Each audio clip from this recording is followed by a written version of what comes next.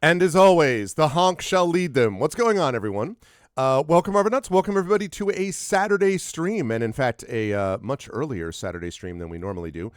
Saturday stream at 12:05 p.m. Eastern. It is my great pleasure to welcome you as we get rolling with day 2 of Arvathon 2024.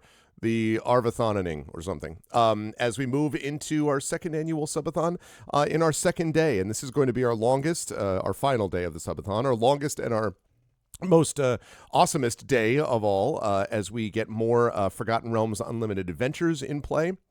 And then move on at 4 p.m. Eastern today to a Infernal Salon hosted by the amazing and awesome Carlos Hernandez, C.S.E. Cooney, and 8 incredible authors will be putting out stories for your enjoyment and edumacation, as they say. And then once that is done, we will be moving on to more Forgotten Realms Unlimited Adventures, depending on the time frame that we have. And we'll talk more about that in just a bit when we talk about the current state of the subathon. Before we get there, though, just a couple of reminders about ways to support us on the channel. If you haven't done so, please follow us on the channel. Please check out our YouTube with !ArvTube. Discord is !ArvCord. Twitter is !ArvTweets.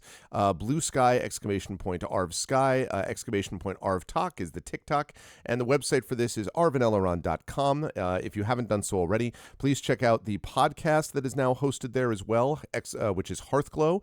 That is the adventure that takes place basically between my return to the Forbidden Library and beyond the Forbidden Library, and it is starring again Carlos Hernandez and Claire Cooney, and also stars Adam Petrosino and Zach Clay, so you should definitely join us for that. And also check out Gen GMs, which is the show that I do with Zach Clay on dungeon mastering and game mastering. We have more short form videos and things like that coming out for that very soon from the amazing live suing. So you can check that out over on our various YouTube channels and web pages and things like that as well. On the financial side, !Arv Shop is the merchandise area. !Arv Treon, that's our Patreon. Really trying to get that up to 150 today if we possibly can, and supporting the Patreon is a more time efficient way, I guess you might say, more time for your buck, value added, something like that, of the subathon. Trying to move that up to 150 and doing the Mrs. Dunsel is just resubbed for 69 months. Thank you so much. I like that it's just 69. That's all it is. It's just that. Thank you, Mrs. Dunsel, so much for the Prime sub. I appreciate it as always. I hope you and Commander Dunsel are well. It's good to see you. Thank you. Yeah. So we've got where was I before that awesome amazing sub? Oh yes. So I was talking about the Patreon. That's one big way to help us out, as is what Mrs. Dunsel just did, which is resubbing to the channel. That is, of course, the purpose of the subathon is to get people subbing and giving gift subs and upping their subs to tier 1, 2, and 3, and so on. All those things are very helpful to us, so please consider doing that. You can get those awesome emotes like the one that Mrs. Dunsel just put up there. Look at that awesome animated singing emote of our channel mascot Fifi. So yes, that is the sort of point of the subathon. On the publishing side, Icarus. You're at an air show here in Belgium, won't be able to watch. Okay, sounds good. Well, enjoy the air show, Effect Life. Thank you, and hopefully we'll see you in a few hours, but either way, enjoy the air show. May your experience fly high, as they say. So speaking of flying high, maybe flying too close to the sun, Icarus is my graphic novel from Athos Arts. Library is my Tales and Tomes, The Forbidden Library. That's my 5e adventure and source book from Alligator Alley Entertainment. And Greyshade, which is my Greyshade, Renegade, and Heretic IP. The first 3 books of the Grey Assassin trilogy, available now from Athos Arts. At that link, also the audiobook of Greyshade from our very own Trent Sparks is available at that link as well. And you can pre-order the tabletop role-playing game of Greyshade. You can pre-order the tabletop role-playing game of Greyshade from our very own Brandon O'Brien and Alligator Alley Entertainment. That will be out late this year, early next year, and you can pre-order that at that link as well, too. And as always, of course, Yeah, exactly. Be going on for a while today. Exactly right. And BLM, Black Lives Matter. Important to affirm and assert the significance and importance of Black lives. I never want to forget that. Never want to forget Help Now, the World Health Organization page on suicide prevention. Important to reach out to others we when you need help and reach out to others when they need help as well. And don't want to forget about Excavation Point Ukraine to support the Ukraine as they fight back against an illegal and illegitimate war with bravery and courage, and send the message we will do so for others in the future going through this as things happen. So let me get rid of this and let me turn on that.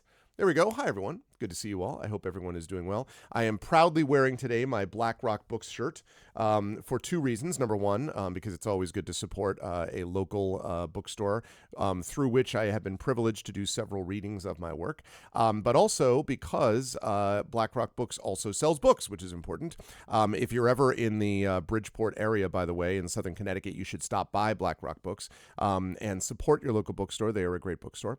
But also, I'm talking about them because at 4 o'clock today, we have got an Infernal Salon where 8 authors, 8 talented, amazing authors, are going to get prompts from the game Negocios Infernalis, made by C.S.E. Cooney and Carlos Hernandez.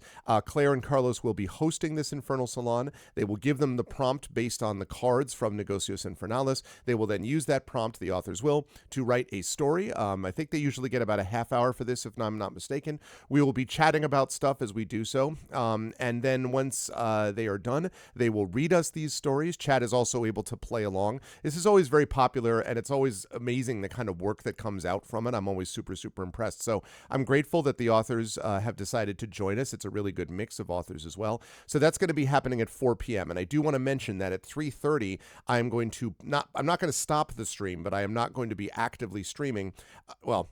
Let me put this another way. I am going to be actively streaming, but I am going to be not talking to you and saying hello to things. You're going to be looking at a splash screen while I get everything set up for that, because at 4 p.m. Eastern, that's when this is going to go live, and we will run from 4 to 6 p.m. Eastern with the Infernal Salon. Once the Infernal Salon is over, it will then be from 6 until midnight, depending on how much sub support we get. Now, as you can see, we are right now sitting at, there it is, 50 out of 130. The goal was to hit 130 subs. That means we got a lot of subs we got to get through today, but I think we can do that. Also, would love to get that Patreon up as well to 150. That was the goal that we set for this too. So I would love to see that happen. So what does that mean for all of you? It means that if you have not done so already, now is a great time to either resub at the tier 1 or above level. I know where Mrs. Dunsel just did the prime sub level, which is great too. Or to sub for the first time at one of those levels, or to gift a sub to someone at one of those levels, or many subs if you feel so inclined. The reason is because every one of those subs is going to add time to our play timer. So I'm going to be playing now from 12 to 3:30, and then, as I say, 4 to 6 for the Infernal Salon. But after 6 o'clock, it's dependent totally on how much support we're going to get. Every tier 1 sub and or $5 Patreon sub is going to add 10 minutes to our timer. Every tier 2 sub adds 15 minutes to the timer. Every $10 Patreon sub, so you can see same cost for both, but the Patreon sub is a little more cost efficient because tier 2 subs add 15 minutes, $10 Patreon subs add 20 minutes, and you get different cool stuff from the Patreon than you do for subbing. So every tier 3 sub adds 25 minutes, and every $20 Patreon sub adds 30 minutes. This is all capped at midnight tonight, so I'm only going to go up till midnight regardless of how much support we get. That's 12 hours, and I think that's a good long streaming time. I think that should be okay. But to get to that point is totally dependent on how much support we get. So I am hoping that people will give subs like this that just happened, that I just saw. Thank you, Prince Justin. What a great way to get things started. Thank you so much, Prince Justin. I'm very grateful. I appreciate that. Never an obligation, but always appreciated. And, of course, welcome back to Big Boss as a sub person. And that means that we're now stopping at 6:10. So we've already added 10 minutes. 10 minutes to the mix. We'll get at least 10 minutes of Forgotten Realms after the salon is over. So thank you so much, Prince Justin. I appreciate that. 30 gift subs in the channel, man. That is a lot. I really appreciate the generosity. Thank you, Prince Justin. So that's a great way to get started. That's how to get us rolling, is exactly like that. And so, yeah. Otherwise, as far as Forgotten Realms is concerned, we had a great time with this yesterday. We did, let me think, 3? How much do we do? We did... why am I blanking now all of a sudden? I'm thinking of the last 2 that we did, which was Skeletons and Isle of Dread. We did Sinister Secret of Saltmarsh. So we started with Sinister Secret of Saltmarsh. We did that. Then we went on to Skeletons, and that was very short and easy, and we did that. And now we are doing Isle of Dread, which has been considerably more difficult. Part of the reason it's considerably more difficult is that I have not been able to get any freaking armor. Now, I did a little bit of research into this last night, and I took a look a bit at what the different options are. And the best that I can find out about a game that most people have not paid attention to in, like, 15, 20 years plus, is that there's something about it's not being propagated properly in terms of what treasure is available or not, so that even things that say like armory have no armor. Now, if it gets to the point that I am unable to play it anymore because I'm just getting obliterated because I only have one person with actual armor that was treasure that I found on someone and that gave him AC1, if it gets to that point, then I'm going to have to modify those characters. The only way I've found to maybe fix it is by using a program called UA Shell, but UA Shell is also very old now and also doesn't work super well, and I don't know that it works well with Goldbox Companion. So the whole thing is kind of I don't know. So we've been able to manage. We have the compensation for that is that we have wildly overpowered, I think, weaponry. So we've got very strong weaponry with level 3 characters that are heading to level 4, and with most of them having no armor. It's been a very odd experience, but I imagine as we play through, we will get more magical items and things like that, and so on. And Isle of Dread has definitely been difficult. Also, the creatures have been harder in Isle of Dread, and that's partially because it's a level 3 to level 7 adventure, whereas the other ones were level 1 to level 3. And so Skeletons, we basically just wrecked it because we had such good weapons and we were already at the high end of that level range. For this, right now we're closing in on level 4. I think most of them are ready to level to level 4, actually, if we can get back to the village and train. But right now we're wandering through the jungles of the Isle of Dread, and it has not been easy. So we will do the best we can. Yeah, exactly, glass cannons. We'll do the best we can. I've been having a great time with it. After Isle of Dread, we will then have to decide based on our level range what we want to do next. White Plume Mountain may be available to us at that time. We may have the option to do, there's another, a sage wants us to recover like a weapon or some item for him, which is in that level range. So other things to do in the Southlands, and we have not even yet traveled to the Westlands to go west, east, or north. We haven't gone anywhere else yet. We've just been going to these places where we are.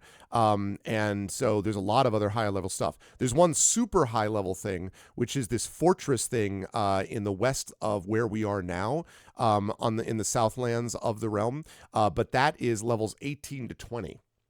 And I'm here to tell you we will not survive it. So we are still building up our power as we get to that point. So with no further ado, let's go do it. Let's make this happen. Everything else worked great with the game, by the way. We were able to figure out how to transfer over characters. So we have all the characters that came yesterday and played with us. It was great. And so, yeah, we once again launch into the blue. And also hi to Nonstop and to Triffid, if I didn't say hi already. Yes, GBC. There we go. Yes, run. Okay. Please begin the adventure.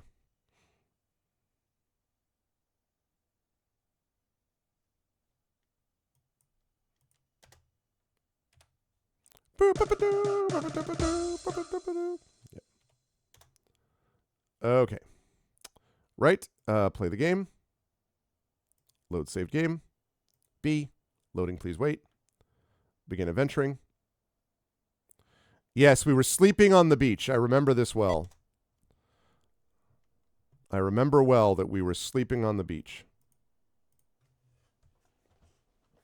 All right, there we are. Our troops are ready. And as you can see, we have 2 people. Shadowed and Effect Life are already ready to level up. It means Effect Life actually is going to reach the dizzying height of double-digit hit points, which is nice. And you can see Nonstop is Nonstop, you're right close to it. Nonstop, by the way, has been kind of our MVP because Nonstop's bow and arrows have been super, super clutch. And we've got Arcanus Bot is closing in on being ready to level. Hillness is not too far off with leveling either. Same thing with Echo. So, and you can actually see, I hadn't even noticed this up here. This actually has a Paladin Cure. Do you see this? Oh, it's actually too far over there. This has got a Paladin Cure cooldown. So that shows you how much longer, how many minutes you have to wait before you can cure disease again. We had mummy rot that sort of dealt, we had a lizard mummy that we ran into yesterday that caused problems for our people because we could cure disease once, but then we had to wait a week before we could cure disease again. So that was nasty. Do not recommend. If you run into a mummy, do not stay around and handle it. Okay. Right. Let us do what we need to do then. We need to go over and explore more of this map is basically what we need to do.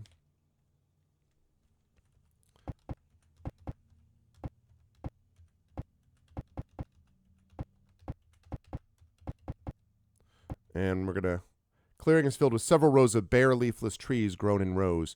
The branches of these pitiful creatures grow skyward in veins, seeking the sun's blessing.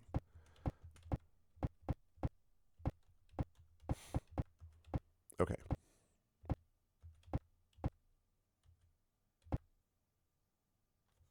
Anything? Anything? No.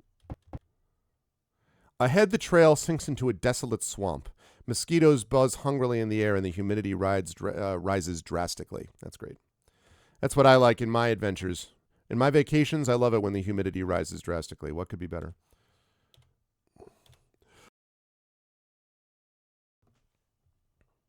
Okay. Anything? No.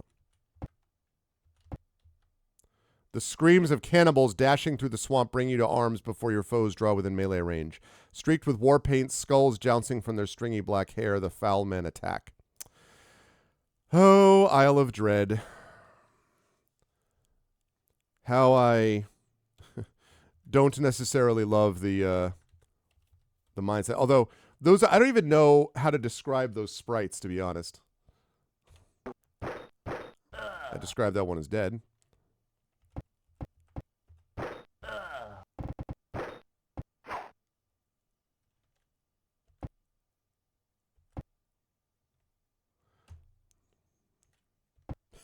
Echo has so much stuff he's carrying, he really can't move at all.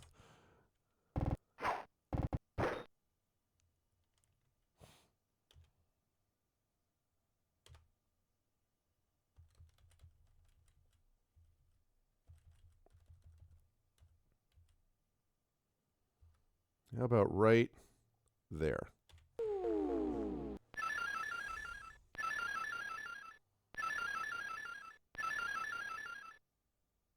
Okay.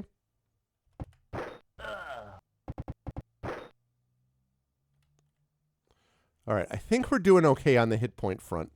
So I am inclined to just maybe come up one just in case and then stay on guard.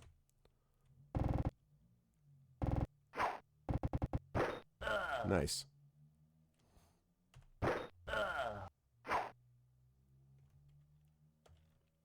I bought a lot of arrows, but they're not going to last forever. I mean,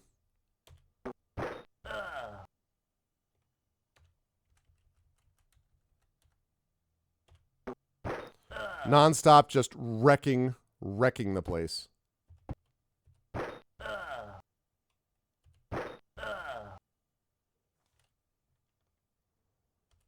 All right, I think I can move up now.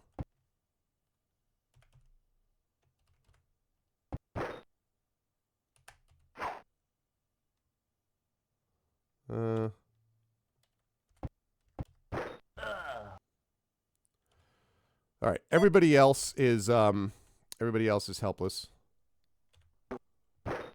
So this should be easy.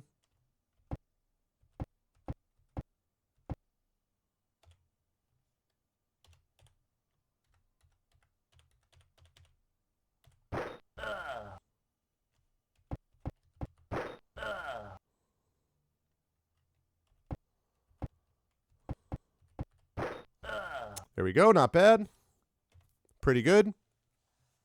It's mostly just the having to, level up and do all this stuff and like this is all fine. The main issue is resources like armor. I mean, well, armor for one thing, but also arrows. I mean, I need arrows.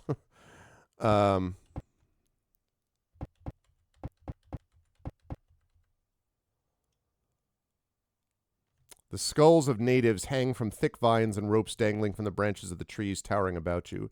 The flesh has been picked clean from the bones, but the reek of death is thick in the humid air.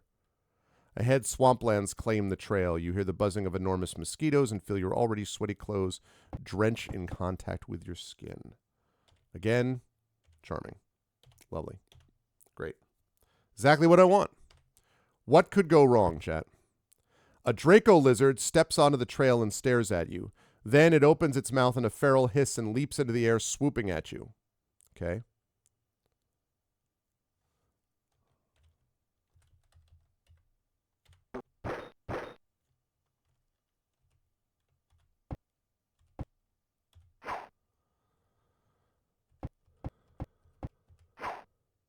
Please stop missing.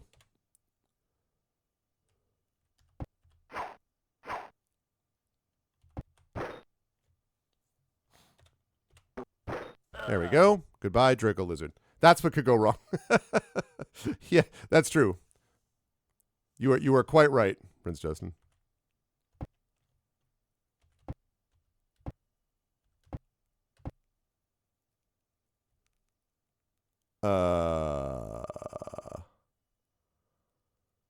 Really?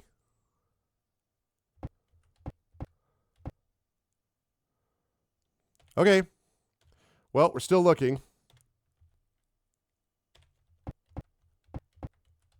The problem is I fell into this ruin where I found that mummy, and like since then I have not been able to find the village that I came from originally, which is the only place I know of where I can level. I mean, there's a place that I'm able to rest safely. So there's that, but thundering footsteps warn you of the approach of a massive stone-skinned giant. He's upon you before you have time to properly respond, and he stands looming overhead, staring down at you. He regards you somberly. I'm looking for rock baboons, the giant tells you. They dwell in the Badlands to the west. They make good pets and guards. For a time, the giant stares down at you, unmoving. After a few seconds, he appears to be more a piece of stone statuary than a living being. Then he blinks, turns, and lumbers off to the west. All right, I fought one of those guys already, and they were not easy. So I was kind of like, yeah, rather not get in a fight with this guy if I don't have to. So if I find you any rock baboons, I'll let you know, man. Oh my God, it's another Jungle 6.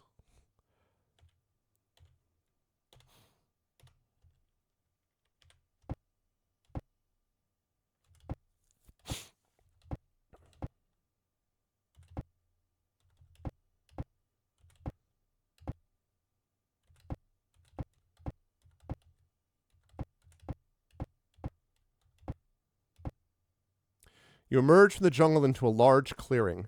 On the far side rise the spiraling peaks that divide the Isle of Dread between the north and south. Okay.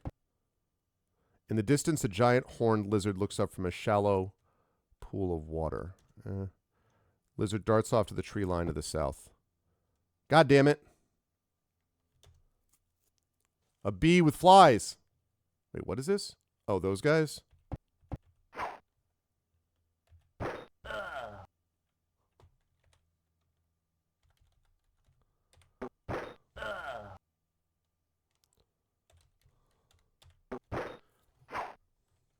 I like, by the way, that the flies make the exact same sound.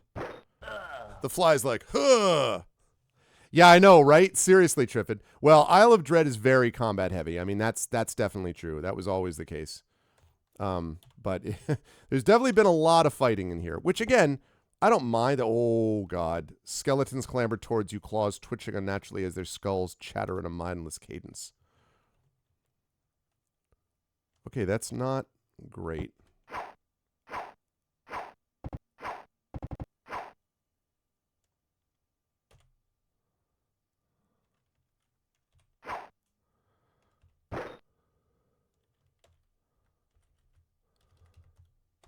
Oops. Nice.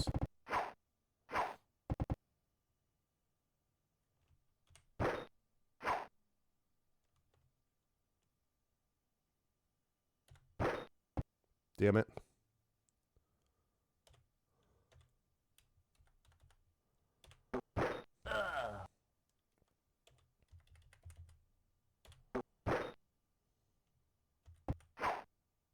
It's because she's using edge damage. Otherwise, she's like super clutch. All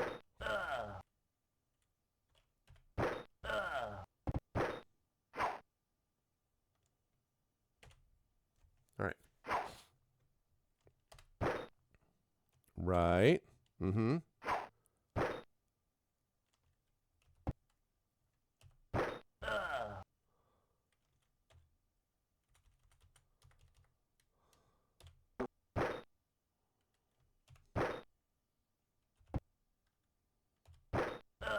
I didn't mean to go there.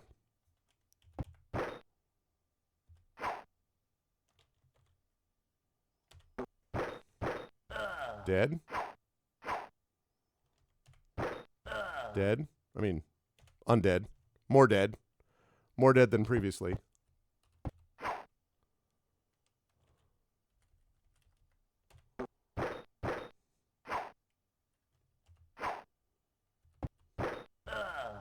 All right. Not bad.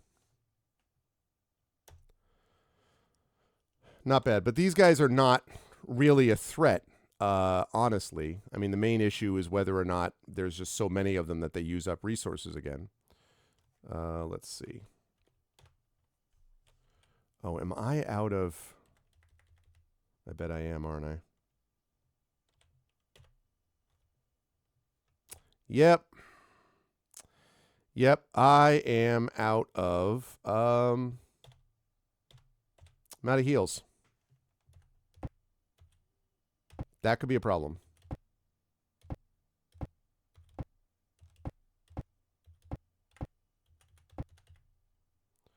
No! Oh my god, what is that? Oh, it's a wyvern. Oh, that's very bad. Or a wyvern. The battle continues. Wyvern, wyvern.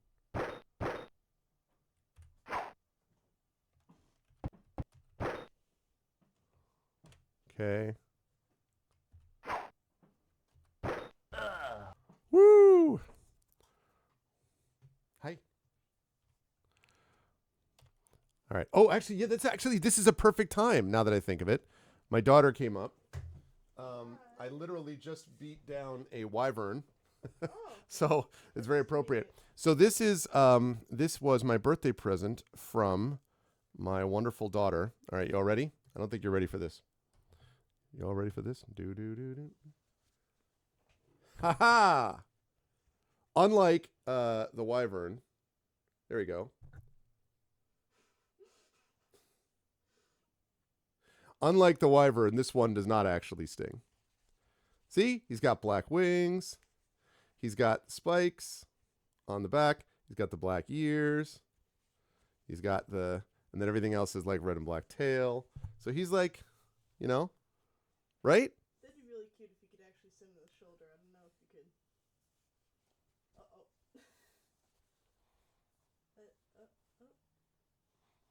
could. I could totally play this way. It works. Can I get one of those little... Isn't he cute? Those like little clip-on things? Yeah, I know. So I can have that on the back, or have him like there. But for right now, what I'm going to do is I think I'm going to put him... So anyway, I'm going to put him up... on the cat tree. On the what? The cat tree. On the catchery? The cat tree.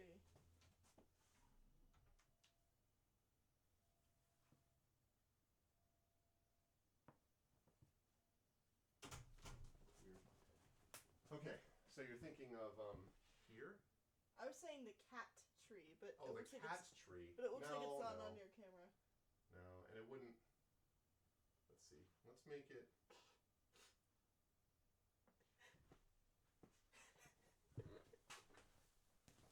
Now we can see him, right? Yeah. There he is. He needs some little claws to dig into my shoulder. He does. So thank you, honey. You're welcome. Very, very cool. How long does the subathon go on for? That depends on how much support we get. It's going to run from 12 to 3:30, and then at 3:30, I'm going to set up for an Infernal Salon, which is where we do those like readings and stuff like that. And then from 4 to 6, Carlos and Claire are hosting that on my channel. And then right now I have one sub so far, so I'm going until 6 for today. I mean, so I'm going until 6:10, and then every support that I get with subs and stuff like that will extend the time up to midnight. So right now I'm going to 6:10. We'll see. I could go up to midnight. Let's see if you can get to midnight. Yep, midnight is the key. Thanks, little Arv. Thanks, honey. So yeah, that was very cool. She wanted to see people's reactions. She had given it to me last night. So what better time than after I defeated a wyvern to be able to do that? He is very cool. Like he's super adorable, and she learned to do that kind of model, that whatever it is, pattern at Gen Con actually, where she like made this one, and the one that she made I thought was really cool. She made one for herself, and I think my wife made one too, and I was like, I want one. So she made that for my birthday. So no, he's not a wyvern. He's a dragon. And as far as whether he has a name yet, no, that's a good question. I don't know. I have to think about that. That's I had not thought about a name at all. You're right, Prince Justin. I do need to do that, don't I? I'll have to think about that. I'm not sure.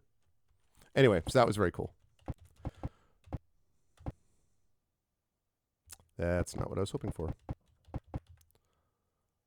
Okay, large clearing, yes. Where there appear to be only grass, giant scorpions rise before you, pincers flashing the light. I'm getting a sense of what this module is all about. I mean, the thing is, like, we do need to get experience. We'll get there, but I need to figure out how to, first of all, how to get, nice. I need to figure out how to get where I need to go, and especially I need to get my people, like, whoops. I need to get my people not leveled up. I need to get them, I do need to get them leveled up, but I need armor of some kind as well, so. No, okay. So far, we're having not much trouble with most of these fights. Now, you can see they're all ready to level. You see how they've all got that yellow bar above? They're all ready to level. Problem is, I'm not anywhere close to the village. At least I don't think so. And I don't know how to get there, honestly. A pale, rotting hand thrusts up through the grass, clawing at your leg. You leap back and hack at it, cutting it down. The arms lie still in the grass, not bleeding, fingers still twitching. Okay, that was just a thing. They're just like, hey, that happened, just so you know.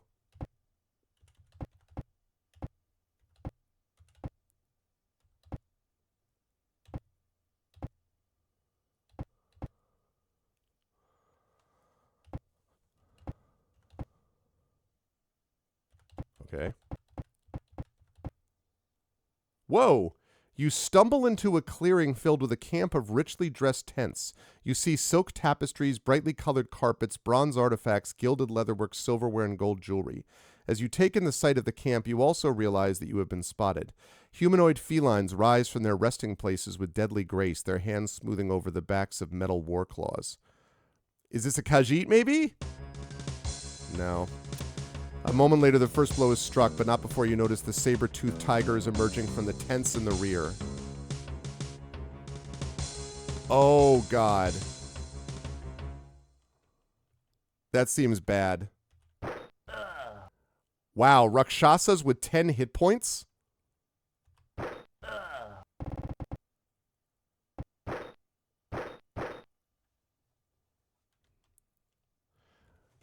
Well, crap. I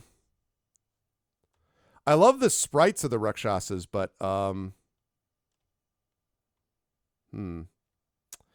yeah, this might be a problem. I don't have spells.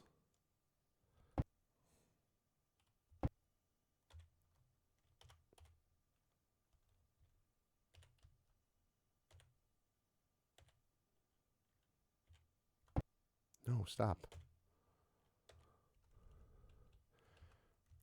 Yeah, exactly. This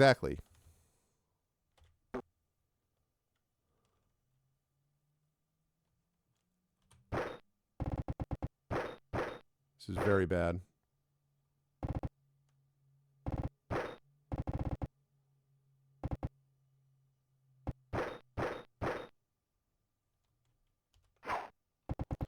I really cannot afford misses.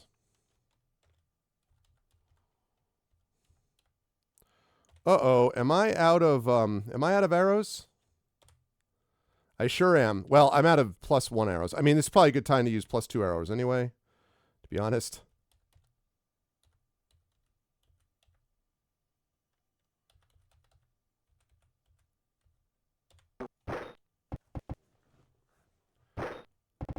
Nine points. Oh, God.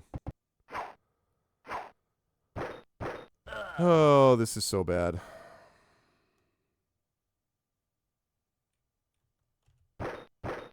Ow.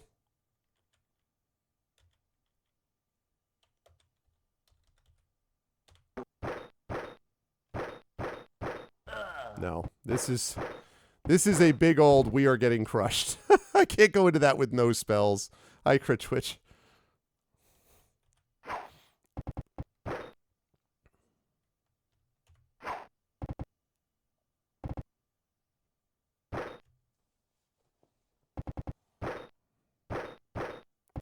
This is a tough fight on multiple levels, and it doesn't help that I have no freaking armor.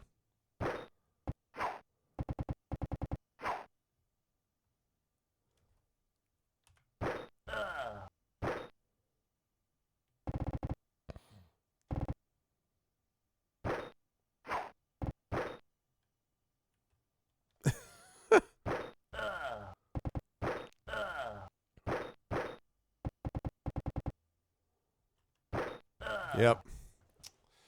Yep. Yep. Party overrun by cats. Yeah. All right. Well, that's unfortunate. We have got to get back and train. We have got to get back and train. We are in enormous trouble if we don't get back and train.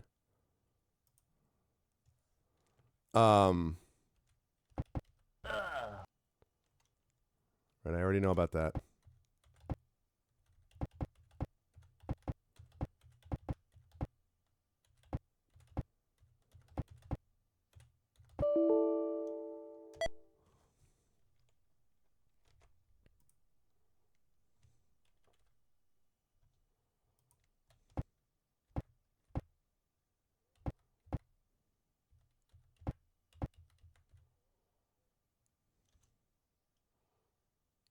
Oh my God.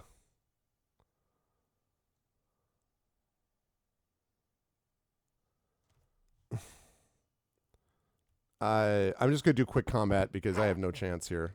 I'm gonna put everybody on quick combat. Everybody do your own thing because you're all gonna die anyway.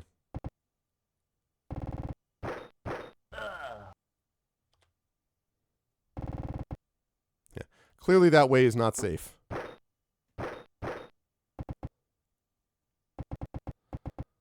Five trolls when I have like... Oh man.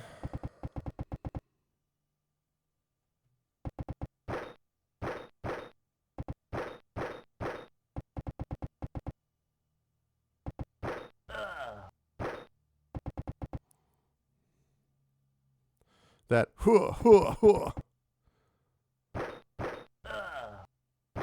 Right. Right, exactly. Oh my God. That's funny. Yeah. We're not going to do that. I think the only thing I can think of to do here is I hate to do this, but I think I'm going to have to try to go back and find... Yeah. I'm going to have to try to go back and find my...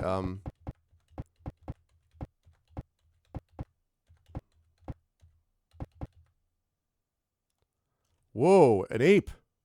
Hold your gaze for a moment.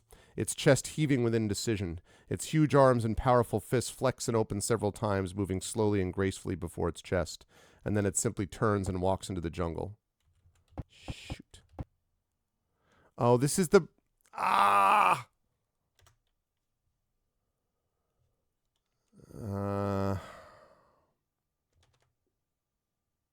I can't. I can't play. I can't do that again.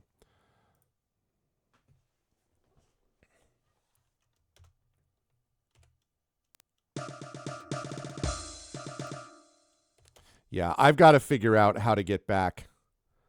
I wonder if there's a way to there's not a fast travel exactly, but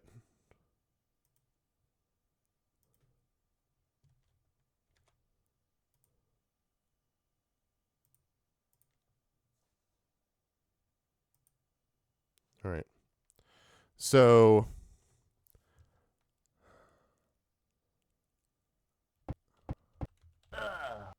Ugh. Jungle 7.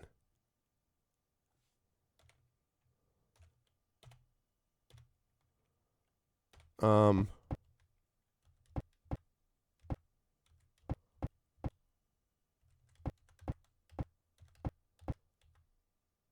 Trail leads back into the mountains, sloping noticeably upwards. To the west, a trail winds upwards. Okay. I like the sound of a trail winding upwards.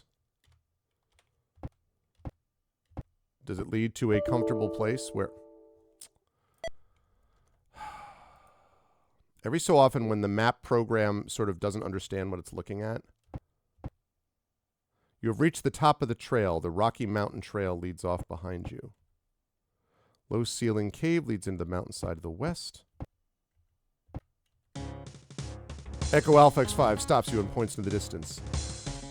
There in the distance, you see the silhouette of a giant scorpion pinning a ram with its pincers as the stinger trail sits on the animal's side. With the alacrity of lightning, the scorpion turns with its prey and scurries out of sight.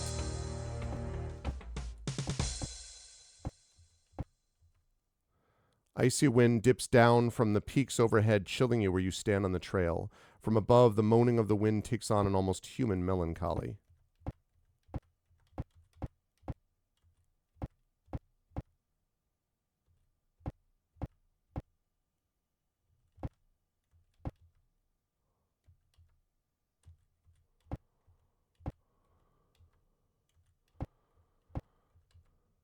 Map does not know what it's doing.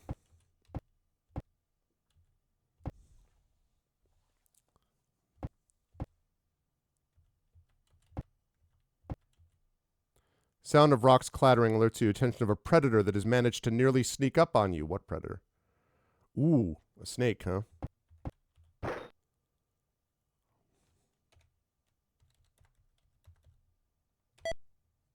my god, that's right.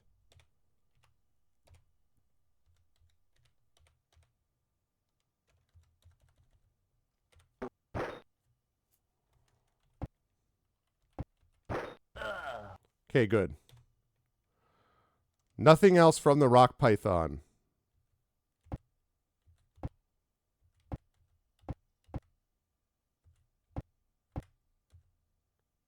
What? I just had this predator. Hey, what's up, Takanjia? What the heck is that? Oh, it's a ghoul? Yeah, goodbye, ghoul. Why is there a single ghoul that attacked us?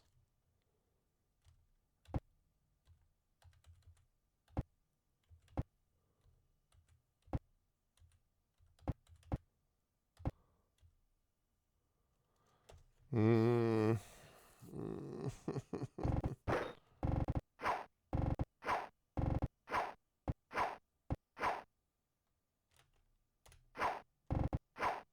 I need you not to miss.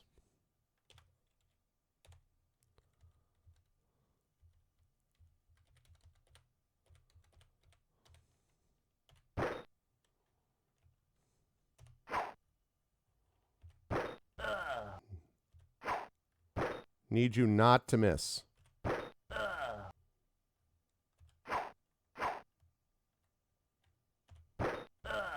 Wow.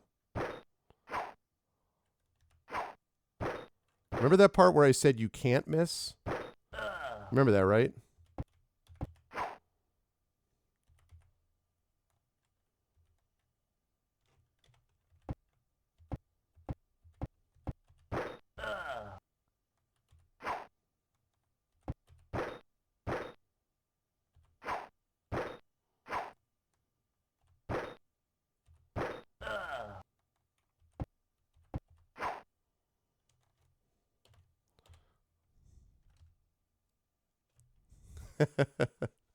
What's up, Echo? Yes, you were a little bit weighed down. You may have a few thousand platinum that you're carrying. But listen, you were highly effective as opposed to what's going on with the rest of my party, which is struggling now a lot. Oh my god, I'm in big trouble.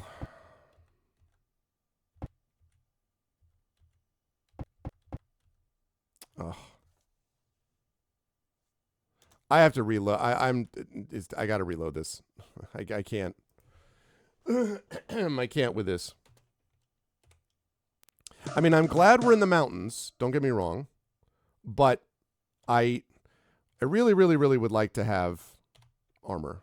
It'd be super good if we could do that. Cannot be modified. Oh yeah, you sure?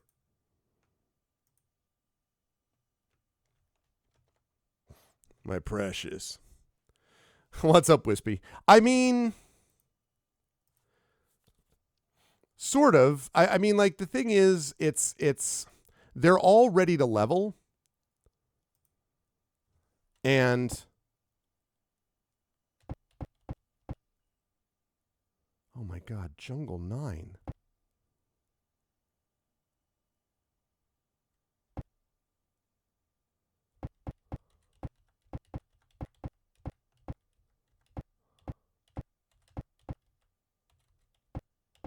Shoot.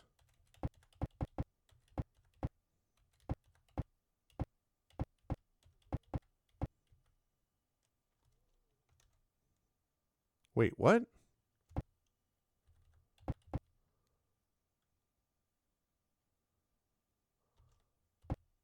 Oh, maybe. No. I'm not. I want to get back to where I'm getting tired. Ooh, so that was my fault. I want to get back to some place where I can do this stuff.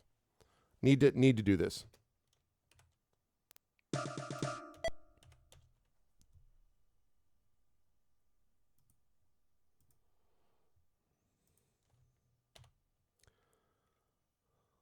Okay.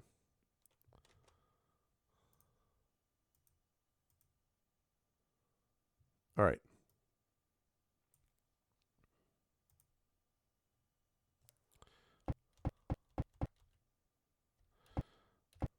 All right. Reach the top of the trail. Ah, okay. So I did do that. All right. Camp, save, B. No. Exit.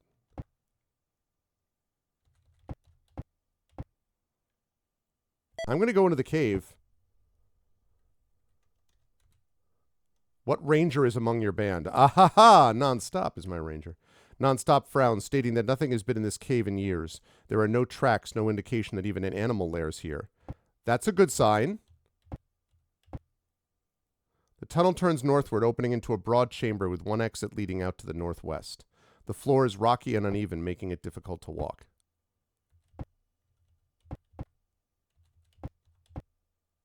Ceiling rises to a height of 10 feet here, though the air remains musty and dry. Your torch illuminates most of this spacious chamber, its light falling on numerous small rocks and casting long shadows. Let's save this under J. Listen, all right, Crit Twitch, if you seek for the worst all the time, okay, that's what you're going to find. I choose to live in optimism that on this Isle of Dread, I have found a cave of kindness. The husks of several spiders lie in the northwest corner of this cavern, lying on their backs with their legs curled inward. In the small natural cavern lie more stones and rocks, some apparently fallen from the ceiling in some past tremor. Ducking under stalactites, you peer into this alcove. Your light illuminates a pale white vein of some stone or other, but nothing else catches your eye. Can I rest here? Oh, why can't I rest here? There's nothing here.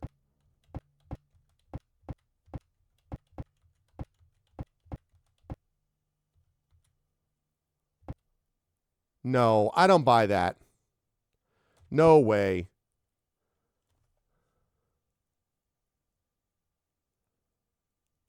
Okay, there's the map. I have no idea where I am on this map. What's up, Dragon Spear?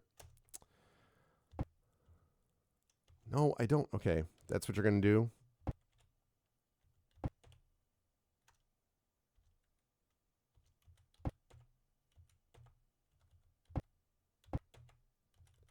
So, literally, this cave has nothing in it at all.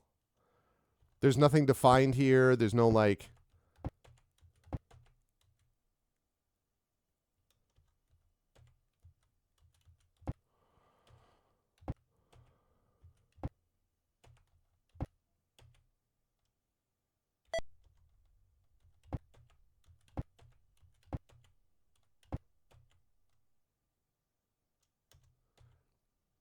It would be fine, then, if that was a place where I could rest. Why can't I rest here? It was a troll cave. That's actually true. Absolutely useless cave. Accomplishes literally nothing.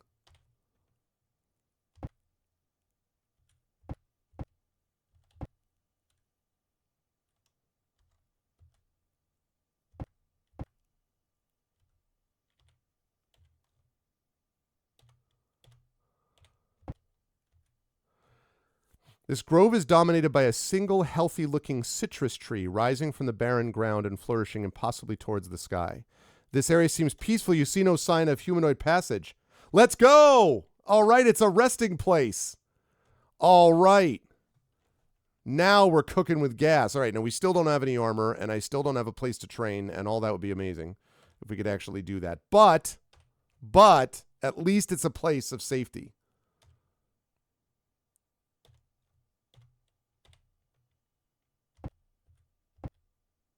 Do eat some of the tree's fruit. Citrus is juicy and delicious. All right. Why is there a citrus tree here?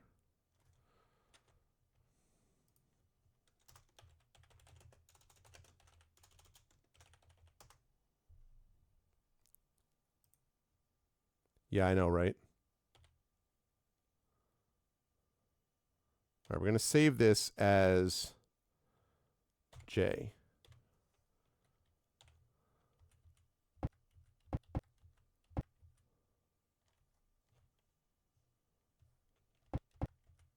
Okay, that's pretty clutch. Now, I'm still, unless I can train and level up, which I really would love to do, can't do that till I get back to the ship somehow. To the south, the passage rises steeply to what appears to be a plateau. You stop, staring upwards at the sight of a wyvern winging its way home, its meal of boar clutched in its razor-sharp talons. For several seconds, you watch the creature spiraling lower in the air until it vanishes beyond the valley wall. I mean, you definitely do get a sense of, like, all of these creatures. Like, I think it does a good job of bringing in these sort of atmospheric moments, for sure. This peak is filled with an enormous mound of nesting of the sort you would expect to find in the lair of some bird of incredible size. Great. Great. I can't imagine. Yep. Shrill cry brings your attention to the air above the nest, where a pair of eagle-like rocks are spiraling down upon you. Yeah, I know, right? Young rock. Oh, you're ready to rock. Wait, I can't hit it yet? All right, wait.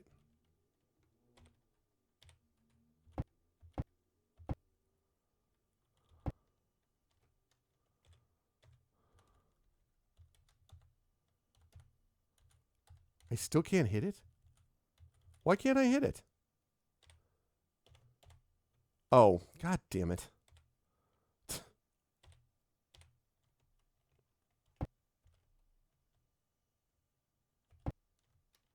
All right.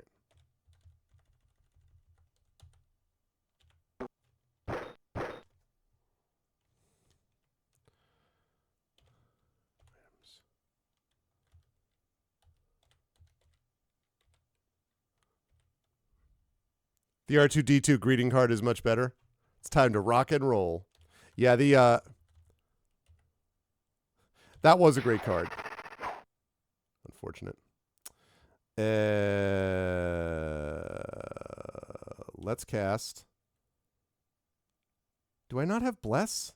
I guess I didn't rest, did I? I thought I rested. Shoot. I'm gonna have to go back and do that. I still don't have any heals, that means. Man. Alright. That's my fault. Yeah, this is not. If I survive this, great, but otherwise I thought mistakes were made, I guess.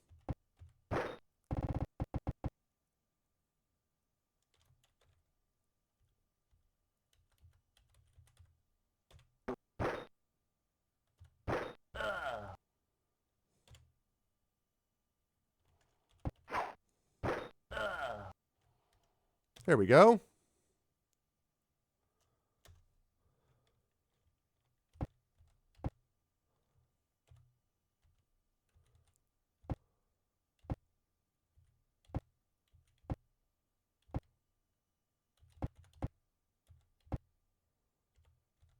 Okay.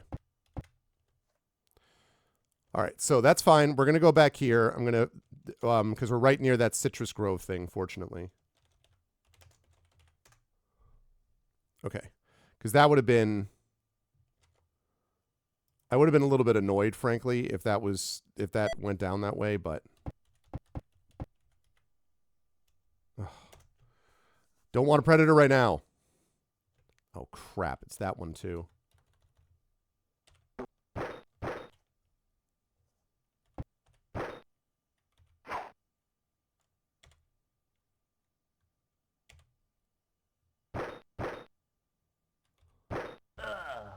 Okay. Like, we have more than enough experience.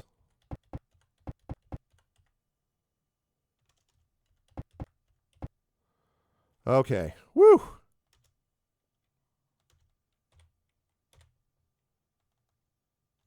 All right, now, let's take a look at what we've got for each one of these. All right, I want Cure Light Wounds, Cure Light Wounds, Cure Light Wounds. Yeah, 3 Cure Light Wounds. Keep. And can't do that. Can't do that. Okay. Magic Missile for sure. Sleep. Stinking Cloud.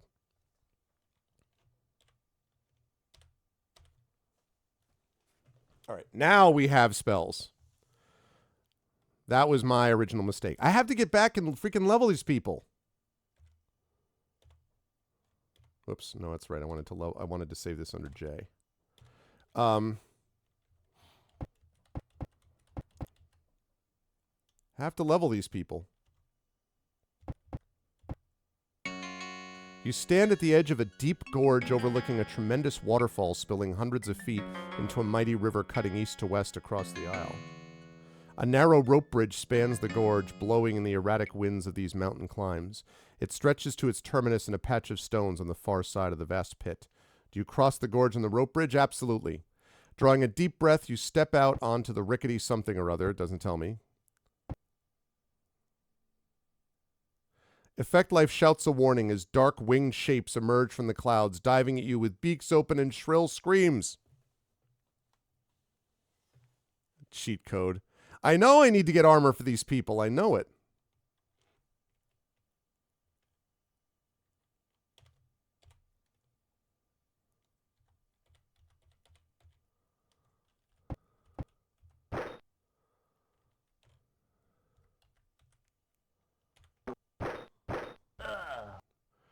Pterodon is gone. Okay.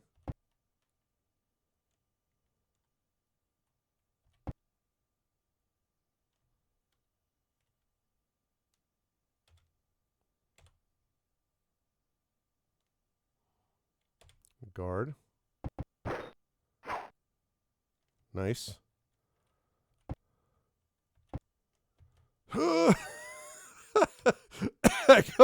Echo can't quite get there. Echo's like, I'm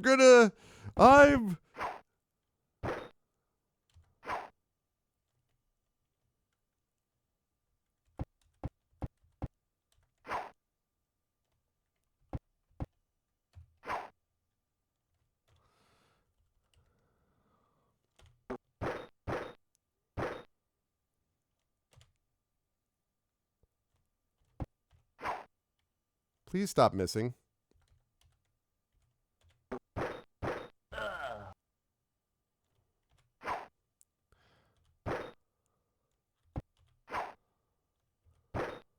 There we go. All right. Clinging to balance, you make your way along the bridge, striving for the far northern side. These tile sets are messed up. Breathing a sigh of relief, you reach the far side of the twisting bridge and plant your feet on the firm ground of the far side of the gorge. Okay. Now, before we go any further, we're going to have Arcana Spot. Cast. Why do I have 2 protections from evils? I only need one of those. Nice. That was a good heal. It's your platinum. I know, but like he skipped leg day is obviously what it is. All right.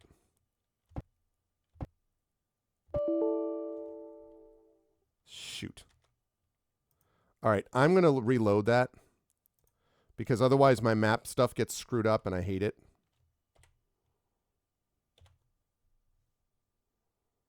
Playing this without a map and just having to use graph paper like in the old days would not have been my preference.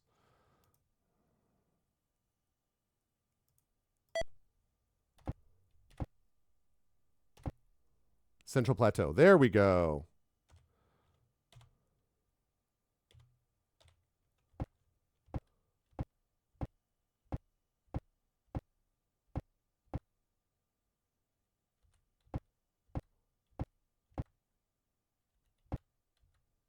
Cliffs surrounding the central volcanic crater you see on your map form a high, imposing wall of upthrust rock. Often shrouded in low clouds, the tops appear jagged and in some places snow-covered. No clear trails are visible over the cliff wall, but it appears that the wall can be scaled in many places. The sight is daunting, but if the central plateau of the gods exists, then it would certainly lie across this rise.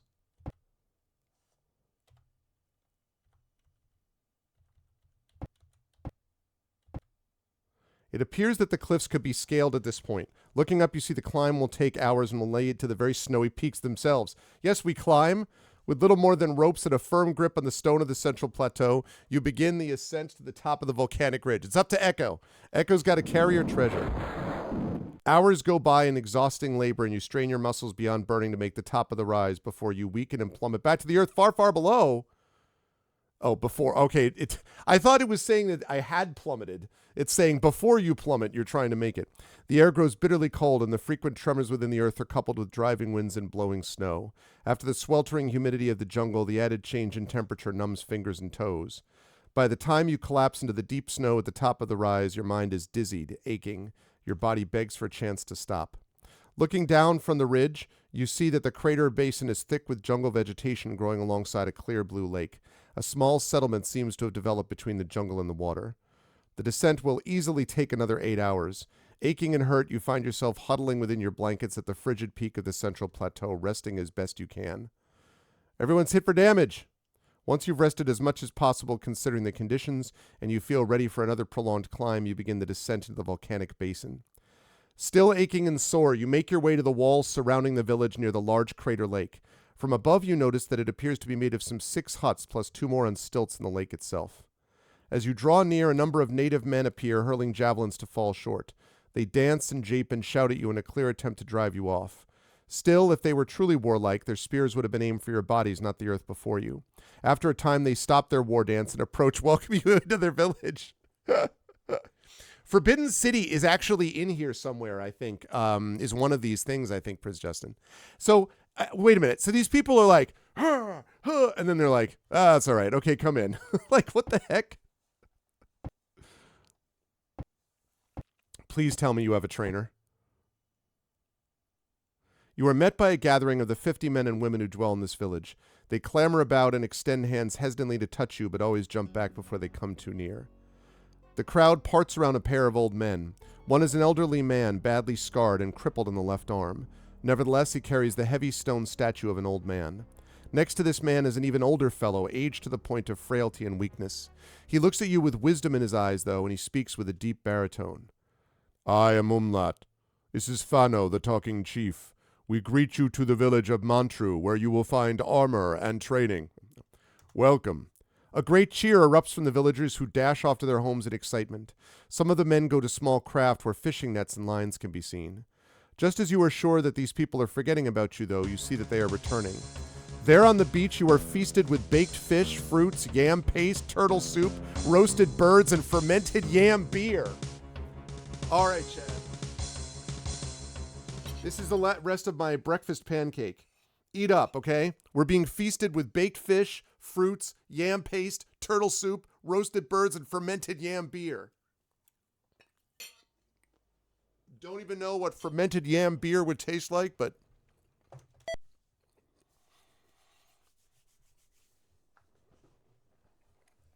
It's lunchtime on the East Coast.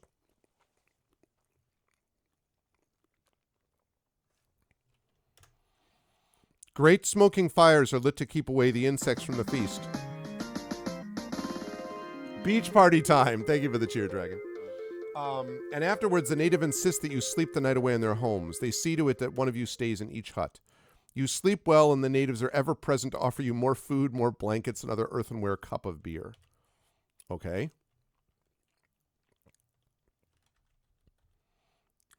Let's see.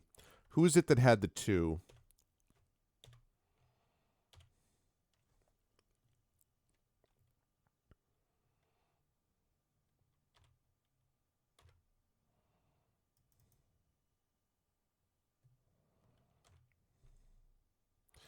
I'm only casting that because I don't want to have... I want to have more Cure Light Wounds.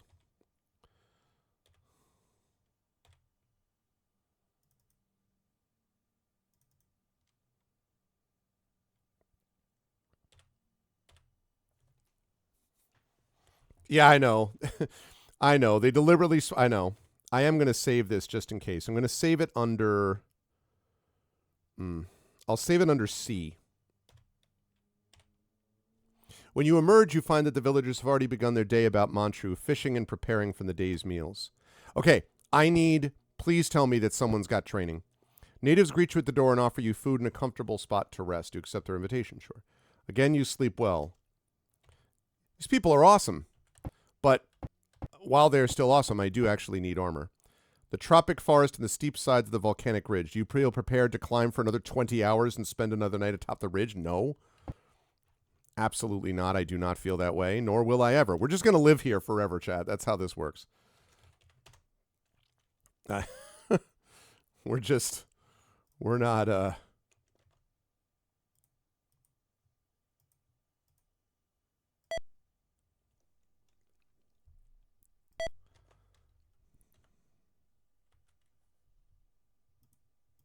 you go. I need a place to train. No, I appreciate that you're giving me all these places to rest, but what I really need is armor. And especially I need a place to train. Men step aside as you pass onto the stilt path that leads to the huts in the water, okay? To the right is the smaller of the 2 huts standing on stilts. Umlaut meets you in his home. It is good that you come here. The chief tells Talking Chief that you are sent to us from above. You have come to do good things. Chief told Talking Chief that I should wait to talk to you. When you are ready, you will come, as you have come. Now the time is right. Taboo Island lies on the lake. Headhunters dwell there. Good men turn bad by Taboo Island. Taboo Island is a bad place. What was your first clue? Deathland is not a good place to go. Stay away from Death Place. Great evil lives under the ground. Chief tells Talking Chief that you will go to Taboo Island and stop headhunters and stop the evil. You will go into the earth and return when the evil is stopped. With a pious stare, Umlaut offers to pray for any ails that you suffer. As the medicine man of Mantru, he has the powers to make wounds erase. What I really need, honestly, is training. Thanks, Umlaut.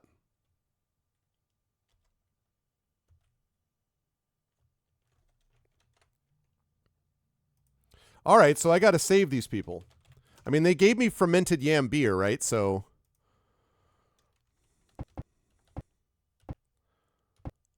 it's great that they want to train me, but please For the love of God, stop giving me food. I'm glad that you're giving me food, but like, can I?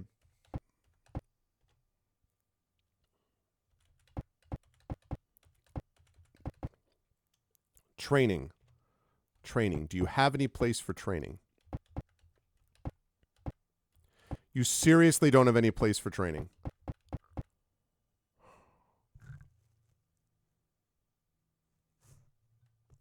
All right. Don't day trip to the Badlands. You know what? We're going to try to save these people. I think what I'm going to do is we're going to try to save these people. And then if I can somehow get to the place where I can train, I have to figure out a way to train them. And then I'm going to train them. And I think that'll be it for the Isle of Dread. We've done plenty of like exploring of it. But I want to do some other adventures also that are a little bit more coherent and where I have a chance of training somewhere. There have been enough in terms of like places to rest. I will say that. Canoes wait for you here.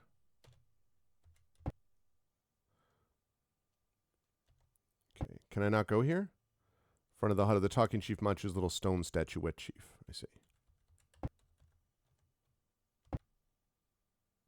I'll go to Taboo Island in a minute.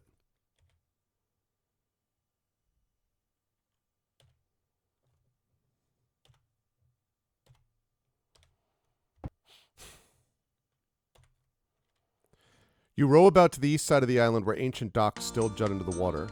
You come ashore at Taboo Island, the rocky terrain dotted with small ruins, statues, and broken terraces. The largest ruin on the island is a temple that is carved into the cliff wall of the island's western shore. This is clearly the remnant of some previous glorious civilization, one long forgotten to the Montru, judging by their superstitious fear of the place. Okay. We'll save this under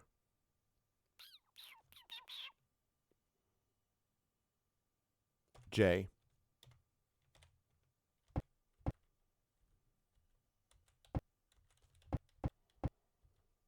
The entrance of the temple has been carved into the side of a rocky cliff. Two primitive docks of narrow poles and weak planking lead to a landing lined with pillars where you now stand. The landing and pillars are made of marble. Set on poles and thrust through cracks in the floor of the landing are many shrunken heads, jawbones, feathered totems, and other primitive tribal symbols. 3 short flights of steps lead up to a second landing 5 feet above the one where you now stand. A stone foot and ankle stand on each side of the center flight of stairs. These feet are apparently all that remain of a huge statue that once straddled the stairs. The end stairways are each flanked by another red marble pillar. Okay.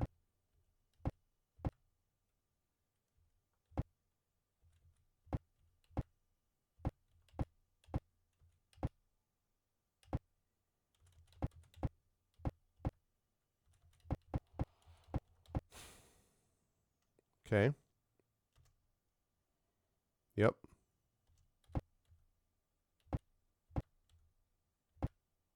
Oh.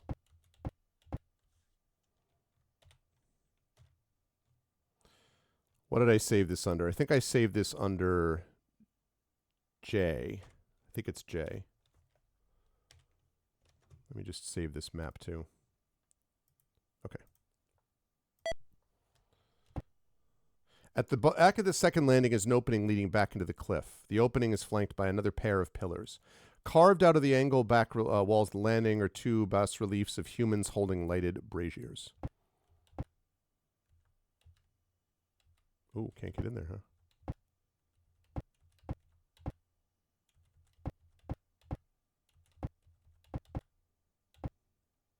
Rubble and rocks have been piled here to narrow the passage. All is silent. You see no movement. As you feared, a force of guards hides behind the rubble. They strike as your first companions clear their position. Freaking ambushed!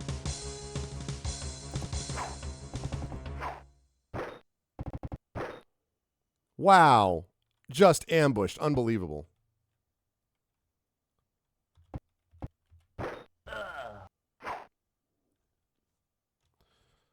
Let's see.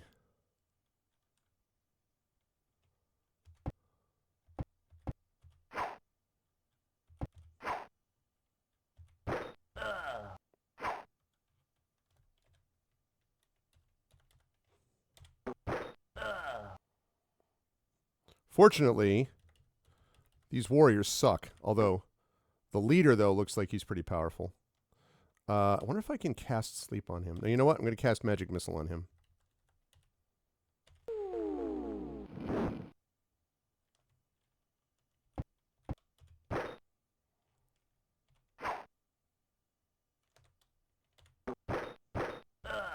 Yeah. Ambush this. That's right, we found treasure. Yes, I needed arrows. I mean, they may be, I don't know if they're magical arrows or not.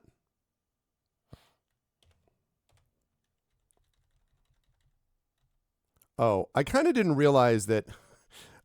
I guess I didn't realize that Echo was also carrying a long sword, a light crossbow, 45 javelins, a quarterstaff. No, sorry, 60 javelins, a quarterstaff plus 2, 10 arrows plus 1, light crossbow plus 1, plate mail, 6 flail, 2 flails, 2 tridents, and 40 arrows. I may have slightly overloaded you, Echo. I may have just a little. It might have. In no way am I claiming that you're a mule, but you might have been a little bit of a mule. I didn't. I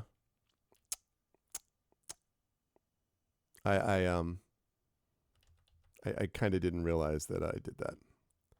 I'm going to give some of this to Hillness. I think this maybe is.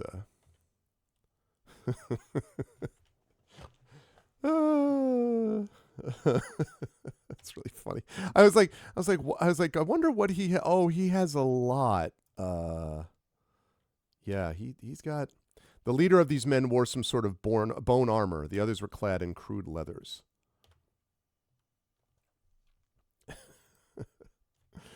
Good times, good times.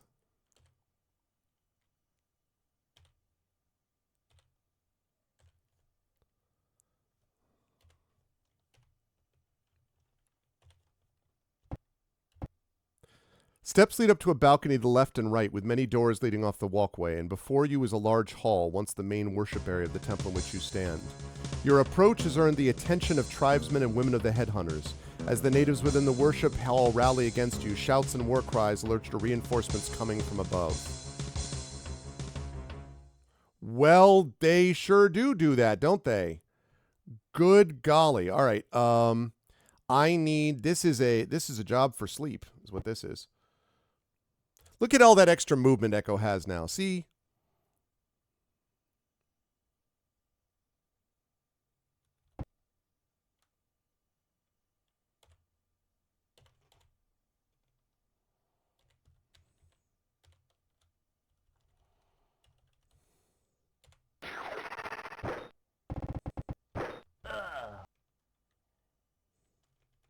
Okay.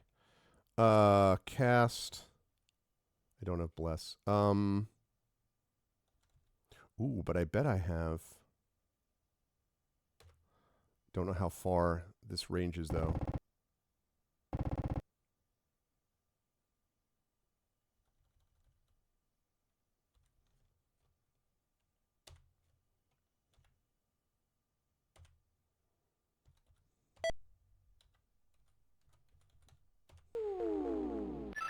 Held. Held. Held. That's good because that's going to block some people, which is the whole reason to do that. Okay.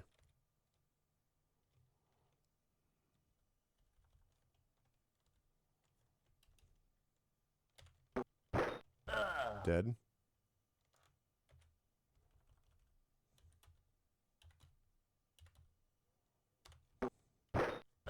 Dead.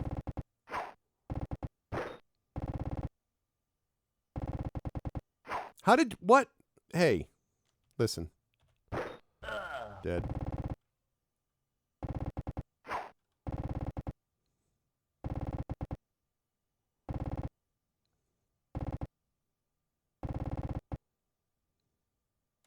Excellent. You know what I find works well in situations like this? Something I like to call sleep.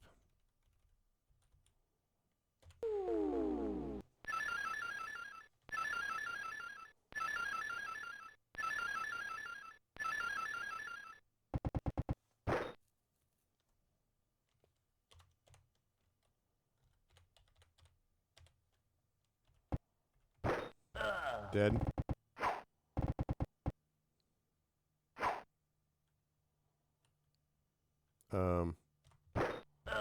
Dead.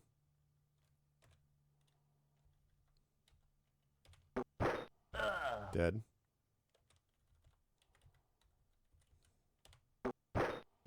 Dead. What's up, Tom Tom? Oh, come on, don't miss.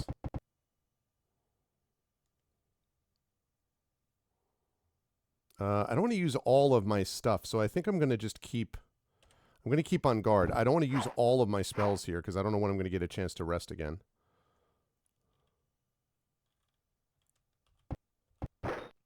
What? Out of here. Dead. Dead. Dead.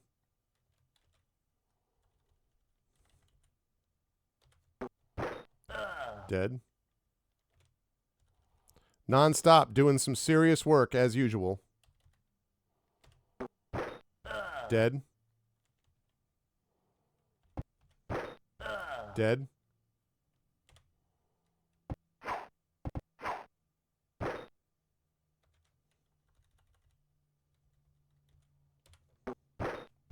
Dead. Dead.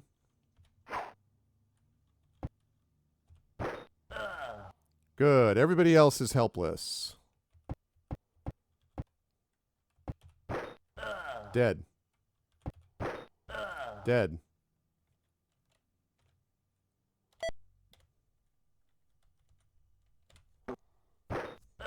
Dead. Dead.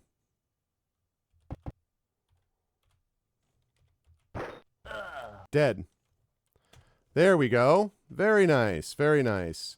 1,535 experience points. Boy, do I... Oh, my goodness. Arrows. We are back in arrows. Okay, that's good. That was one of my concerns, was indeed arrows. I was a little worried about that. 220 arrows. Okay, even if they're not +1, I will happily take the fact that Nonstop has got arrows for days now. 220 arrows. Let's see. A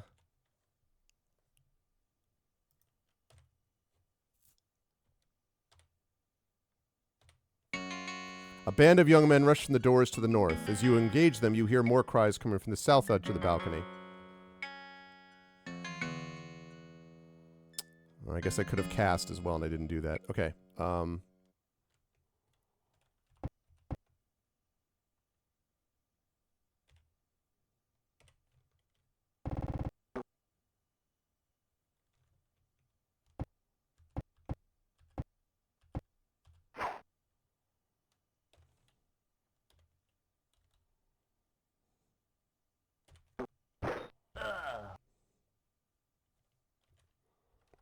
That is a lot of arrows.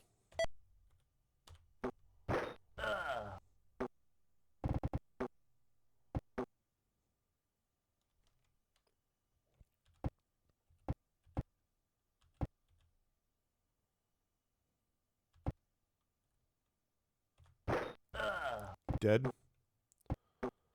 Yeah, I got to close on these people because of the darts. Shadowed Mage just nimbly, like, just zip.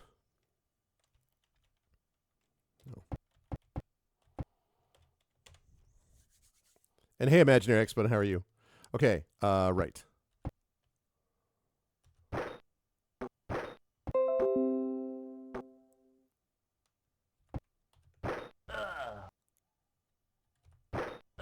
Dead.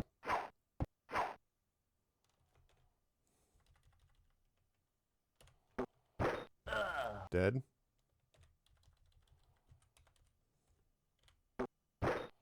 Dead.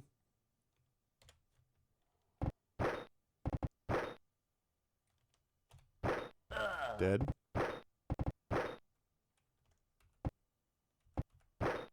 Dead.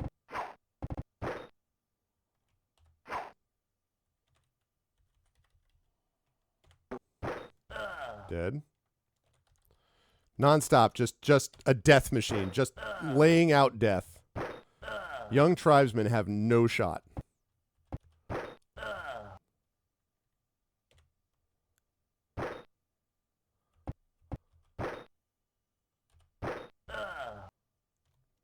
All right, good stuff. I got to heal, though. Oh, my gosh.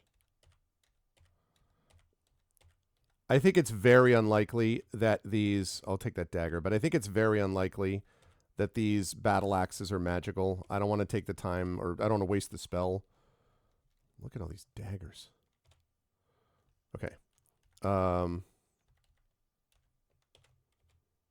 In fact, I'm going to drop this dagger. Yeah. Okay. Trade the 140 arrows.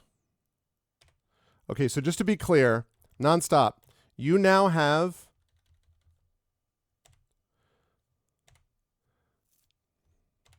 Oh, that's interesting. You now have 200 and...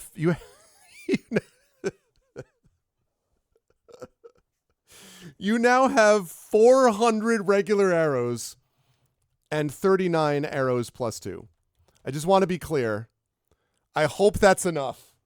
I hope that will cover you now for a while. You barely have time to turn to face the chieftain of the headhunters as he storms in upon you with the tribal witch doctor and his sons at his back. The chief himself wields a steel bastard sword. Oh my god, man. I mean, I would like a chance to...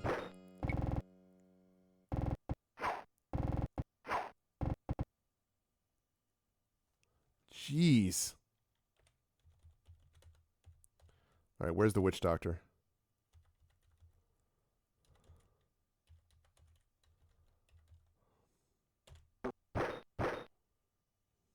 Oh, see, I need to put in the plus 2 arrows.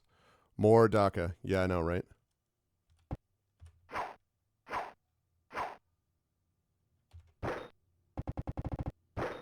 How did you freaking...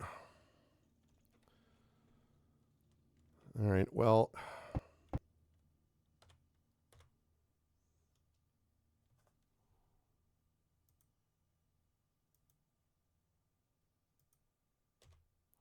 I do want to heal as well, but it's perfect time for it if I can get it in the right spot. This is always the problem with Stinking Cloud.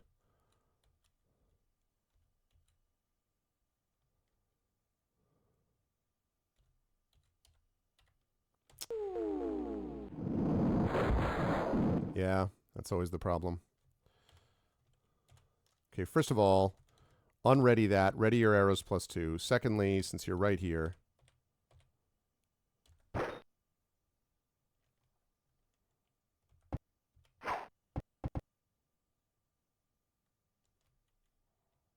Okay.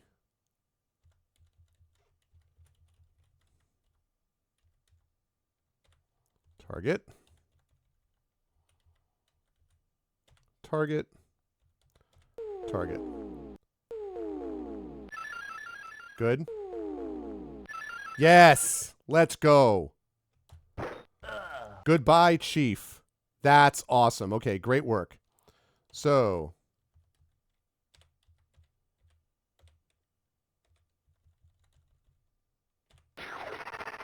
See you, Chief son. Okay.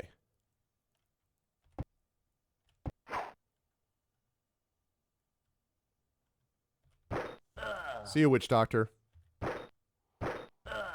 Ow. I gotta bandage him.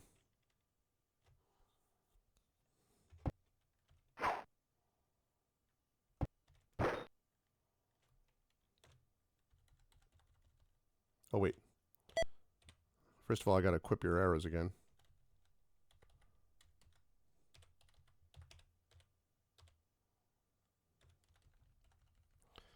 Well, we'll see.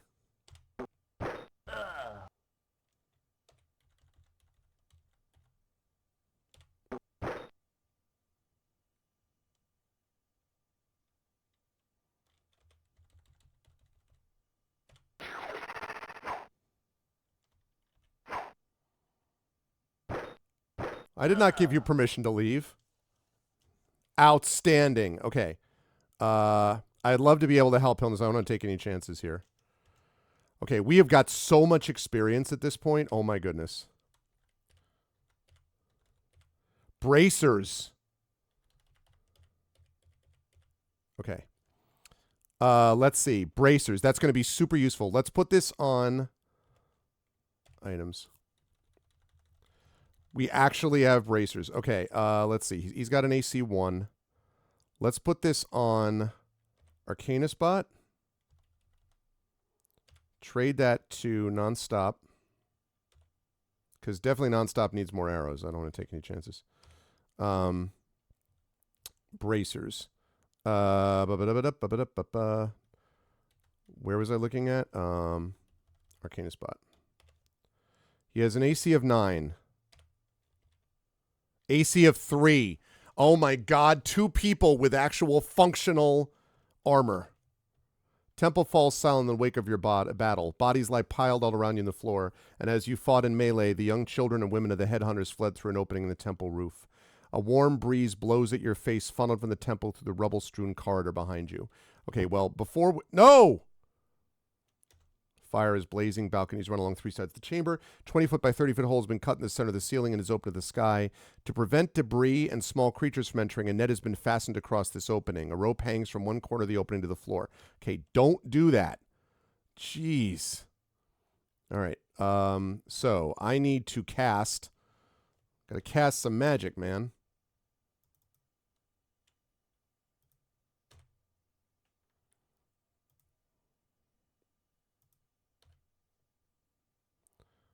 Could use a better cure light wounds than that. I got to be honest with you, Arcane Spot. What freaking terrible... 3 cure light wounds and I got a total of 4 points? Gosh. I mean... Ugh. All right. We're going to save this under I. I am really happy that I got the bracers. Classic Arcana Spot. Wah, wah.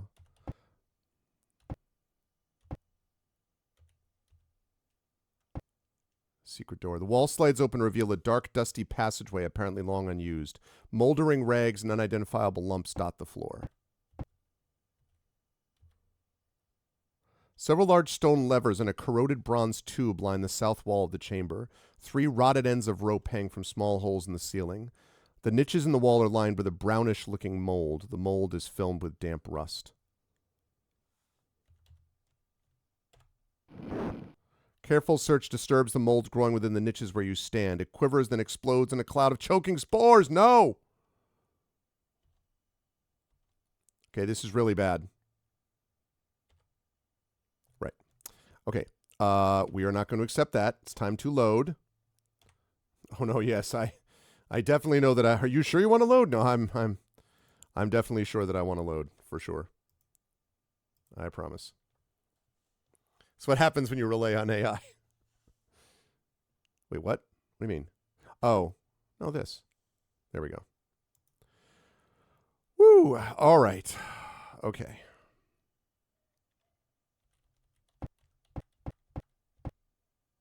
This chamber appears to have courted the unmarried men of the tribe. The walls are hung with headdresses of bones, feathers, and fish scales. Short bows and spears lean against the walls. Mats, gourd pots of paints, and carved obsidian bowls filled with mud and ash are arranged in a circle around a small smoldering fire. The ceiling is heavily stained with soot. The air reeks of grease, smoke, sweat, and fish. Okay. That's great. You know what would be better is if there was a place that I could rest.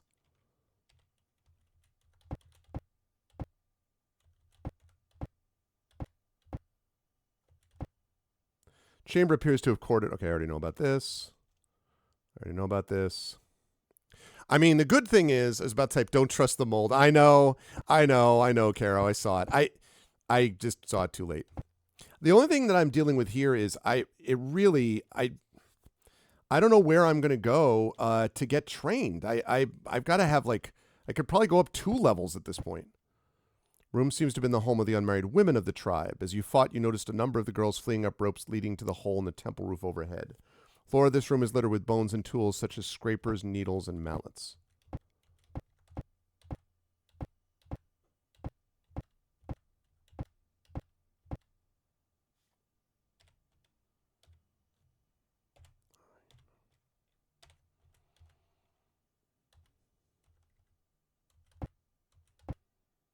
This large room is apparently the tribal chief's quarters. The floor is cluttered with pots, gourds, necklaces of bone, a rack of skulls, and many animal skins and furs. And still won't let me rest. Yeah, I'll take them. You were sure this would fetch a great price on the market back on the continent. Well, yeah.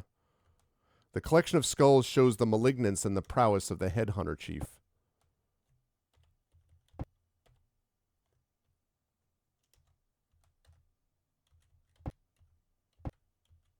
Wait.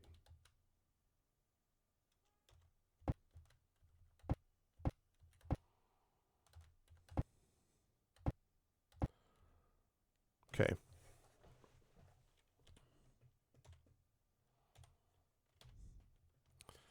Spores just wanna have fun. All right, I already know about the balconies. And remember, folks, if you're new and just watching, remember that as of right now, I am playing here today until 3:30, and then I'm going to get set up for our Infernal Salon at 4. Then from 4 to 6, Carlos Hernandez and CSE Cooney will be hosting 8 amazing authors doing stories based upon prompts from the game Negocius Infernalis, made by Carlos and Claire. It's going to be a good time. And then after 6 p.m., right now, so we have just had 1 sub so far. We're up to 51 subs. And so I'm running until 6:10 p.m. Eastern. I am willing to go all the way to midnight if we get gift subs or tier 1 subs or 2 subs to benefit it. So don't forget, every tier 1 sub or $5 Patreon sub adds 10 minutes to that timer. Tier 2 is 15 minutes. $10 Patreon sub is 20 minutes. Every tier 3 sub is 25 minutes. And every $20 Patreon sub is 30 minutes. So if you want to see me get to midnight, and I would love to get to midnight tonight, then definitely please support if you can while I finish exploring here the Isle of Dread. It appears that the carving of a face once dominated this eastern wall. Overhead you see a pair of holes that must once have been eyes, and the opening in the wall seems to have been a mouth. The carving has been cut and defaced, making it difficult to determine what kind of creature it once depicted.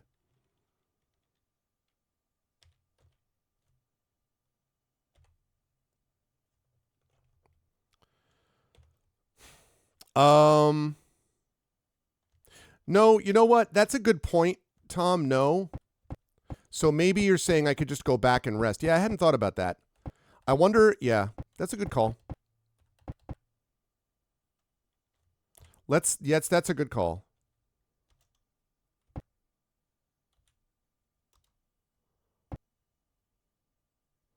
Misty words and nods when he hears your battle with the headhunters. Headhunters were pawns, fooled by the true evil. Chief tells Talking Chief that you will return to Taboo Island and truly defeat the evil. But rest now. Rest before returning to confront the evil of Taboo Island. Okay. I mean, I'd like to be healed.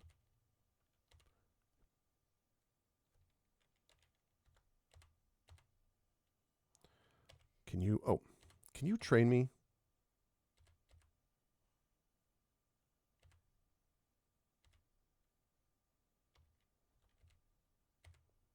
You know anything about, even if you could just heal, like, just my cleric. Could you just train my cleric? Yeah, it's a good call. I was worried about like getting it restocked with like wandering monsters, that type of thing. But you're right. I mean, not inside the temple, not based on what we've encountered so far. So that's a good call, Tom. Leave. Man, do you have a store? You have anything? Just have everywhere in the free earth that wants to have me rest. Yeah, I mean, I'm happy to rest.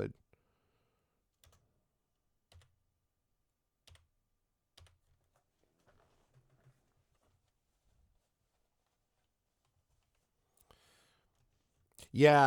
I know. But it's just one of those ones where I'm just kind of like, oh, man.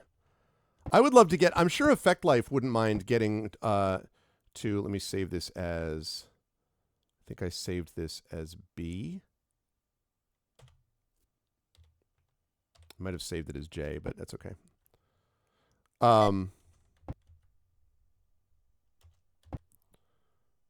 Really, really wish I could train.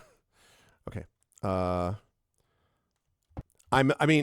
So we have managed so far to get plate mail for Echo and bracers for Arcana Spot. Like, we've gotten to where we are with like no functional freaking armor at all, basically. And so we're gradually getting to that point where armor exists, which is nice.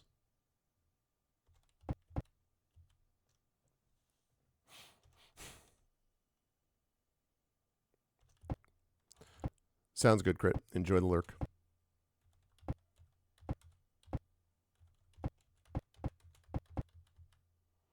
Mm-hmm. Already took care of these guys. I have Legolas 2.0. Yeah, that's true. Nonstop has been like freaking amazing in this whole game, honestly. And now that he has 600 billion arrows, you can see also the net is very thin, not sturdy enough to support the weight of so much as a gnome.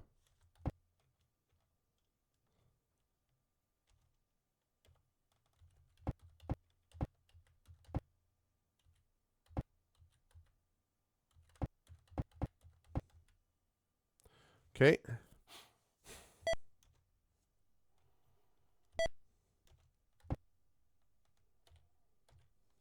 All right, we're going to save this now. Now we save this under J. While I'm at it, I'm going to save this map now, too. Okay. All right. Leads down to what appears to be a crude wall recently constructed in the corridor. Time to face the real evil. What dwarf is among your party? Funny you should mention that.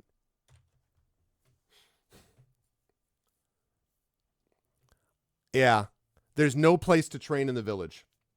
The only place I've found in this entire adventure to train is back at my ship, which is all the way back, like, through the jungle at the beginning of the island somewhere. It's the only place I've found where I can train. They call that self-train. Hilness takes one look at the wall and tells you this is not only different construction for the temple, but it's very recent and very crude. This is shoddy work even for the headhunters. They must have put it together in fear of something on the other side. If there is an evil here that is more than the headhunters, it will likely be beyond this wall. Yeah, you think? Okay.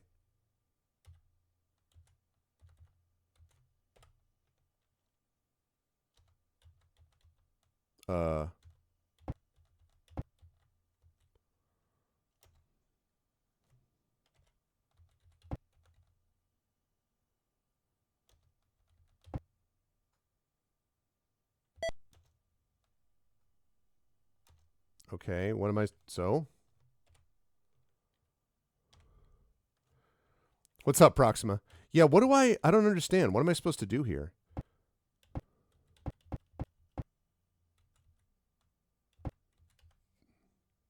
Yes, I know. Do I have to...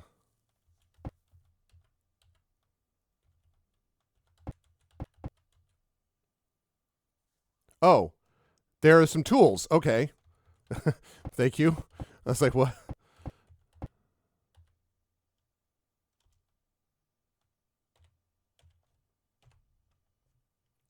I know if I could figure out even where I'm going to get there, though.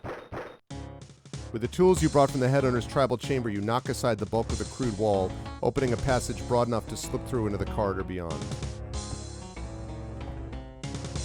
Ancient supports groan under your weight as you move down this passage. Let's save it under I. Weakened supports groan under your weight, then snap from the renewed pressure of passage through this corridor after so many years of disuse. You plummet into darkness, splashing down in a room half filled with warm, murky water. Formerly a torture chamber, this room of iron maidens and racks is flooded to a depth of 5 feet. The ceiling is reddish black from an oxidizing rot, and the supporting beams are almost entirely rotted away. It's impossible to see to the floor in this room, but each slow step reveals that the floor is littered with sharp objects, the implements formerly used were the rusting old hulks thrusting from the water. I already saw that.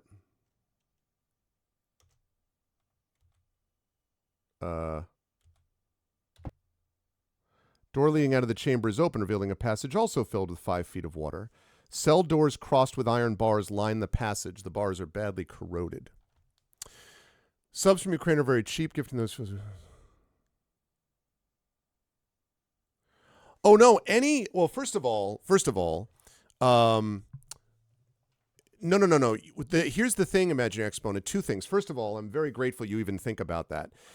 Given what you're dealing with, it's much more important than anything I'm dealing with. Secondly, gift subs that you give count the same for me. I still get the subs, so you're not cheating me out of anything. So if you feel so inclined, I mean, I'm certainly, grateful. It doesn't harm me in the least. It's the same on my end, so that doesn't affect me at all. So thank you so much for the question, but no, it's totally fine. Yeah, it doesn't affect me in the least. And that's very lovely of you, Imaginary. Thank you. You know, Imaginary, this straight up mentioning that I just want to say, at some point when the war comes to an end, it would be a pleasure to be able to get to meet you in person. Just because I would love to be able to, I feel like in some way I've been doing the Ukraine, command on my channel and all that stuff for months, and it would be cool to be able to meet someone who has been through this process and been through that at some point. That is a very down the line, speculative, I wonder if it ever would happen type of thing, but I wanted to mention it because I've thought quite a bit about the possibility of going to Kyiv when the war is over. So I just did want to say that.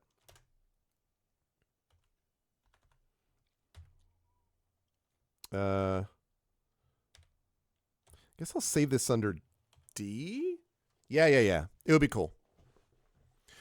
Twitch subsidizes subs. Yeah, in September, first of all, Twitch localizes cost compared to the country it's from. So I was talking about this to one of my viewers from Brazil who says that it's cheaper to get from Brazil, and in some places it's more expensive. It depends. In the US and Canada, I think it's like $5.99 now. So all of that is a big part of it.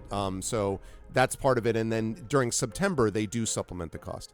Thank you. Wow. Thank you so much, Imaginary. 5 tier 1 subs. Welcome to Caro, back to the sub world. MST, to Patrick Crusader, to Flying Enemy. What's up, Flying Enemy? And Proxima Rising. Thank you. And that's 5 tier 1 subs, which means we get another 50 minutes. So that means I'm going to be going now until 7 p.m. Eastern. That's only 5 more hours before my cap tonight. Thank you so much for doing that, Imaginary. I really appreciate it. 7 p.m. Eastern. There we go. Nice. Excellent. That is very cool. Thank you so much. Thank you. You stand in an empty cell. No evidence of the last victim to wait judgment in this cell. Okay. Thanks so much for doing that, Imaginary. Yeah, gift sub, that's the nice thing about September. It's a little cheaper for you to do it, but it doesn't affect me at all. It's the same cost on my end. So also means we're up to 56 subs, so we're closing in on halfway to our goal. So I'm actually enjoying this little, I was getting a little tired of the nothing but random counters thing, but I'm actually enjoying this little exploratory moment. This is kind of cool. Partly because it is so completely like, I have no idea what I'm going to find next type of thing. I save it down under D.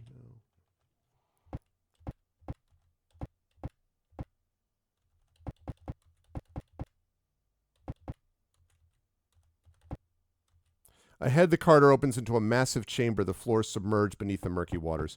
I bet I'm going to have to fight this guy. Secret door. Ooh. Room beyond the secret door is not full of water. The flood of murky water from behind hurls you into the room and slams you against the north wall. Ow! You were able to catch yourself before stumbling through the opening to the north. Behind you, your friends have managed to close the secret door. The water quickly drains from the room. The floor of this room is covered with small puddles, and the walls are lined with several statues, some of graceful creatures, some of women holding children, and others of fierce monsters. All the statues are well-fashioned but have deteriorated due to age and moisture. The stones glisten a green-streaked red when struck by light, giving even the simplest and most innocent an unwholesome look. A large puddle of water stands in the southeast corner. Your light illuminates several large cobras that have coiled about statues in the southwest corner. At your intrusion, they perk up and glare in your direction, but they do not leave their positions. What rogue is foremost among your party? Well, let's talk about a little bit of Shadow Mage. Shadow Mage pulls you back, indicating a pressure plate disguised among the floor stones. Carefully, you avoid it. All right, we're going to save that under H because I don't know whether I trust any of that. I know there are cobras here. That's fine.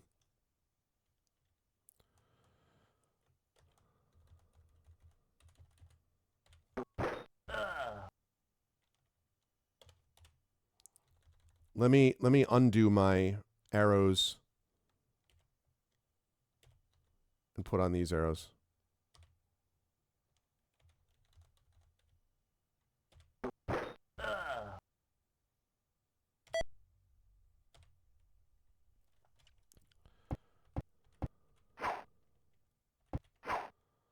Please stop missing. No.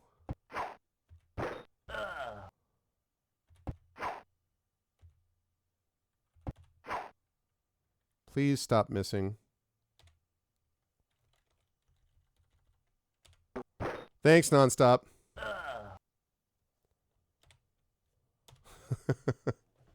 Hopefully you aren't using +5 arrows.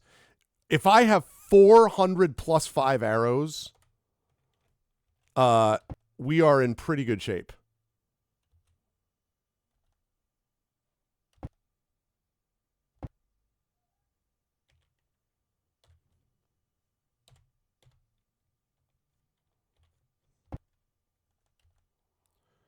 Another secret door.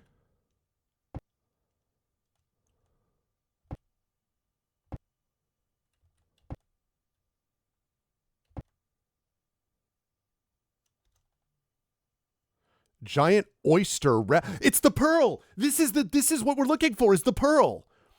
That was the whole point of the module. It's the freaking pearl, the black pearl.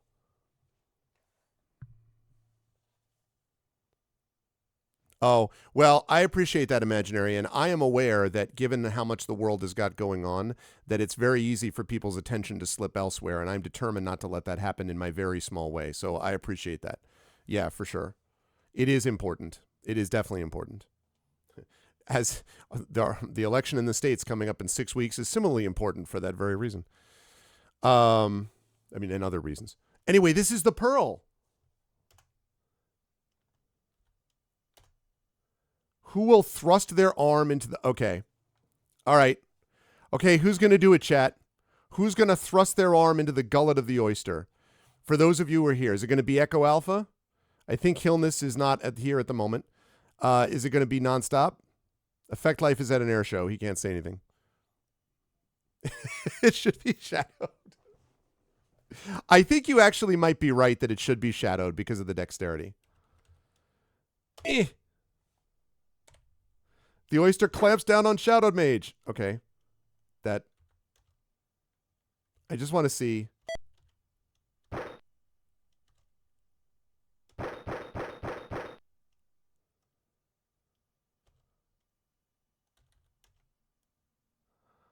Okay, we're gonna load that again.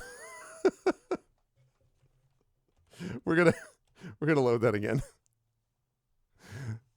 So, yeah, we whoops. H. Begin of entering. Okay, yeah. But that pearl is literally why we were here in the first place. What? Oh yeah.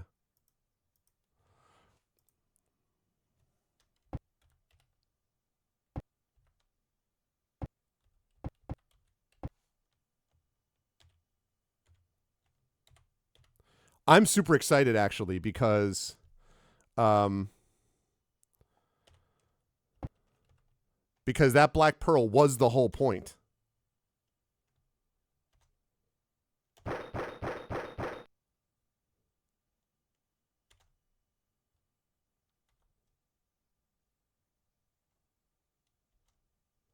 Oh, you have the pearl.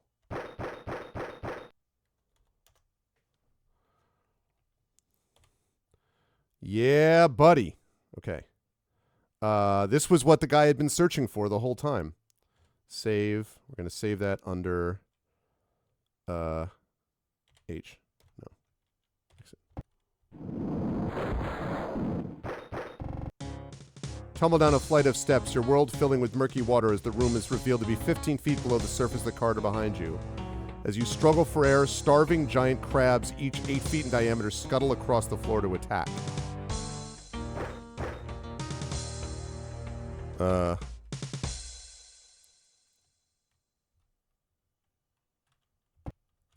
So wait, I'm underwater? I'm shooting under I'm shooting underwater?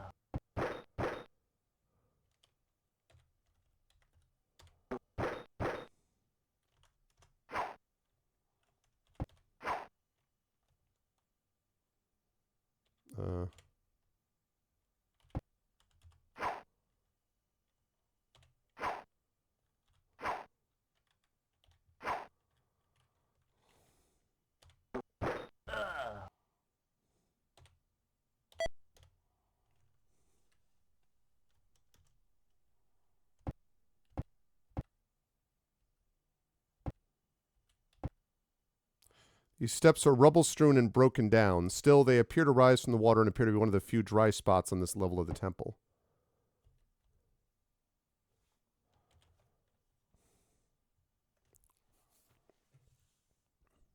Oh, sorry. How did that happen? My bad. I must have hit that by accident. Hey, what's up, Wenchkin? Wenchkin, how are you? Welcome to Subathon World. Welcome to Subathon World. Good to see you, man. I hope all is well. Magic.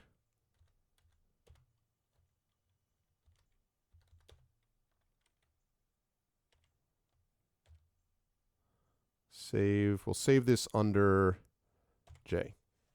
No. That's good. That's good. How everything I guess everything is hanging in there okay, is what it sounds like. So yes, I have just found the black pearl at the center of the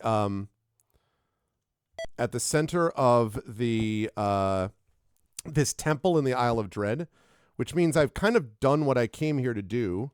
So I'm sort of hoping that you know, I'm sort of hoping that that works out. Small holes have been eroded or dug into the walls. Squealing giant rats swim through the holes to attack you. Oh.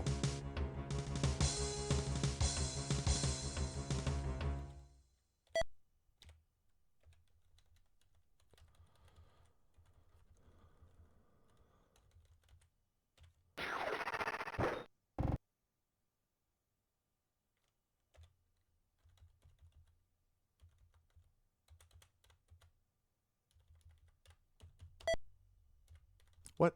Why can't I hit that?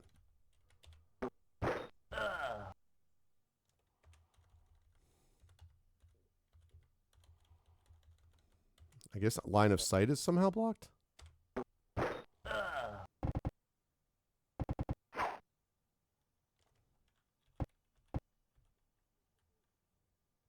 Oh no.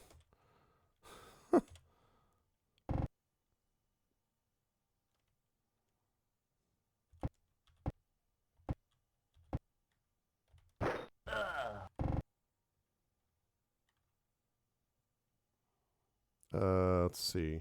Out of here.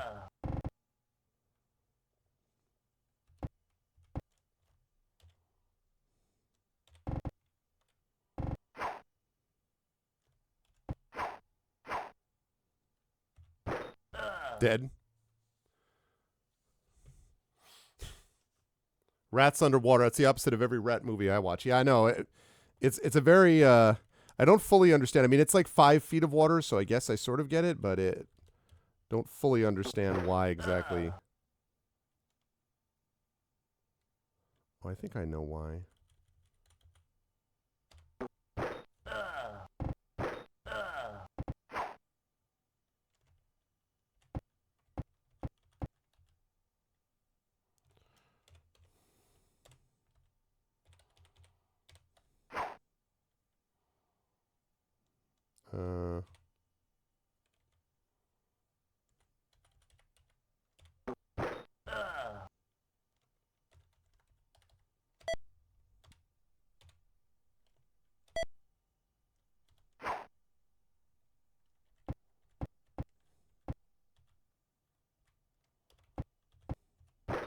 There we go. Success. There are rats in the water in Indiana Jones and the Last Crusade. True. True facts. Okay. Let's see. That's fine. Save. J. No. Exit.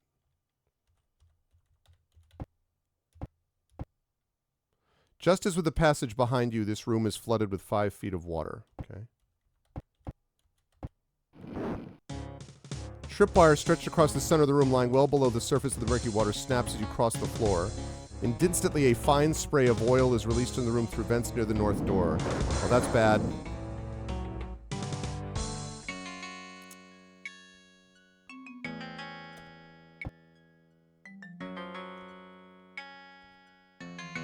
Ow. Swept in the short passage beyond with the flames and water from behind washing over your back. You are crushed as the water fills your lungs and battles you against the portcullis. Oh!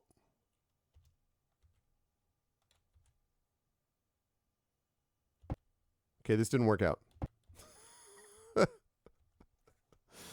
Okay, that did not work out at all. We're gonna reload that. That did not. None of that worked. That was not optimal. Definitely not optimal.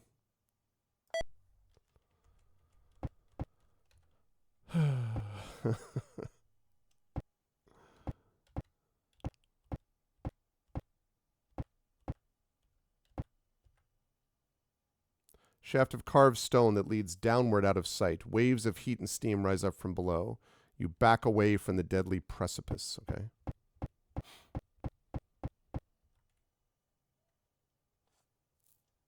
I know about that already.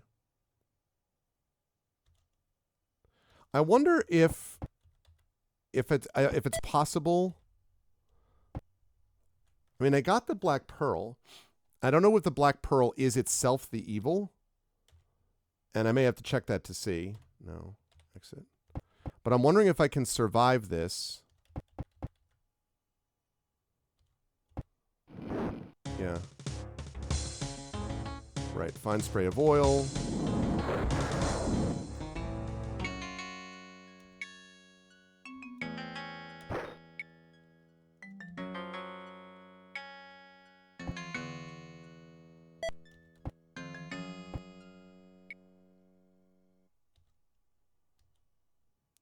Okay, ow.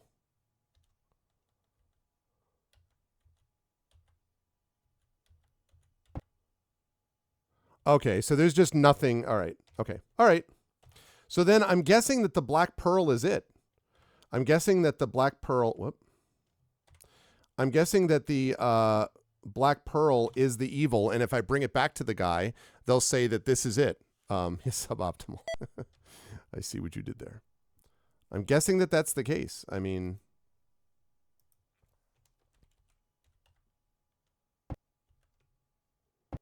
because we've done everything else in here, pretty much. I haven't gone left and around, and I'll try that. But although, actually, wait a minute, it may not matter because I'm stuck down here, aren't I? You climb up a short staircase to a platform standing just above the water level. The floor of the platform is damp and covered with a pale fungus, which is cold and slimy to the touch. Hillness is going to examine this. Intrigued by the anomalous platform, your friend clears aside a patch of moss. Hillness states that this rock was too hard for the original masons to cut through, so they incorporated it. Okay. Save which game? J. No. Exit. You descend back into the murky waters only to find that 3 crocodiles have taken up residence here. The starving animals lunge forth without hesitation. That's all right. Black Pearl, fastest one on the sea.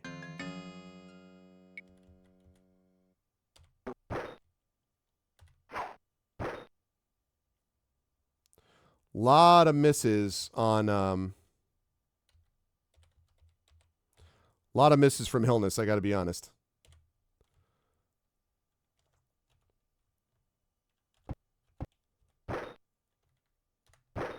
There we go. Ow.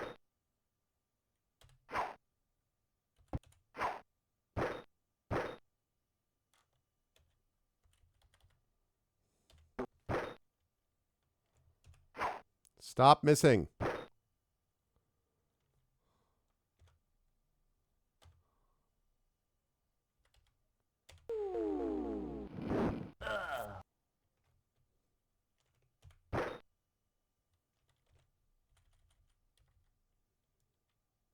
Wait.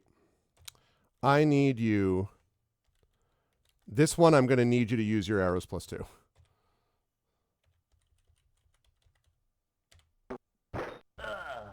Yeah. Did not want to take any chances there. Those guys hit, as they say, like a truck. Oops.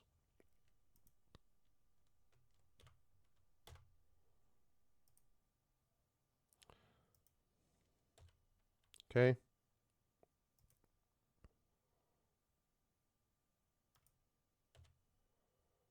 Okay.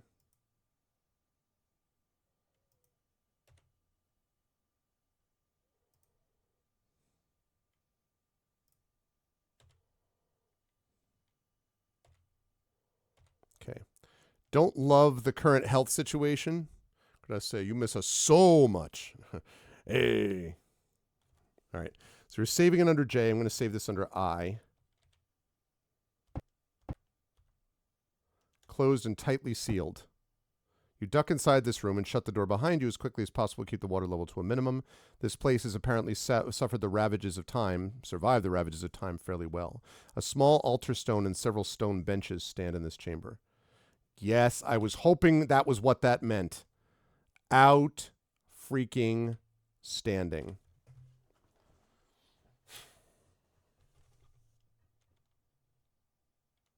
I'm going to save this under C still because I'm still not 100% sure about where we are, but I am very happy that we found that. Hanging from a stone hook on the wall here is a bone-handled mace of exceptional quality. Nice. Okay. Well, we're going to give that to Arcana Spot.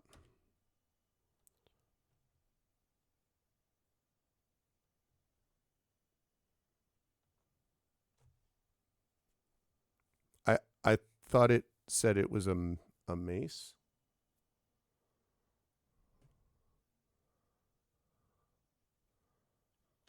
I thought I thought it said it was a mace. All right, we're going to trade that to nonstop, obviously.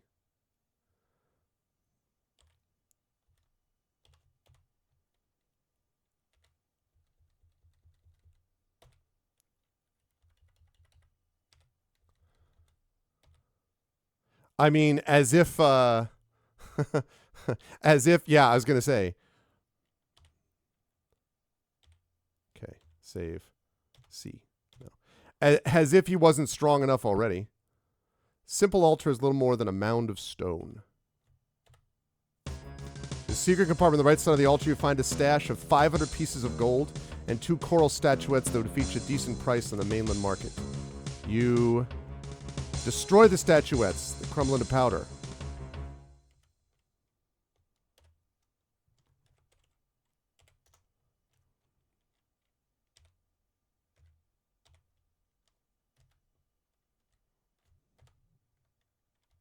I think it was okay to destroy those statuettes, right? It just felt very... It felt very sketchy to me. I was like, Okay. Save. I'm going to save this under D because I don't know.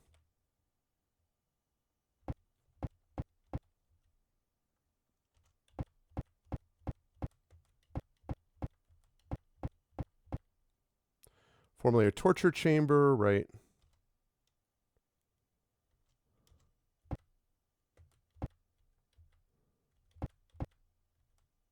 Feel some item cut into your legs underwater.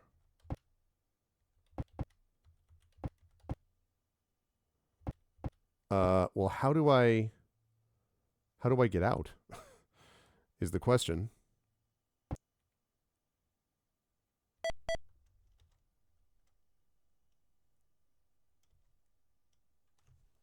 There's got to be a way to get out, right?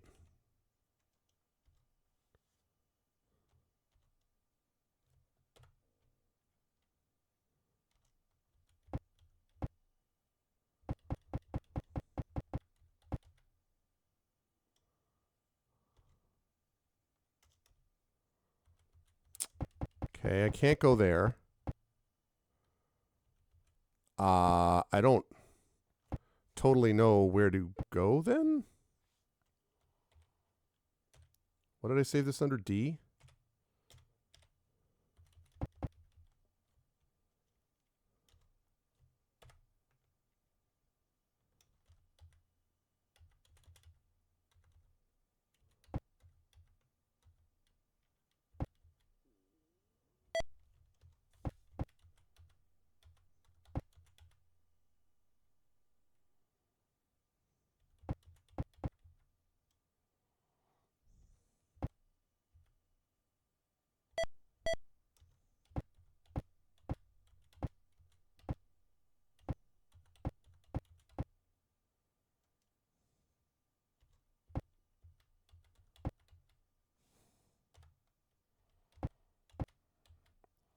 I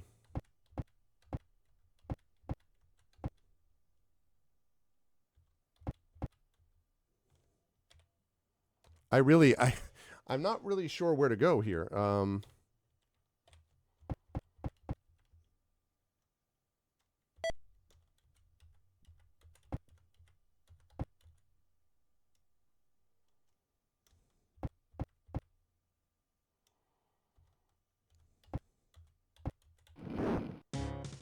Right, I know about the tripwire. I mean, I knew all this.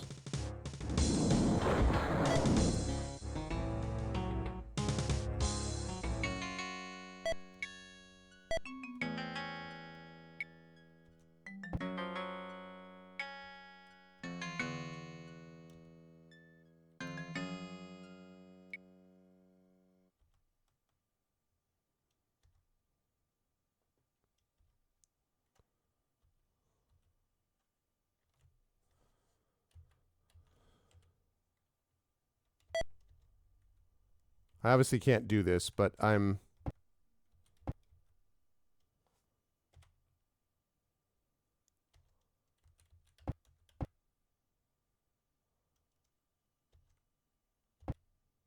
Oh, so I do... Okay, so that is how you get out. Okay.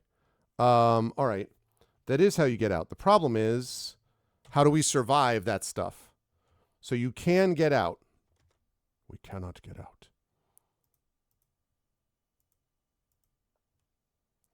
So we can do this. The problem is, I don't know how to save everybody, though.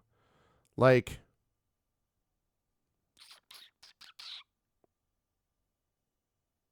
Last party member standing. I mean, we may have to do that, but... Oh, man, I don't know what to do about this. Maybe if I... Okay.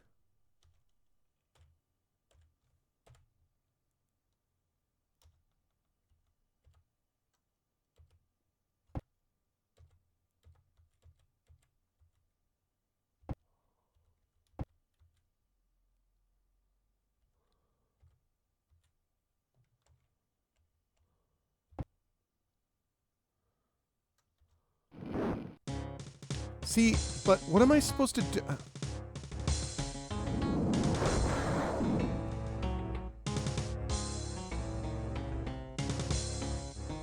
Right?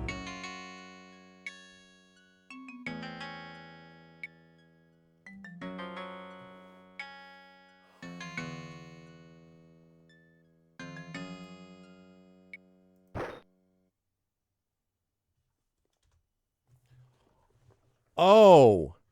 Okay, okay, okay. So wait a minute now. So hang on. So if I now cast... I'm not insta-dead now.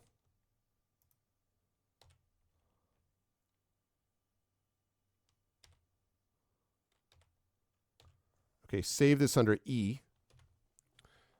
Yeah, exactly, exactly, exactly. Oh, shoot. Get rid of the search. Yep, that's exactly what it was.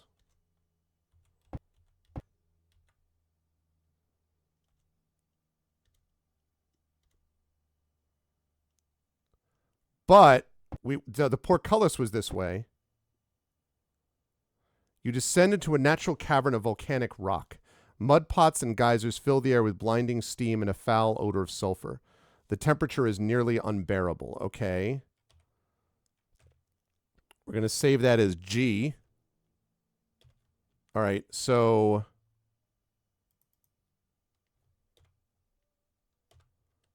I wonder if I can escape now and go rest, basically, now that I've done all that.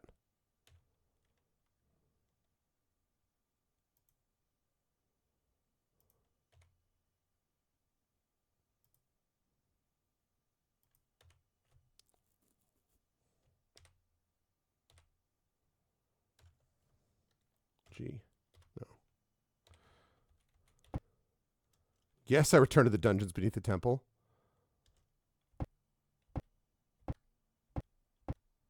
Okay, so now we're going to get a chance to see whether this works. All right, so if I go here, and I go here, Then I go down here. Yeah, I know about this. And I go rest.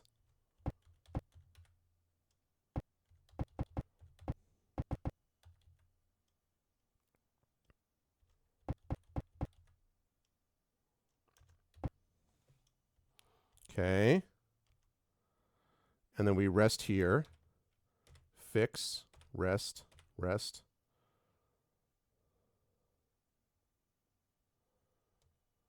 Okay. Then we go down here. Everybody rested.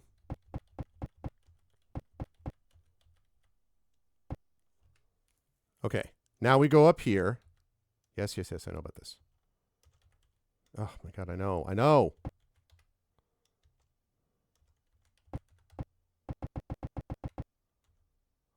Oh wait, that's not the right way. I have to go this way.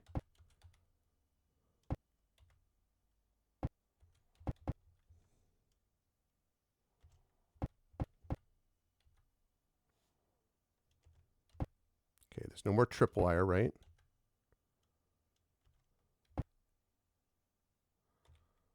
Okay, we're going to save this under J. Okay, here we go. Mud pots and geysers fill the air with blinding steam and a foul odor of sulfur. The temperature is nearly unbearable.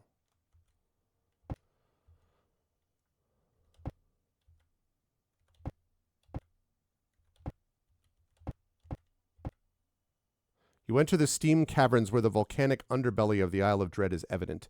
Steam geysers spray clouds of scalding water into the air to dissipate slowly over bubbling gas bogs and boiling steam vats. The sound of the gurgling vats and pits mingles with the odors of sulfur and other foul gases to lend this place an utterly infernal appearance.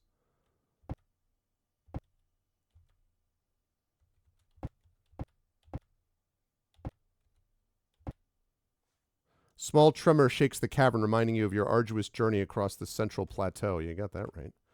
Okay, we're going to save this as C. Okay, so a torch. Right.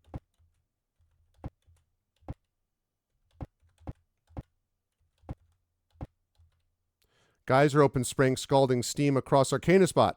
Oh my goodness. Arcana Spot. Gotta be careful, man. Arcana Spot abruptly turns and what?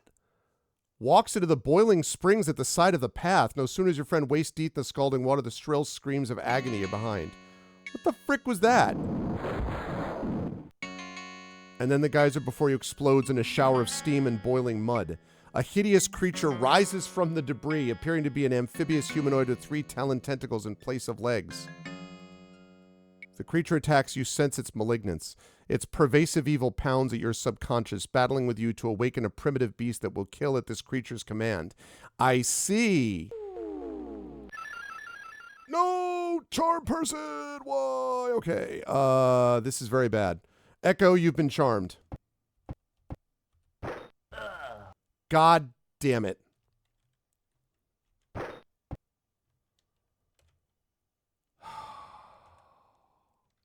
Well, this is a problem. Mind control. That's exactly why that happened. That's exactly why that happened.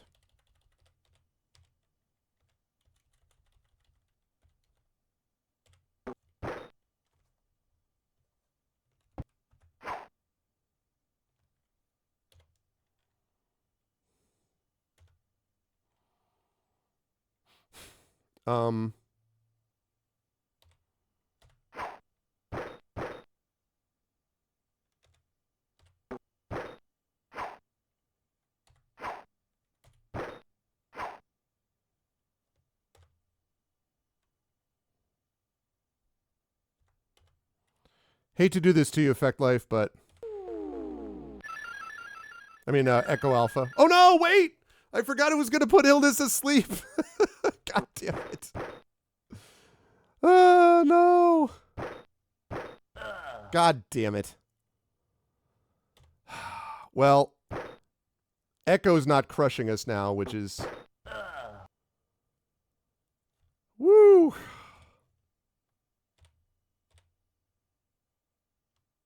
Oh.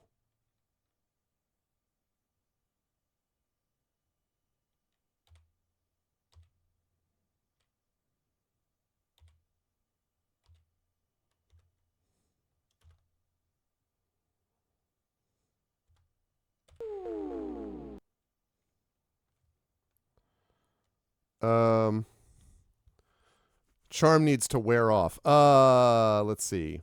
Um,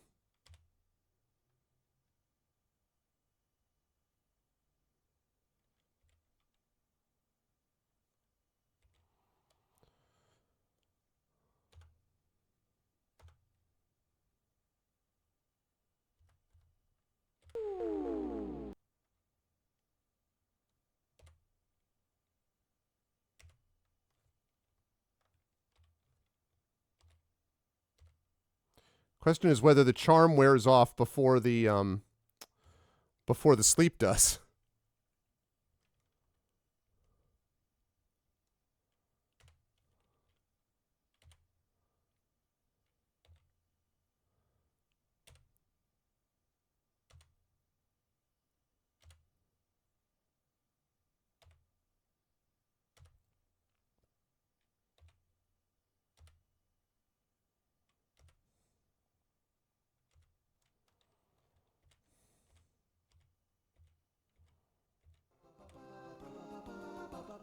Thank you for the follow, Jave Pissy. Are you effing kidding me? Dude!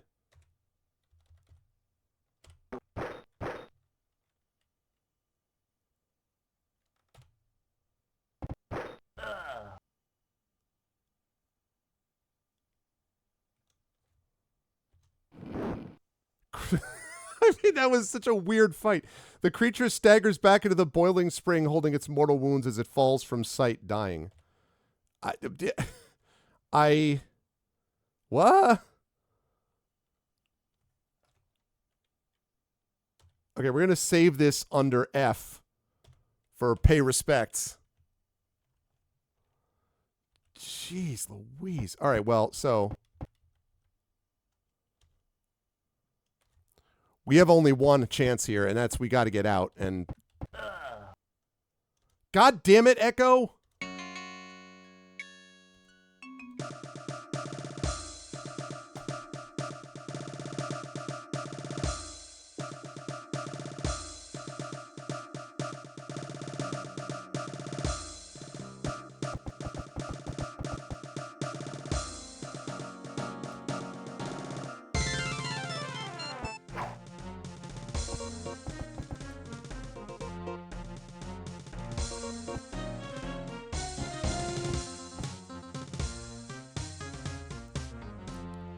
I mean,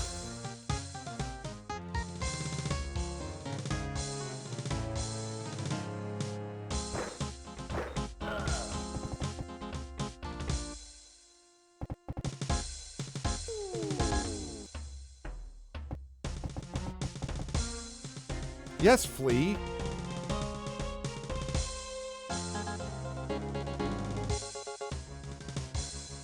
Your friend shaking off the lingering evils of the creature's power. With the death of this second creature, you feel somehow sure that the remnants of the old society of the Isle are gone forever. Really? Wait, what?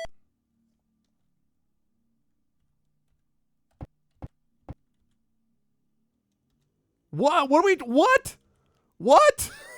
What are you talking about?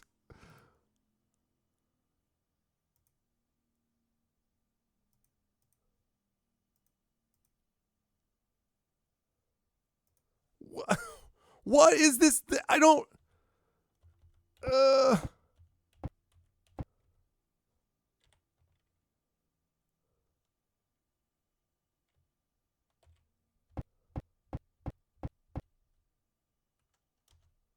I don't understand. What the frick is going on? What are you talking about?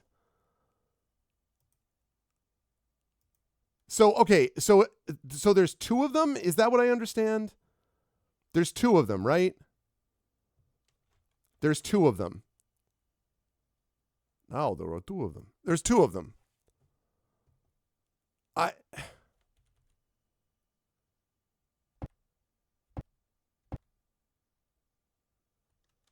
Oh, God freaking. Oh.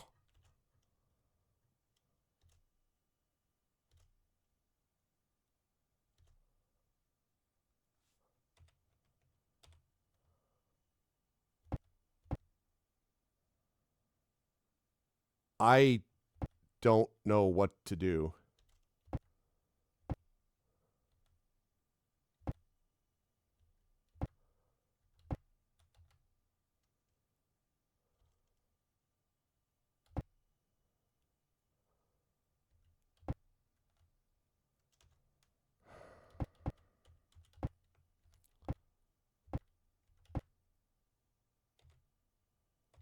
I mean, there's no way until I can figure out. I can't. There's no fix available, Tom. I can't do that. It only lets you do that in places where you can rest.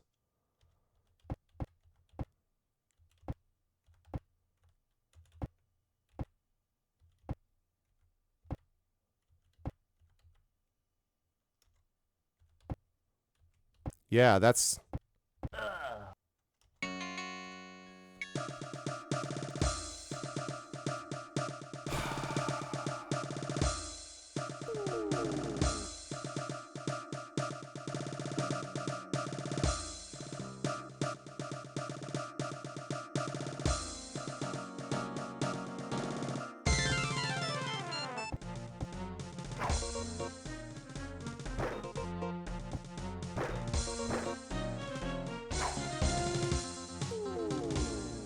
Get out of here. Come on.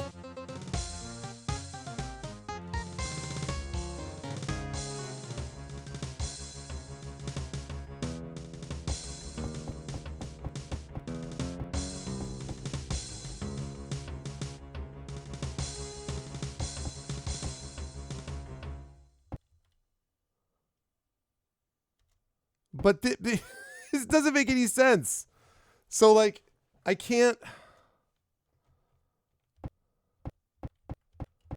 I wonder if I can get to, like, because it shows that he's, like, completely. Echo's the only one left.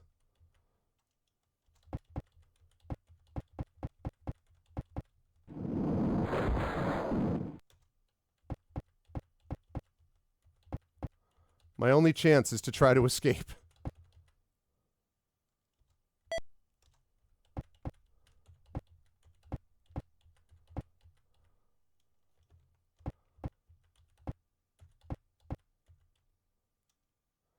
Throne. A grinning skeleton sits on the throne. Mineral-rich waters falling from the ceiling over many years has encrusted both.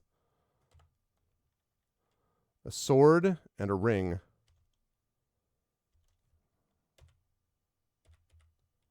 Another fine longbow.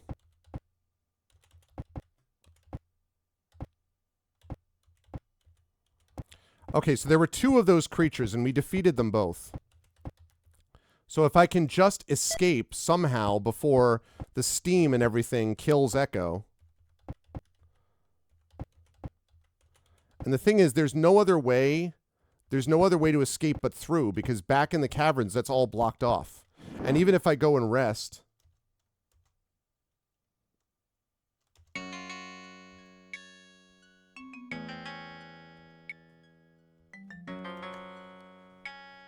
Yeah, the rest of the party's dead, but I figured it wouldn't matter if I could just get to the freaking the exit, right? And then I can just transfer the characters over. Oh my god.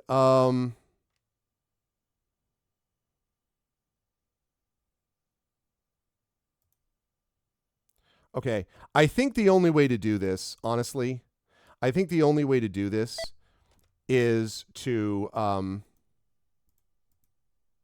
yeah. I think the only way to do this is to stand near the exit so that if these things are going to aggro me, I hope that they aggro me in like randomly in this place. And that way when I get there, I don't know. The only thing I mean, the problem is that as I do that, I get hit by all of these things. But the only thing I can think of is to do that because I need them alive, obviously, for this to work.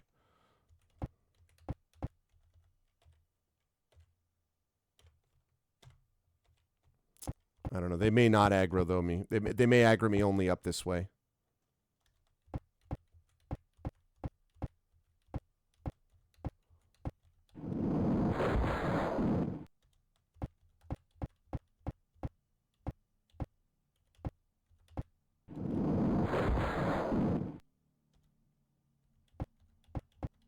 Okay, now.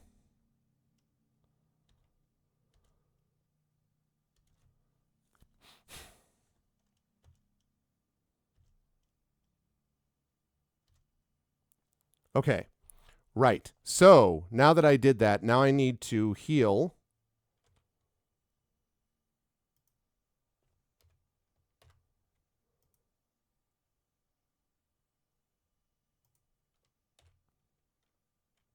Okay. We're going to save this under F.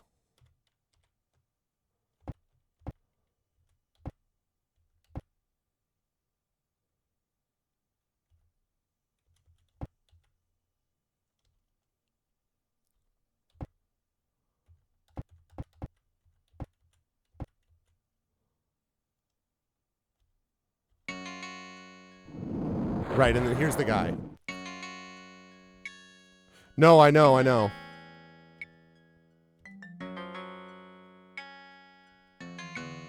This is the thing. It's this. Okay, good, good, good, good, good, good. Fine. All right. Let's see. Okay, we got the fine longbow. We're readying our +2 arrows. Nonstop, you best not miss. Okay, you didn't. Echo, you better not miss either. All right, I'm going to cast Cure Light. I'm going to actually cast Cure Light Wounds on myself. I don't want to do protection from evil yet. Ow.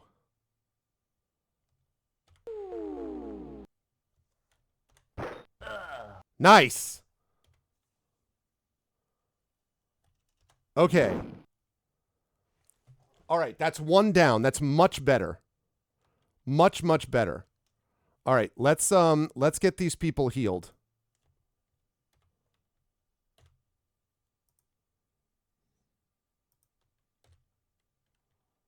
Okay, that was much, much better. Now there's one more of these dudes here.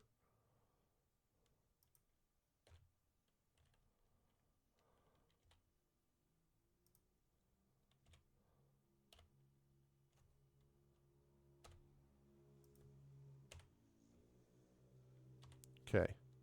All right, we're going to save this under D.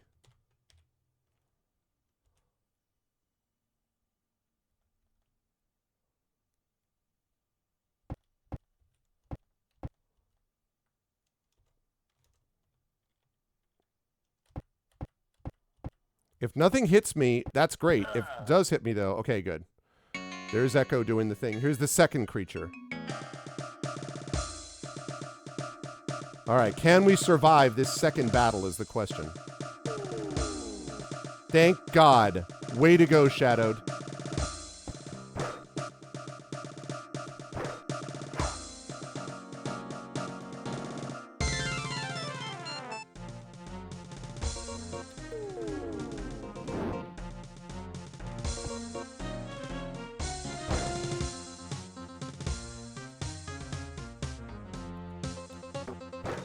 Let's go.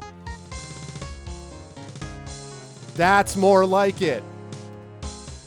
You look about your friends, shaking off the lingering evils of the creature's power. With the death of this second creature, you feel somehow sure that the remnants of the old society of the Isle are gone forever. Good. Shadowed coming in clutch. Yeah, exactly. Yeah, exactly. All right. Okay, now we're still not in great shape health-wise, but we are doing much, much better. Okay, the question is, though, now how do we get out of here? Because...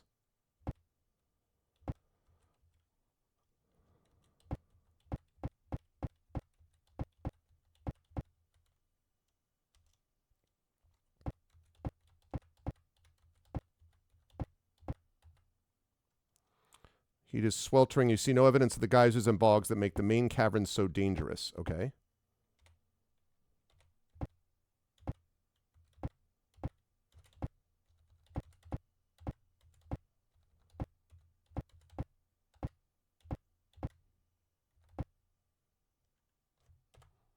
Okay.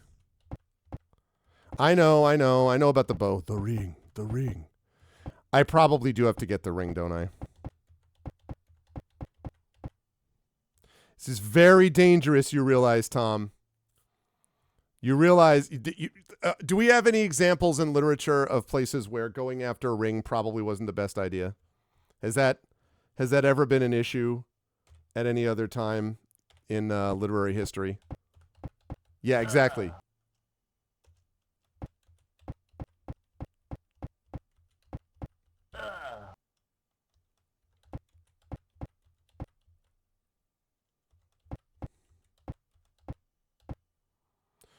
Okay, so here's the throne with the grinning skeleton.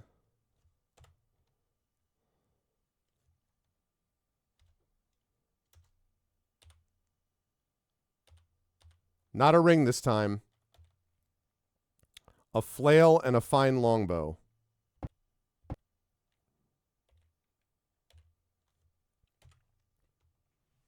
Never in SFF history. That's true. Okay.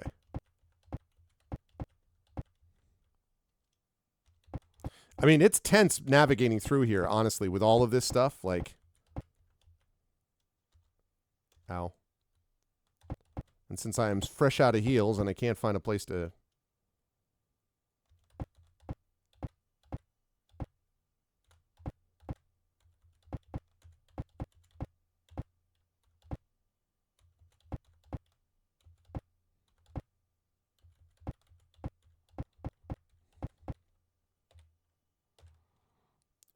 what did I say? E?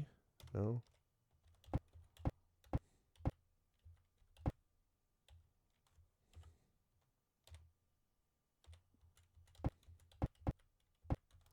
What was the thing that it said? It said what?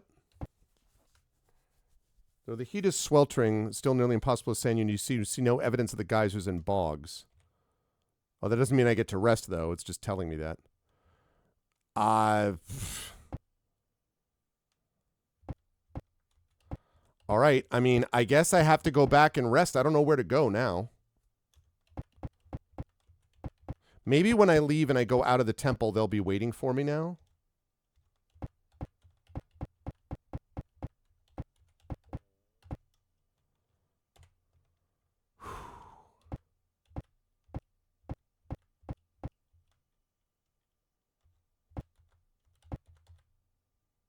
Because the thing is, I don't think you can get out of this level.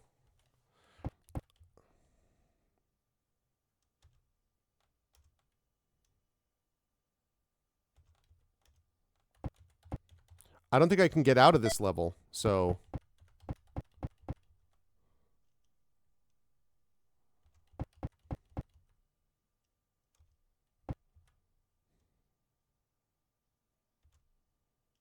Mm-hmm. Okay. Woo! All right, we made it. Now, the question is... That secret room on the map is the one... That's what you get brought to when the trap happens. So... Save... what would this be under? J. So... I don't have search on. No, should I? I guess I should have search on. See, this is what it does in this particular module, is it has you looking at the map.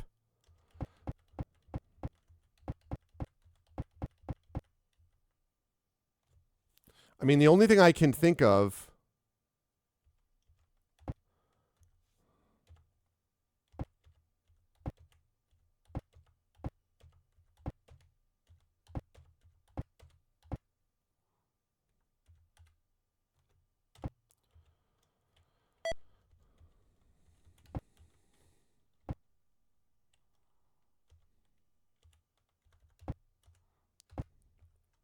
Yeah, so this is bizarre because if I go in here, right? Return. Look. Bash. Return. Look.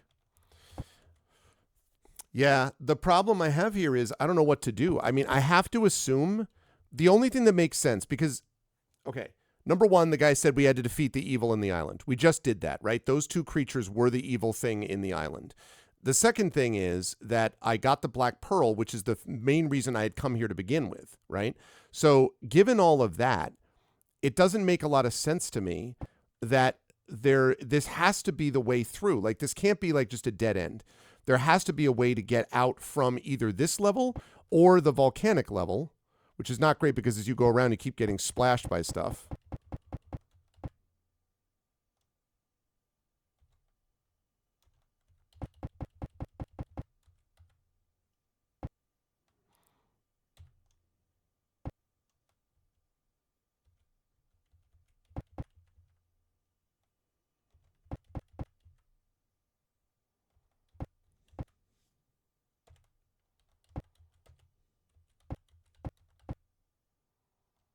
Okay.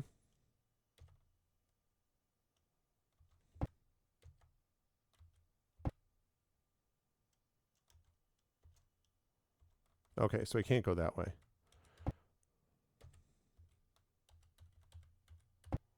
Yeah, this is it. This is the only way.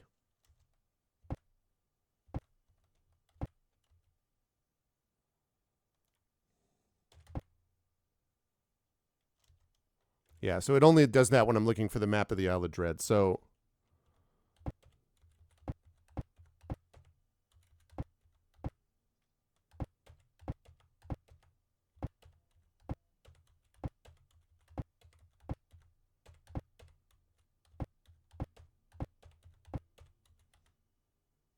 ow.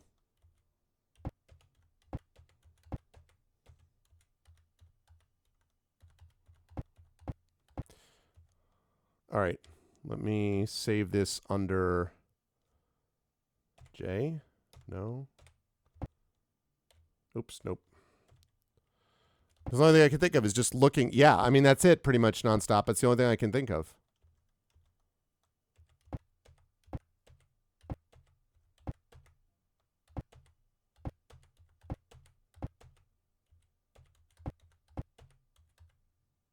More tremors.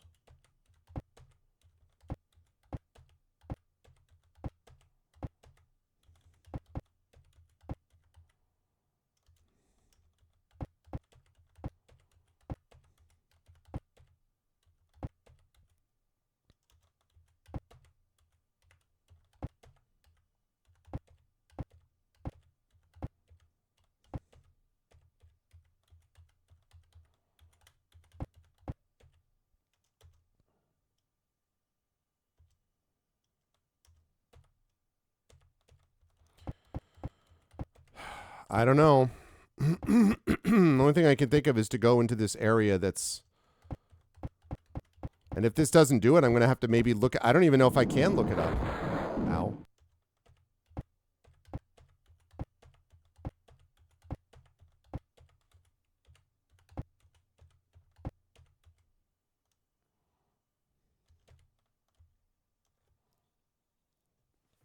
And you see no evidence of the geysers.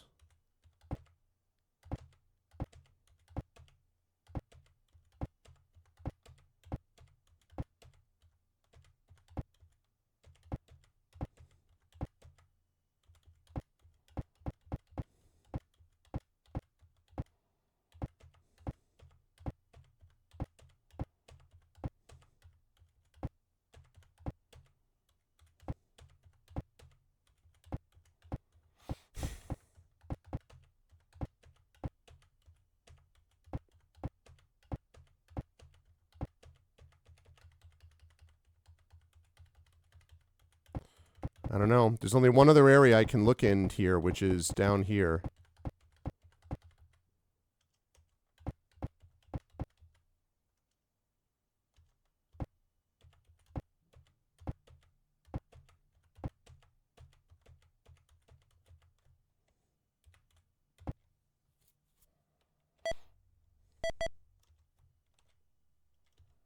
Ugh.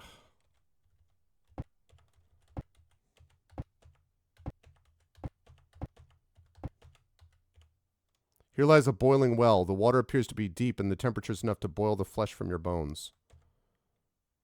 To the side of the well, you find a big, barely noticeable beneath the mineral crust. Working the bag open, you find 5 large emeralds. I mean, that's nice, but like...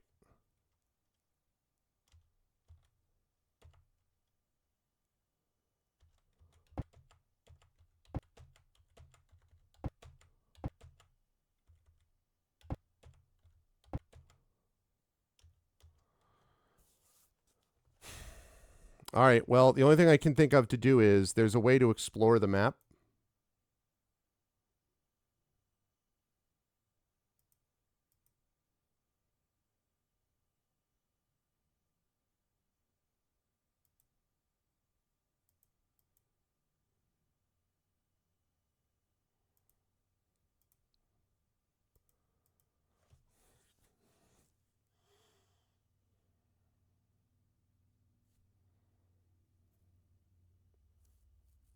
Reload. Why?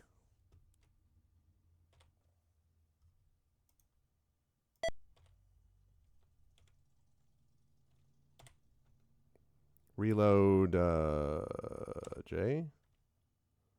Begin adventuring. Yeah, I did do that. I did do that.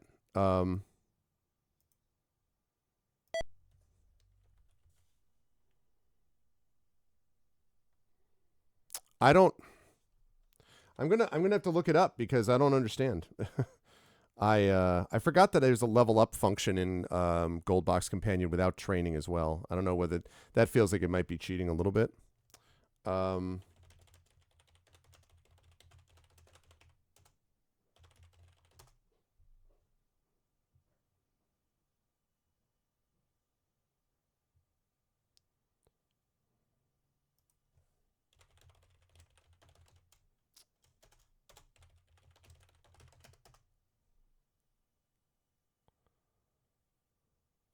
um, yeah, it doesn't give me any details about this. I don't. I'm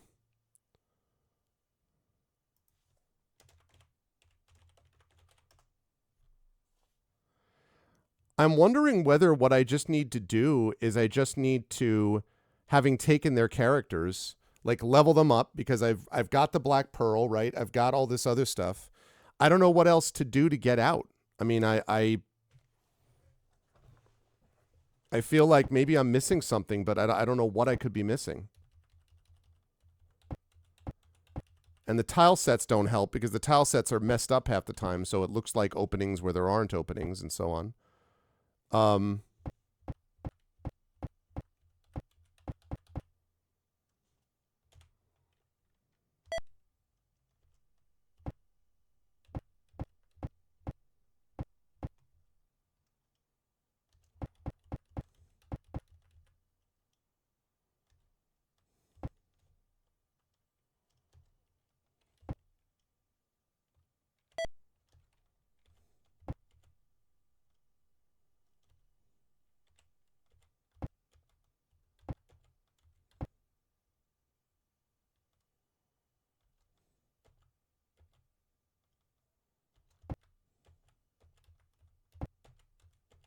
yeah, I may just have to.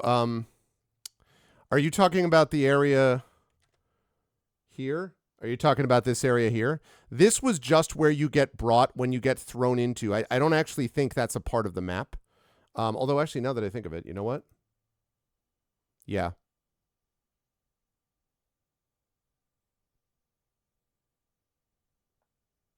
See? So there's no. I mean, if I explore it that way, it's just so weird. Like, why? I don't understand.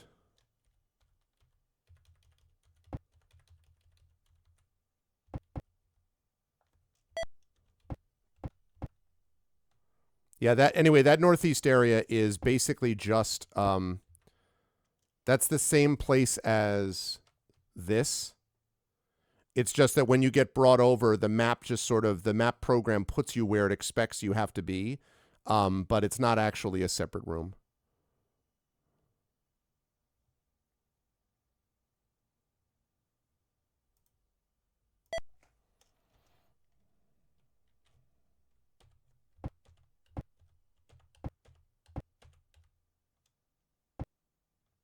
The secret door to the west. I know about that.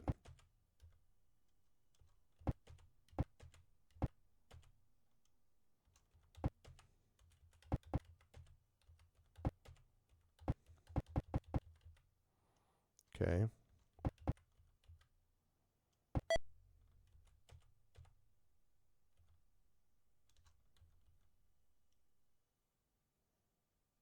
Mm-hmm.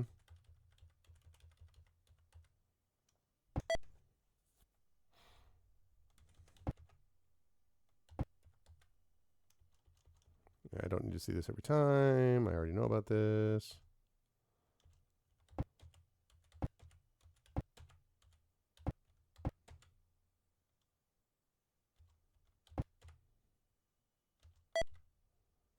Secret door. I know about that. Whoops, whoops, whoops.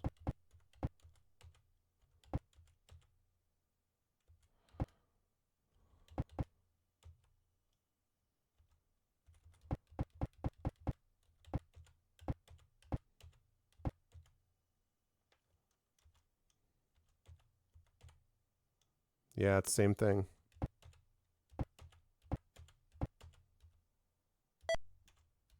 All right, well, you know what? We're going to have to level up our guys.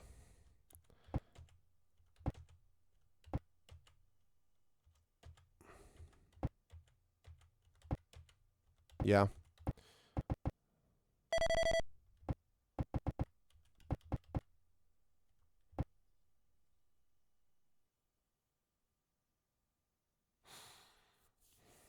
Yeah. It's too bad, right? Hey, what's up, Hillness? Yes, we did. We've actually gotten. I think we've won. I just don't know how to get out of the level to show that we won. We beat the headhunters on this island. We beat the two creatures that were like motivating them with evil. That was hard fights, but we beat both of them. We got the Black Pearl, which was the reason we came here in the first place. So like, we did everything, but now we just can't escape. And I don't know why, which is, you know, unfortunate.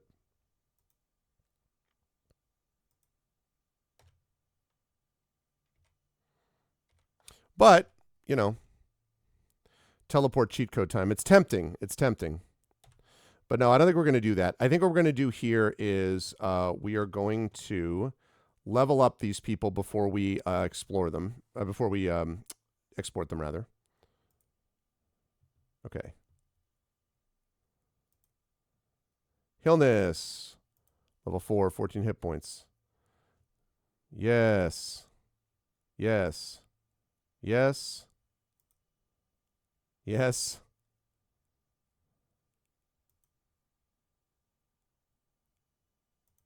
Why can't I level him up?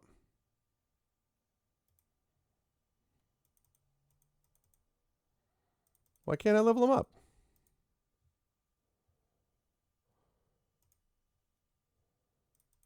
What? Why can't I level him up? Oh, because I have to pick a spell. That's why. Okay, well, charm person, obviously. No, let's go with invisibility.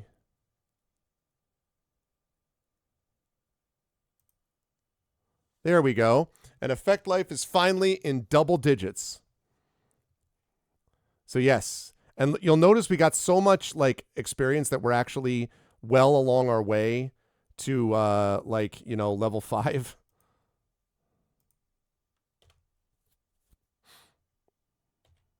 Okay. All right, so we're going to save that as F. No. I'm going to save that as F. Oh my goodness. Oh, what the frick? Why all of a sudden do we have 1 million gift subs? Hillness, you gave me a bunch of subs yesterday. What the frick? We got some other gift subs today. Good gravy. Hillness is way too generous. 72 subs in this channel, not to mention a bunch of other support. Good golly. Thanks, Hillness. You didn't do that, though. You already gifted me a bunch. Frankly, you didn't need to do any. Nobody needs to do any of it, but you don't need to do any of it, certainly. Thank you very much, though. I really appreciate that. Thank you. Welcome, everybody, to welcome Wispy, welcome Wenchkin, welcome Mr. Jonas, welcome Sham, welcome to Kanjia, Raft of Limes, Jafebsi, Xerix, Betrader, and TNS Mephiston. Thank you, everybody. So that means that is another 100 minutes to the timer, which means we're looking at, let's see, 8:40 now. We're going to 8:40 right now is the official time. Current stop time afterwards. We're up to 66 subs. Thanks, Hillness. Thank you very much, my friend. I appreciate that. Thank you. The good news is, Hillness, you didn't see this, but these mind control creatures basically took over and caused people to like just go nuts and attack the party. And the person who kept having that happen was Echo. Like several Arcanus Bot was one of them, and Echo Alpha was the other, who just like wandered around and like tried to take us out. Several times tried to charm you. You were never charmed. So I just want you to know that you never allowed yourself to be charmed by these evil creatures. Whereas Echo just threw himself towards them. Thank you so much, Illness. I appreciate that. Love hearing that sound. All right, so we've done what we needed to do with the leveling here. So we now are going to, let's see, we saved it.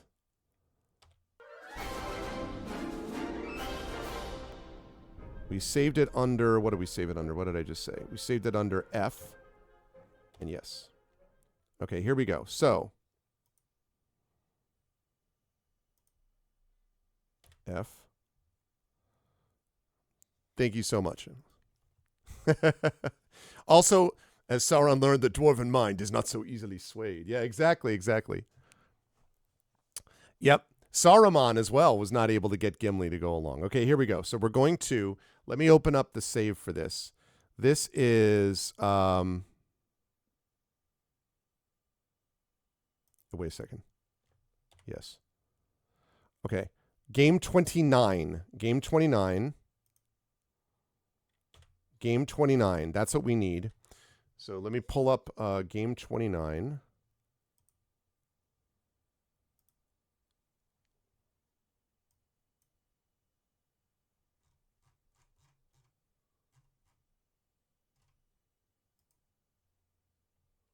Okay, that's right. Game 29.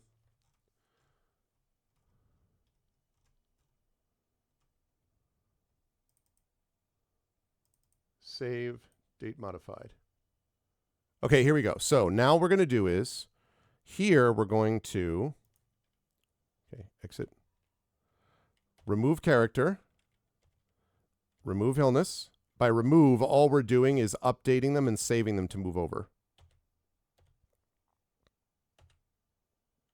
Yeah, you've also got like 4 billion arrows. That's exactly right. Okay, so let me see if that worked properly. Yep, there it is. Whoop, there it is. Okay, good. So what that means now is, so we did Isle of Dread. So let's see, exit from play.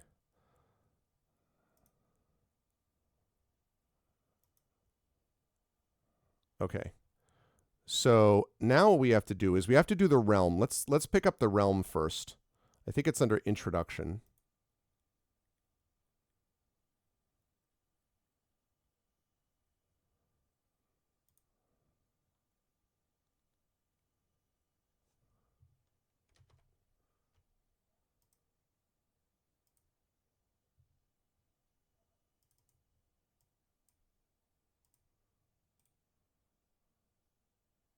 Okay.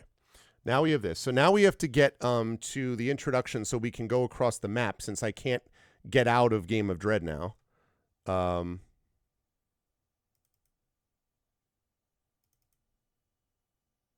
That's clearly not it.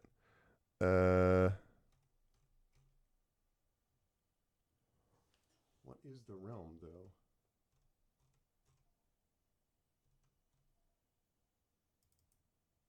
Might be game 00, actually.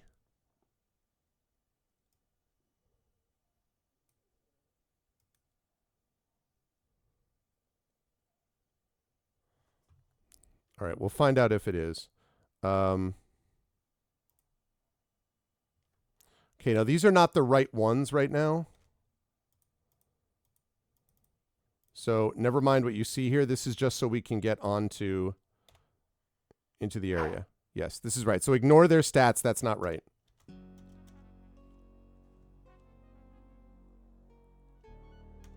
Oh, yeah, exactly. Well, that's exactly right. Although the idea was to level ourselves up enough that we'd be okay.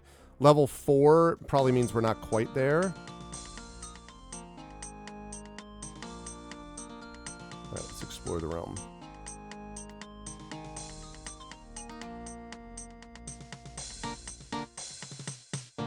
Okay. So here we go. I'm going to go back to where we are. Isle of Dread. Old Sage with a quest. Venture characters levels 4 to 6. Okay, so this is what we're going to be doing here, chat, as we kind of come out of this. So first, so keep this in mind. Now that we're level 4, we have more that we can do. We won Isle of Dread. I mean, that's what we did. So first of all is Baltrin's Beacon.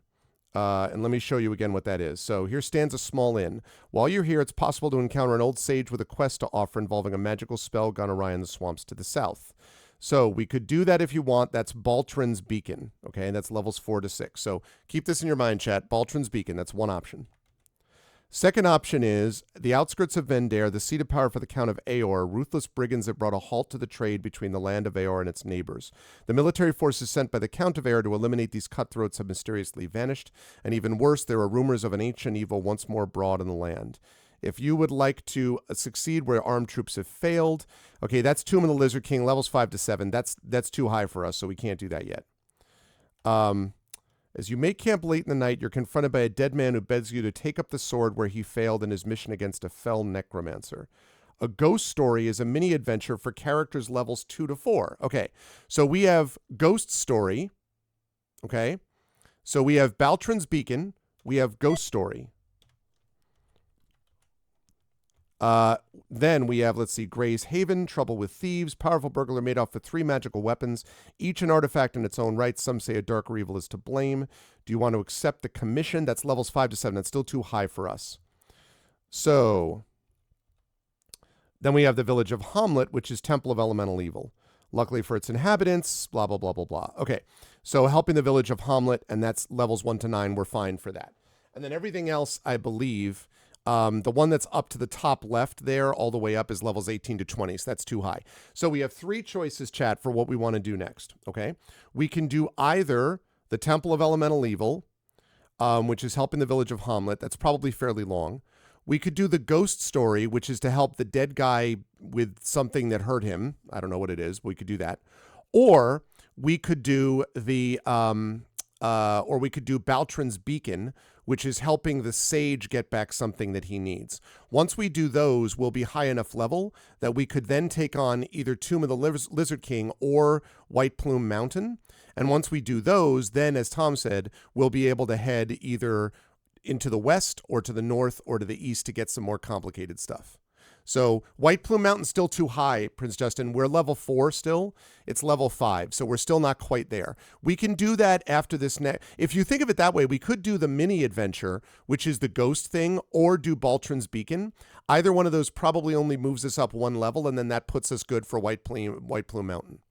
So we've got that. So we got Temple. So what are the votes? So we've got Temple of Elemental Evil. We got Baltrin's Beacon. And we have the Dead Man's thing, trying to help the ghost with getting his sword back or something like that. Baltrin's Beacon, help a wizard get something. Dead Man's thing, where he like wants us to get his sword or something like that. Or, which is supposedly a short mini adventure. Or Temple of Elemental Evil. What say you? It's your favorite module, Wenchkin? Okay, so I have votes for, Prince Justin says Temple. Tom says Beacon. Triffid says Beacon. Wenchkin, is that a vote for Temple of Elemental Evil, or is that not a vote for that? Yeah, Hillness doing the job. Seriously doing the job. Thank you, everybody, for being here, too. It's been another good subathon. I'm very, very pleased about it. I'm also really happy with how this game is working out. Okay, we have 2 votes for Temple. We have 2 votes for Beacon. Hillness says Temple. Okay, 3 votes for Temple, 2 votes for Beacon. Any other votes? Between Baltrin's Beacon, the Dead Man's thing. Be aware, by the way, that if we vote for this, that we won't be able to do the Dead Man's thing with this party, which is fine. We can do it later with another party. I'm just letting you know. I know that people are excited about the Temple as well. So it sounds like Temple. Okay. All right. Temple it is. So that is going to be Adventure for Characters level 1 to 9. Okay. So game 26. Game 26 is what we're looking at. Game 26.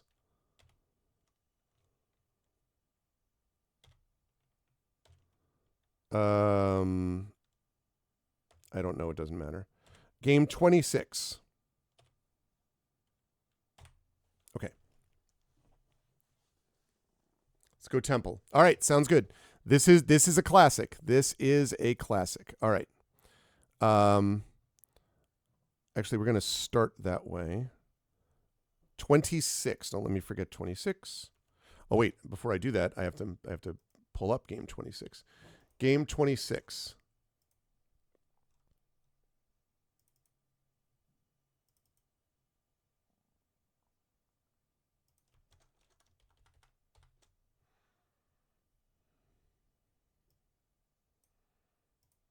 Wait, what?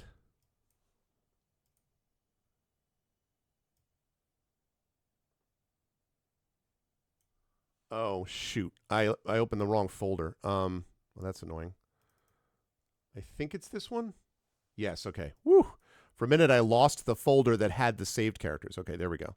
So, let me just move those over. Hopefully in the village of Hamlet, we have places to train, we have places to get armor, we can identify some stuff. We got a lot of things to do. And we can figure out what Nonstop's going to do with his 7 million arrows. That's an approximate number. All right. So game 26. Okay, here we go. All right, we're going to select a design. And the design we are going to do is 26. Let's look for Temple of Elemental Evil, everybody.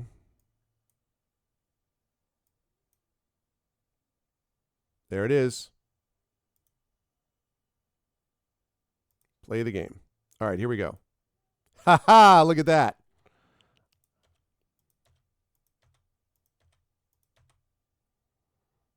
And begin adventuring. All right, here we go, chat. This is a classic. An absolute classic. Hamlet grew from a farm or two, a rest house and a smithy. And yes, we do have 2 of those, and there is somebody who could theoretically use it, yes. I think, unfortunately, Shadowed Mage can't, which is too bad, but Hamlet grew from a farm or two, a rest house, and a smithy. The roads brought a sufficient number of travelers and merchant wagons to attract tradesmen and artisans to serve those passing through. The rest house became a thriving inn, and a wheel and wainwrights settled in the thorpe. More farmers and herdsmen followed, for grain was needed for the passing animals, and meat was in demand for the innfolk. Prosperity was great, for the lord of the district was mild and taxed but little. Trade was good, and the land was untroubled by war, outlaws, or ravaging beasts. The area was free, beautiful, and bountiful. The end. No. Too much so in the eyes of some. Whether the evil came west or crept up out of the forest lands bordering the wild coast, come it did. At first it was only a few thieves and an odd group of bandits molesting the merchant caravans. Then came small bands of humanoids, kobolds or goblins raiding the flocks and herds. Local militia and foresters of the Waldgraf of Ostvark apparently checked, but did not stop, the spread of outlawry and evil. A collection of hovels and their slovenly inhabitants formed the nucleus for the troubles which were to increase. A wicked cleric established a small chapel at this point. The folk of Hamlet tended to ignore this place, Nulb, even though it was but 6 miles distant, but its locale was ideal for the fell purposes planned for this settlement, as was its position on a small river. The thickets and marshes around Nulb became the lair and hiding place for bandits, brigands, and all sorts of evil men and monsters alike. The chapel grew into a stone temple as its faithful brought in their tithes. Good folk were robbed, pillaged, enslaved, and worse. Man. In but 3 years, a grim and forbidding fortress surrounded the evil place, and swarms of creatures worshipped and worked their wickedness therein. I feel like at some point the mild-mannered lord would have been like, maybe I should step in before it becomes a fortress. You know, just things to think about. Servants of the Temple of Elemental Evil made Hamlet and the lands for leagues around a mockery of freedom and beauty. Commerce ceased, crops withered, pestilence was abroad. But the leaders of this cancer were full of hubris, and in their pride sought to overthrow the good realms to the north, who were coming to the rescue of the lands being crushed under the tyranny of the temple. A little bit late. A great battle was fought. When the good people of Hamlet saw streams of ochre-robed men and humanoids fleeing south and west through their community, there was great rejoicing. They knew that the murderous oppressors had been defeated and driven from the field in panic and rout. So great was the slaughter, so complete the victory of good, that the walled stronghold of the Temple of Elemental Evil fell within a fortnight despite the aid of a terrible demon. The place was ruined and sealed against a further return of such abominations by powerful blessings and magic. Life in Hamlet quickly returned to a semblance of its former self, before the rise of the temple. For 5 years afterward, the village and the surrounding countryside had become richer and more prosperous than ever. A mysterious troll which plagued the place for a time was hunted down by a party of passing adventurers. Carrying the ashes and a goodly fortune as well, the adventurers returned to the village. Before going elsewhere to seek their fortunes, the adventurers also returned a portion of the villagers' losses. Others adventurers, knowing of the evil that had once resided in the area, came to seek out similar caches, and several did find remote lairs and wealth, just as some never returned at all. After a time, adventurers stopped coming to the area. It seemed that no monsters were left to slay, and no evil existed here to be stamped out. The villagers heaved a collective sigh, some pained at the loss of income, but others relieved by the return to the quiet normal life, and Hamlet continued its quiet existence for 4 years more. But then, he was too mild-mannered, yeah, exactly. Then, a year ago, the bandits began to ride the roads again, not frequently, but to some effect. To the good folk of Hamlet, this seemed all too familiar, so they sent word to the Viscount, that wicked forces might still lurk thereabouts. This information has been spread throughout the countryside, and the news has attracted outsiders to the village once again. Who and what these men are, no one can be quite sure. All claim to be bent on slaying monsters and bringing peace and security to Hamlet, but deeds speak more loudly than words, and lies cloak the true purposes of the malevolent. One such band of outsiders to Hamlet is your own. Welcome to the realm. Game 26. The definitive UA conversion of Dungeon Modules T1 to 4, the Temple of Elemental Evil. The dusty, rutted road is lined with closely grown hedges of brambles and shrubs. Here and there it cuts through a copse or crosses a rivulet. To either hand, forest and meadow have given way to field and orchard. A small herd of kine graze nearby, and a distant hill is dotted with the wan-stone chimneys with thin plumes of blue smoke rising from them. A road angles west into the hill country, and to either side of the road ahead are barns and buildings. Hamlet at last. Part 1. The Village of Hamlet.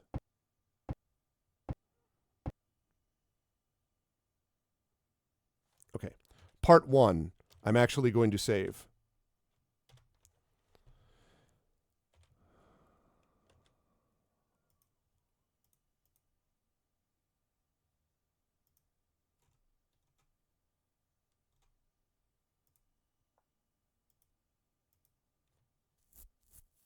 All right, here we are. There's our people. All right, now we need to find ourselves. I'd love to find some armor, but we need to find a merchant regardless, because square wooden sign shows a buxom and smiling girl holding a flagon of beer. This must be the Inn of the Welcome Wench, a place renowned for its good food and excellent drink. Passing merchants make a point of stopping, as do many other sorts of wayfarers, and it's said that the place is always filled with patrons. Okay, that's great. What I'd really like, though, leather worker. The leather worker is a jack of all trades, being shoemaker, bootmaker, cobbler, saddler, harness maker, and even fashioner of leather garments and armor. May you help me. You sure may. It's time to have this leather worker ID things. Bracers AC 4, okay.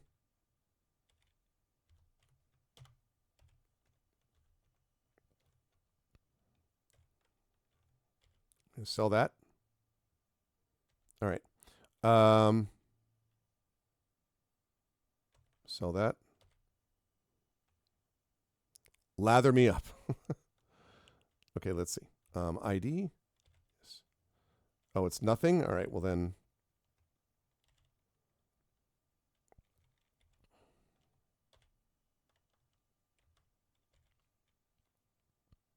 ID. Quarterstaff plus 2. Quarterstaff plus 2.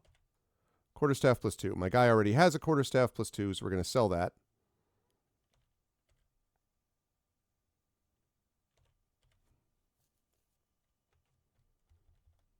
And I have him saving one of those. Okay. Does this village have armor? Very good question. We're about to find out. I haven't asked him to buy anything yet, so we'll see. Flail plus 2. Okay, he's already got that. Okay, fine longbow plus 2. We're going to trade that to Hilness. Okay.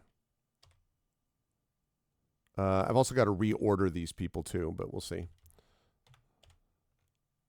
Okay. ID, yes. All right. ID, yes.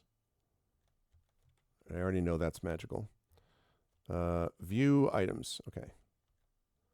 I don't need...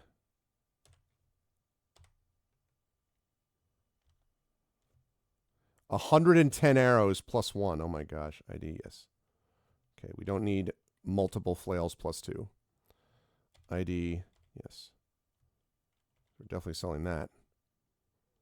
ID, yes. Trident +2, I already have one, so. Then we're going to save that fine longbow +2. From the fine young bow. He drives me crazy. Yeah, I mean, I thought about that, but there's no reason to spend the time. I mean, I have so much money at this point that, like, 255 arrows +1.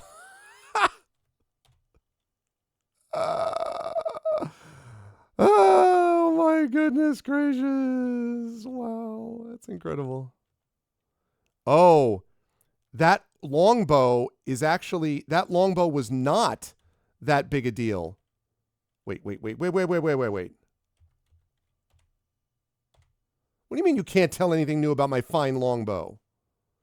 But you want to sell 2,500 for it? No, I am not.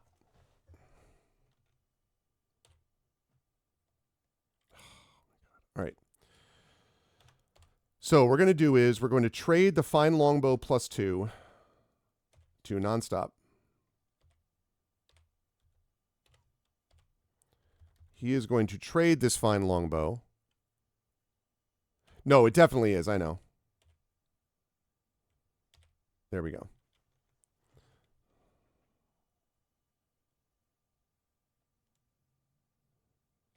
All right. And actually, let me view items. Unready. Trade to nonstop. Exit. Items. Okay. Exit. Exit. View items. Join.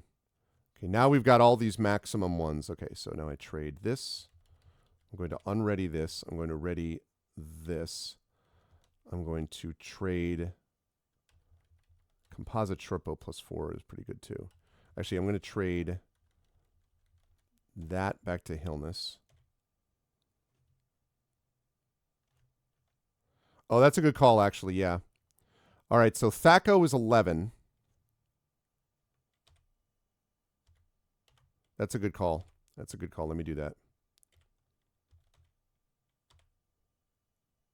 Oops. All right, so 11, right? 13, it's not as good.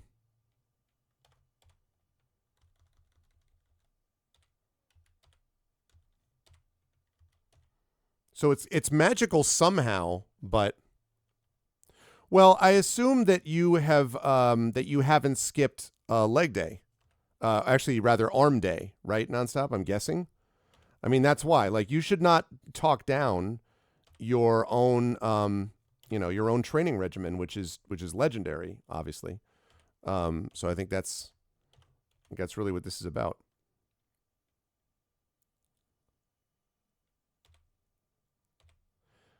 Can that composite short bow go to Shadowed Mage?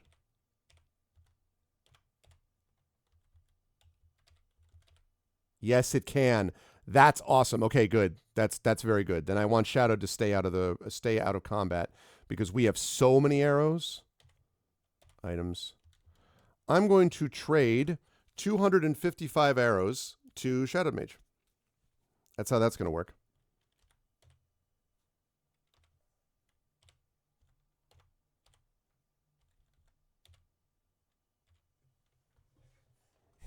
A bow to a mage, inconceivable. All right, there we go. All right, now let's see. Is there anything that we have? Share. Okay. Bye.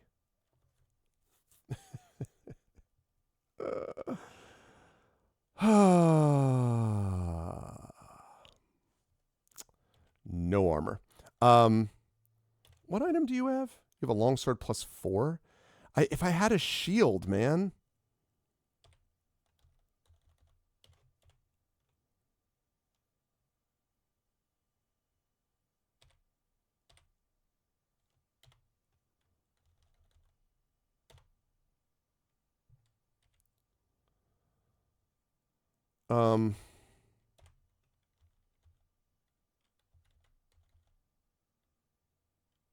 Trade.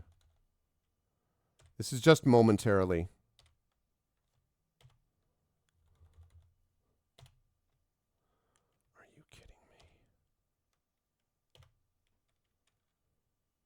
Oh, that's why.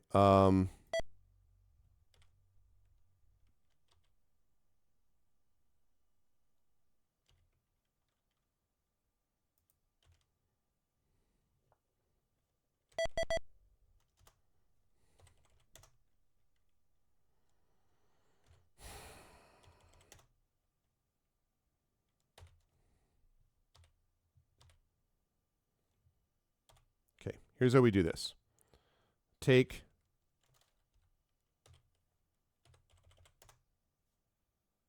exit. Buy. Two-handed sword. Thank you. View. Thaco is 15 right now, right?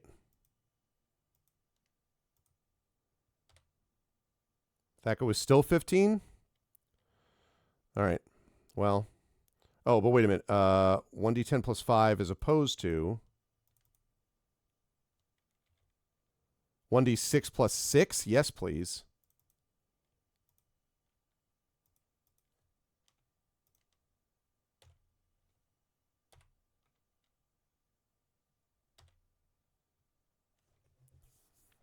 All right. So, okay, that's good. So that's pretty much all that he has now, right? He's just got that. But he could also do the buying. 10 hours plus 2, battle axe plus 2. Got the two-handed sword plus 2. Yeah. All right. So let me just have nonstop, even though this seems a little silly. 20, 30, 40, 50, 60, 70, 80, 90, 100. Okay.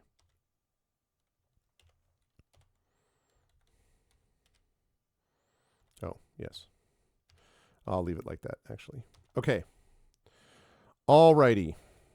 There we go. Excellent. Okay. And unlimited ammo. Pretty much unlimited. Yeah, Trident's also two-handed, but... Okay. All right. Now, we're only going to be playing for another minute or two, because after that, I am going to set up for the Infernal Salon happening at the top of the hour, and that's going to be from 4 to 6 p.m. Now, remember, after that, at 6 p.m., thanks to the generosity of so many of you, most recently Hillness, we will go from 6 p.m. until 8:40 p.m. Eastern, but I am willing to go an additional 3 hours and 20 minutes if we get the support for that. And that, of course, is through the subs. We are sitting at 66 subs. We are now officially halfway. We're past halfway to our goal. Also, the Patreon we're trying to boost up as well. So all of those things help add to the timer. So, and in fact, it just turned 3:30. So I think what I'm probably going to do is, since we did a fair bit with this, we can. Oh, Jesus. Well. Jeez, what? I have to like scroll. 20? Dragon, what the frick? Thank you, Dragon Spear. Jeez. Emma Killy, Silver 10th, Mr. Mano1. Now we're going to people that aren't even here right now. Mikios, Melania, Pixelated Geek, Lady Tokala, Latrizi, Karen Boer, Strike Ninja 24, Sauce Key Streams, Gabe Sue, Ryoga 84, Fraswar, Kits, EV Disaster GM, Shadows Proxy, Zero Dine, PKD Fan, Dwalik the Dwarf. Thank you. My goodness gracious. Wow. So 200 minutes gets added to the timer. So that brings us to 9 o'clock with another 180 minutes afterwards. That's 12. 10, 11, 12. So unless I'm misunderstanding, I think that puts us at midnight.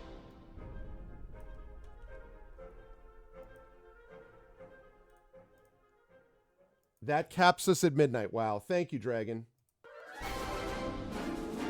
Thought it was too. Thank you, Dragon. So we're now sitting at 86 subs, which means that we are well on our way to our subtotals. Thank you so much. Thank you so much, Dragon. Thank you so much to everyone who's been a part of this. Prince Justin, first of all, you gifted some subs too, but secondly, even those who have not been able in a position, Imaginary Exponent gifted subs today. Hillness has done so multiple times. We've had other people who've done so as well. For everyone who's gifted subs, thank you. But just keep in mind, there is no requirement to do that. It's very much appreciated. That's why we run the subathon, because it helps with channel stuff that we're doing and my writing more broadly. But in no way is that ever a requirement for anybody to do it. So thank you for everybody who's been here. Super cool. Thank you, Dragon, very much. All right. So I'm going to save this. We're going to exit play. And we are going to come back to this after. And we will be playing for 6 hours after we get done with the salon. 6 hours. Hey, thanks, Imaginary. Well, I hope so. That is a nice way to think about it, and I hope that is true. Thank you. All right. So we're going to move back up to here. That's super awesome. Thank you so much, everybody. So I'm going to let these continue to be blasting out to everybody. And while I am doing that, I'm going to set up now for our top of the hour Infernal Salon. Now, again, I'm going to have this here. I'm going to run some music as soon as I can, as soon as all of that stops happening. Although that's my favorite kind of music. But I'm going to keep running that. While I am here on the break screen, I do want to remind everybody that the subathon is not over even though we've hit the max level. We're probably going to see if we can do some more sub goals during the Infernal Salon itself. And I'll think of something else that I can do. It might involve sort of like either adding another character or thinking about like the next adventure if we get past Temple of Unlevel. I don't know. I'll think about what I can do to sort of continue the incentives here. But I'm really, really grateful to everybody. Last year went really well for the subathon, and this year has also gone super well. It seems to be a good thing that people like doing once a year, and so I'm very happy about it, and I'm really enjoying Forgotten Realms also. I think this has worked out exactly as I hoped it would, so that's been great as well. So I am going to go prepare for the Infernal Salon. I'm not going to stop the stream, but I'm going to prepare. Feel free to go take a short break, stretch, drink some water, do all that kind of stuff. But then come back, chat amongst yourselves. If other people come in and they're like, what is this? Tell them, don't leave. We've got an Infernal Salon going on. And then we're going to do the Infernal Salon at 4 o'clock. And then at 6 o'clock, we will get right back into Forgotten Realms with more of Temple of Elemental Evil. Again, thank you, everybody, so much. This is super cool. So I will be right back. Thank you to everyone's generosity. And yeah, super excited for the salon and for more Forgotten Realms afterwards. Oop, it stopped. We finished. So I'll be right back. Thanks, everybody. Super excited. I will see you in a moment. Until then, please hold tight.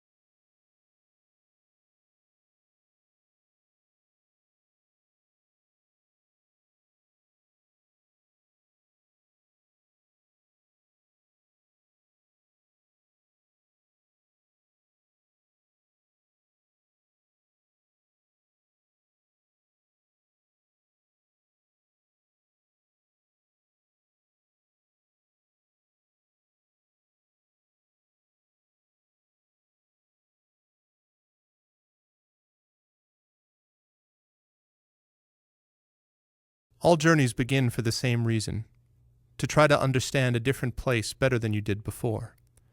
All journeys end for the same reason. You understand the different place better than you did before, and now it's time to take what you've learned and go home. All journeys begin and end this way. All but mine, because I began at understanding everything and ended at understanding nothing. That's what this is about. We are in a time of war, and I am in a city under siege. My name is Virgil. This is my story.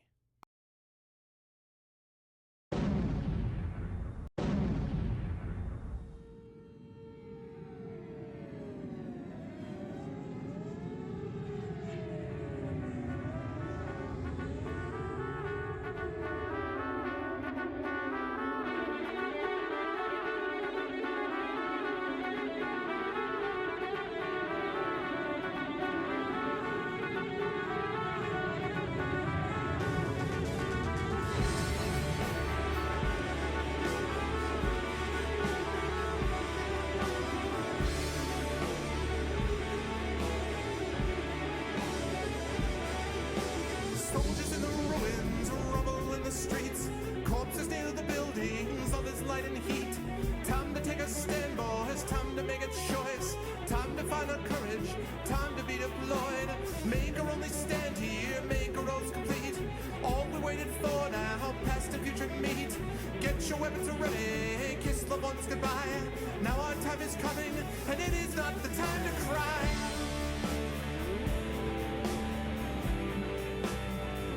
Fight the war. Fight the war. Fight the war.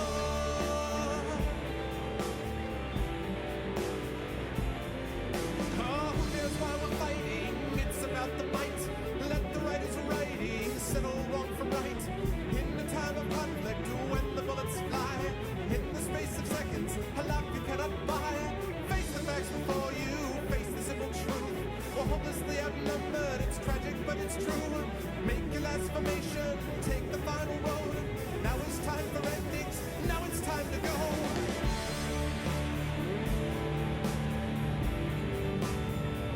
Fight the war. Oh, fight the war.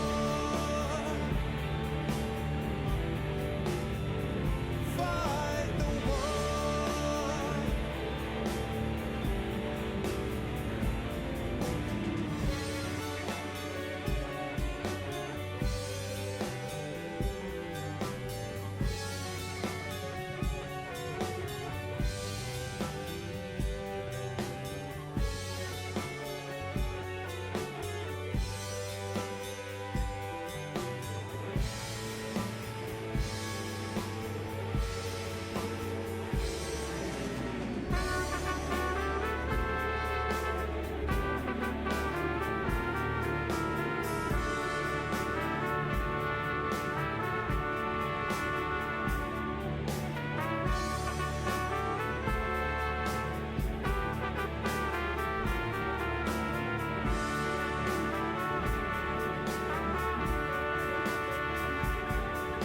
Soldiers in the ruins, rubble in the streets, corpses near the buildings, all this light and heat. Time to take a stand, boys, time to make a choice, time to find our courage, time to be deployed. Make our only stand here, make our roads complete. All we waited for now, past the future meet. Get your weapons ready, kiss the ones goodbye. Now our time is coming, and it is not the time to cry.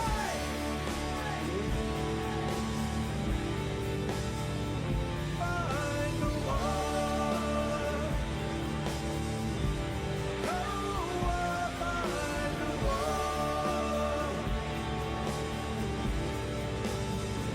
Fight the war. Yeah,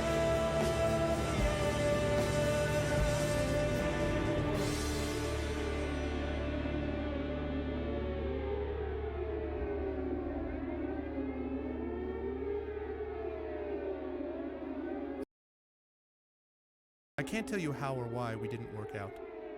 Everything I was, Laura had made me. But I was frightened, of myself more than her perhaps, but I had to leave, and I paid the price for it. Even now, over the months and miles between us, I still remember the shape of Laura's body, the scent of her hair. The memory still trembles with the beat of my heart.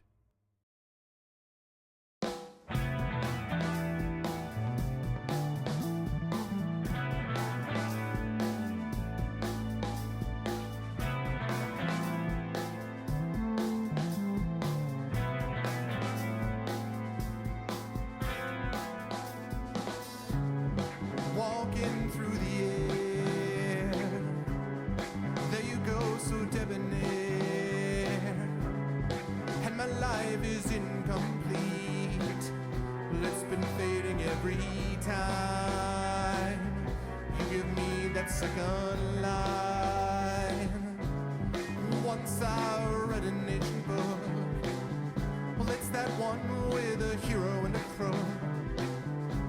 But now that I've had a second look, I find myself within the pages. I find I'm going through the stages, and you and me,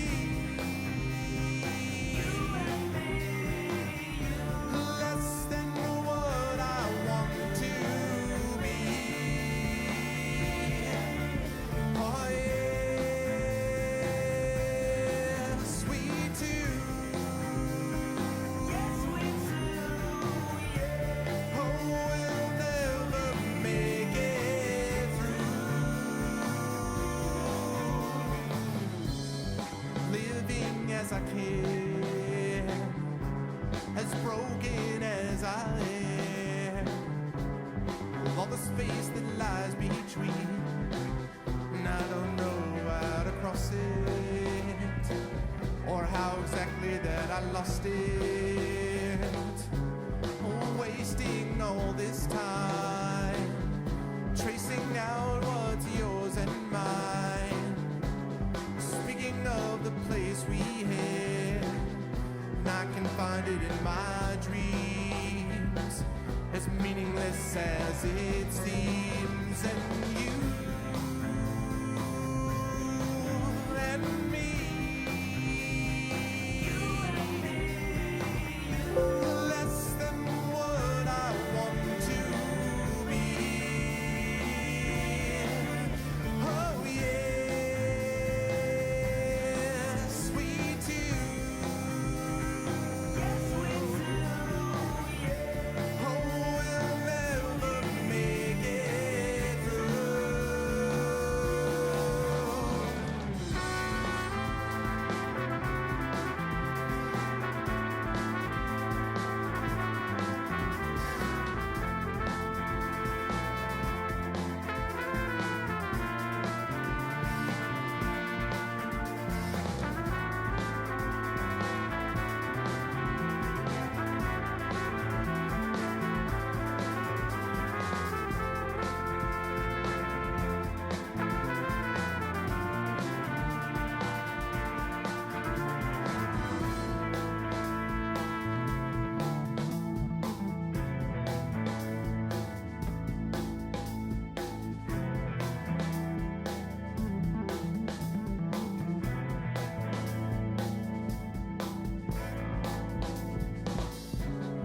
walking through the air.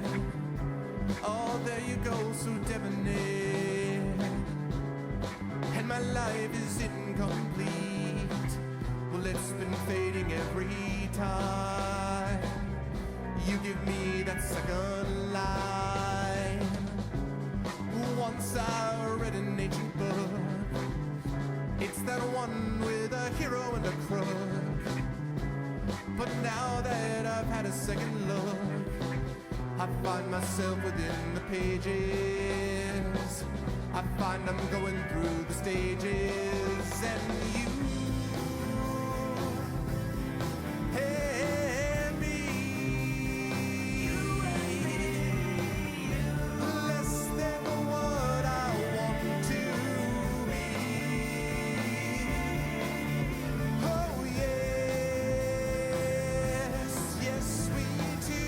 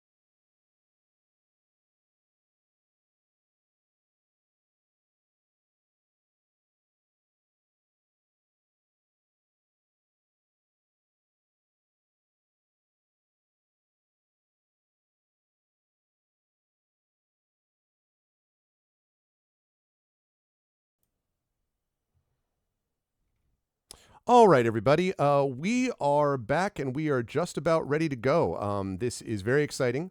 I am very happy to be again joined for what is a very cool event. I got very lucky, I think, very fortunate that I happen to have such good friends who are such talented people and that have this thing that they were able to do called an Infernal Salon. That I was like, what is that thing? And they're like, well, here's how it is. And so we've had the opportunity now to be able to do several of these over time.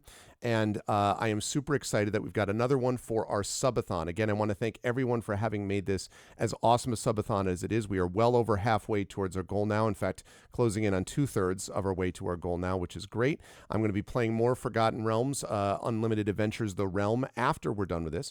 But right now, we're going to do the salon and introduce a whole number of awesome people to you. So I'm going to unmute myself and apologize to anyone that I interrupted because as I warned them, I would not be able to hear them, at least not yet, not until now, when I can now hear them. And I am going to transition over to reveal to all of you the incredible notion of the Infernal Salon. That is right. I am honored to be able to host another one of these and to do so. We're the only one doing Infernal Salons on Twitch, y'all. All right. So if you want Infernal Salon stuff on September 21st in the year of our Lord, this is where you come to do it. I'm excited to have everyone here. And you are about to, you're going to be in for a treat, chat, for this. And you'll get a chance to participate too, as we will discuss. But I'm going to hand things over to my dear friends, Claire Cooney, who is over here on the window, CSE Cooney, and to Carlos Hernandez, who is right below me, as you see on the Zoom. And I am going to turn off my video and let them take over as I capture things. So Claire and Carlos, please take it away, and thank you again. Hello. everybody. Sorry, We're we said hello at the same. Carlos, you talk first, and then I'll talk. Okay. Hello, everybody, and welcome to our Infernal Salon. We've done a few of these on Greg's channel over the years, and they only get better over time. We are so excited today to be part of Greg's subathon. We hope that people who are maybe dropping in to see what it's all about get a sense of like what happens on this channel. And what happens on this channel is great gaming, great literary events, and a lot of fun of this variety that maybe is a little less common. Where else can you see exquisite corpse being formed right before your eyes? So that's what's going to be happening today. We're going to have all of these writers creating original work right in front of you. And I mean, this is a storied cast that we have in front of you. So we're all in for a real treat. I'm Carlos Hernandez. I have been gaming with Greg for a while now. Some of you might remember me for playing a certain space cat for 3 years on this channel. I slept well that time, if you know what I mean. Wink, wink. But right now I am on a podcast that Greg is working on that some of you may have heard of, and Claire is on there. Hello, Claire. Tell us about you. Hi, I too am on the podcast Greg is working on called Hearthglow. Yeah, sorry. I was just at a Naomi Novik reading yesterday, and she was talking about the Hearthlands, and so then suddenly I got my hearths crossed. But yes, I'm so pleased to be here to be running the Infernal Salon with our cast of extraordinary artists. I have all of their biographies with me today. I could introduce them. Carlos and I have co-designed a game called Negocios Infernalis, which we are not playing tonight, but we're using this spooky, spoopy deck of oracle cards, and neither of us believe in oracles, and yet we made a deck that tells the future, so that's exciting. And we're going to be giving our artists these cards. There's poets, there's musicians, there's fiction writers. We're going to set a timer for 20 minutes once everybody has their prompts, and you, the audience, have your prompt. We're all going to write for 20 minutes. Well, you're all going to write. Carlos and I are going to be chatting at each other and anybody who's not writing. So in those 20 minutes, if you do want to write, just mute us for 20 minutes and set your own timer. That's what we're having our artists do. Yeah, so that's going to be how it works. And at the end of 20 minutes, our artists will share, if they feel up for it, what glorious mess we've all made. And sometimes the audience shares with Greg the glorious mess that they all have made, and Greg reads it aloud in his dulcet and mellifluous tones.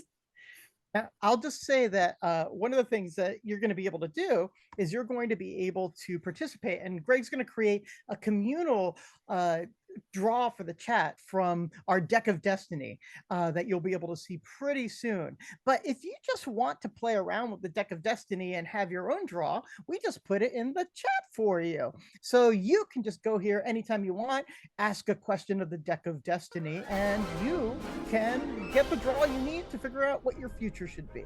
So that's just our little present to you. I just was gifted an anonymous a channel subscription here. So thank you, anonymous gifter of that. That was very kind of you. Thank you.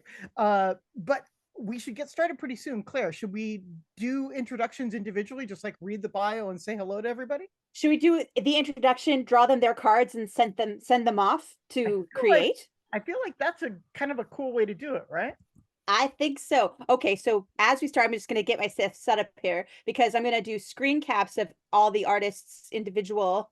I'm going to do it, I promise. All the artists' individual draws and throw them up on my website so that if they happen to lose their own screen cap, it's not lost forever. All right. Excellent. So, We'll but in the meantime, so that we can alternate so that the duty does not fall to you only. okay, cool. So let me just pull this up here as well. In the meantime, I think the first person we have on our screen, I'm looking at the Twitch here, and it looks like the first person that will go would be Will Alexander. So shall we introduce Will? Yes. And I just want to make sure when we're looking at the screen here. Hi, Will. Yes, you're dancing. I love it. When we're looking at the Twitch screen, the card pulls are on the far right side. Is that where we're looking to see our card pulls for people? Yeah, it's going to be on the right side. So right now it's showing 3 cards, but that's Will, those are not your cards. We're going to give you a fresh draw tied to your psyche and your place in the universe. So yeah. Don't believe. And even if you have a specific question, we could even ask. No, we can't. We're doing something different this time. Never mind. But you could ask a specific question later. Okay, William Alexander mostly writes unrealisms for kids. But next year, Saga Press will be publishing his first novel for grown-ups. Congratulations, grown-ups. You have something very special in store for you. I mean, yeah. Will is a National Book Award winner, which he fails to mention in his biography. So, like, you know, that's a thing to say, right? Like, that's a thing to put in a biography. Oh, Carlos, you're always boasting about your friends and loved ones. Well, because they don't boast for themselves. Makes me angry. Will, hello. Say hi. Hello. Thank you for boasting on my behalf. Oh my gosh. And making me blush. Oh, yes. You are exceptional at blush inducing. Yeah. It is so great to see you. We are going to pull up a fresh draw for you in just a second. But I just wanted to say that, you know, Sophia in the chat has mentioned that the current draw features, you know, the card Even Soup Can Kill You. And she's wondering, you know, if your psyche wants to be killed by soup. I'm guessing it doesn't, but you should be the one to answer that. Is your middle name Andronicus? I wish it was. And because then my initials would be what? And I think, as always, I mean, it depends is such a cop-out kind of an answer, but it really would depend on the soup. Yeah. You know, it just makes a big difference. Like, how does it go, right? All right, well, we're going to go ahead and give you a draw, and this will also let me know if Greg is actually listening and remembers what his job is. So, Greg, when you are ready, please refresh the cards and give Will his magic draw. If it doesn't happen, my screenshot. There it is. There it is. There we go. Screenshot. So, Will's cards say the following: what the mind wants, it must purchase with its body. That's the first one. And it's the carne suit there. The second one is to know another, forget the taste of fruit. Now eat fruit. It's one of my favorite cards because it's so weird. And then the third card at the bottom says, though people are suffering, should we not drink wine? So those are your 3 cards for inspiration. You've got 2 lagrimas cards, which are those sort of like the tears of life, those melancholy moments in life, with 1 meaty card there at the top. Will, do you have what you need? I have everything I need. Excellent. Thank you, All friend. right, Will, mute the heck out of us, mute us, and set your timer for 20 minutes and check back in. They'll probably have a few more minutes at the end there since you are the first, but that's your job now, and have fun. The next person I have on our list is Solomon Foster. So I will read his biography. Saul Foster writes 3D modeling software and studies Irish and Newfoundland flute and accordion. That is, again, woefully understated. Saul, I met years ago online, just as we were talking about various and sundries literatures. And lately, he's been informing me about different editions of the Once and Future King that existed that I did not know, because I'm reading it now for the first time and I'm very excited about it. So, Saul, hi, how you doing? Hello, good. Good to hear you. Like last time we had you for an Infernal Salon, you created for such an Irish reel. It was just beautiful and incredible to listen to. Are you thinking you're going to be composing today for flute or accordion? Probably, yes. Yeah. Let's see what happens. We'll wait for that surprise as it is. Thank you so much for being here. And Greg, when you are ready, please go ahead and do a special draw just for Saul.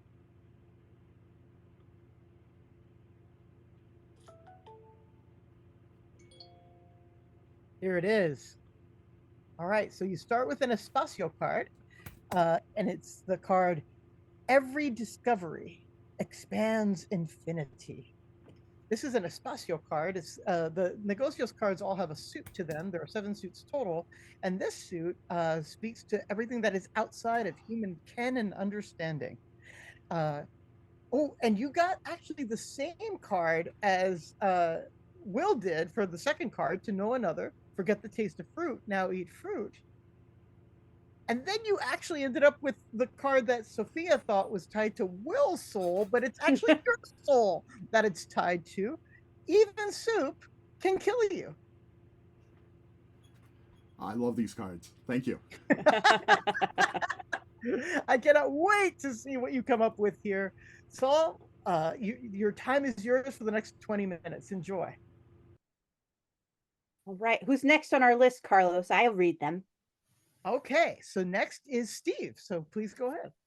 Hello. Steve Toes. Hello, Steve. Steve is a British writer now living in the Franconian forest, Germany. He writes mainly horror and Dirt Upon My Skin. His collection of archaeology-themed horror has just come out from Black Shuck Books. He also likes classic motorbikes and vintage cocktails. In fact, you were telling me, I think you've been riding your motorcycle around a lot this summer, right? Yeah. We've just the weather went really cold and has warmed up again, so I've been out every day this week on my bike, enjoying the roads through the forests. And Oh, I love that. Oh. I remember we've heard one of either maybe you started writing one or I've heard something. I've heard one of your stories that was very archaeology. Maybe it was when I was reading your previous collection, but I love your archaeology based horror. So I'm so excited to order your book, Dirt Cool, Upon My thank- Skin. Yeah. yeah, it's Dirt Upon My Skin was a story in the collection, which Oh. is given the title to this one. So Oh, I love that. Oh, goody. Well, what a great idea. Awesome. Cool. And then we've got Gregolicious. Yes, so Gregolicious, which is your new name now, Greg. Wouldn't it be great if like he had some like archaeology themed sort of card draw? We'll have to see. What would that be? Meat, Carlos? What would you say would be earthy? Well, I mean, a lot of them are lagrimas, actually. It's like, the ones that are that. But, oh, no. Oh, bone! Yeah. Ruins are ruins for a reason. Do we have even any more archaeological card than that? Probably not. The deck knows what you need. So the other cards, though, so that's a hueso card, which are the bones of life that have to do with legacy and, the memento mores that surround us. Archaeology. that And feels also- appropriate. Also, the other card above it is Inaction is the Death Before Death, featuring a woman in the foreground with a skull for a pupil. Do with that what you will. And then, if you look below, you'll see an Espacio card. All actions are chains. Those 2 action cards, inaction and action. That's so interesting. Yeah, you've got the inaction and action. You've got the ruins. I think you've got images and text to work with aplenty here, Steve. You have what you need?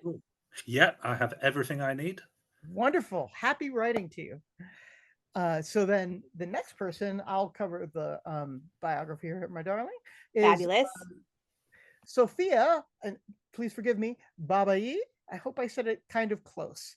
But Sophia is an author, somatic therapist, which I want to ask you about, and founder of Ignite School for Creative Recovery.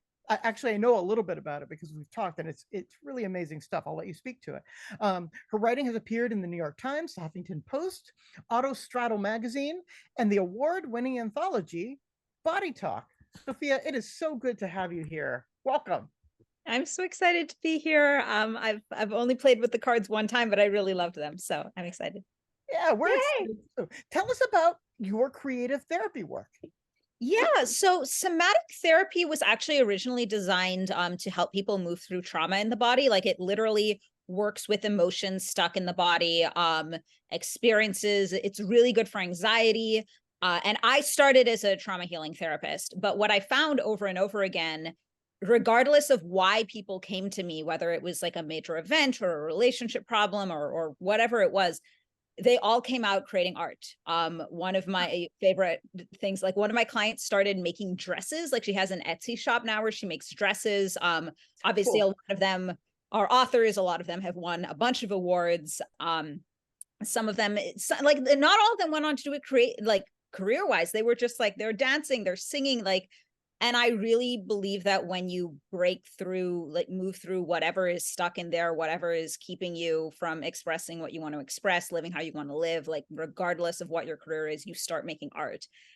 So yeah, I founded a school and I do workshops and speaking engagements and it's just been amazing watching people, just watching the cool stuff they create. It's just, oh my gosh, beautiful. That sounds so incredible. It's so amazing. Maybe for the chat, you could drop a little link or something, just if people want to learn more about the kind of work that you do. I think there are a lot of people in the chat who would really appreciate that. But in the meantime, we have an infernal date with the cards with you. So, Claire, Greg Alicious, when you Greg Alicious, right? Please give us a new draw just for Sophia's soul. Greg can. I was thinking like Barbican, but I don't know if that came across. Okay. Ooh, Sophia also got the soup vibe. I love that. I would love to be killed by soup. Like, what a way to go. Right. And you've got the murder for order. I mean, you've got a gallows, you've got murder by soup. Wow, that's a lot of murder. I mean, and you don't even have to go the murder way. You can just take it perfectly metaphorically or go the complete opposite, whatever. I'm gonna kill someone. Excellent, very therapeutic. I like it. Thank you, Sophia. Wonderful. So next we have Danny. Do you want to cover that one, my love? I will. Danny Briganti is a poet masquerading as a criminal court clerk in New York. Their life's ambition is to pilot the Millennium Falcon. Or live walking distance from Ehukai Beach on Oahu's North Shore, whichever comes first. May you live 1,000 years and fly all the Millennium Falcons over the beach, is what I have Hell to say yeah. about that. I just want to go watch the surfers on the pipeline in the winter. That's really what it is. I don't want to surf. I just want to watch the surfers. I can see the appeal in that, actually. Danny's draw. Okay. Criminal court clerk. That's just such a good Clark Kent alter ego, personally. Isn't it though? Yeah. You'd be like Batman. You would just know all the signals. Of course, it'd be like after the fact. You'd have to, your superpower would have to be some sort of time jump. So you'd like go to the criminal court, learn what happened, and then time jump to back right before it happened. Yeah. In the meantime, Greg has made Danny's soul cards appear. Okay. So if you're taking a good look at these, a seed spends most of its life asleep. Is your purpose to be someone else's meal? And in your house, make mice fear you. Right. All right. So, yeah, I think I could have some fun with that. Hopefully that will give you Plenty of food for thought there. Thank you so much, Danny. And next we'll move on to Sylvaticus Riddle, and I will read Sylvaticus's bio here. Sylvaticus is a Riesling nominated dark fantasy and speculative fiction writer and poet from New York City. Yeah. He has appeared in Abyss and Apex, Dreams and Nightmares, Enchanted Living, Eternal Haunted Summer, and Spectral Realms. His recently published short stories have appeared in Apex Magazine's Strange Locations anthology and Weird Fiction Quarterly. Sylvaticus, welcome. Thank Sylvaticus, you. have we ever met in person? No, but we did have a close encounter last year. We both apparently went to see Lorena McKennett at the same theater on the same day. We both posted about it separately, and then we I had a bet we both conversation had about it. the best time in those tiny, tiny, tiny chairs. But Yes. I just loved it so much. Oh, that makes me so happy. But we've been kind of like buddies online for quite some time. Is that correct? Yeah, for a I- while. Yeah, we kind of like mix in the same circles, but we've never Yeah. really crossed yet. The mythic poet circles. This is Yes, very exciting. Well, absolutely. I'm excited to see what your draw is. Me Yeah. too. And Sylvaticus, I also just want to say, like, make sure that you're going to like Brooklyn booze and books and stuff. There are lots of great readings and stuff, and I think they'd love to have you as well. So Oh yeah, absolutely. I plan to.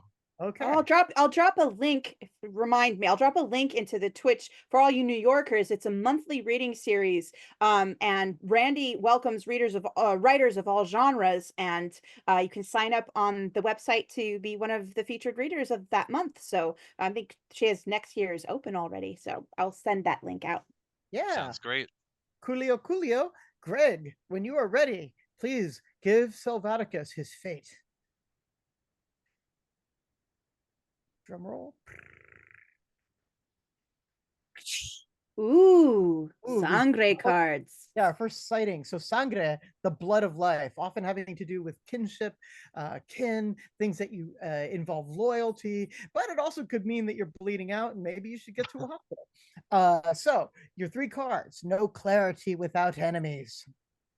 Pain is the opposite of thought, and look closer.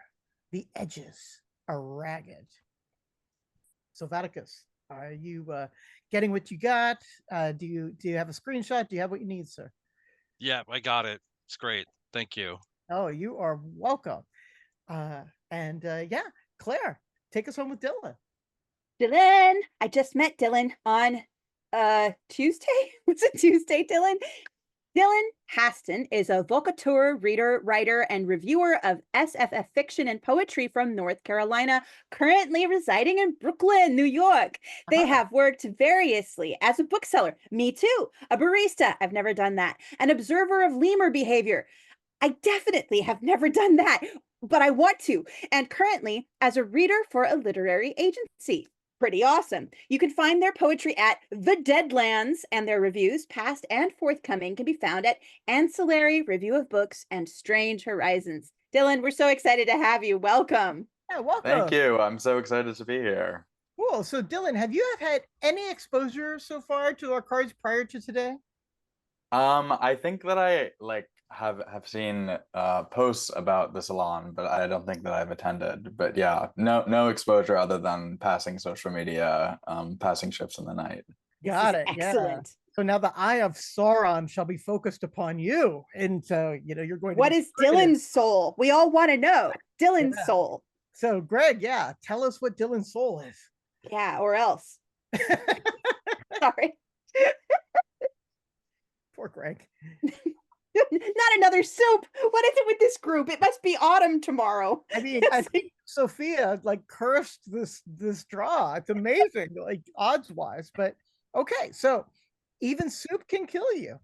The perennial favorite, the unity in this reading, but also then break the wheel that would break you, which is the card I'm using for my background here. You can see it here in larger form.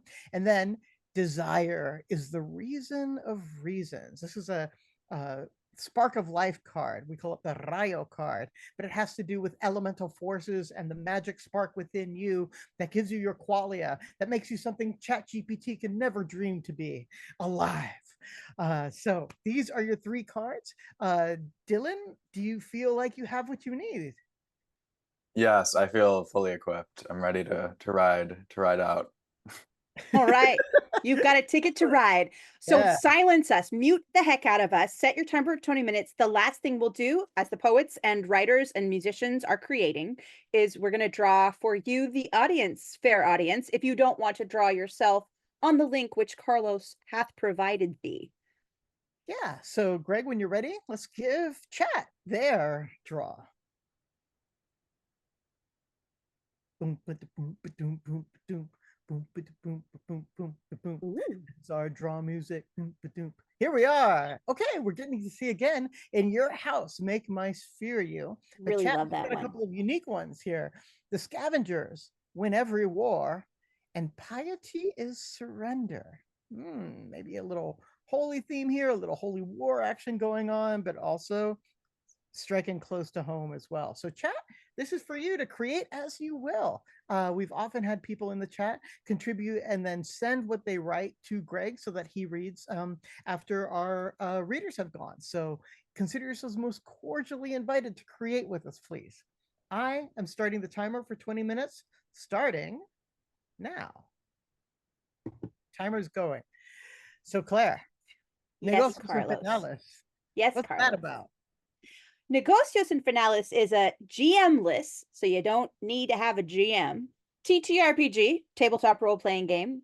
I'm only explaining this, even though I know you all know it, because I wouldn't have known it if I were watching Twitch like 2 years ago and randomly come upon all of these abbreviations. So for past me, forgive me if it sounds like I'm just like, Mama, and this is what that is. Anyway, so we created a game because I didn't used to play games, but Carlos has been a gamer and game designer since forever, that I would want to play because he was like, play with me. And I was like, so we co-designed this awesome game, Negocios Infernales, which means infernal bargains. That is that the tagline is the Spanish Inquisition interrupted by aliens, because I was explaining to him that I'd like a game that, you know, has sort of a secondary world fantasy feel. And we, instead of having it flavored a la England of the medieval fantasy world Landia, we were like, why don't we do Spain of the Renaissance world Landia? So we did a Spanish equivalent called espada, which means blade. And espada has all the problems that, you know, Renaissance Spain did, and pre-Renaissance too. But instead of, in their moment of huge religious persecution, instead of them choosing to, you know, massacre all the people they didn't like, aliens come down and they're like, no, wait, let me give you phenomenal cosmic powers instead, and then you'll love people and join the cosmic consciousness. You can imagine just about how well that goes. But you play in the TTRPG a wizard with phenomenal magical alien powers trying to save their country from X, Y, or Z problems that are developed during the game. It's very fun. One person will have had to have read through the rule books and understand the different, you know, stages that you go through, but everybody, it's collaborative. So you all create your characters, you all sort of invoke the world at the same time. You add details to the world, you create relationships, you choose your plot from the 7 plots that are given and sort of build it up, and then you play the game, you role play the game, and there's like a countdown mechanic as this token of your nation slides down a sword to the hilt. But if you can beat the token moving to the hilt with a number of successes, voila, you've won the game and you've had a lot of fun role playing. And if you lose the game, you have even more fun role playing. So like, there's really no excuse to have a terrible time. There's no dice, even though we love dice. We're big dice goblins. Instead, we have this provocative, as you've seen, tarot deck that's full of oracle cards that always tell the truth about soup. So guys, watch out for a huge like ramen recall or something in the next few months. That's all I'm saying. But you know, it's just like, as far as successes or failures, all you have to do is, if you have a success, you match a card that you drew to one of 4 that's already on your character sheet. And if the suit matches, you succeed, and then you get to narrate how. And if you fail, that card does not match, and then you get to fail miserably and wretchedly and magnificently and narrate how that happens. So that's the easiest mechanic ever. But the cards are the main mechanic. They're always producing more and more creative juices, relationships, characters, that sort of thing. Role play. You have. No, go ahead. Chat go would ahead, like to please. hear me. If they're excited to buy this thing, if they're like, where can I buy this awesome Negocios Infernalis game that you've just described? Where and how might they go about doing that? Where should they note places to look, etc.? So I think yes, the command still works. That's on this channel. Let's see. If it doesn't, it does. So yeah, negociosinfernalis.com will lead you to our Kickstarter, which we ran last year. And there should be a button that leads you to the pre-order page on Outland Entertainment. That's right. But that's a big step extra. So let me see if I can just give you the Outland Entertainment like just the quick link as well. We can update that command now too. There we go.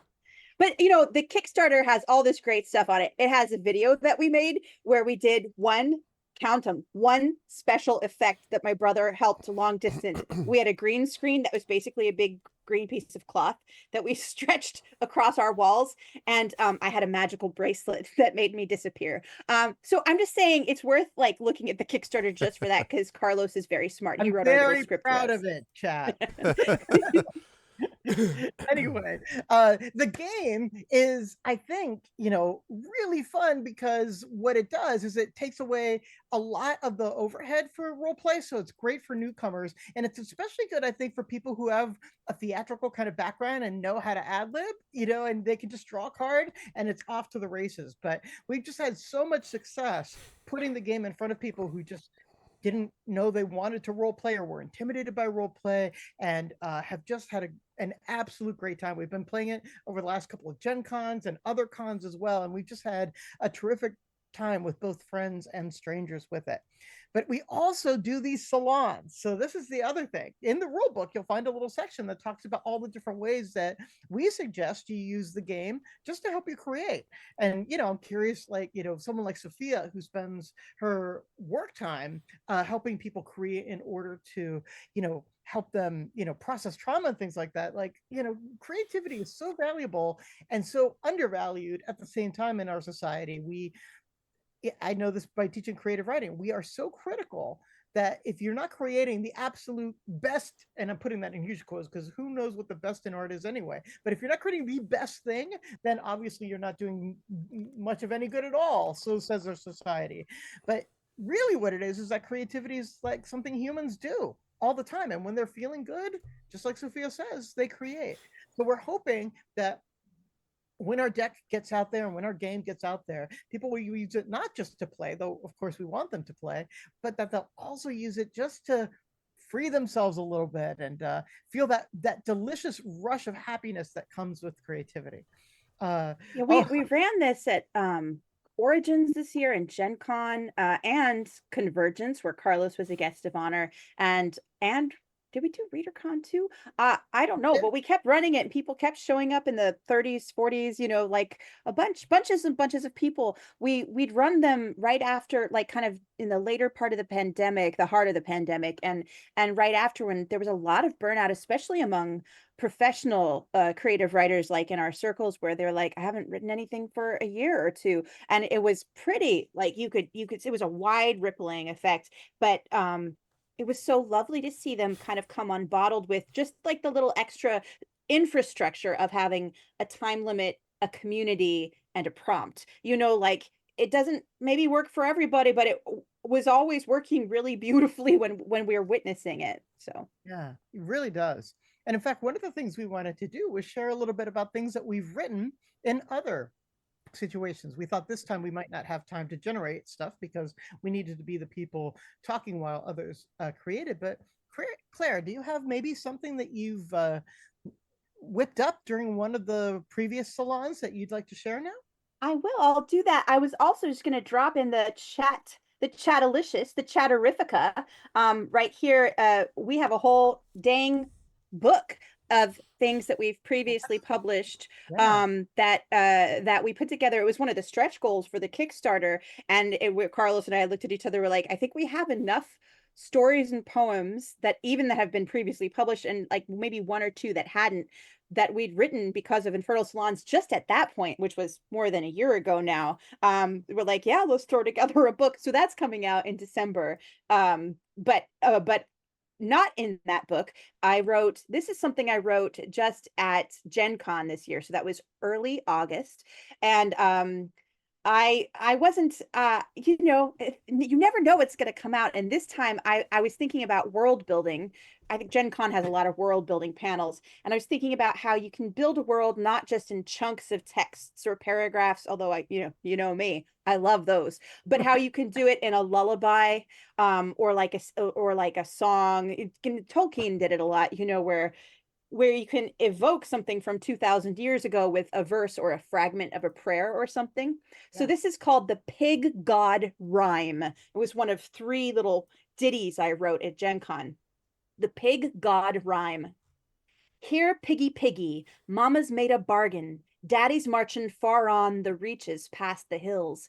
Mama's gonna catch you. With her axe she'll fetch you, butcher you and dress you, offer up the kill. Here, piggy, piggy, look you at the god now, entering the brown sow, headless and aglow.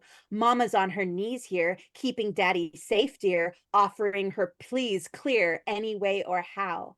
Here, piggy, piggy, effigy of pigskin, protector of the farmkin, from cottage to the pail, wedded to the swine dame, oink we in your great name, thank thee, light the pig flame, God who will not fail. Woo! Oh my gosh, that's so scary. It's very Lord of the Flies, isn't it? I like the aggressive reading on top of it too. Here, piggy, piggy. Oh my gosh! I'm sorry. I love it. I mean, it fits. It fits. Okay. Yeah. I didn't mean to be aggressive. No. Sorry. Remember our rule. You're not allowed to apologize for your performances. We're going to be telling this to our writers and performers as well, that there's no apology allowed in the Infernal Salon. Just be extra aggressive and don't mind if you make people cry. Yeah, exactly. That's a feature. Yeah, I'll keep telling myself that. Ooh, I think I've got a little message, although I'm not sure. We're all caught up. Oh, great. Excellent. I don't have a message. Never mind. Okay. Excellent. And you, Carlos, do you have a little ditty for us, or a big ditty? Big ditty ditty. Yeah, I will. I will read to you the last thing I wrote at one of these salons. And again, these are things that are incomplete. So expect that you're not going to hear complete stories today, but hopefully what you'll be hearing are tasty beginnings. So here's what I'm hoping is a tasty beginning, just something that I will finish at some point. I'll just tell you that the cards that I drew were as follows. Desire is the reason of reasons, which we saw in this other draw as well. And then this card, after the world ends, you won't mind rainy days. One more card. Where have you gone, oh my skeleton? And it's this weird little card of like this one skeleton holding what looks like a bottle of booze running off, while this guy is just like, he's just muscle. He's got his skin, he's got his muscle, but skeleton's gone. So those 3 cards in combination inspired the following beginning to a story. When the Ice Witch died, her skeleton didn't because it couldn't. She had been cursed by the Bear Witch as she boiled the Bear Witch into a nutritious winter soup. You, said the Bear Witch, shall walk this benighted earth until you apologize to just one creature you have harmed in this world. The Ice Witch laughed as she later ladled boiling stock over the Bear Witch's head. You're giving me eternal life? Now I know why you were so easy to ensorcel. That's a gift, not a curse, you idiot. When the Bear Witch soup was done, the Ice Witch sat down to dine. What soup! It was fatty and musky, stuffed full of organ meat and toothsome ursine witchcraft. She hadn't eaten that well in years. She went to bed fully sated and promptly died of food poisoning. For you see, like certain mushrooms, it's nearly impossible to tell which witches are safe to eat and which are toxic. When the ice witch went to open her eyes the next morning, she found that they did not work. Instead, she saw the world now through the lens of her undeath. The dead, you see, can no longer see inanimate objects. They can only see living things. In fact, the only reason the ice witch knew she wasn't blind was because the carrion witch had sent a crow to check to see if she was alive. The carrion witch had done this every day for the past 15 years, for she wanted nothing more than to eat the corpse of the ice witch. She, like all witches, despised the ice witch. Anyway, the ice witch saw the crow standing in her window, eyeing her hungrily, and she could see absolutely nothing else. Fuck me, thought the ice witch.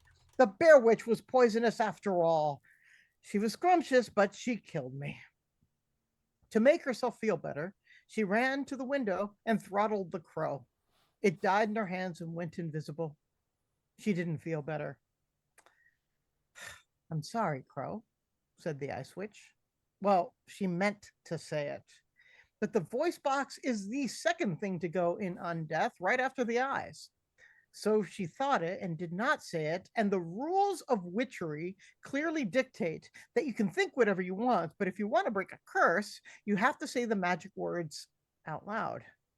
So her apology did not count, and she was still a newly dead and quickly rotting former ice witch. Ah, shit, said the ice witch, or thought it. I can't speak, but I have to apologize to break the curse of my undeath. Now what am I going to do? And that's as far as I got. Now that you're done with your huge novella you've been working on for 90 minutes. No, I was going to say 90 minutes, and a year and a half is the actual amount of time you've been working on it.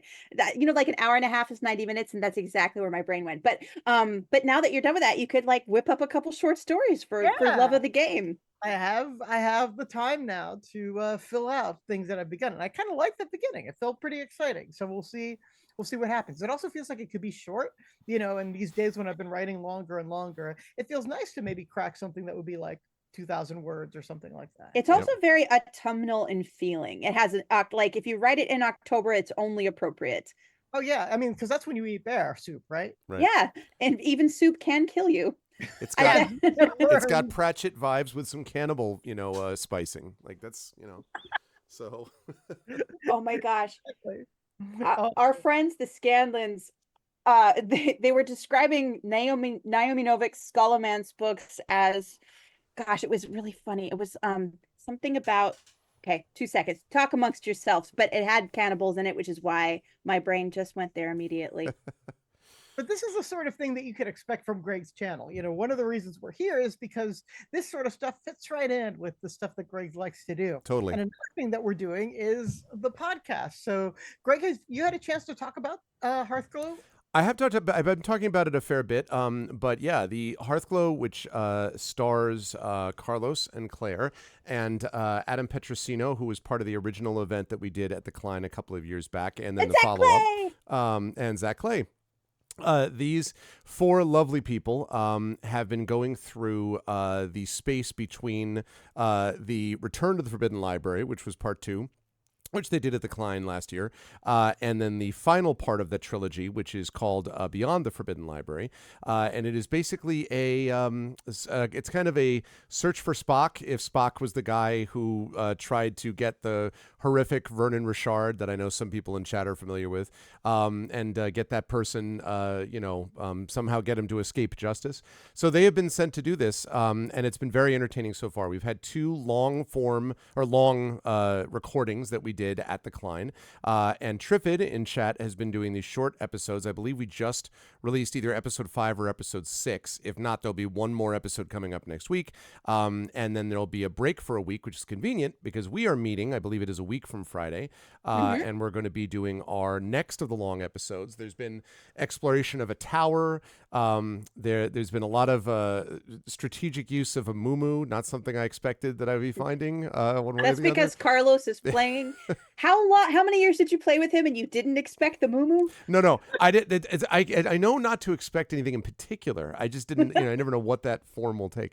But it's been very fun and very entertaining, and it's now available not just on my YouTube channel but also on my website in a separate page, and it's now propagating to various feeds. We're working on that with Apple Podcasts and things like that. And so, yeah, it has been a lot of fun to be able to do this. This is a limited run, folks should know. So we will do this for a few more months while the episodes are coming out. And our hope is that we will be able to get support funding, et cetera, so that we can do a third event at the Klein and sort of close off the trilogy with a bang. That is at least the hope, but we'll see. But in the meantime, it has been great fun meeting up with these folks on the second floor of the Klein in the what they call the art gallery, kind of whimsically. But it's been a good time. So yeah. It's really fun to record like in a theater that's empty. We've done the theater when it was pretty darn full. We had a pretty big audience, but it's also it gives that creepy D&D vibe. Almost like we're exploring like an abandoned area. Yeah, it's true, because we often are in there when there's maybe one or two people besides us in the place. Right. And they're orcs. So I mean, like, yeah, exactly. The nicest orcs at the front desk ever. super nice orcs. Yeah. I just love old theaters too. I love the way they smell. I love how big they are. I love like their cool, rich colors. I'm a sucker for them. I used to want to live in theater. Like when I was little, I was convinced I'd just have an apartment on a catwalk somewhere. So it always has this homecoming feeling. Yep. Yeah. I always one of the things I appreciate about that place too is, again, it's historic for a reason, as I've talked about many times. Martin Luther King has spoken there, and Vienna Boys Choir has been there, and there are all of these acts that have come through there, and it has a real history. It has a real history specific to Bridgeport as well, and Bridgeport is a city with a lot of history that sort of gets forgotten in just as modern time sort of progresses, and everyone focuses on like New Haven because Yale's there, or Greenwich because the money's there, and obviously New York City, which looms in the background. So it's cool to be able to do something which I think is good for the city in general, and a place that is near and dear to my heart. So yeah, and it's also been, of course, great to see my friends in person every month, which and these two in particular. I mean, Adam lives right nearby, so that's nothing for him. I live less than 10 minutes, but they have, and Zach has been doing this remotely. So Zach has been, using the power of Zoom, but these folks have schlepped up from New York City twice now, to do this. So I'm grateful that they've been willing to do that. And so far so good. It's been fun, I think. Been really fun. I especially have enjoyed rolling my massive meteor-sized 20-sided die, which on the recording is always just this and Triffitt's always like, there are several. She's like very gently, there are some spikes of audio once in a while. I'm like, does it correspond with when Carlos is like, let me roll the die? Those out. Oh my gosh, don't take those out. That's a feature. Don't smooth over the audio. Oh my god, it's just this rattles. You the table.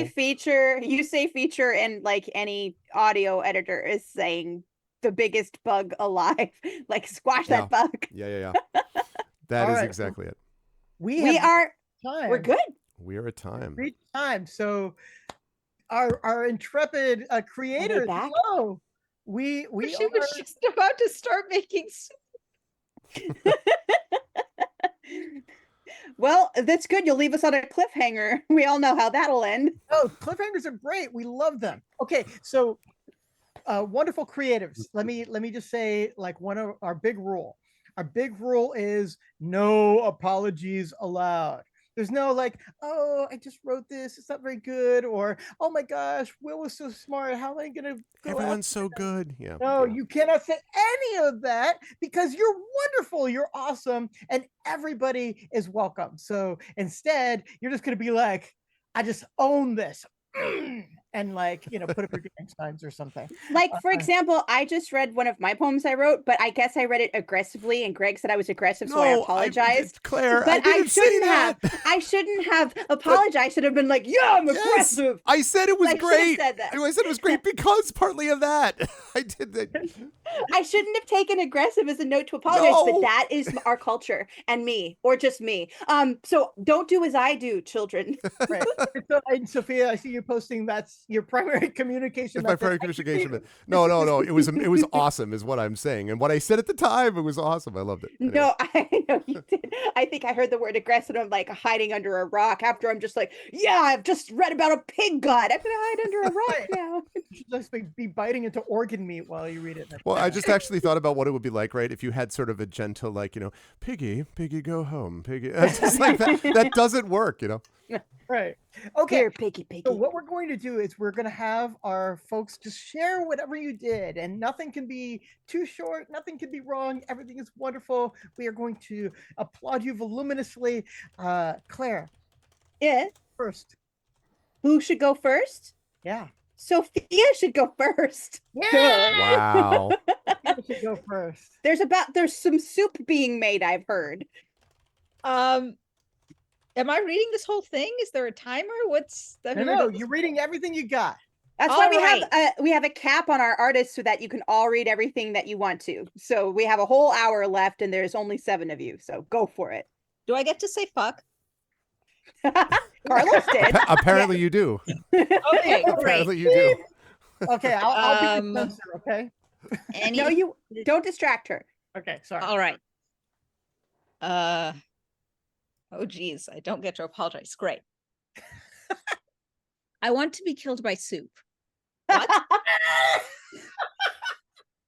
The prisoner is scrawny, most of them are. Of course, the executions are fair, the executions are kind, the executions do not discriminate based on race or class or gender, and yet somehow it always seems to be scrawny little prisoners with distended stomachs, pokey elbows, wasted away by the famine. Of course, the famine is necessary, glorious necessity, glorious war to protect the land, the way of life, and anyhow, it isn't as though our leader, also glorious, intended to create a famine. He's merely doing what he must do to feed the brave soldiers, well, the brave officers anyway. He's always said that if these rabble stored food better, if they ate less, if they didn't have so many children, I'm getting off topic. I too am doing what must be done, not for glory, but because I have children to feed. And it was my idea that prisoners should decide how to die. Not that I was able to institute the idea, of course. I don't have that kind of power, but my boss knows someone who knows someone. You know how it is. Some of them want to die by degrees, a slow death in pieces, which sounds nice, of course. They get to live longer, but that's always sounded exhausting to me. Get it over with, I say. Not that I've ever committed disorder. Not that I ever would. And back to the prisoner. She's staring at me, big dark eyes and a little pointed face, utterly determined apart from her trembling little chin. Soup, she repeats. Death by poison, you mean? No, I'm allergic to peanuts. I want mafe like my nana made it, with pili pili and fresh lime, not that fake stuff, and coconut milk, and cuckoo. Cuckoo means chicken in Swahili. Excellent. I laugh. I can't help it. I'm not trying to be cruel. She's going to die after all, and I know the executions create order, but still. She can't be older than my Dada Kidogo's age. Cuckoo, young lady, I'm probably older than you. I doubt that highly. Mama, then. Mama, we are in famine. We are in war, multiple wars. I changed the world building right here. I don't get to apologize, but I do get to, I only Excellent. That's fine because this is all very raw. Just keep going. No worries. We aren't in a single war. Winston fucking Churchill, the long-tongued devil of famine, is in multiple wars. I've never gone to war. I've never fought anyone. They always want to say these things when death comes. They want me to know. It was for my baby. It was for my maqe. It was just a loaf of bread. I never killed anyone. I'm innocent. If you'd been there, if you'd seen it, it used to annoy me. What's the point of it all? I can't save them, but I understand now. When death approaches, you become like a child. They just want to be told they're good. Be that as it may, where do you expect me to find Cuckoo? Chana, then. And do you expect me to cook this? The scorn in her eyes is impressive, I admit. She's in chains, after all, barefoot, filthy. We can't waste water on cleaning prisoners. We can barely spare water to keep ourselves alive. And me in my grand executioner robes, which I always worry will be smeared in blood. But the way she looks at me, you'd think I'd smelled of the feces dropped by those precious cuckoo. Tried a farm once. Chicken dropping their foamy yellow feces everywhere, the best eggs you've ever eaten. We grew plants and we sold them or ate them, but that was long ago. You, she repeats, nah, you'll ruin it. Bring me a pot and ingredients. I'll cook it myself. Nonsense. Utter nonsense. She wants to dive peanuts. Very well. I'll bring her peanuts. But coconut milk in this economy? Fine, I say. Yeah, I don't know what I'm thinking either. Asterisks, scene change. My boss laughs. Lime? Fresh lime? Next she'll want fresh ginger. I tell you, these people, you give them a seed and they'll steal your whole farm. These people, sir? I echo, polite. He laughs again and slaps me on the arm with his big pale hand. Don't be like that. I know you're one of the good ones. Poison her, quick and easy. He shakes his head, still laughing. Fresh lime. I'd like a fresh lime. Scene change. 1 can of coconut milk. 1 can of chickpeas. Our glorious leaders, they love food in cans. Peanut, of course, already ground and mashed, sticky with oil. A single precious red onion. A lime, dried and shriveled, nearly black. My own nana's pili pili, mashed and soaked and steeped in oil. It's an embarrassment of riches. It's too much. There's no ginger, no cilantro, no tomato, no sweet pepper. It's an embarrassment. It's not enough. Ha. I chop the onions myself because, of course, you can't give the prisoner a knife. I bring them in a pot, my pathetic little offering. She does not thank me, does not smile, but she does not chide either. She simply nods once. Her chin does not tremble. She reaches beneath her dress. I cannot reach for my gun because I'm holding this big-ass pot. Don't try anything, I warn. What are you afraid of? She asks. Fear that my ghost will haunt you. Don't fear me. She pulls out her secret, a little pack of dried masala. Start me a fire, she orders. She's in no position to give orders. But of course, the fire is necessary for Mafe, just as the executions are necessary for order.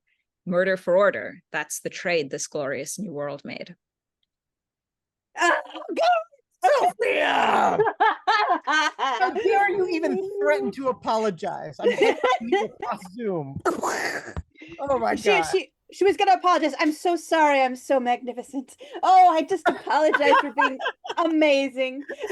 Sorry, I meteorically cast my power of fiction over the entire planet right now. Sorry. Sorry. It should be like more of a Moana moment where, you're the god being like, you're welcome. So great. Oh my gosh. Okay, Bravo. it's a great time to remind you in chat, after being inspired by that luminous prose, if you wrote something during this time or created something, please send it to Greg, and Greg will, if President still holds, will share at the end of our gathered readers here today. Yep. So, Should there be time? Yeah. I think there'll be. In his dulcet and mellifluous tones, right, Greg? Yep. Well, thank you. I don't know. His non-aggressive dulcet and mellifluous tones. Oh my god, I'm gonna be like, Claire. Stop it. Okay, Carlos, who goes next? You get to I'm gonna poke my screen. Okay, and I poked Sylvaticus. All right, great. Okay. Well, that first of all, Sophia, that was incredible. I had no idea how you got all that done in 20 minutes, but you're amazing, and that needs to be said. Thank you. You're welcome. Okay, so I started off like this. A cup full of ravens, a thimble of night, said the witch, running her fingers down the tattered pages of the large tome. 3 times a trail of blood divided the words on the page, a prick for each finger.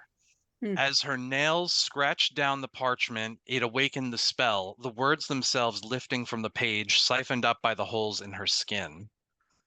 Ah, yes, no need for ingredients when I can imbibe the words of my grandmothers.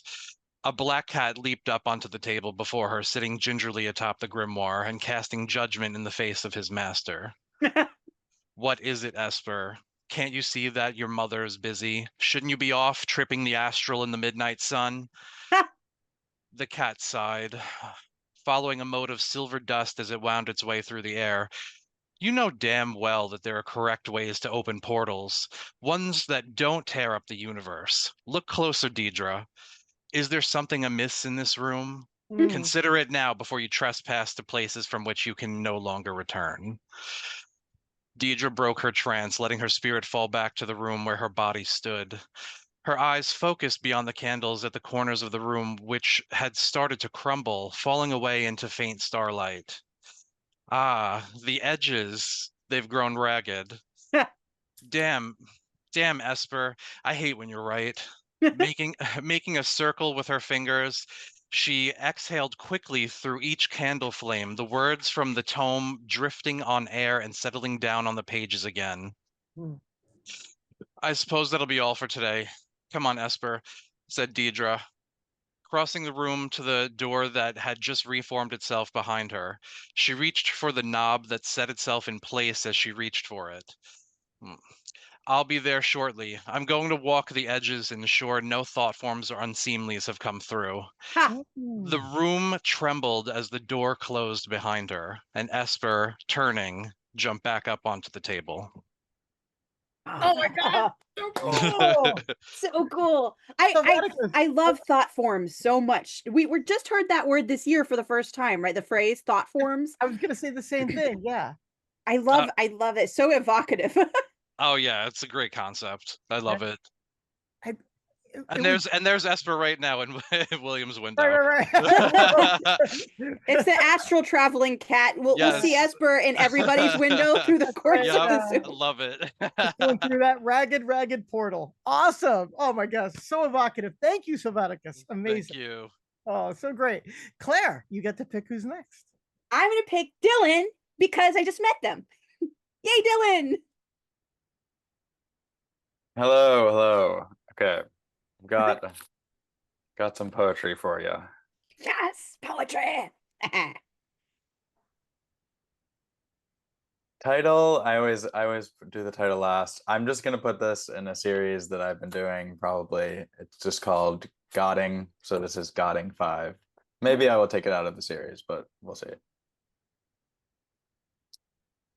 You'd lost your face, misplaced it maybe. The scars at the edges told a story you didn't want to hear. Were we holding the map upside down?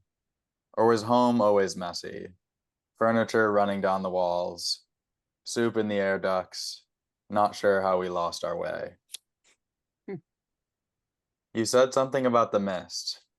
When the day was long, it made you wish you could drink the world down. Guzzle it through a straw. Could this sentence be your straw? Slowly dissolving into bits of paper. Yeah.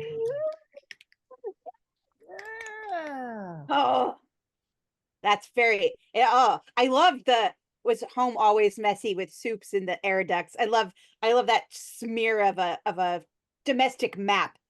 So good. Yeah, and also just the surreal qualities of like the furniture dripping down as well. It was kind of like a drippy, melting clock kind of poem. Yes, yes. Are the other Goddings sort of like in that same style, sort of like that IU kind of address? Yes, yeah. I've been thinking a lot about first person, second person poetry, and it's like the surrealness of telling someone a story. It's always a lie, always a truth. Right. Putting the responsibility on somebody else. You said something about the mist. Like, we don't know what they said about the mist. We only know that you said there was something about the mist. Right. The trick of the apostrophic mode to get professorial for a moment.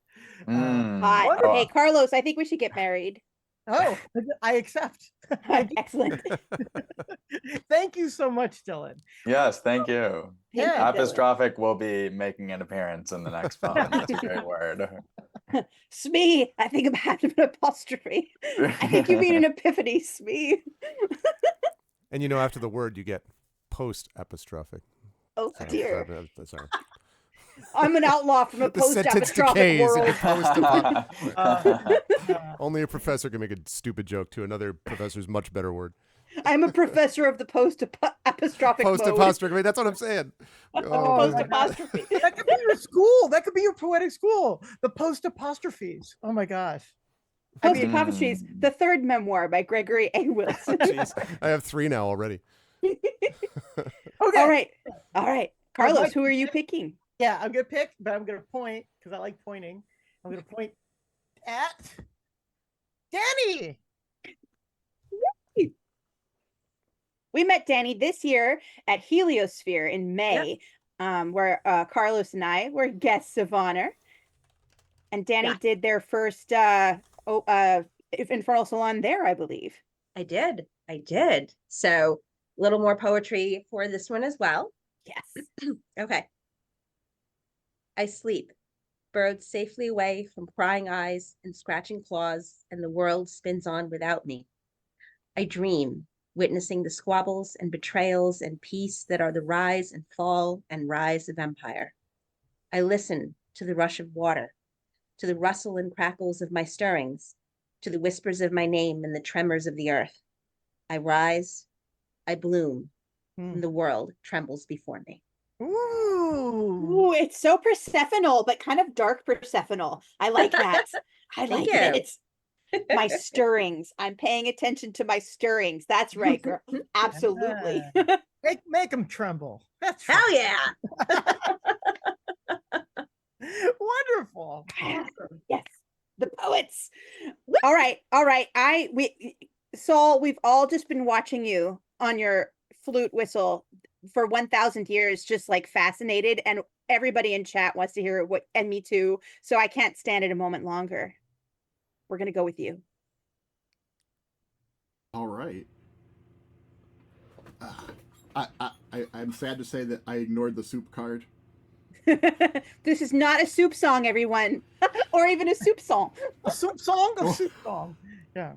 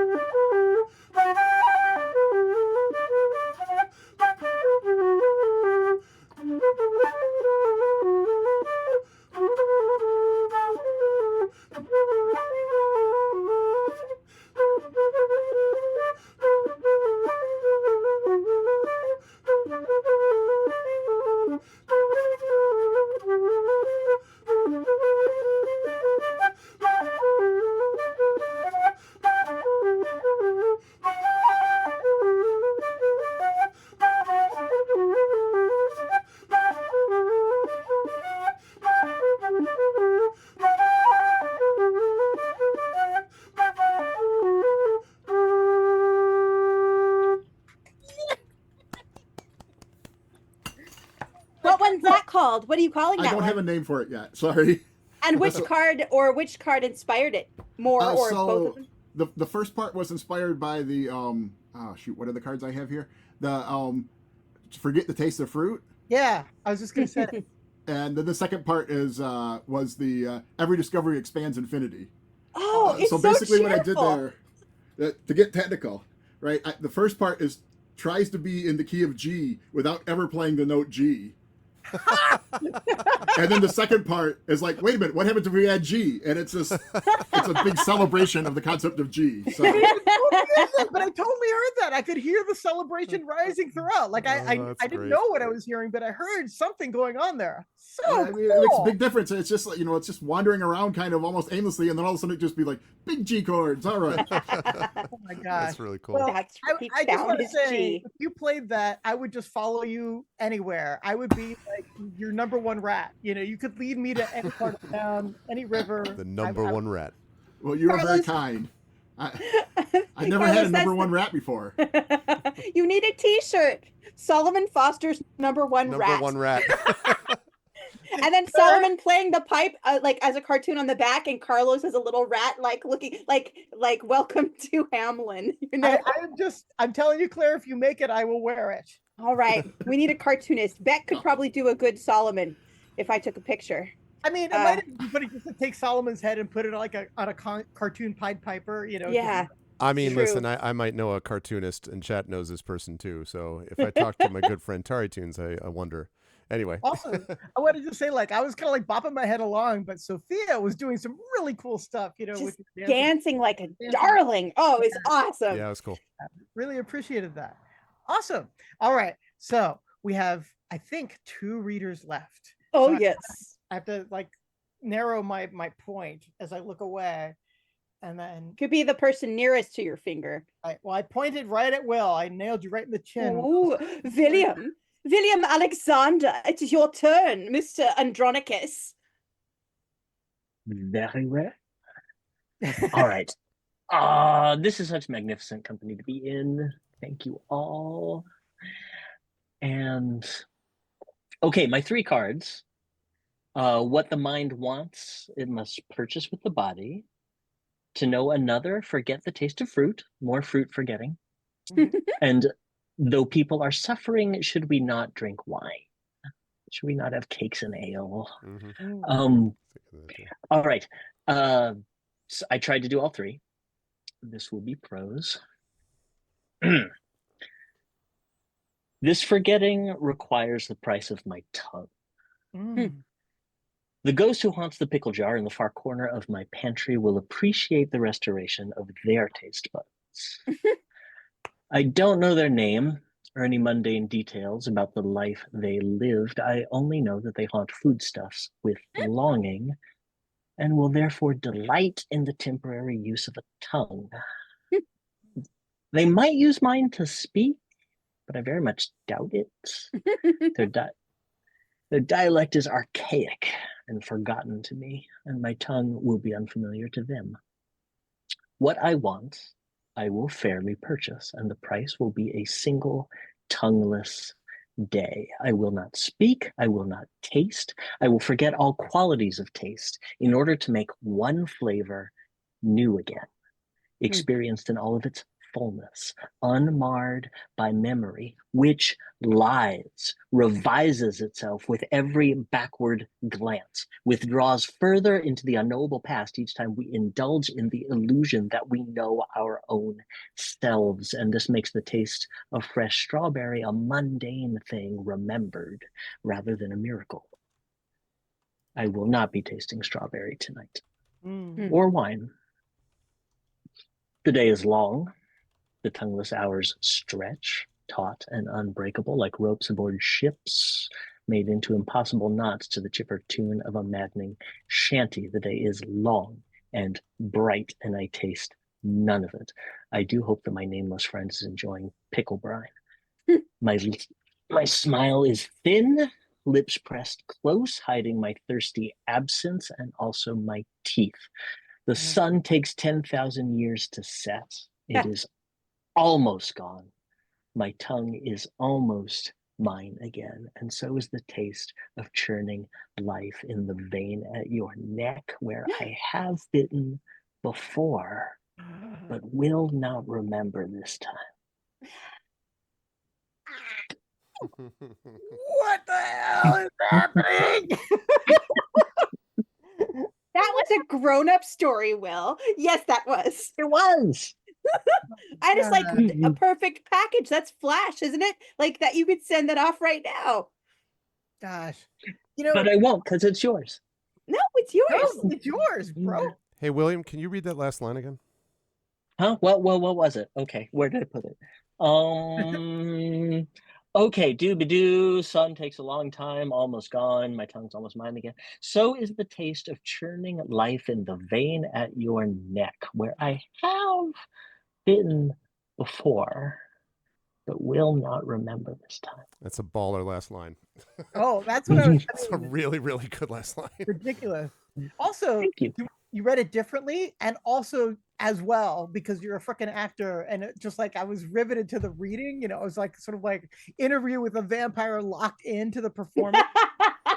love it, man. Ah, it's so good.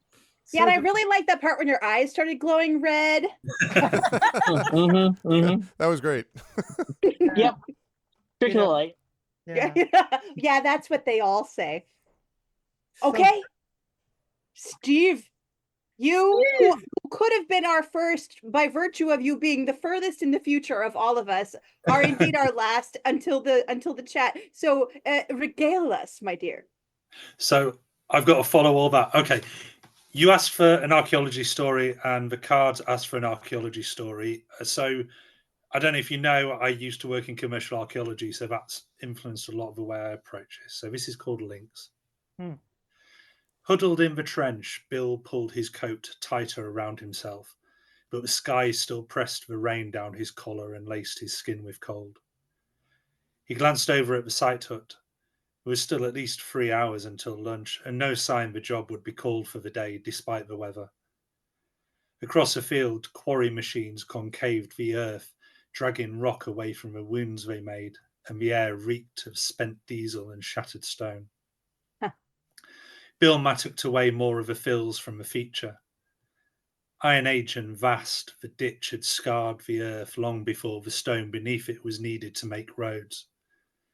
Each scrape of his mattock blade took him closer to the base and closer to a nice stack of paperwork to fill out in the warm hut, waiting on the other side of the site. At first, he mistook the chain link for a rock, the corroded metal for ironstone, or the settling of minerals against dirt. Kneeling down to look closer, he saw the hollow at the centre and the next link attached, just visible under the loose. The chain ran out of sight, and he worked carefully to remove the overburden, watching link after link appear, exposed to the air for the first time in over 2,000 years. Chasing link after link as it led him further along the ditch, until he found the first yellowed bone. In loops, the chain gripped the femurs, weighing them down, though the soil above the bones was doing a good enough job of that. He paused and made sure he was certain of his conclusions. The chain, the femurs, what he would find when he removed the rest of the fills. Working through the rain, he uncovered the skeleton, but he was only certain of its presence in glimpses. The corroded iron clung to the bone, and he wondered if it once clung to flesh, compressing it until the insects that burrowed through the ground also burrowed through muscle, or if, as he suspected, the chains were wrapped around the bare remains, stripped of their meat above ground, placed in the dirt in the most naked way possible. It was when he returned to work on the burial after lunch that the bones started to whisper to him. To begin, he barely heard them above the sound of the machines. But when the drivers took their afternoon break, he heard the words more clearly. They were not in any language he knew. He did not need to. The intent, the insistence was clear. Slowly, one link at a time, one turn at a time, he unwound the chain from the bones and laid it to the side. Then, without knowing why, he stood before the skeleton. When it rose and slit him down his sternum, he felt no pain. And when it reached in and dragged out his skeleton, there was no discomfort. When it wrapped the chain around the bones he'd become, he was not surprised. And when he watched with empty eyes from the ditch as the skeleton walked away wearing his skin, Bill felt the earth settle under his back and listened to the silence of the soil. Woof. What a good like day before autumn equinox delicious creepiness. Oh, it's so terrifying man. Oh my god. Jeez. I'll take that as a compliment. Oh, sure. It absolutely is. And you know, Steve, for you horror aficionados out there, Steve has a whole collection of dark archaeology fiction horror called I have it, something about Dirt Upon Black Shuck Books, Dirt Upon, shoot, I just had it. Dirt Upon My Skin. Dirt Upon My Skin. Yes. Sorry, it was your voice is coming in and out. Dirt Upon My Skin, Black Shuck Books. It just came out in July of this year. It looks really beautiful. And it's it's a micro collection. Does that mean they're all short like what you just wrote? Yeah, it's 10 stories. So 8 have previously published, 2 are brand new for the collection. But what I really love is the cover. If you've got the cover, the rosette, they're all archaeology trowels coming in. Oh, I love that. Oh, it's so cool. It's so cool. Oh my gosh. Well, thank you for, even though you have a collection that just came out, doing another one just to indulge me. And obviously the cards, which are always right. Yeah, I can't believe those cards came up. All of them were sort of relevant. So yeah. I was like, I know we have one of the suits is very archaeology like, and I was like, is it meat? Because I was thinking if there's one called Trees Eat Meat. I'm like, that has earth in it. But then the minute the bones came up, I'm like, I'm such an idiot. Of course it was the bone suit. They're just, and then hilarious. ruins and Yeah. yeah. I mean, I love it. Yeah, the deck knows what you need, as Sophia pointed out, and apparently everyone needed poison soup today. You Everybody. all are incredible. Oh my gosh. Not just incredible performers, but gosh, you're so good at just like sharing your stuff. These were like 201, just delightful. These were amazing. We have one from chat, Carlos, I wanted to mention that Triffid sent. Yeah, we got to hear Triffids. So we have one from chat. So Triffid, who has been a mod for a long time and has also does reviews and many other things that I won't get into. I'll leave Triffid to explain what she wants to explain in chat, but is super awesome. So this was the prompt cards that you can still see there, I believe, on the side. Were In Your House, Make Mice Fear You, The Scavengers Win Every War, and Piety is Surrender. So here is Triffid's story. Mina had been through a secret war, fighting by her husband's side to defeat a horrible predator who had killed her best friend, who assaulted and menaced her husband, their allies, Britain, and all of Europe. Now he tried to shelter her from every wind. She, without whom the monster would have escaped to regroup, and denied her equal partnership in his work and even in their marriage. She was reduced to the home front, cooking and cleaning, now the scourge of nothing more than mere mice scavenging for scraps, a far cry even from the rats who had swarmed the monster hunters in the estate next to the asylum. Her heart and mind rebelled at this reduction of her sphere, but every time she tried to step off her pedestal, her husband gently, lovingly, protectively placed her back there. He said she'd been through enough, and wouldn't have her sullying herself in the business world. When she argued, he looked worried. He wouldn't say it, but she could see him wondering if she'd been left tainted after all. He brought the learned professor in to consult. He said the scar on her forehead that had marked Mina as the monster's had vanished with his vanquishing, so she appeared pure and pious once more. However, the professor didn't say not to worry. He said to watch. And so Mina settled in for a long campaign. She must have patience. She would bide her time and wait for the scraps of information that her husband let fall at night and build a plan for her eventual freedom. She would remain pure and pious in public, surrendering to her husband's will. Mina made herself a meek mouse. Eventually, the watcher's attention would waver, and then she'd seize her chance. This scavenger would win the war. Good stuff, Triffid. Right.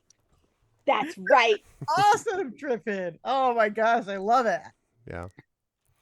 Very good stuff. Very Bram Stokerian themes, but I can see where from the cards, because of the kind of like the vulture and like the bat, like, I don't know, evil vampire creatures, but then and I was getting some yellow wallpaper vibes in there too. The husband being like, well, pat on the head. Yeah. Wallpaper meets Dracula, and like the mice fear you, like, really popped out, but then that like surrender with care of that kind of person in this attitude of submission, whether or not she wants to be, it's really great. Yeah. Good stuff, Triffid. I just want to remind everyone that all of this happened in 20 minutes. 20 minutes time, and we got all of this glorious art. Our world is a busy one, and life is often not conducive to art. But in a little bit of time, you can just do so much, as all of our artists have done today. Thank you, everybody. Chat, let's give a round of applause to everybody who participated today, please. And just from my own heart, thank you so much, everybody, for sharing your gifts with us today. Yeah, and double thanks from me to everybody, to all of the participants, because it was amazing, as everyone said. And also special thanks to Carlos and Claire again for arranging this. First of all, for making the awesome game, but secondly, and the cards, but also for arranging this and gathering people together. It's always good to have this ever increasing group of authors who have done this stuff, all of whom are amazing, and it gives me anyway, hope for the kind of creative future of what we have. So I'm excited for that, and I'm really glad you gave up some of your Saturday to do it. So thank you, everybody. Gosh, thank you, everybody. And so, just one more thing for those of you who created today, if this becomes something larger that you put out in the world somewhere, let us know. We love to know when the creativity that you start in one of these salons finds a home, and lots of them have, throughout the years that Claire and I have been doing this. So we're just super grateful. I think we lost Claire somehow. No, I'm here. I'm here. No, Oh, there you are. Oh, I'm sorry. Oh, I see. Yeah, I'm just melding with the background. Okay. Little So- old me. Yeah, Claire, I think this was another good salon. Oh gosh, yes, absolutely. And yes, we love hearing about your triumphs, and we will spread them all over the internet insofar as we are capable. And we just think you're delightful, and we can't wait till everybody has their own cards. And the virtual deck is available. I think you made a present of it to today's people, right, Carlos? Yeah, As a link. I'll put it in the chat one more time just in case you want So to just give yourself this a is little bookmark.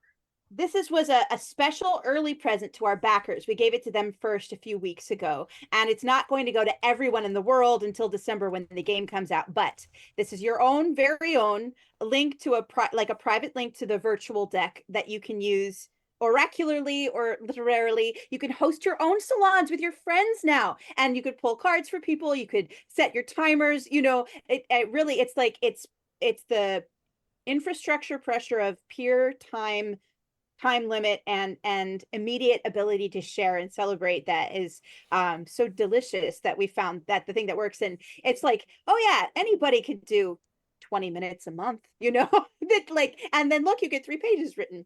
So we're just so happy to do this, and we're happy to give this gift to you so that you can go forth and spread the good news of Negocios Infernales.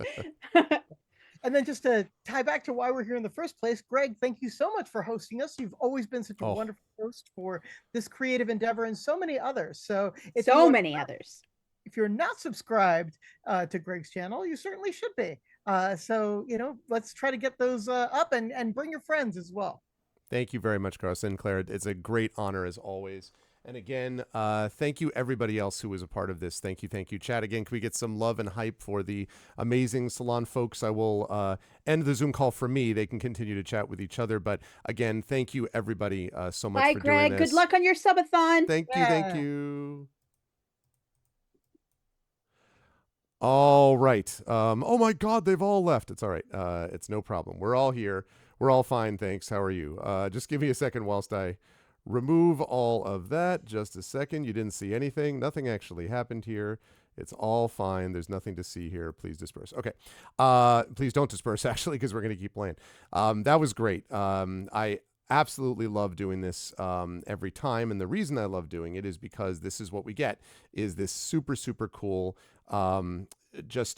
this sort of this magical mixture in some way of everything that's a part of what makes this channel sort of what I like to think it is, which is based on community, check, and then hopefully amazing creative work, check, with a bunch of super talented people, check. So very, very much enjoyed this whole experience. It was good stuff.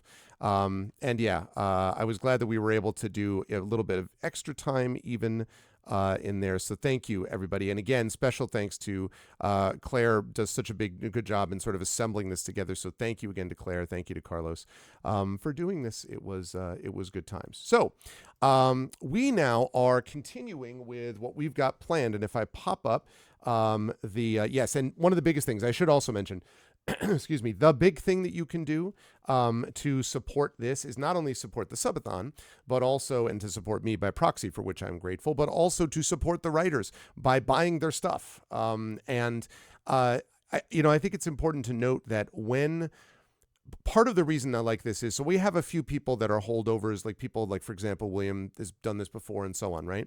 And of course, Carlos and Claire are the constant. But we've had many, many different authors who don't come back for these and who do come back much later or whatever the case may be. And that's just increasing this group of incredibly talented people that are in the world. And so I am of the belief that the more of that kind of spectacular and beautiful creative work that we see, the more of that there is, the more that we, as a society, as a species even, are likely to, are going to benefit from it. And we'll sort of be less inclined to work to those things that divide us, but rather these things that kind of bring us all together, which is an admiration of craft and art, passion and discipline, and all of those things sort of tied together to bring what we had today. I loved also the musical edition as well. That was super, super cool. And that's just another example of inspiration coming from multiple forms. I'm fascinated in creativity in numerous different areas. So I thought that was really cool as well. So this, I think, is an example of what we try to do here on this channel, and to the extent that you folks liked it and enjoyed it and were like, this is super cool, this is the kind of thing that you can find more of here. We will have more Infernal Salon stuff in the future. I've already talked to Carlos and Claire about that. Always happy to host them, always an honor to be able to host them here. And there will be more of Carlos and Claire with the Hearthglow podcast, of course, and I will see some of these other folks, I have no doubt, that were on the salon today. I will run into them one way or the other. So, thank you. I'm glad you enjoyed it, Prince Justin. Now, for those of you who are like, well, wait, is the subathon over? The answer is no. No, it is not over. And the reason it's not over is because of, where is it? This. Because we are still rolling. We are rolling until midnight. That's right, midnight Eastern, as I continue the subathon. Now, right now, we have 88 out of 130 subs. We're aiming for 130 subs. We're also trying to get that Patreon moved up to 150 if we can. Those are our two goals. And we have already had a very successful goal in the process of doing this, but we'd love to see even more of it because it makes it possible for me to be able to, do more of this kind of thing. I'd like to be able to do like an official Infernal Salon overlay and stuff like that. And those are things I can do if we have channel support here. And it also does support my writing, and my writing obviously is a significant part of what I do also. So that makes a difference too. Oh my God. Write, Teach, Play has suddenly done all this cool stuff. Not only did Write, Teach, Play, my dear friend Carlos, not only did Carlos just spend part of his Saturday and help bring this stuff together along with this gaming design, but now adds on to it by gifting 5 subs to the community. So welcome to Colomon72, who we just got the awesome music piece from. Thank you to Suntio Tortzi. Thank you to Matt Plus. Welcome to Matt Plus. Welcome to Bitterman and Sithcon. Thank you so much. Thank you, Carlos. I appreciate that. I hope that some of the folks who joined in who haven't seen this channel before, I hope you will consider continuing to come back to us again. We do a lot of role-playing games on this channel, a lot of tabletop play on this channel, some Infernal Salons on this channel, live readings on this channel. I've done readings of my own stuff too.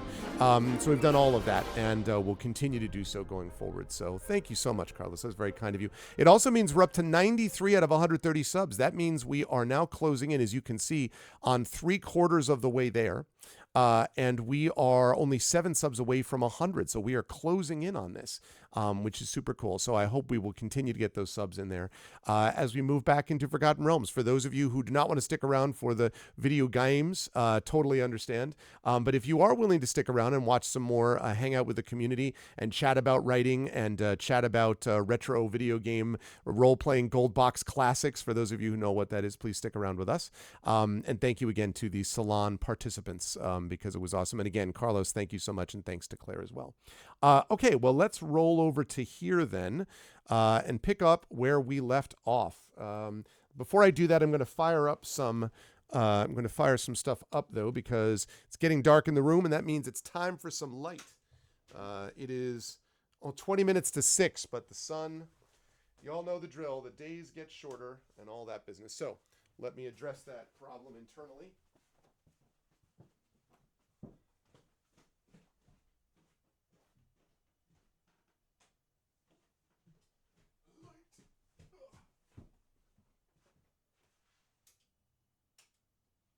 There we go. All right, so we got some light, but we've got to orient that light properly. So we're going to start with this. Let's get some D&D with viewers here. Eventually. There we go. There's my D&D with viewers light. And now we switch over to this other network so I can deal with the other light. And we turn on the white light. Okay. All right.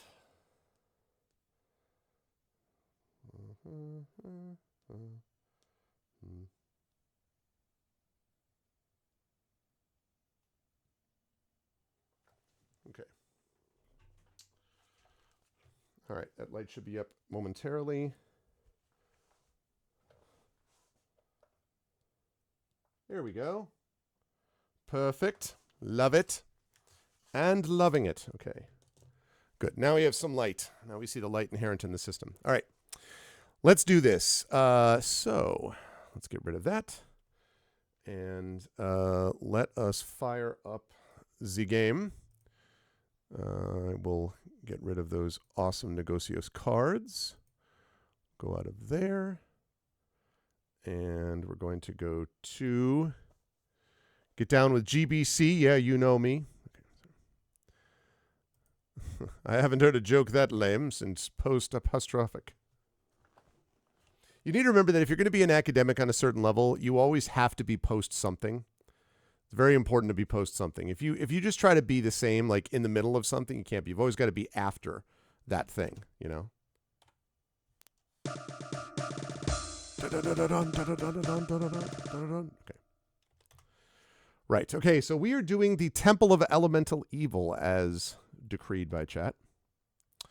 And we're going to load save game A and begin adventuring. Okay. Now, we're going to have a chance to see if there's actually an armorer in this town, but I wouldn't count on it since we have not had any armorers to this point. But we certainly have had a lot of weapons, so we've been very much glass cannoning it the whole time, which helps a little bit as we get our hit points leveled up here. We have also found some magic items, so we've got plate armor for Echo Alpha. That's just standard plate armor. That's AC1. We've got Arcana Spot with bracers now, with bring them down to AC3. So we're gradually moving to a vaguely functional armor class. So that's basically what we're doing as we get through here. So. Right. We need to see if we can find. Thank you, Seema. We need to see if we can actually find ourselves an armorer. That'll be nice. Are you an armorer? Large stable stands in the shadow of the large inn to which it has been annexed. I see stables. Yeah, the tile sets are also weird here. It's a little strange. Okay. Right. Ahead lies farms and fields and the rest of the realm. Do you leave Hamlet for the realm? No. No, we do not. We will deal with Hamlet for the rest of the realm later if we so choose. Okay, went to the leather worker's place. That's the tavern there, which reminds me I need to put that in. So we have leather worker. Okay, and then here we have the tavern. Okay. Okay, now I just need an armor. Also a trainer would be nice. Although it did allow me to level up without waiting for a trainer, which was cool.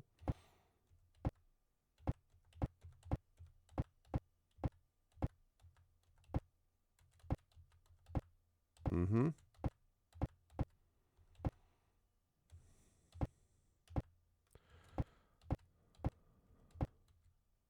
A strapping farmer greets you with an eldritch greeting from the old faith. Wow. Rizhamla. He talks to you briefly at the door before wishing you good journey and fair fortune. Okay. This appears to be the village tailor's shop. The door stands open. Here lives a small and mild tailor, a bachelor of 30 years or so. He is an expert at marking or repairing garments, and some of his fine work is available for sale. and it has nothing to do with armor. See, so there's obviously something broken where all of these are just not going to ever be here. Instead, we get these like incredible, like strong weapons. At least they were more incredible back then, but they have nothing whatsoever to do with armor. So there's obviously just something not. So we're going to have to rely on treasure that we find on people, I think. We're going to have to rely on magical items, rings, bracers, things like that. And then just having like way overpowered weaponry so that we can get the rest of the way. Enter the temple. Turjan, the somewhat distant priest, is not to be found during your visit, but his aide Calmert. Right? Seriously? This is like old school. This stuff up on here, the Gold Box Companion, this is all stuff that we didn't have back in the day. But the Gold Box games were a lot of fun back in the day. And this is Temple of Elemental Evil, you should probably know, Carlos. This is a village of Hamlet. The realm kind of combines a bunch of these things together, including some Greyhawk modules as well. So we've done a few already. We did Sinister Secret of Saltmarsh, and then we did this small little adventure called Skeletons, and then we did the Isle of Dread. We did that for basically we won that, and now we moved into Temple of Elemental Evil as decreed by chat. So yeah, it was all planned by the designer to troll me. 20 years ago, before they knew of my existence, they were like, hey. Okay, he's quick to ask for donations for the cause of St. Cuthbert. All right. Yeah, I'll donate. Whatever, I can do that. I will give you 200 platinum.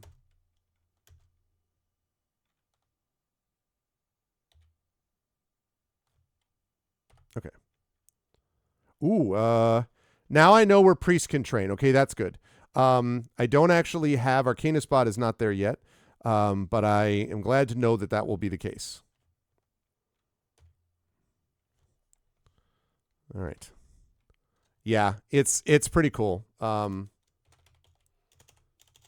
was a module for this that was made much later called Curse of the Fire Dragon. Which was very well done, and very, very cool. And when I was younger, I played a bunch of the Gold Box games, but I never played this one. So, playing this has been like a very cool, like, as you say, nostalgic vibes of coming back to something that I didn't even know about at the time. It was very cool.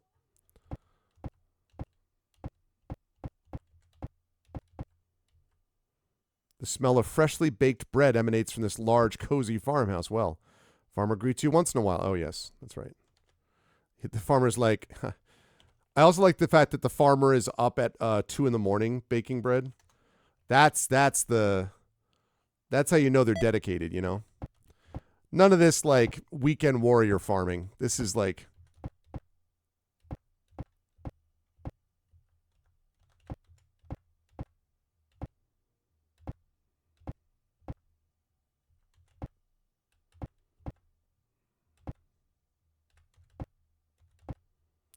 Road east leads into the realm, passing beyond numerous farms and the work site of a great tower. Interesting. Okay, I don't want to go to the tower yet, because I don't know what I'm doing. That's the way to get to the tower. So, because we haven't even been to the tavern yet, I wanted to see if there was any chance that I might get some armor around here. This place has an 8-foot-high fence and a heavy gate. It is obviously the residence of some well-to-do folk. It's easily defensible in times of trouble. Okay. I would believe that.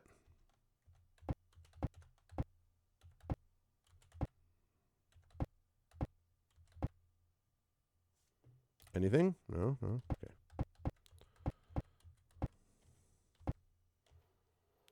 Your friends ask that you do not search throughout the town. It seems like everyone who worked on this thing doesn't like search. Like, the last one is basically like, they all look at you oddly as you're doing this. Okay, we've got a herdsman, huh? A stern-eyed herdsman meets you at the door. A pair of dogs lays behind him. He greets you warmly enough, though he shares little information. With a wish for good fortune and safe journey, he sees you from the door. In other words, he says, it's 3:05 in the morning. Please get the hell out of my house. I should be like, but wait, sir. But wait. There's more information I can give you, though. Please, could you tell me, do you have anything you could give me? Do you know anything about armor? This is obviously a place of worship. The trees are neatly pruned and the grass is well tended. A carefully placed line of bluish stone sets off the path leading to a rock cairn where flowers, nuts, berries, and garlands of leaves are placed. A small path leads beyond the shrine to a low-roofed wooden building placed under the great boughs of the central oaks of the copse. The copse, I should say. Copse. An old druid emerges from the forest where you glimpse a large black bear moving about in the distance. The druid looks to a stone bowl and then turns back to you with a raised eyebrow. Do you make a donation? Clearly. Jaru Ashstaff, father of the old faith in Hamlet, offers his healing powers for your ails. Okay, I don't have any ails, but I will give you, because I have a lot of money. Have 150 platinum. Damn right, it's generous. All right. Okay, so that right there is the druid. Okay.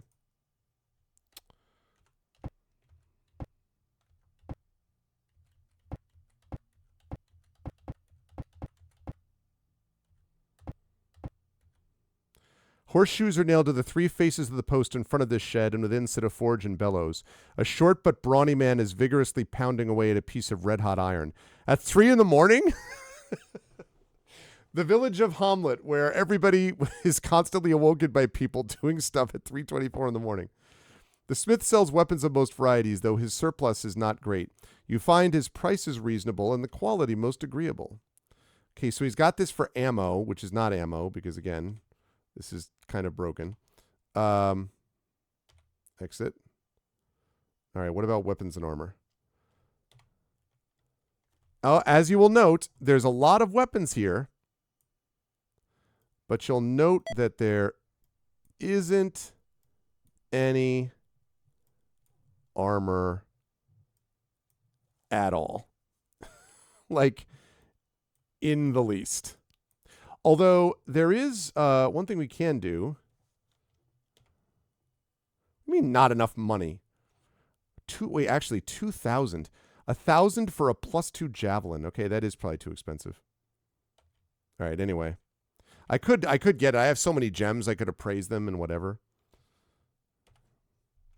Okay, there's the smith with no armor.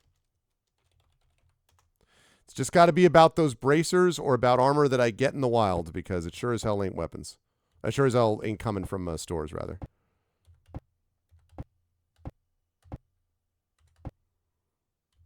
Also, so far I only have one trainer, which is the cleric trainer.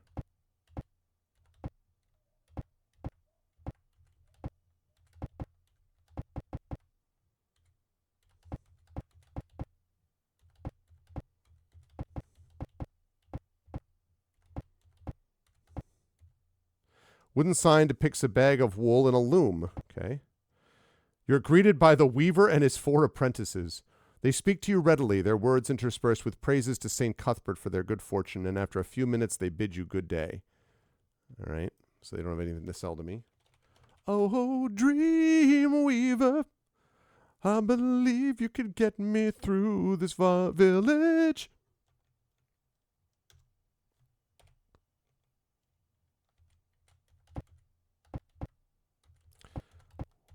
Where is the armor? There is no one around the recently constructed village hall. The door is unlocked and a few benches stand against the bare walls with a large plain table at the far end of the room. A tapestry on the back wall shows a green field with 2 acorns above a sheaf of grain, the banner of Hamlet. All right. Well, we got this place just about scoped out. Glad to know that we have no trainers in here that I've found except for the one cleric. Although we may be able to, I don't know if that tower is some place to check out, but also the tavern may have somebody, so. All right, that's it. Oh, it's almost it, I think.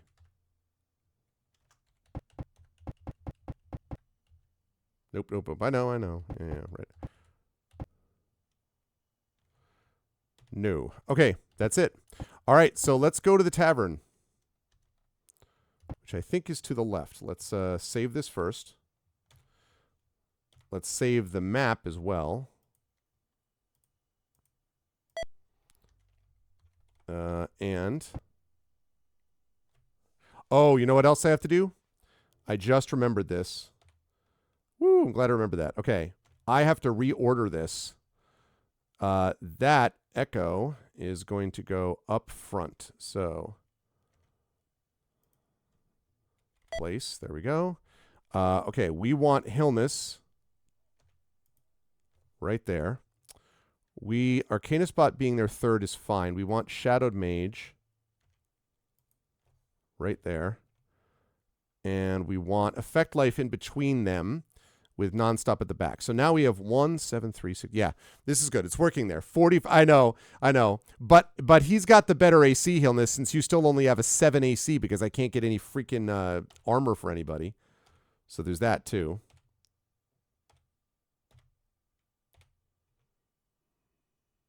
All right. This large place is bright and cheerful. It contains several rough-hewn tables and chairs, boards, benches, trainers, and a bunch of armor. Natural tree trunk, no backos. What's up, Geister? Natural tree trunk pillars support the ceiling overhead, all dark with smoke and age. Okay. A roguish fellow greets you as you pass by his table. Fair fortune, travelers. I am Fernach. I come to Hamlet in search of adventure, but I am without friends. Such a career would be short-lived, I fear. Gladly, though, would I travel with you. My sharp eye and keen blades will make for handy help, I assure you, but as a sign of goodwill, I offer you also this scroll of Eldritch magics. Fernach reveals a sealed scroll of magical spells. All right, Fernach. Thank you, Genly, for the gift sub to Geister. Did you say armor? Braces of AC 4. Second edition AC. Yeah, this is all second ed. This is like 1993, I think, Carlos, is what this is. Thank you, Genly, so much for the gift sub. Thank you. That also brings us to 94 subs. We're only 6 away from 100 subs, chat, and we are only 36 subs away from our goal. And Patreon, we're trying to move up too, but those are all really helpful, so thank you. Okay, what sort of magic does it hold? All right, well, you take this Effect Life. As you can see, it's not a scroll. It's actually arrows, which Nonstop has Nonstop has a few arrows. You'll notice that that Nonstop has a few arrows. He has 255 arrows plus 1, 132 arrows plus 2, and 10 other random arrows. Yes, you can split them. You can have them if you wish. All right, Fernach. Who the hell are you? True neutral. You're a thief, level 5. What do you have for items? You have plate mail. Oh my goodness. Can you not? Oh no. Why are you carrying plate mail that you can't use and you can't trade? The plate mail would can I have it? Can't have that. Can't have that. Can't have that. Can I join it? Cannot be joined. Oh my god. Can I toss it? I wish I could just drop an item and not have it be gone forever. Keeps watch as he sleeps. God damn it.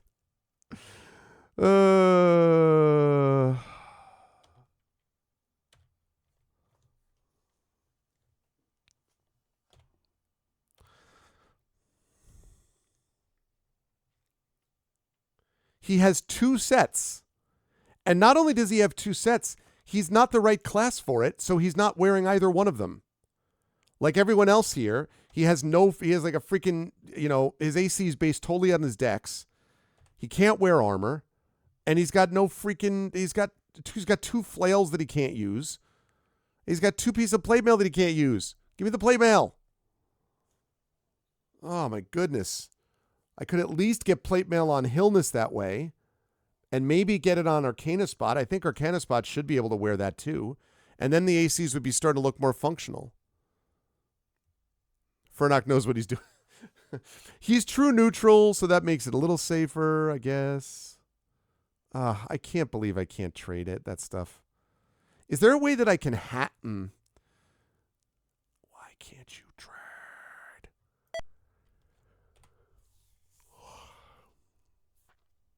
I can ready it.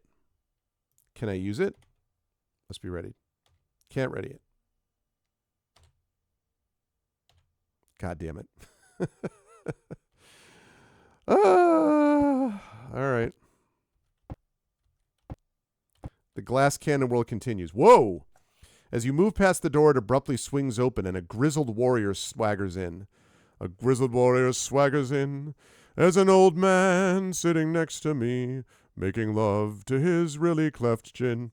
He curses as you nearly bump into him, then walks with cat-like grace. Someday one of these people is going to have, like, sloth-like grace, and I'm going to laugh, to a nearby table where one of the wenches serves him. Okay? A smallish, wiry monk in brown robes looks up as you pass by. He greets you warily, then looks up to his huge armored companion and goes back to his simple repast. You are greeted at the bar by a sandy-haired man clad in the clothes of a laborer. Greetings, traveler. I am Grim. I mean, I'm actually in a good mood right now, but I am Grim. Like you, I came to this place in search of adventure, but I have paid my way of late by working with the crews around the new tower. I would gladly accompany any expedition, though. I understand that most travelers come to Hamlet are investigating the ruined moat house to the east. Is that your goal as well? Grim smiles and entreats you for details of your plans while in town. He speaks of other groups who have come and perished in the marshes to the east and the horrors of the thieving village of Nulb a day off. Do you ask Grim to sign on? Sure. I will fetch my gear at once, and he returns clad in leathers before you finish your meal. All right, Osler Gundagoot offers fine meals and delicious drink as well as rooms. You can put yourself up at the inn for a gold coin each. Who will pay? Grim doesn't have enough. What? All right, thanks. You sleep well in the welcome wench, resting easily on the comfortable beds and tucked under warm blankets. Okay, first of all, we're going to take a look at Grim. What do you have, Grim? True neutral, fighter. You're a level 1 fighter?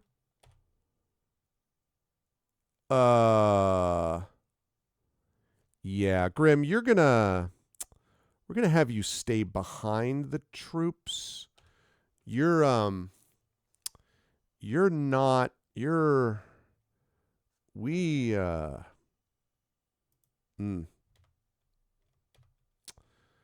gonna be an interesting time.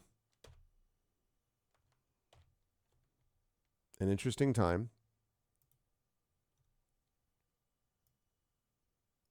Grim's chances are grim. Yeah, that's why he's grim. He's like, I know I'm in trouble. Like, he already knows, right? All right, okay. Now, these things will be useful. We're going to get a Dispel Magic for sure. And a Cure Disease for sure. I thought about Prayer as well. But, yeah, okay. Good stuff for that. All right. You obviously can't do anything of that, but you can. Okay, we're going to get I think I had Sleep the last time. Actually, no, I'm going to do Cast. Yes, I want to lose that. Yes, I want to lose that. Yes, I want to lose that. Okay. He's going to have spells memorized now.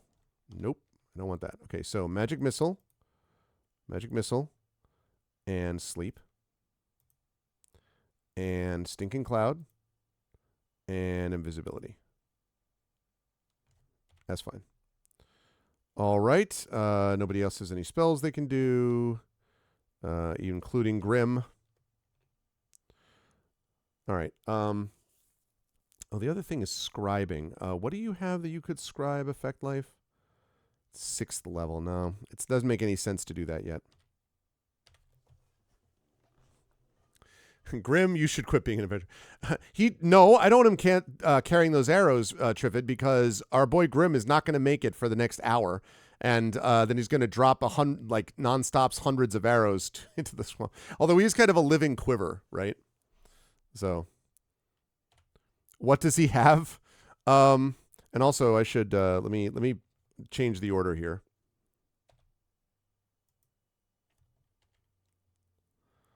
Okay, we're going to move you up here, place, And we're going to put Furnock. I'm going to put you up. No, there. Okay. His items also suck. Where's Grim? There he is. He's got 10 arrows. He's got a battle axe. He's got a longbow, trident, quarterstaff. I mean, I could give him other stuff, but I'm not going to give him magical items because I'll never get him back. And, you know. All still alive, yes. Effect Life, you are doing better. We still don't have armor for anybody, but, you know, we're getting there.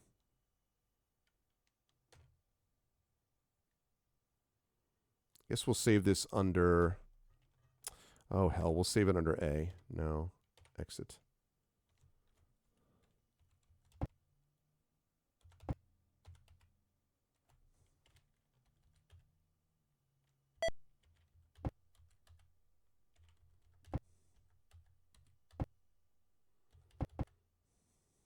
A small man in simple garb. At least you're in double digits. That's the key. Sits by the bar. When he sees you, he smiles and extends his hand. Greetings. I am Spug Noir. That's right. My name is Spug Noir.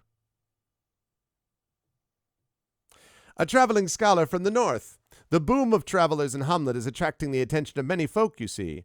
I've come to do research on the area and its folk. Thank you for saking. Again, my name was Spug Noir. Okay. The grizzled warrior glares at you in contempt when you pass his table. I'm going to look at him again. I glare at him in even further contempt. All right, so now we've got the tower, which is where I'm going to go next.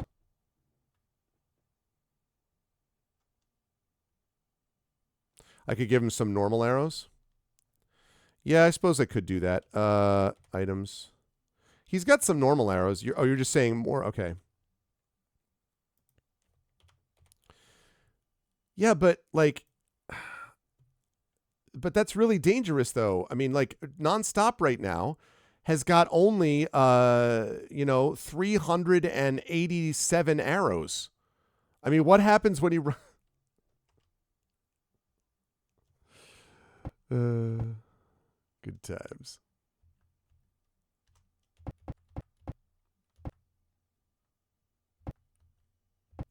In this economy?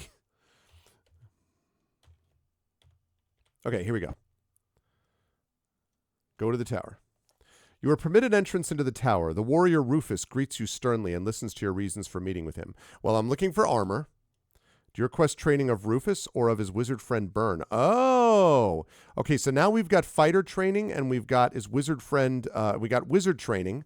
So now we've got that, and clerics. Okay, so we should be good now, I think. I don't know about thieves, though, but... Yep, time to leave for the moat house. You stop at the sound of men rushing through the forest towards you. They come in and out of view, darting from tree to tree with dark cloaks flashing out behind them. Laughter brings your attention to Grim. Fools who would stand against the power of chaos! Look now upon your deaths coming from the 4 elemental quarters. Oh my god, Grim! Top 10 anime betrayals! So, it has come to this. It has come to this. Oh, wait.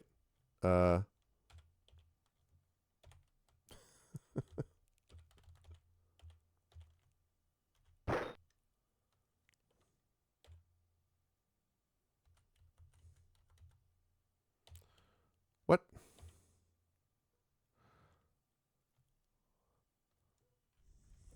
Imagine. See, yeah. See? Exactly. Now, Triffid, can you imagine? Can you imagine?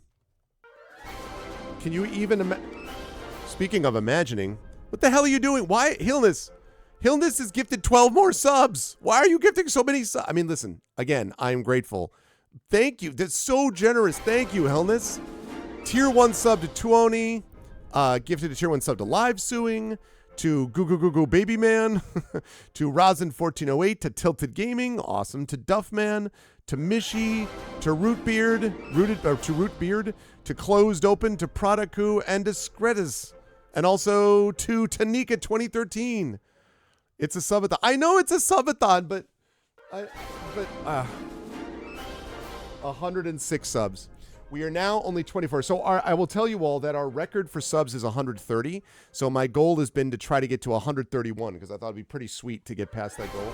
Hillness, that is super generous. Thank you, my friend. Again, thank you so much to everybody who's been a part of this. We've had a lot of people contribute. A lot of people do gift subs. A lot of people do mega gift subs. But I really have appreciated. And I always enjoy this event. I really am enjoying this subathon quite a bit.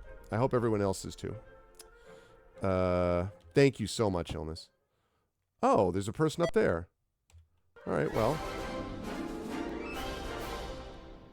Dead.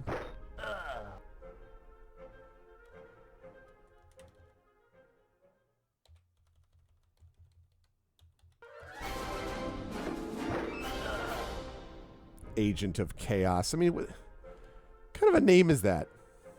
I'm an agent of chaos. Yeah, are you? And Prince Justin has gifted a tier 1 sub to Mighty Mer. Thank you, Prince Justin. Oh, wait, what did I see about? Thank you, and welcome, Mighty Mer. Welcome to the subathon. Thanks, Prince Justin. I appreciate that. Thank you so much. And thank you, Geister, for buying Tales and Tomes for the Real Library. Thank you. Thank you, everybody, for your generosity. I appreciate that so much. So much. I really do. I really means a lot to me. Thank you. It was my, as many of you know, it was my birthday last Monday. And so I feel like this is like an extended birthday present. I feel very good about it. Echo just cannot move. He just does not want to. Okay, Fernock. I guess he's not an agent of chaos.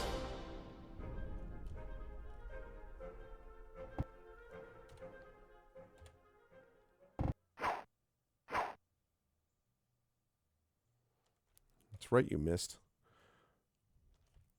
May not be able to resist. Either way, it'll be well used.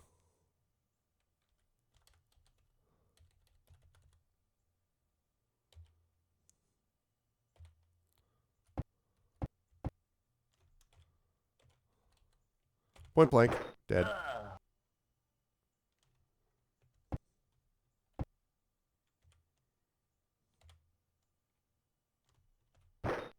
There we go. So much for your ambush. I don't think you hit any of us, actually. We found treasure. Oh, wait a minute. Do any of them have armor? No. They don't.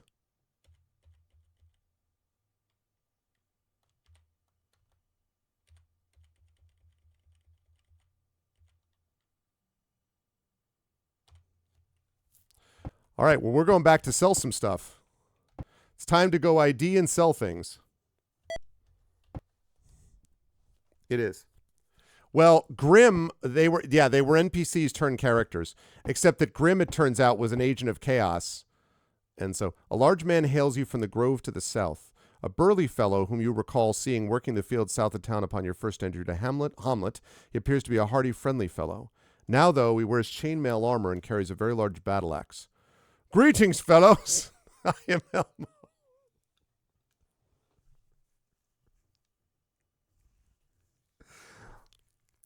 Elmo has a large battle axe.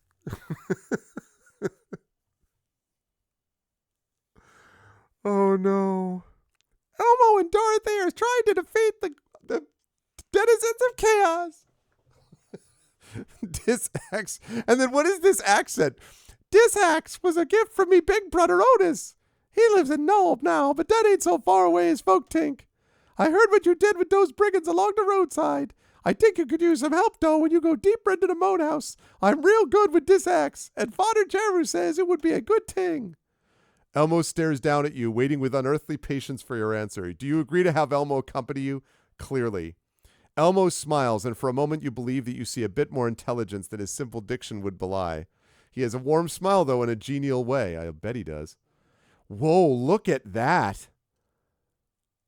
Wait a minute. He's got an AC of 0? Oh, my goodness.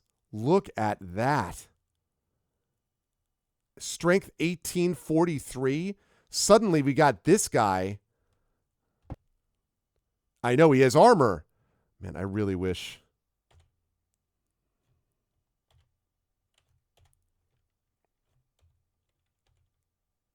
Ten arrows plus 2. Composite longbow plus 2. Mace plus 3. Oh. All right, let's see. Appraise, gems, sell. Good. That's good because now he can do this thing.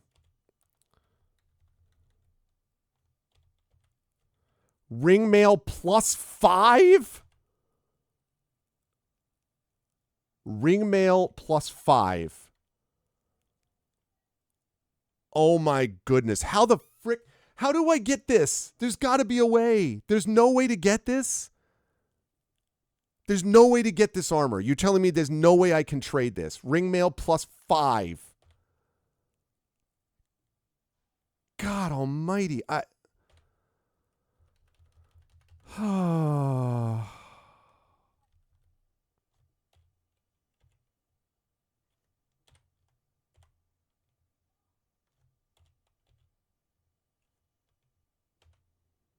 I know.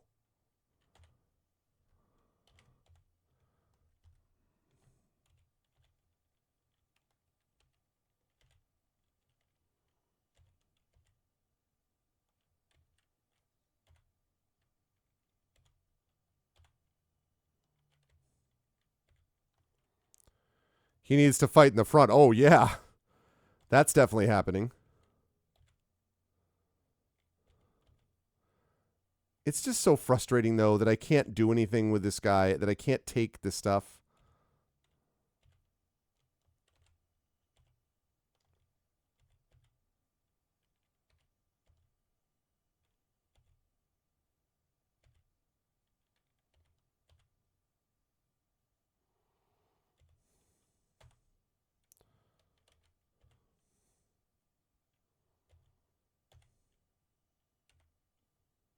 Okay. Illness always causing problems. Ring mail. Right, Teach Play, did you see that? Ring mail plus 5. Plus 5. I mean, I wonder if you can ID this. Okay. It is definitely magical, but we can't figure out how to.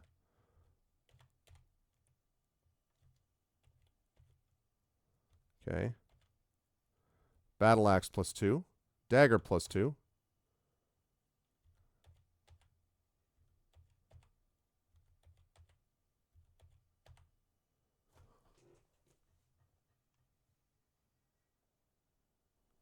He's carrying plate mail plus 4.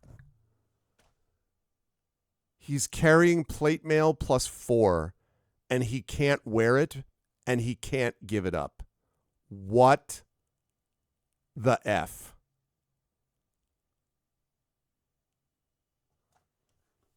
I know. I wonder if I could kill Fernok off by accident.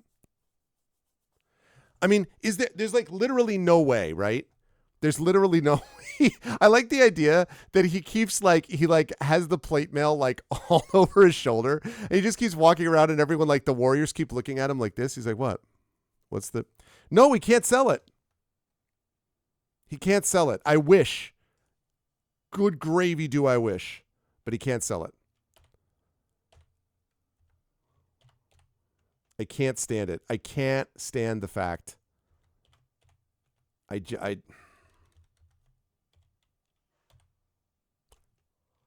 Arrows plus 5. Wow. Nonstop. We pull those out in super emergency situations. Wow. Unbelievable. Don't sell it. Maybe he'll turn out to be a traitor. But even if he is a traitor, I can't take it off his body. That's the problem, right? That's the thing. Like, I really wish I could do that.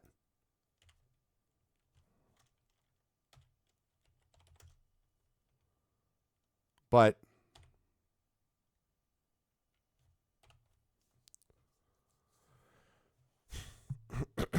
can't trade it to other to parties. Nope. See, here's what I mean. I have to do this anyway because I have to change the order because he's going to go to the front.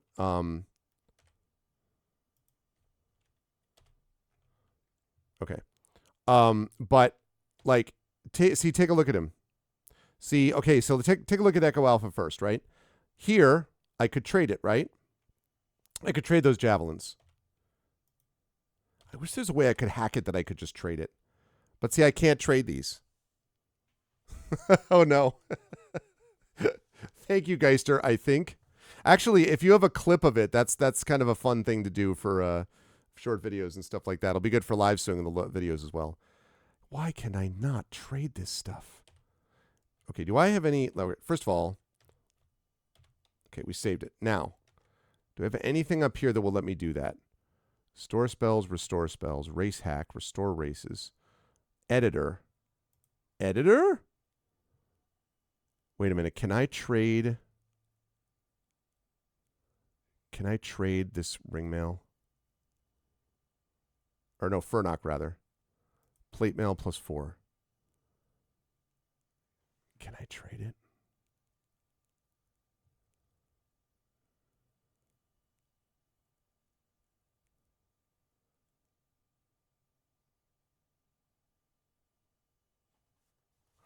I have to see this clip. Hey, Craigery. Yeah, hit points and a bunch of other stuff. It's been going well.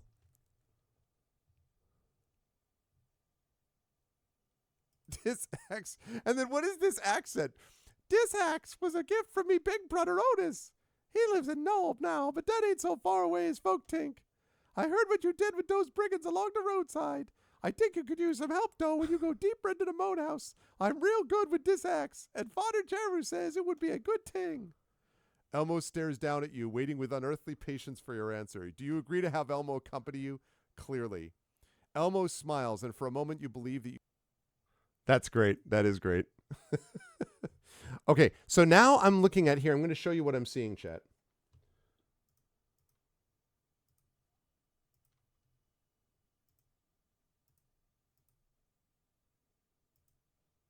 That's not it. There. Okay, so this is the editor, right? So I'll tell you why I'm doing this, by the way. There's something obviously broken, which is why we're not getting armor. Like, clearly there's something broken. So what I'm trying to do is figure out how to affect things here where I can make this tradable. And the deal is, because I don't think that's cheating in the least. Like, we don't even have armor. Elmo's now our front man, like, hello. But I don't know how to... How do I change this? Effects. Wow, look at all that stuff you can do.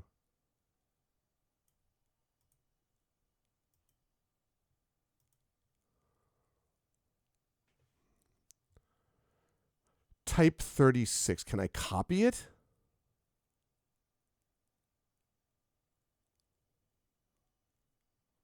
No, they're not cursed.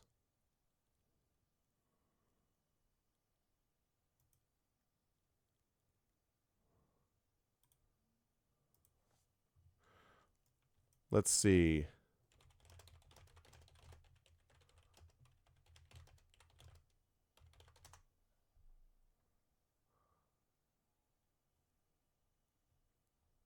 Let's see.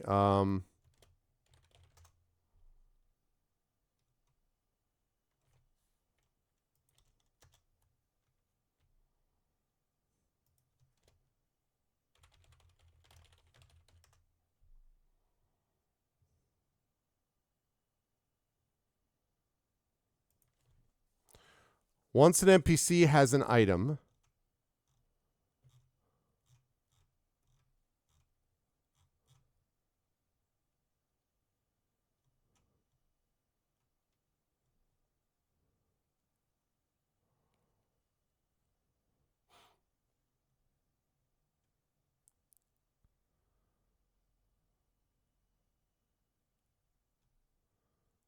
I'm just looking to see if there's...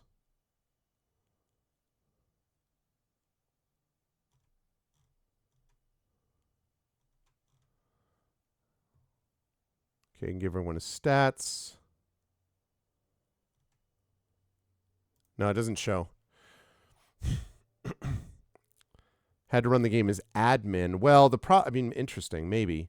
I mean, the thing is, this is being run through like through Freudian slip, Gold Box Companion. So I don't.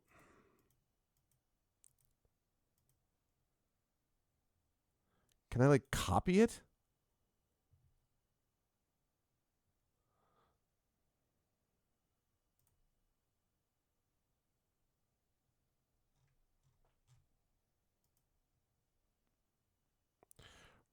Yeah, run it as admin. It's probably worth it. All right, let me get rid of the editor for now. So wait, Geister, they had to run the game as admin to do what exactly?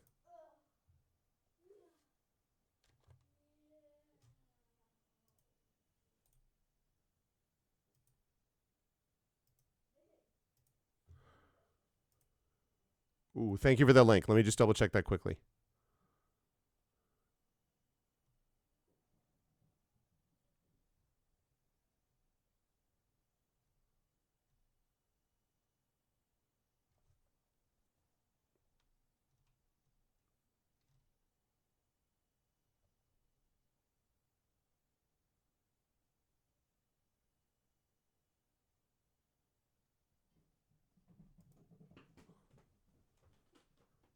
Oh, the cats are on the loose.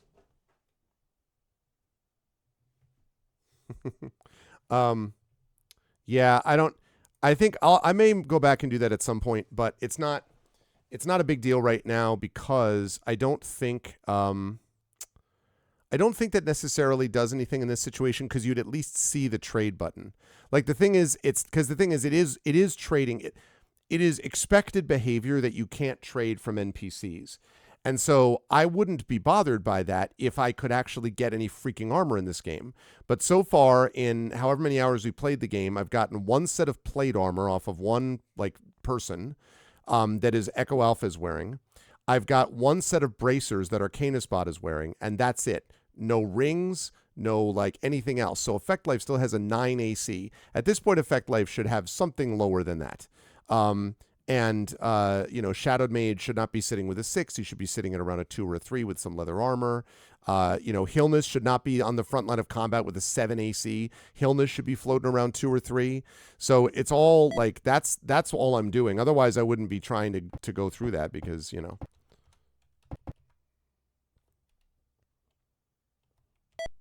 Anyway, hopefully when we get in there, maybe we'll find some stuff.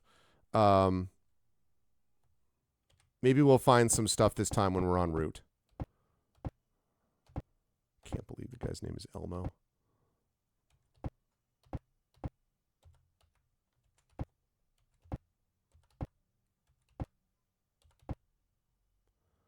A scrub of thorns, thistles, weeds, and shrubs grows thickly along the edge of the track which leads to the ruins. Even the track is mostly overgrown and cluttered with fallen branches and trees. Here and there it's washed out, and other places a mire. Some game evidently still follows the pathway, however, for after a mile or so, faint traces can be seen. But even considering this, going is slow, and it takes over 2 hours to trudge along on foot. Considerable hacking and clearing is necessary to make the way passable. After 2 miles, the track turns more northerly. The land begins to sink and become boggy. Tall marsh plants grow thickly where cattails and tamaracks do not. Off to the left can be seen the jagged silhouette of the moat house.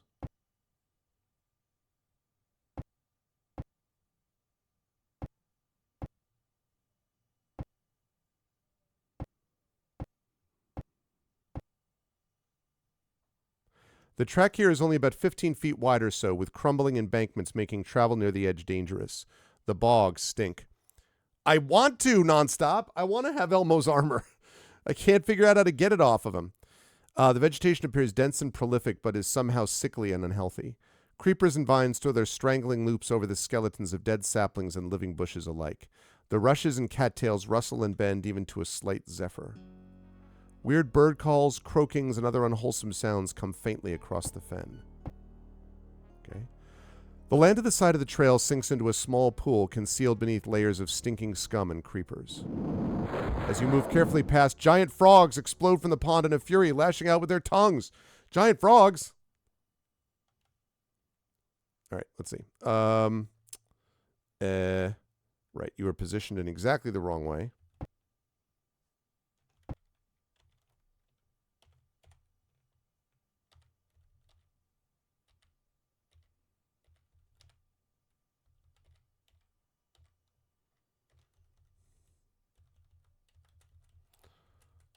Frog the first.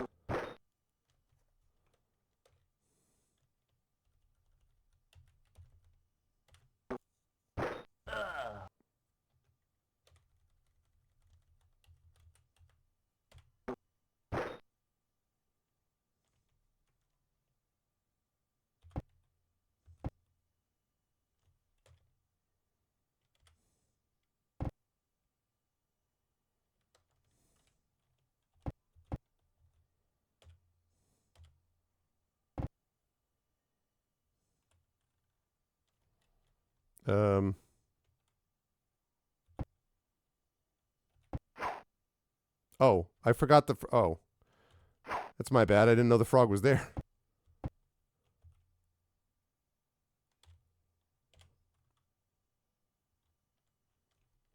It's Elmo.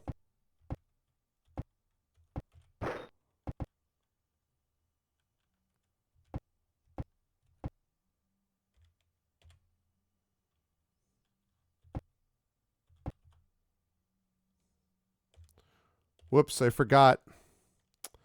Forgot that they're using a short bow. It's all right.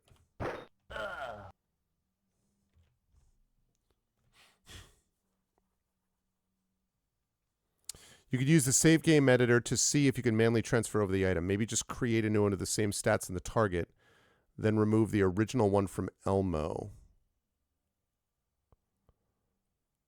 I don't know that I fully understand what you mean, Effect Life. Like, because I don't think there's a way to create an item and give it to that person, I don't think.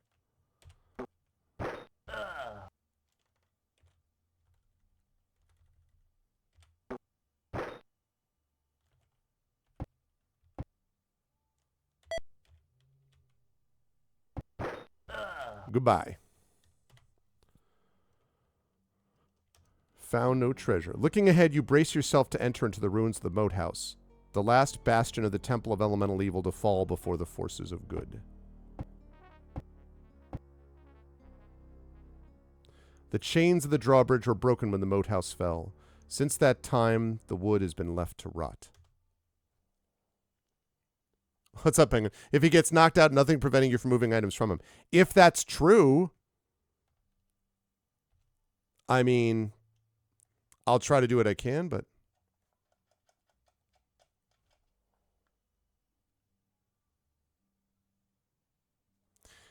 Okay. Give me a second and I'll do that. Let's see. Who's the ranger? Nonstop is the ranger. Nonstop spots tracks leading across the courtyard to the northeast, traveling northeast to the broken steps entering the keep. Okay. So, I'm going to save this as B. All right. Now,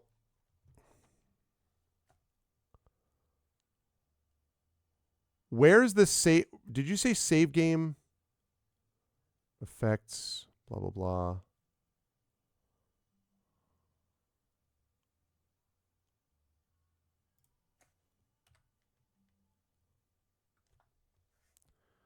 It's an external tool. Oh.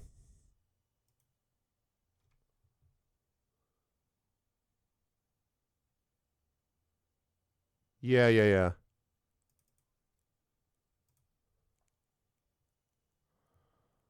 Okay, I see there's an item modder.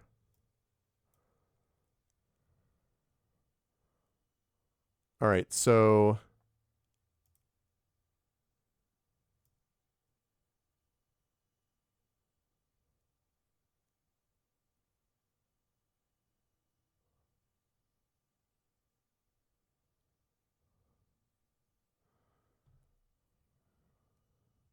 Okay. All right, I found that.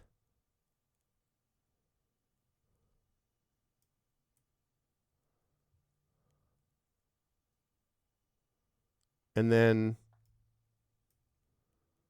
I found that, but then I don't...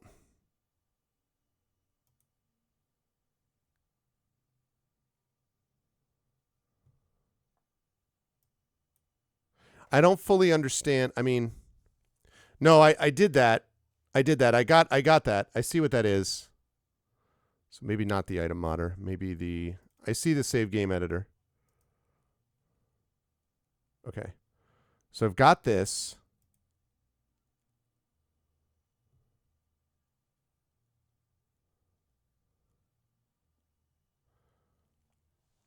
All right, but then what do I do? So I go to... So it's B, right?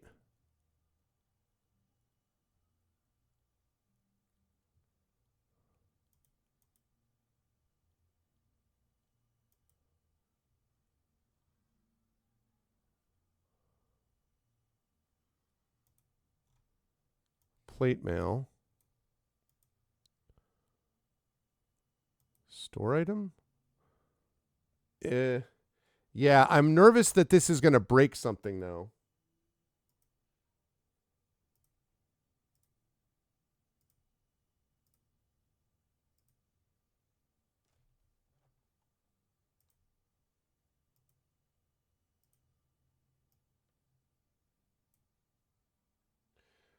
So there it is, but I'm worried that this is going to break something. I'm a little hesitant. And I mean, technically what we're doing is something that's not technically allowed. I don't mind that because they're obviously the armor thing is broken, so that's why. But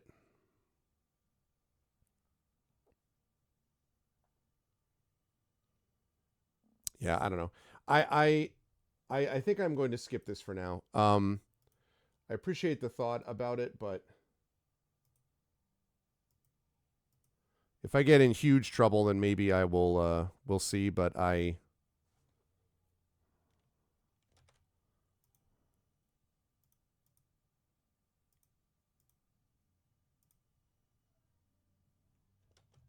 yeah, exactly. Exactly. It might be something that I might do. Okay. Yes. Where were we? What? Trying to do the wrong thing.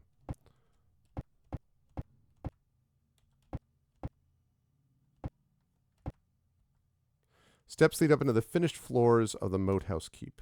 What rangers among your band? Your friend confirms that some traffic, either human or animal, or perhaps otherwise, comes this way. Something wicked this way comes. Yeah. Got it. Got it.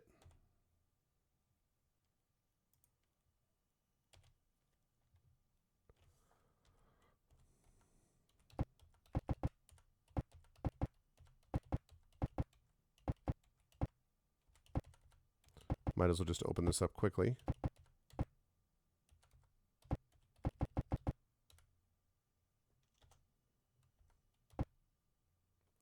It's dark in here. Reluctantly, you light a torch so you can see. This was once a great... Yeah, exactly. This was once a great audience chamber, as shown by the tattered banners and tapestries on the walls, destroyed furniture, and heaps of rotting cloth thrown into corners. Once richly appointed, it's been thoroughly searched, sacked, and despoiled. Leaves and dirt cover the floor, and cobwebs hang from walls and ceiling above. Looking up, you see that pieces of beams and chunks of stone poke through, indicating that the upper stories of the place are totally destroyed and likely to be impassable to anything larger than a rat.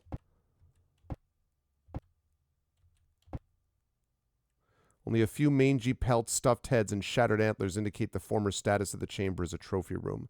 All worthwhile items have been looted long ago. You sure about that?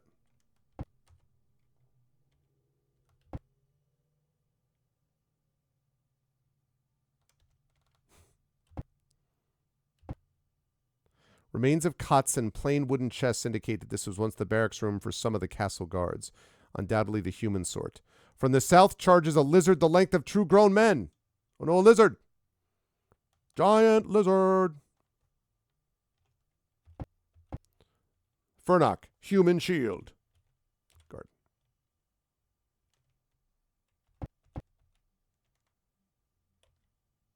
Guard.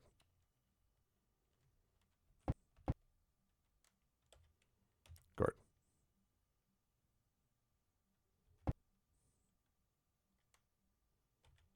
Guard.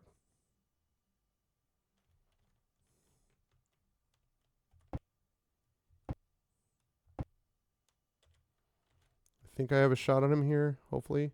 Yep. Missed. I'm sorry, what?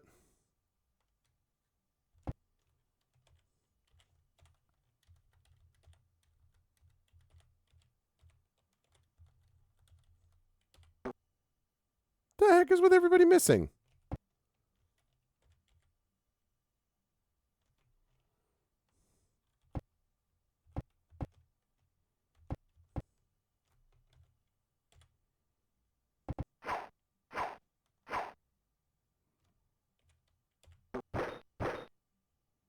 I was going to say, geez.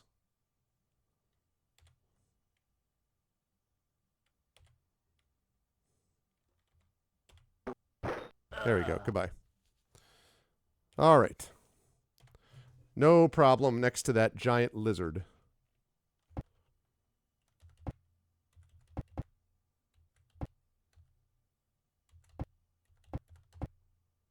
This place was the domicile of the lord of the castle, but now stands stripped of everything save broken furnishings. Major Domo's room holds items of value or interest. So, does not hold, I think is what they meant to say there. Remains of moldering foodstuffs and kitchen work tables are visible under a thick layer of dust.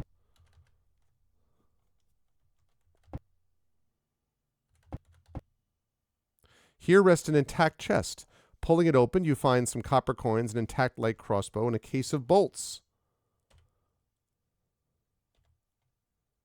All right. Actually, a hammer and a composite longbow, but certainly not armor.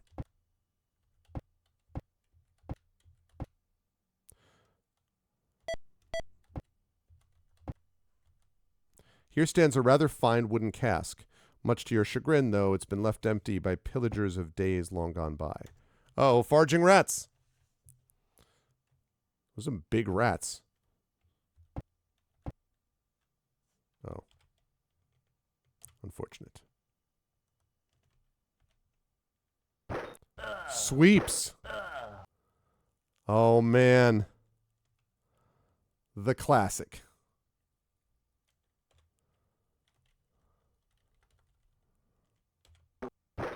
The classic sweep. Love that. Love that for us.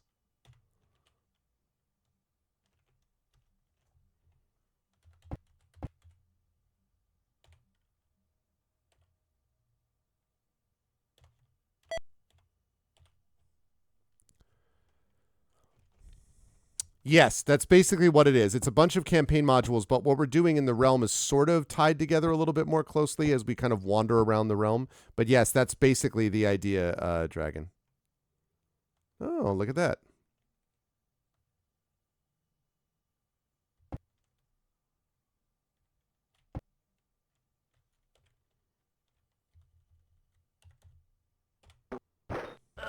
Dead. I love that that's the sound even of the rats. Ugh.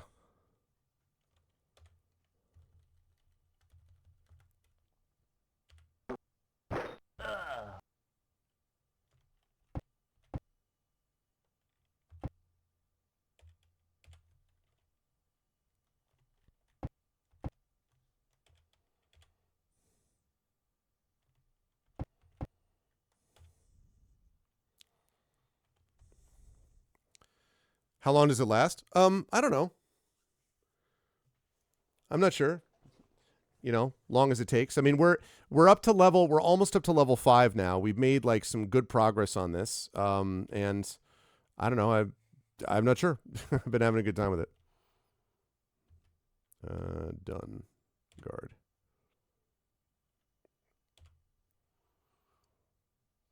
Guard. Oh, these guys aren't coming down here. Hilda sweeps. Look at that sweep.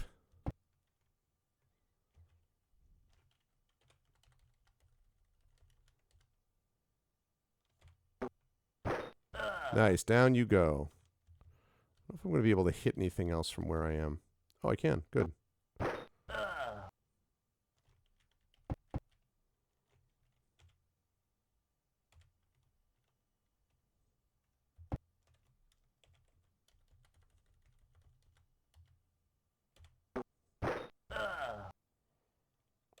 Okay, and nice. Down they go. No problems. I could probably have done that actually even as quick battle. I have to remember to do that. Few torn sacks, broken barrels, and shattered weapons racks show that this large area was once a storage place and armory for the keep. There are heaps of junk lying across the floor of the entire chamber. Hanging over the end of the stairwell is a large collection of pulsing green moss. As you take notice of it, it drops towards you. Narrowly, you dodge it and set it ablaze with your torches. Cell doors creak open all along the corridor to the south. From each shambles a rotted, desiccated form. I think it's possible to... I don't know what the cap is. That's a good question, Dragon. I'm pretty sure you can hit level 10, though, because there are things here you have to be able to now that I think of it, because levels, because of some of the adventuring levels that are 18 to 20. So...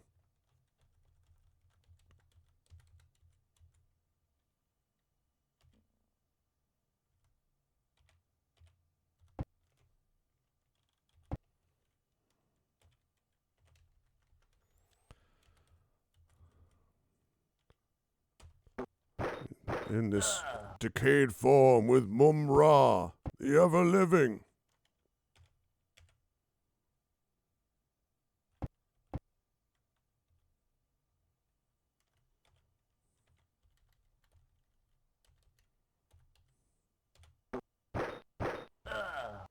There we go. Guard.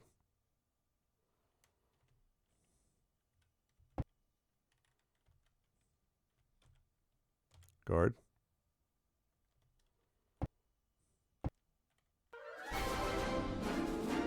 Oh my goodness. Sub gifts. 5 tier 1 subs from Effect Life again. Thank you, Effect Life. General Kenobi has received one. Thank you. Dark Blitz has received one. Welcome, welcome. Dark Sinner has received one. Yuto to Tenchi has received one. Kunki Goranaryu has received one. Thank you, Effect Life. That puts us at 112 out of 130. We are now only 18 shy. I guess 19 if you count going to 131. Good to see you, by the way, Yuta Detenchi. And thank you, Effect Life. Thanks, everybody. Thank you again, Effect Life. Appreciate that. Okay, our boy Elmo. I need to go down this way. I will sweep. I guess I can't sweep.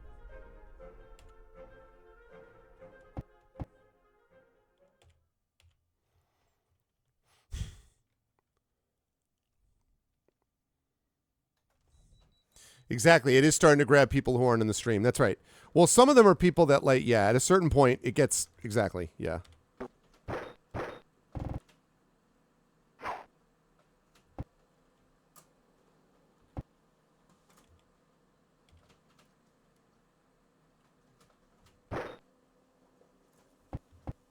Echo Alpha will arrive on the scene soon. TM. You know what? I should probably put this into... The thing is, I don't want them to attack with... I'm going to see... I guess not with this. I'm a little nervous about putting it into quick attack because I don't want them using magic. I don't remember if it does that, so... Yeah, okay. That makes sense.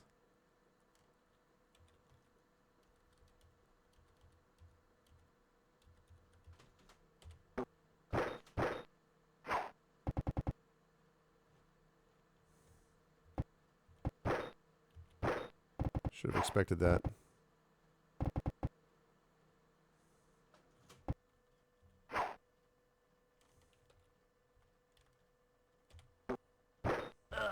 Dead.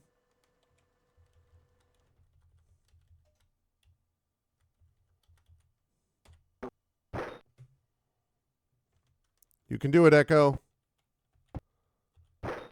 There you go.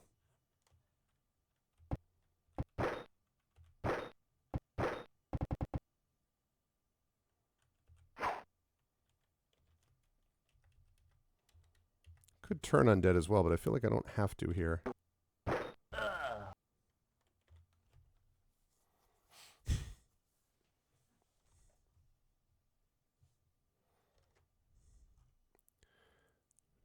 Fact Life stole my coins once.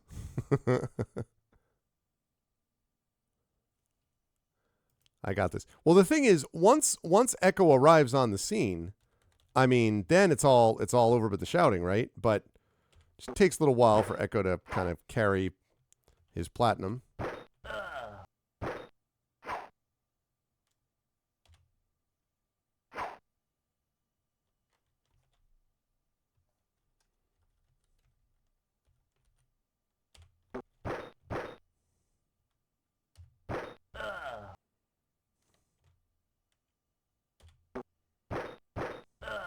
Dead.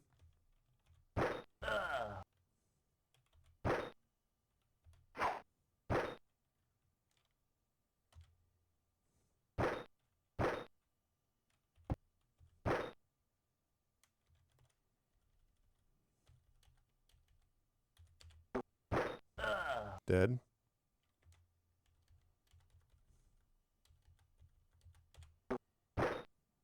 Almost dead.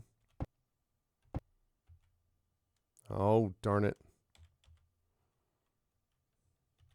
There's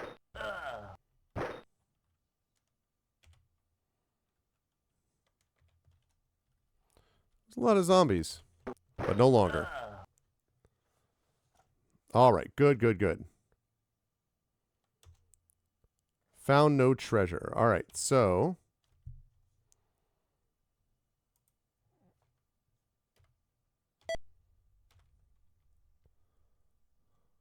all right, up to Arcana spot then.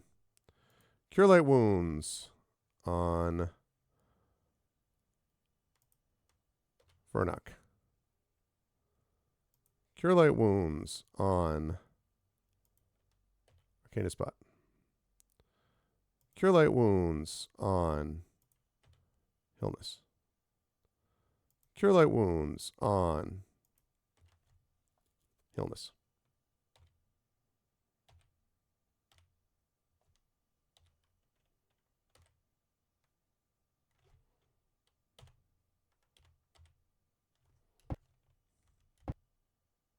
The mess of filth in this room is completely unremarkable. Nothing of value lies in the heaps.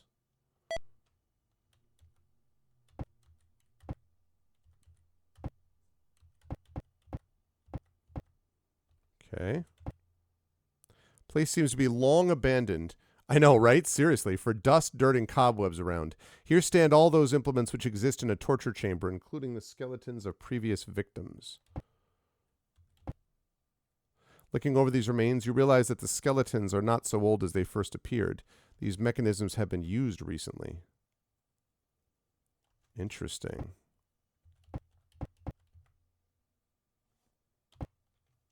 An empty cell. Chains dangle from the wall.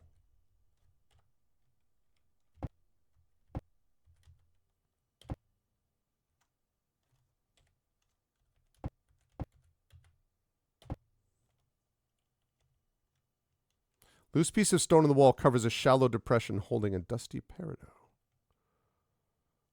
Okay. You're going to take that gem. Exit.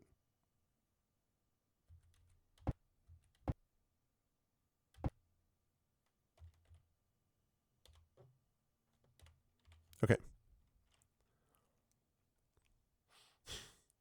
The +4 used up all the loot for the next four levels.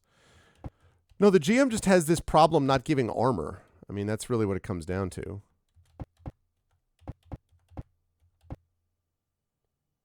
Climb back to the ground floor of the keep. Oh.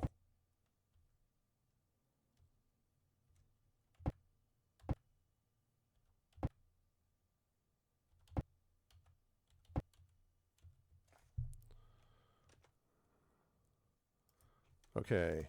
To ground floor. Right. Can't see that, so that doesn't do anything for me.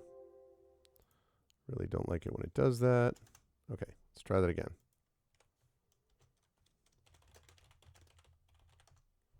Okay.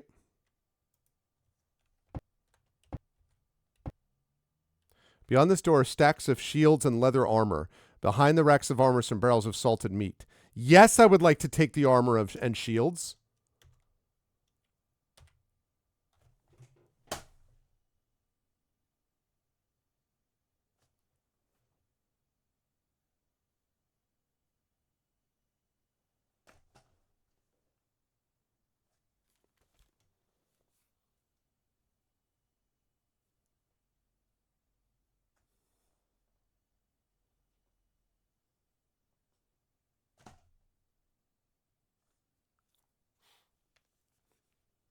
I report, you decide. Maybe you can make a suit of armor out of that trident.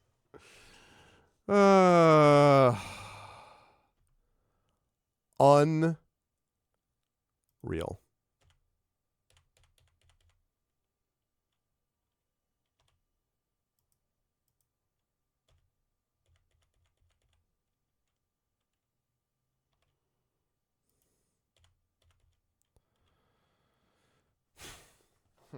After you take what you want, you determine that this room would be easily defensible should you need a place to retreat.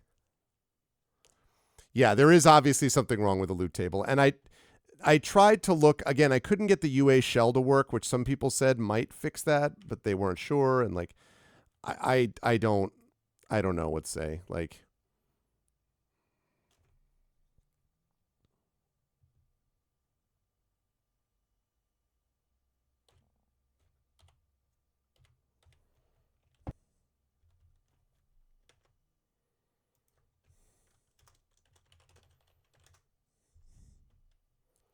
yeah, there's definitely something wrong with it, but finding the way to sort of explain how to manage it is very difficult. Barrels of pole arms and arrows. This would be a good place to rest. Sure, I'll take some of the weapons.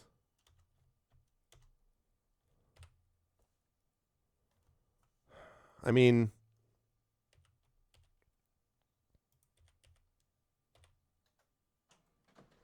oh, wait a minute. I screwed up. Well, he can't trade anything. That was my fault. It's the only problem with having him in front. In fact, you know what? I think I'm going to move him. No. I think I'm actually going to move him. Alt. I'm going to move him into second because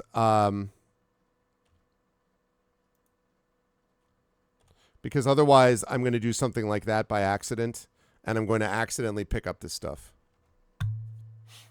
No, because I didn't try to do this. It was already that way nonstop. I tried to install that after this problem happened. So no, I don't think it has anything to do with that. I wish. It would have been nice to sort of like track it down, but no. This is before I tried installing it.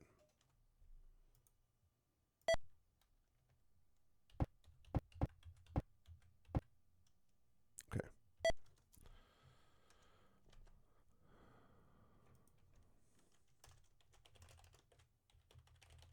Okay.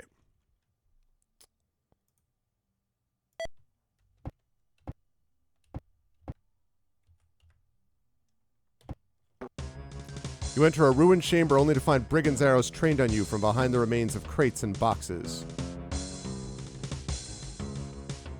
All right, brigands.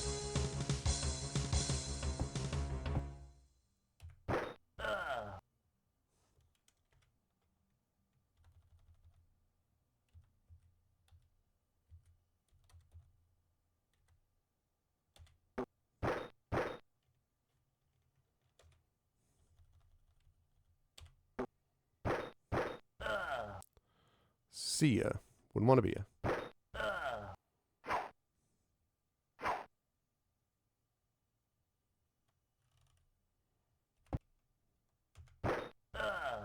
Goodbye.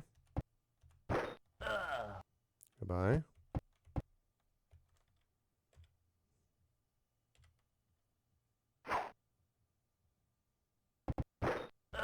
Goodbye.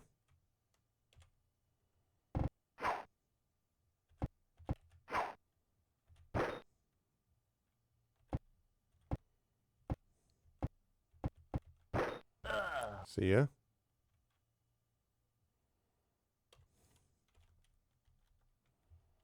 Making me unready my awesome bow. Just so I could kill you anyway.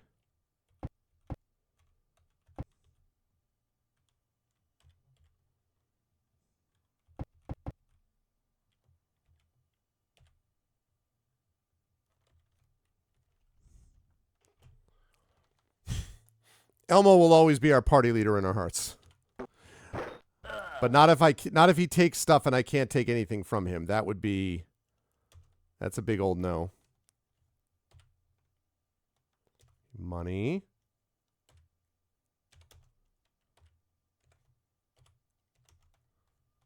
Oh my God, he's overloaded from that. Yeah. Look at all those weapons, and look at how there's no armor among them.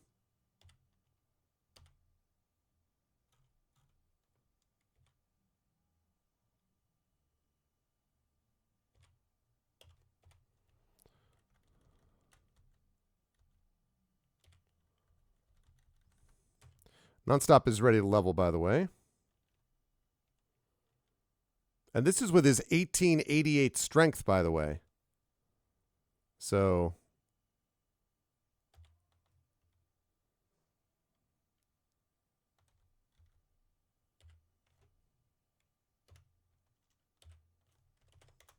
Oh my God, he's also overloaded?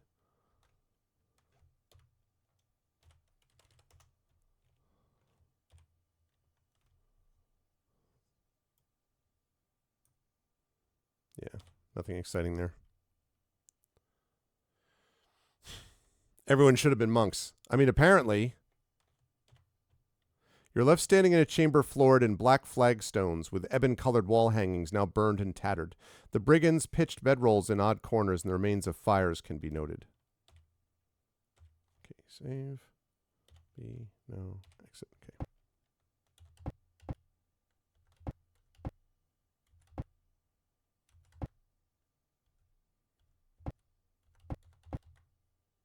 Secret door. Cramped steps lead down to the south. The tunnel is strewn with the remnants of smashed cobwebs. Aha. Steps end at a closed door. You stand at the top of a long flight of winding steps where a door has been crafted out of the west wall. An ogre looms in this chamber wielding a massive axe. He attacks without question, booming a roar that shakes the walls and the foundations of the moat house. So, an ogre. Oh, right. Gotta re-ready the thing.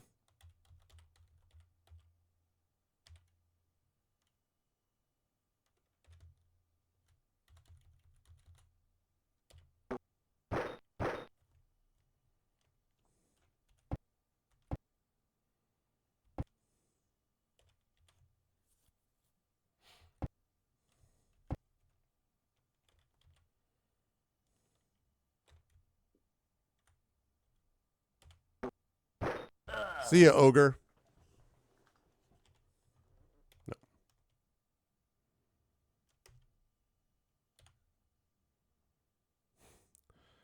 A scimitar.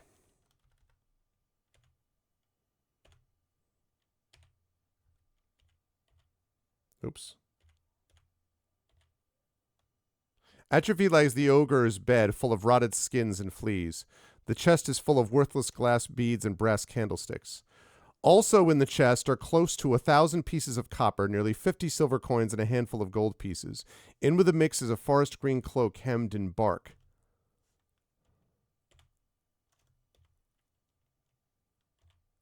Oops.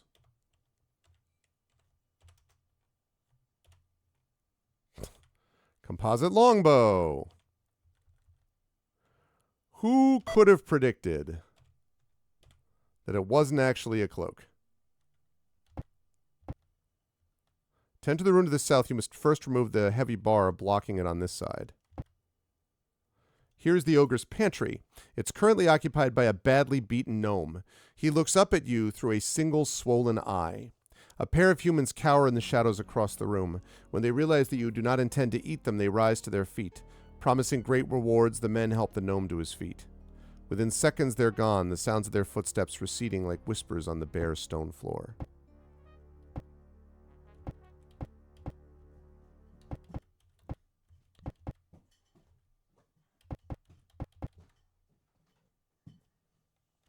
Mm-hmm.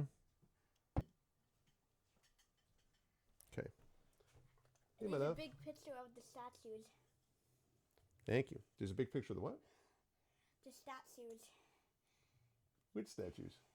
You know, the statues. They're pointing at the players. Oh, here? Is that what you mean? No, the statues in the... Oh, in the in the Forbidden Library that you're doing. Oh, very cool. Yeah, he's making me. Miniarv is making my is making a birthday present for me. So he's been telling me about it. It's got some Forbidden Library stuff that's associated with it too.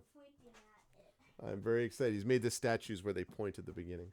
That's cool. Thank you for bringing up the food too, my love.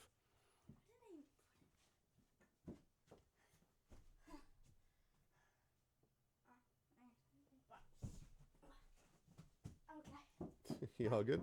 Love you. Okay. Love you, sweetheart. Okay, you played this level of Wolfenstein. Yeah, I know.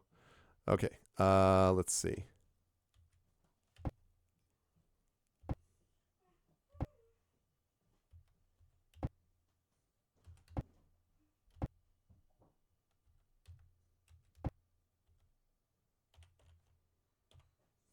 No, is it?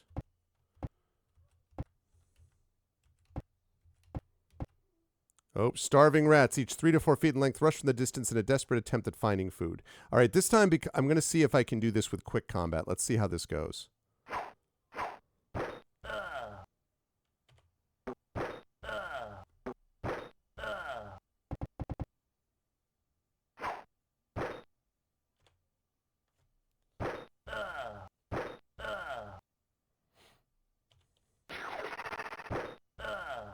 Staff sling? Why are you using the staff sling? All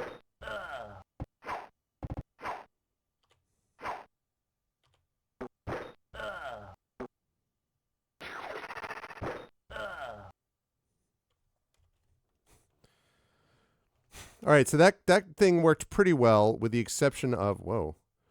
The only thing that didn't work there is the fact that for some reason Nonstop decided to take leave of his senses and use a staff sling instead of using the fine longbow. Maybe he's worried he's going to run out of arrows.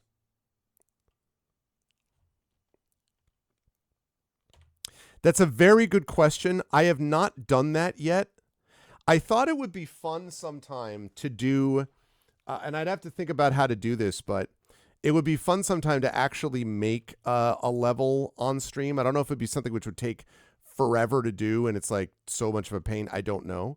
But I always thought that would be kind of neat to kind of give that a shot and see what it was like. It would be cool.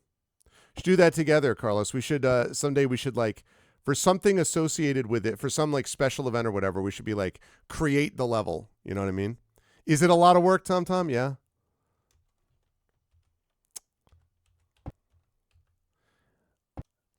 I don't know. If it's a huge pain, then I wouldn't want to, but whoa, bugbears. But if it's, I could imagine it being kind of fun in certain contexts, though. All right, we're going to quick battle.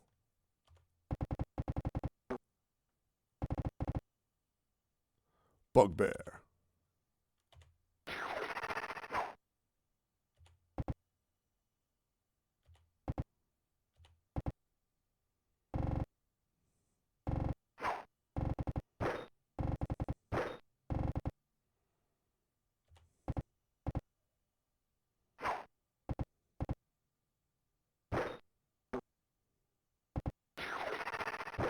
Stop using your freaking staff sling.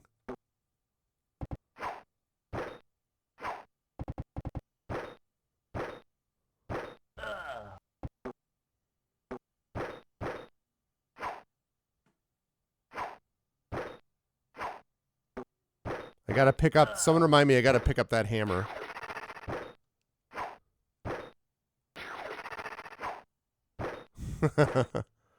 Pre-made town and made some mini quests in the town map only. There's no system. You know what I heard of? I heard of this thing called Dungeon Craft, which is supposedly based on using this system somehow, but there's like a sort of 3D model associated with it. I feel like this was me. I would have done this a lot better if I hadn't left this up to the troops. But I had heard something about that.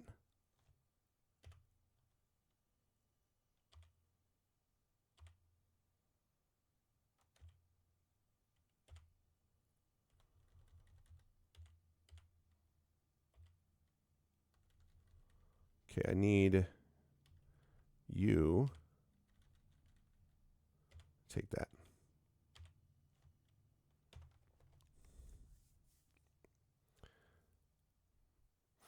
The overland isn't terrible. Leader is wearing a necklace of silver set with 5 chrysophase, I'm sure I didn't pronounce that right, gems. So, I mean, ahead is an oddly shaped room with many exits, 3 in the east wall and 1 opening to the north. Okay, before we do any of that, we are going to... You know what? We're going to save this under B. And we're going to see if we can get back to our... Something large is moving about in the keep. Okay. I'm going to see if I can get back to my... to the resting area. Anyway, I think it would be really cool. I just don't know if it's the kind of thing where it's like, if it's a massive pain and it's a pain in the butt. But it would be neat to have like, no, I'm not going to take that. You decide against the extra weight. Yeah, sure I do. That certainly stopped me before.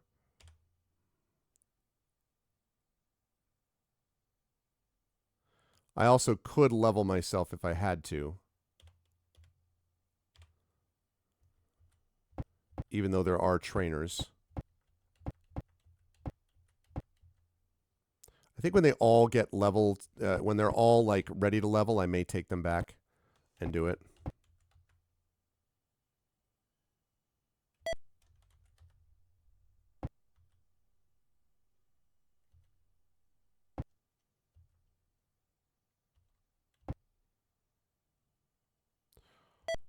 Oh, right. I think I knew this actually. Okay.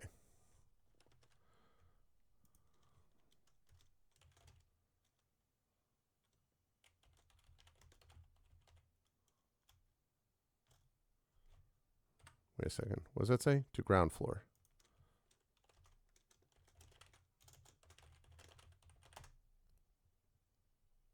Anyway, but it's an interesting thought that I thought it could be the kind of thing that'd be pretty neat, and I imagine people would be interested in on a certain level. So, but you know, if it's a huge pain, then maybe not. I don't know, something to think about.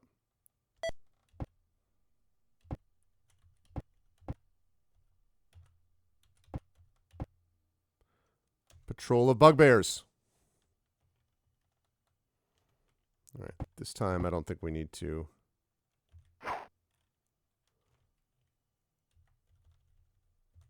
Oh, wait a second. You're using... No. We're going to be clear about this. You're not going to be using your staff sling. I should probably trade that to somebody so that we don't... Because it's really silly. You have a longbow +2, man. And 225 arrows.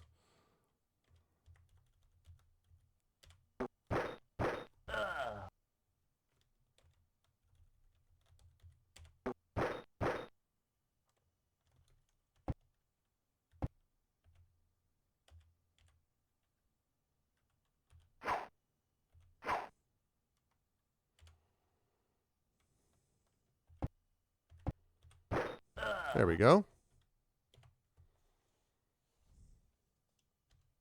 Tom, have you actually made anything with it? Okay, we're not taking those. Have you actually made anything with it or no? This room is the lair of the bugbears. Their flea-ridden bedding covers the floor. The pace is foul, full of the foul reek of bugbears. Bugbear filth. They're so foul. Can't stand. Okay. To bugbear lair. Or the bug lair, if you will.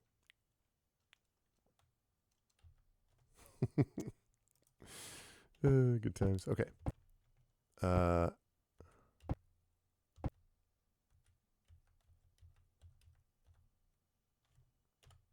No. Okay. This door opens to a wall. A crashing sound echoes from the corridor behind you. What? What do you mean? Echoes from the corridor behind me. Why?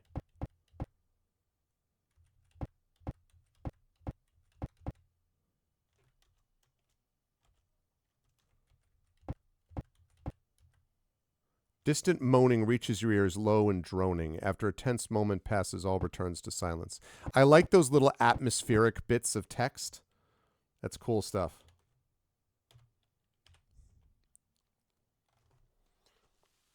Took a pre-made town from another module, added shops, encounters, and a few chain quests. Interesting. So, TomTom, how did it take you? Was it something that it took you forever to do? You can even design your own monsters. Really? I have a certain thought of a monster I might be interested in. I wonder what it would take to make the Forbidden Library in Forgotten Realms. The problem is, like, one person would actually give a damn about that. But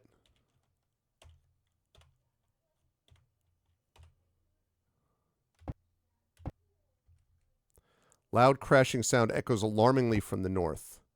Door opens to reveal a wall.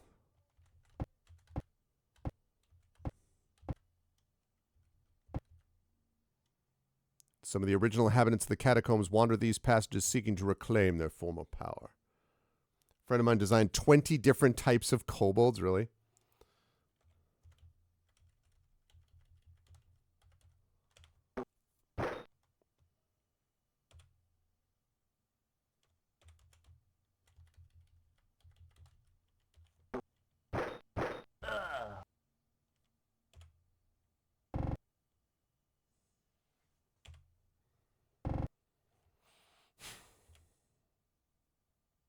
Part of this too, the reason these are somewhat easy right now is because I'm also at the higher levels, and I'm heading on to closing in on leveling to level 5, right? So I'm a little bit past that range, but as you get into different sections of the module, that obviously changes.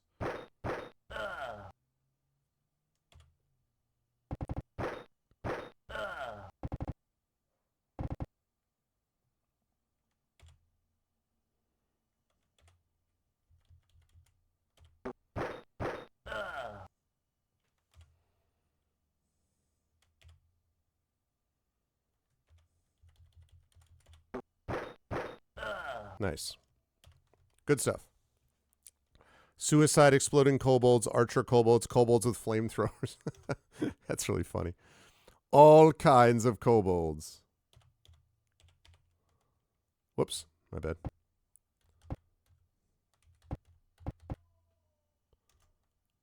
Again, door opens to reveal a wall. Ooh, hey.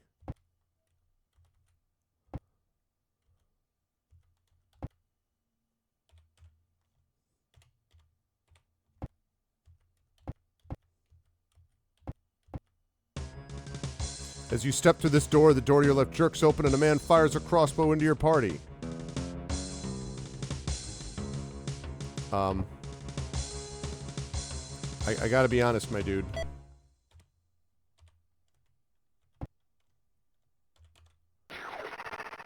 Okay,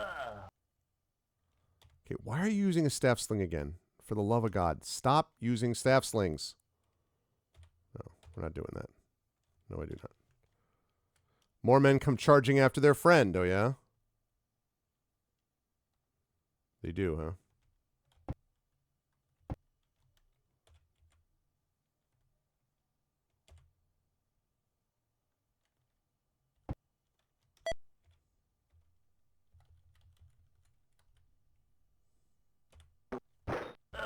Goodbye.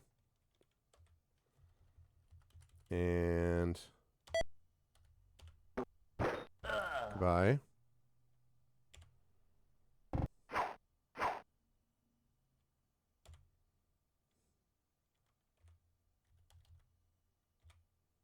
Yeah, okay.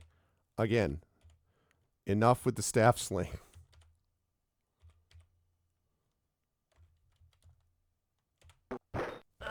Goodbye. I just wouldn't, if I'm a brigand and I'm hanging out here, right?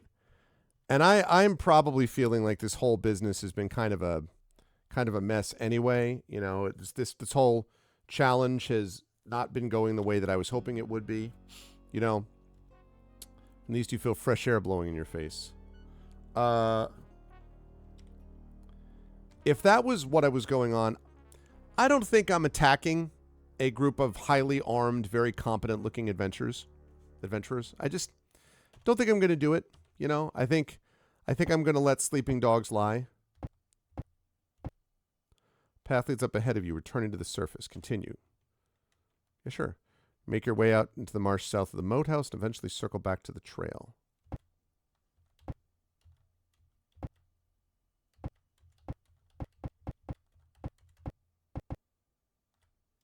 Small man in brown robes emerges from the forest. Looming behind him is a giant of a man clad in heavy armor and bearing an assortment of weaponry. Greetings and fair journey, travelers. I understand that you have come to the area in search of fame, wealth, and armor. And I mean armor. It appears that you found a bit of all three. Abruptly, the man's head whips around. The sound of crashing footsteps echoes through the wood. Ambushers! The man in armor roars a battle cry and turns to rush into the forest. His smaller companion follows closely after him. A moment after they're out of sight, the forest comes alive with humanoids leaping at you with blades bared. Uh-oh. Oh, hi.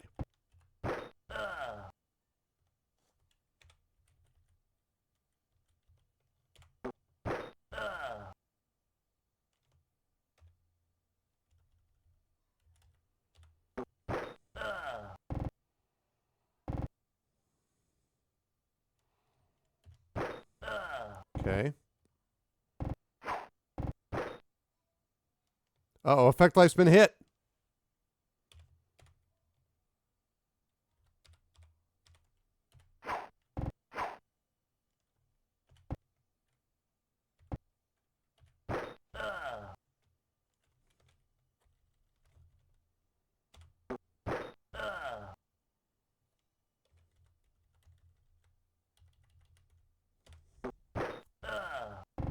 Deacon, the big one.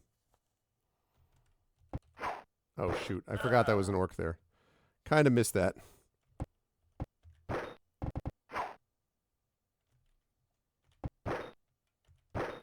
Out of here.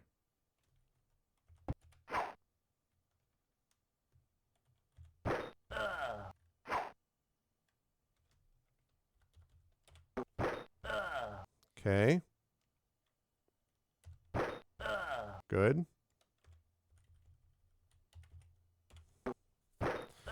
So much for your ambush.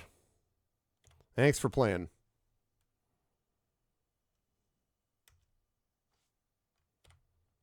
Yeah, a bunch of flails. No thanks. Well done, well done. The monk emerges, his friend lumbering along behind him. His eyes are hard and his expression is grim. You're clearly experts of the weapons you carry, but I fear that your experiences have weakened you. Cobort, kill them. What? Bellowing another battle cry, Cobort lumbers into battle. Dude! Another top 10 anime betrayals. Wow.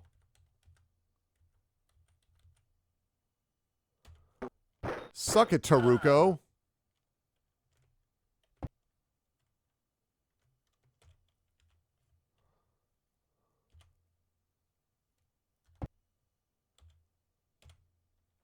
Maybe these people have armor.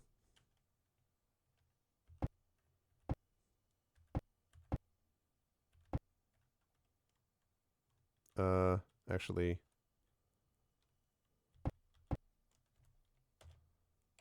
Why don't you come to me?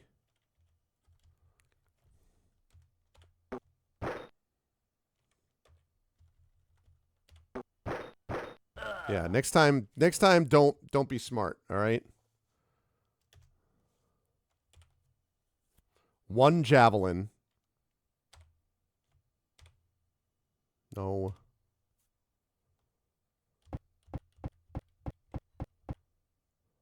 Amazing.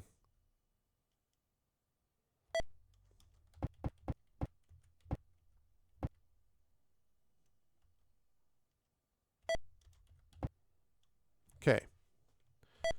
So, weapons armor, yes. ID, yes. ID, yes. ID, yes. Cell. Yes. Cell, yes. I know I'm overloaded. Cell, yes. Cell, yes. Cell, yes. Tired of carrying that thing around anyway. All right. Let's see.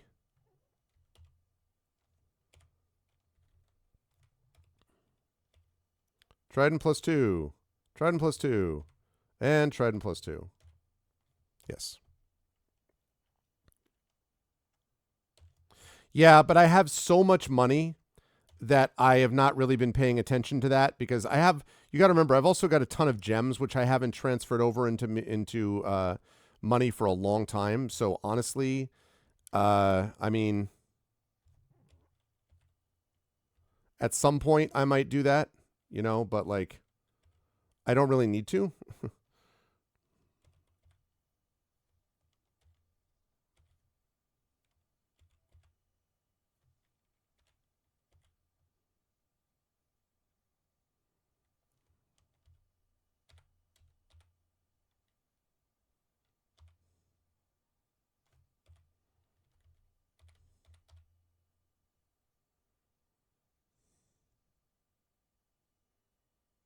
Hmm.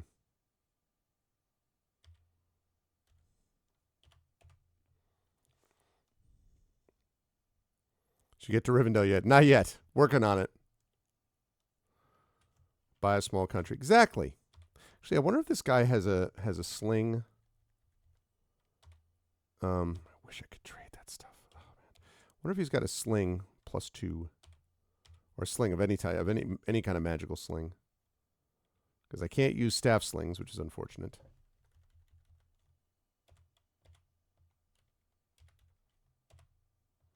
Good. I was just thinking we were running low on those.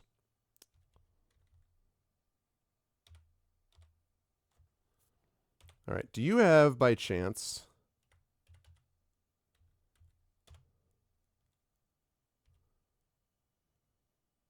you got a staff sling, but you don't have a sling plus something? Okay. Food won't be warm forever. Buy a small castle making rules, get some hirelings. That's the 2E dream. It's true. It is quite true.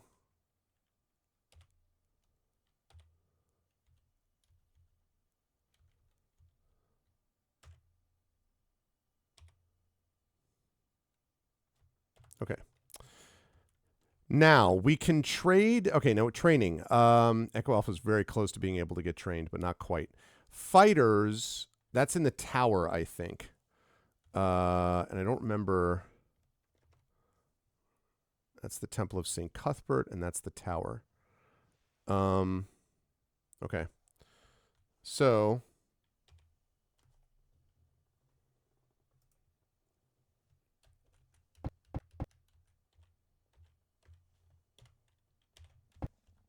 all right, let's go into the tower.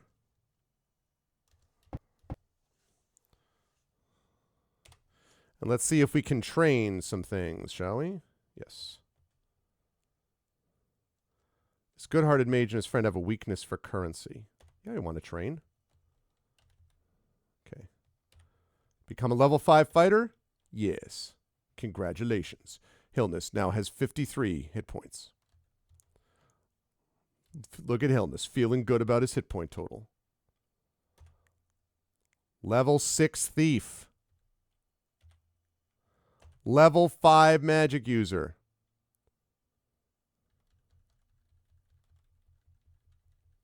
Aw, yeah, you know what we're getting, chat. And it's clearly protection from normal missiles. No, just kidding. Obviously, we're getting that.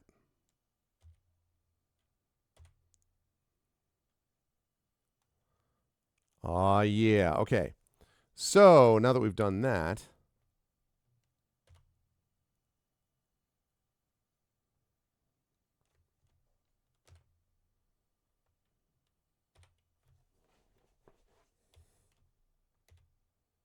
oh, whoops, wrong guy. There we go. Yes on the magic missile. And clearly, yes, on the fireball. Yeah.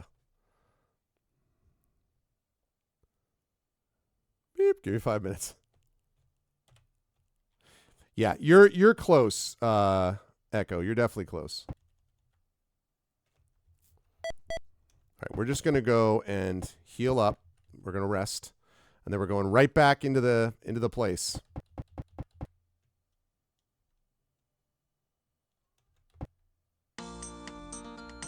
Still bright and cheerful.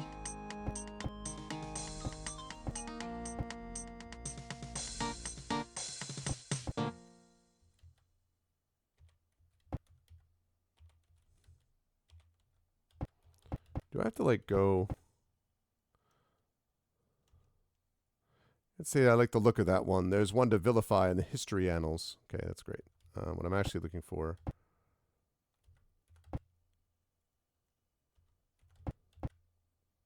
There we go.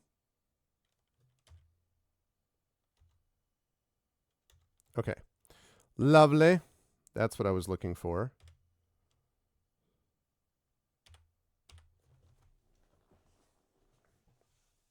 Okay. Now we get out of here. Dude still keeps glaring at me in contempt. I have the same amount of contempt for you, all right, big guy? That's right, I said it. Say it again.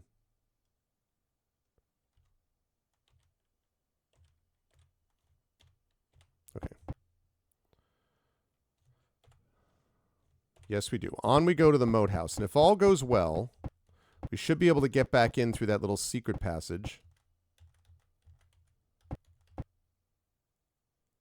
Oh, are you not going to let me?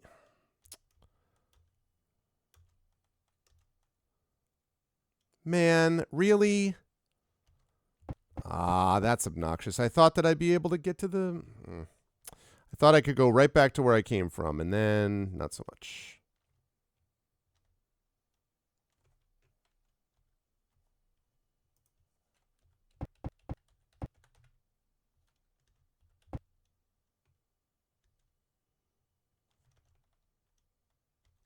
Yep, know all about that. Know about that too.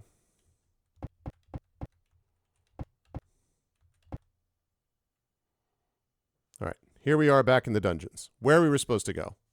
Yeah, the levels of music, you'd think that they'd be able to add some more music to this as well. More than just the little components they once have. Like they have these things where it's like maybe 5 or 6 different things that they have that they possess.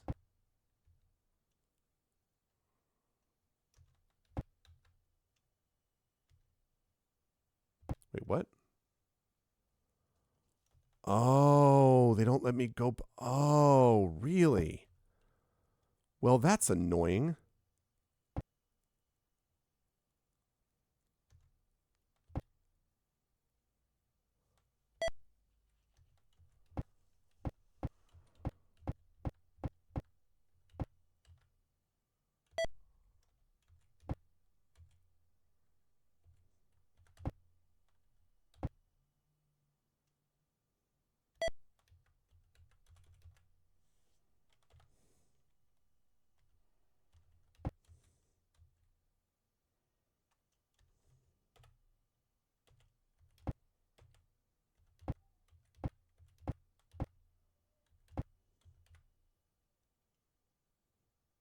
Okay.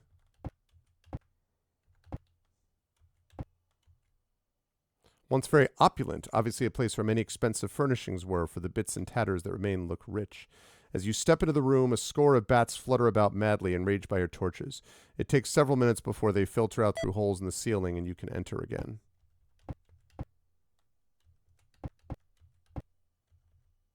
Lying on the floor of this rubble-strewn chamber is a dead man dressed in forest green leathers. His right leg is swollen through his armor. His flesh is discolored. As you move forward to examine the corpse, a larger pile of rubble to the left shifts. From it lunges the largest snake you've ever had this misfortune of seeing. Uh-oh. Whoa, that is a giant snake. That is definitely a large snake. That And that's not great that I just missed.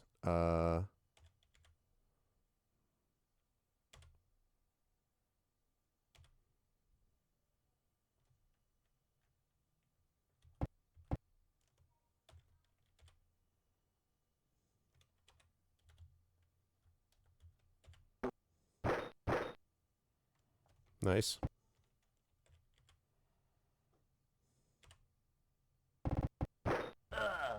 Nice. So much for that giant snake. In the old days when poison was a death sentence, exactly. Apparently his friends looted him before leaving his corpse to rot. Well, that's unfortunate. Once the quarters of a castle troop leader or some other petty official, the place is now a total wreck. The bed was chopped to pieces, the furniture smashed or taken.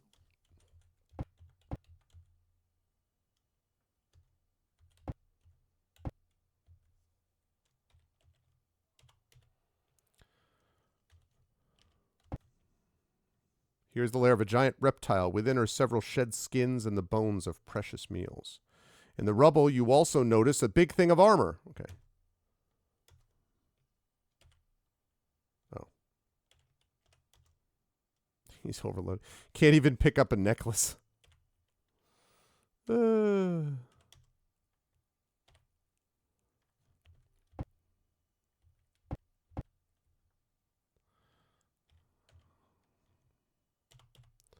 All right, well.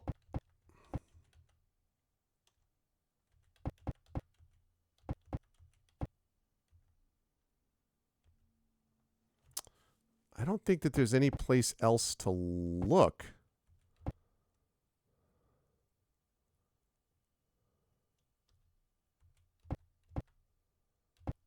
Oh, wait a minute. There's a winch.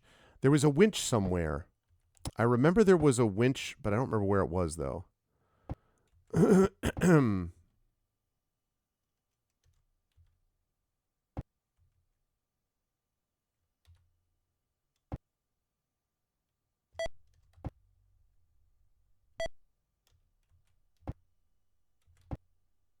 No.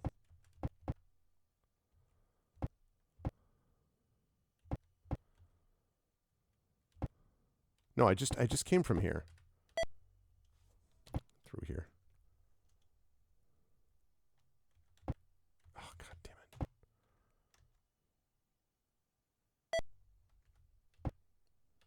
Giant steak, where?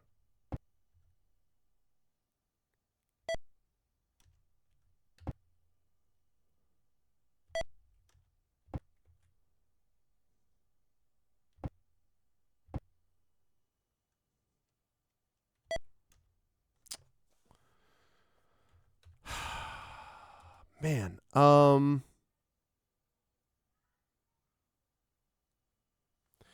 don't totally know what to do here because I want to say I don't remember where the heck that winch was. It might even have been further into there. It's to the bugbear lair. But I can't. I wonder.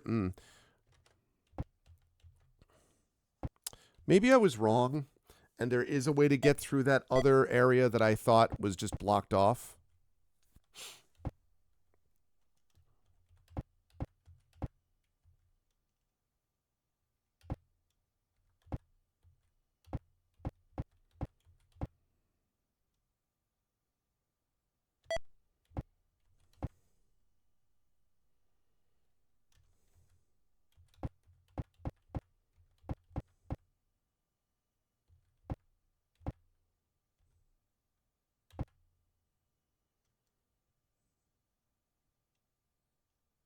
Okay, so I'm going to try to go out and see if I can...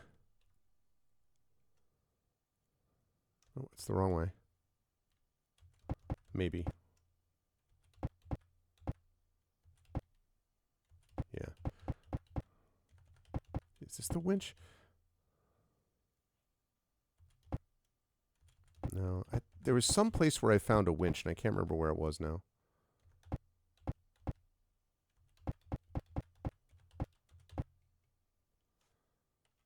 Yes.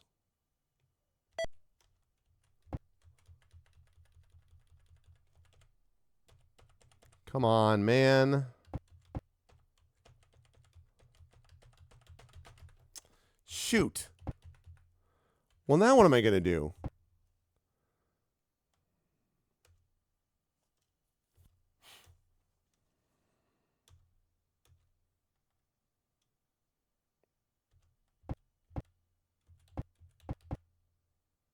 Upper portion of the tower is collapsed and the interior is dark. From the door you can see the glint of coins in the rubble. Your entrance pokes the attack of a great wolf spider. Leaps from the ruined steps overhead. Okay, wasn't expecting that.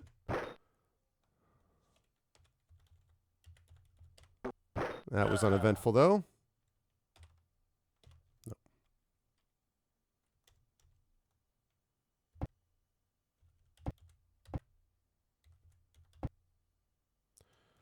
Okay.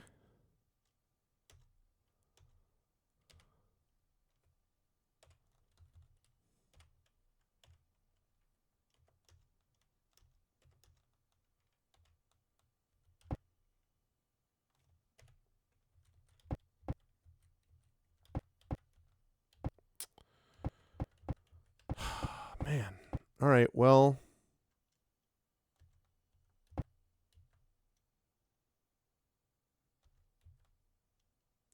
I know there was a winch, though.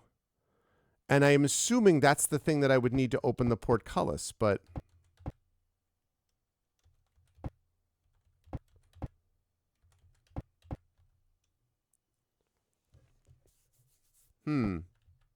I say.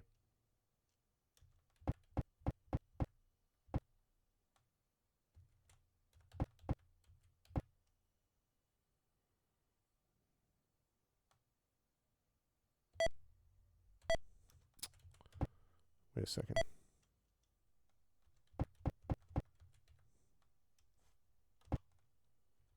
Bandits, right?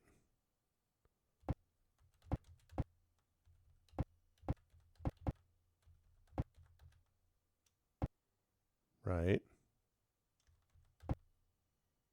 Leaves me there.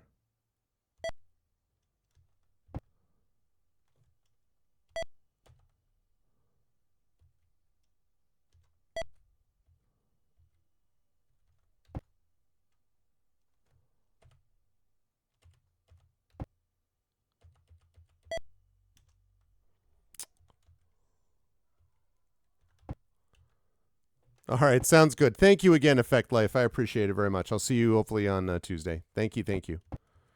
I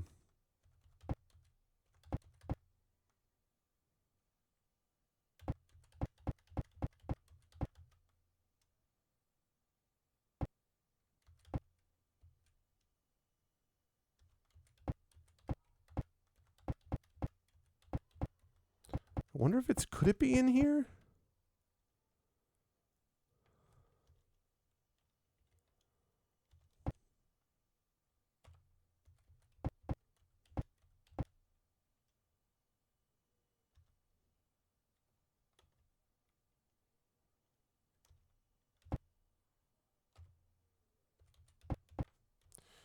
I guess that's all for this place because I can't figure out how to...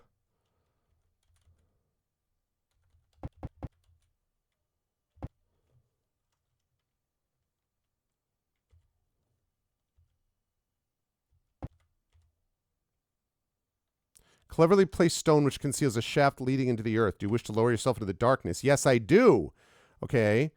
Iron rungs lead down to a cramped mausoleum cell. The last few feet is a drop which leaves you with a difficult return climb. Step into a dank, dusty mausoleum. The odor of decay is thick in the air. Ghouls rush from the darkness to the west. Okay, now the ghouls can be a problem.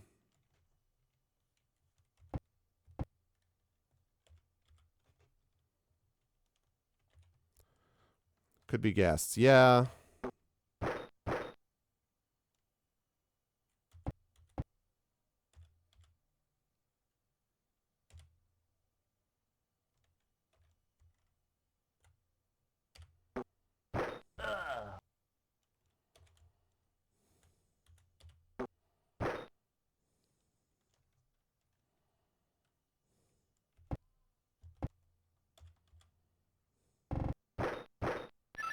The one person that I can't get to who I couldn't guard with yet.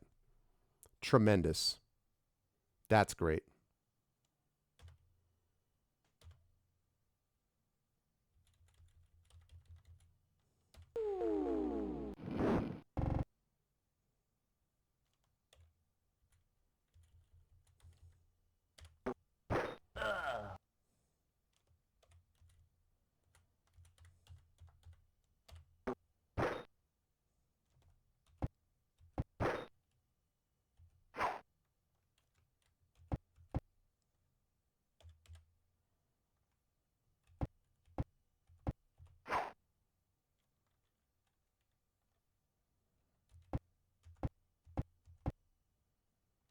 Okay, aim.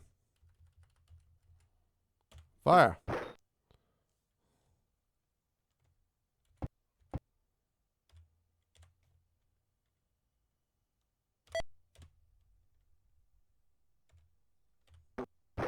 Okay. Woo! All right, that could have been a real problem. But it's okay. All right. All right, so we found ourselves in a place. That's good, because I was very unsure.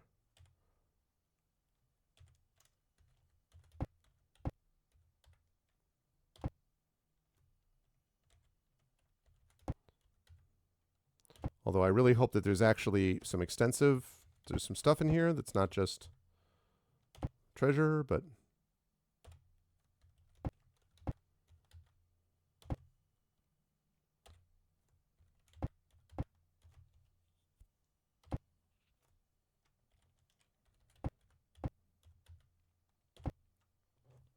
Okay. Ghouls broke into the mausoleum through the back of the tomb. Ahead you see the Warrens trailing into the distance, and ahead you see the glint of bone lying amidst the rubble of their lair. Okay. Ceiling is a cramped 5 feet here in the noisome den of the ghouls. Lying here is a small heap of chewed bones and some collected wealth from the corpses. Okay.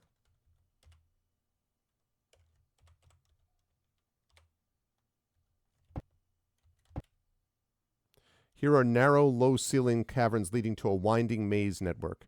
They grow more narrow as they descend into the underworld. There is nothing for you here. We will not let you go down here. There we go.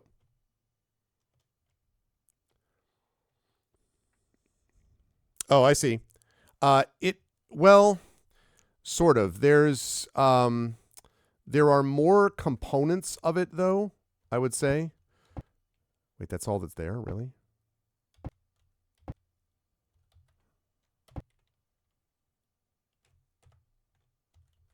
Because there was another whole elemental evil thing. I think it was... what's the module, the new one? The 5th edition one was like... Princes of Elemental? Something elemental that's based on this. And that definitely had more to it.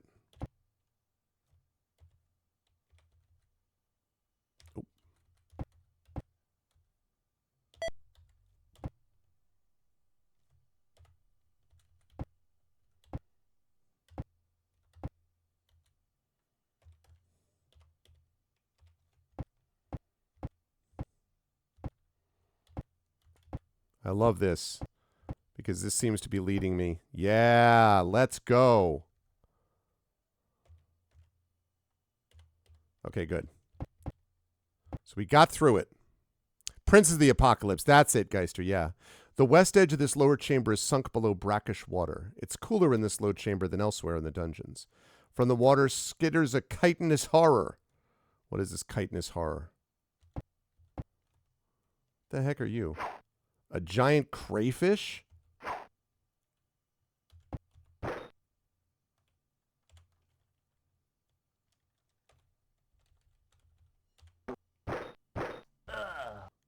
Looks like we're eating. Looks like fish is back on the menu, boys.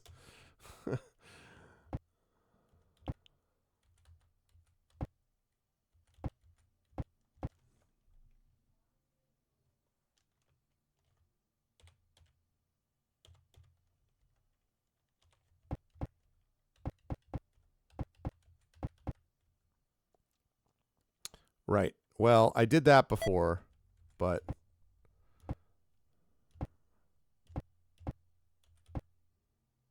this was a guard room. The shouts ahead of you have silenced. Screaming brigands led by a commander in plate mail attack you. Can I have your plate mail?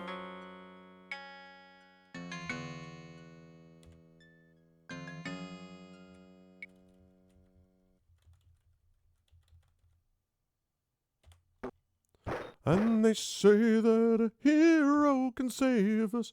I'm gonna crush you into the dust. I'll hold on to the wings of this hero.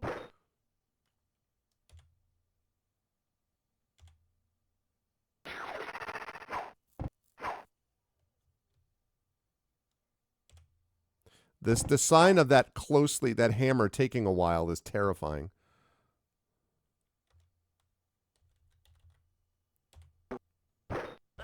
See ya.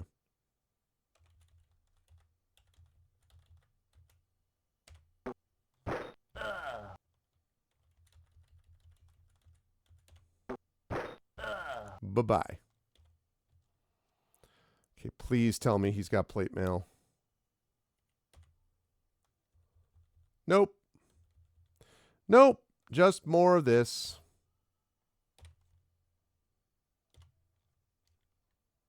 Find 29 small lapis lazuli gems. Each soldier's pouch had a handful of gold coins. Okay.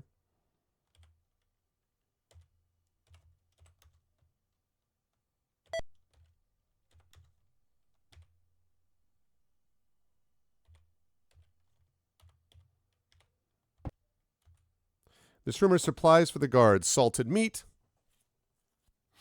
Yeah, I agree. No. Subathon is only Friday and Saturday, Echo, not Friday, Saturday, Sunday. Only 2 days. I can only get away with a 3-day or sometimes 4-day event once a year with the family. So the 2-day event is just Friday into Saturday, which is what we did last year as well. Weak wine in a barrel, hard biscuits, dried fruit, and such are also mounds of fresh rushes and grass for bedding.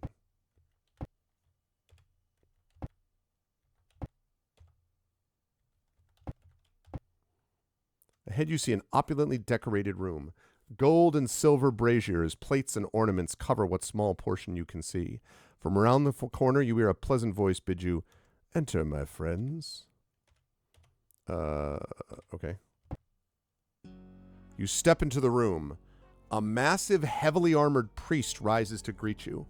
In one hand, oh my God, 100 subs for a Sunday stream? I don't think, I mean, I think that would be a little much. And besides that, I have some things I have to do tomorrow anyway. So it's funny though, I've seen a lot of streamers go through this where they're like, all right, I'm going to set a goal that they'll never reach, and then they reach it, and then they're like, oh crap. So I try to be aware of, like, never underestimate the generosity of a group of people, nor their wish to have to do that stuff. And yes, Echo is exactly right. It's dead on accurate. Your battles have left you weak. A pity, for I enjoy worthy sport. You I shall crush easily. With an infuriated cry, the priest leaps forward with a quarterstaff. As he swings the weapon, it leaves a sparkling trail of fairy fire.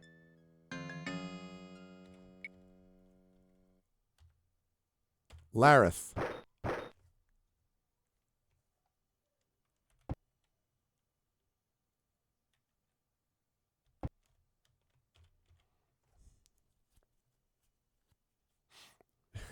I don't know how unironic it would have been.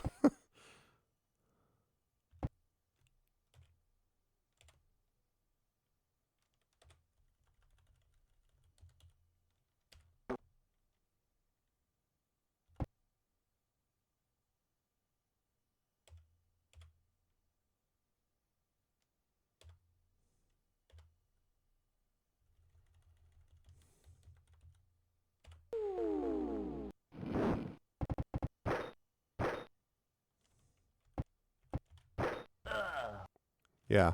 Apparently you weren't as weak as I thought. I am sorry unreservedly for screwing that up.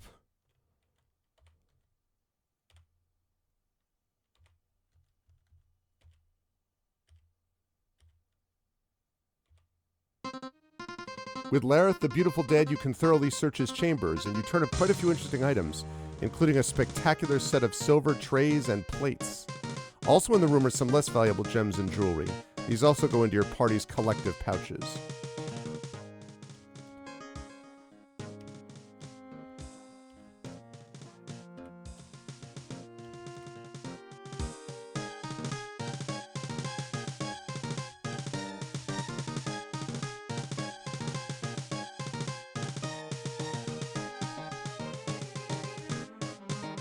Oh.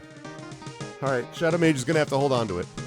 You can turn the trays and plates into armor. I know.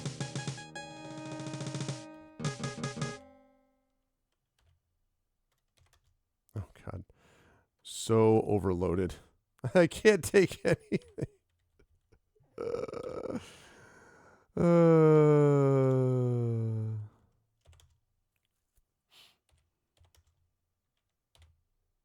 You are sure that no creature of evil will attack you here. Do you rest? Yes, I do.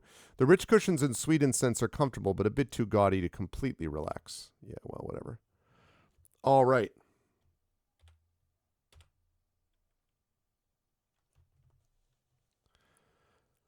It says dwarf save bonus. Above Hillness, dwarf giant bonus. Yeah, bonus against giants, I believe is what that is.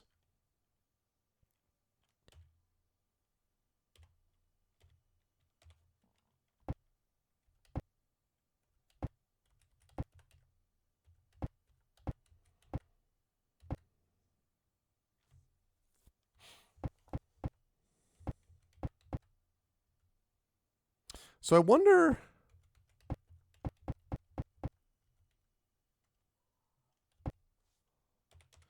I wonder what that means. Like, I wonder if I go back, if that means it's from the music and from the way they were talking. It sounds like I've defeated most of the first level of this thing. So I assume that would mean that I go back to the town and more things become available to me. There's a lot more to Temple of Elemental Evil than that.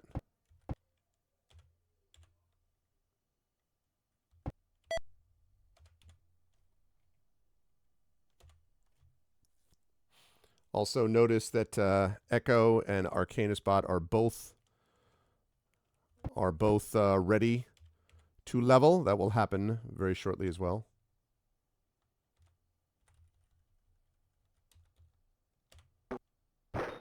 Knolls should be bigger than that. Knolls are pretty tall, actually.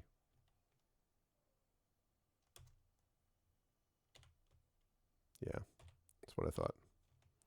Nope.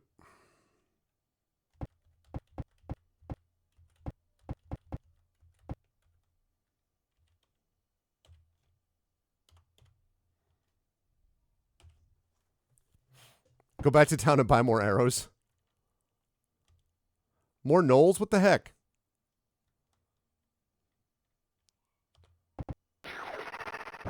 Freaking staff sling. It does not ever want to use arrows.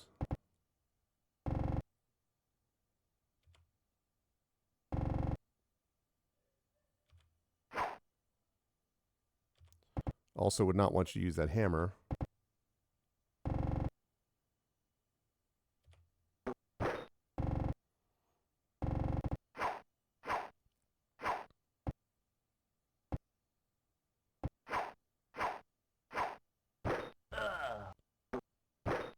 There we go.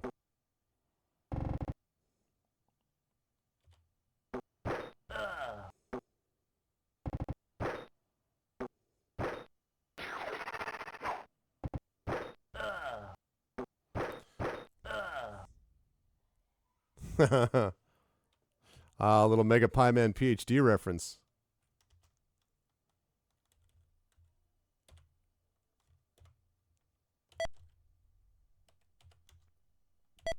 Whoops. And items. Yeah. Thing I want you to take is your hammer +2. What do you mean overloaded? You had it to begin with. Overloaded based on what? All right, you know what?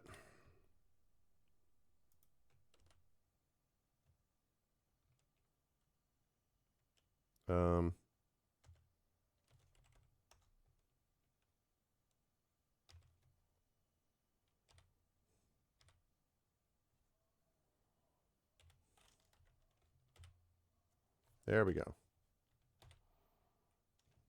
Jeez. Their friends best of the remaining gnolls retreat around the corner before you.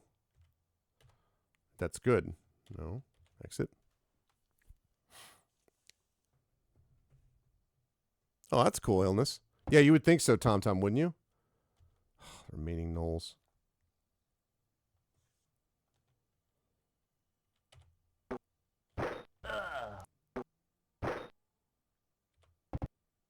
What? You're running away. Shoot at him. Shoot her. Shoot her.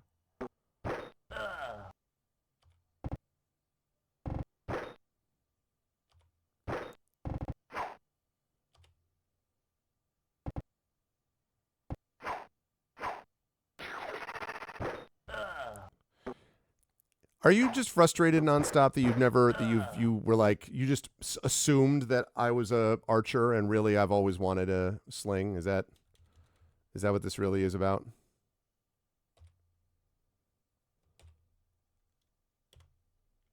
Here's the entrance to the Gnoll lair. Mausoleum doors have been ripped from the vaults to create more open space. Bedding covers the floor, mixed with the bones of humans and elves.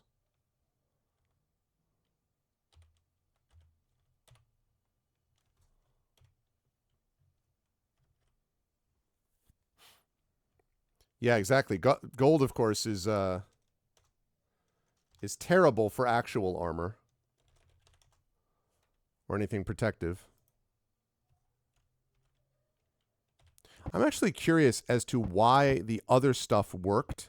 Like, why did I even get a sword? Get a plate mail? Like, how did any of it get through with a loot table this messed up? That's the Gnoll lair.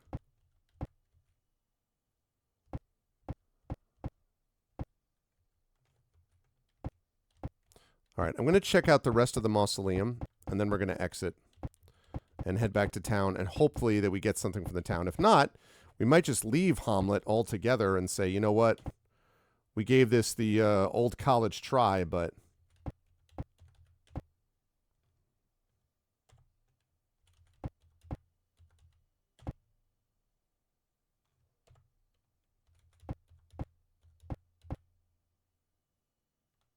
Okay. Yep, that's the mausoleum.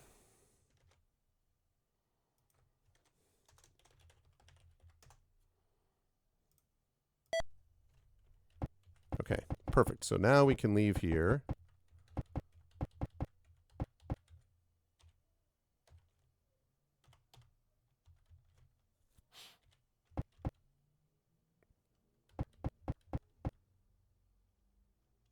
Yes.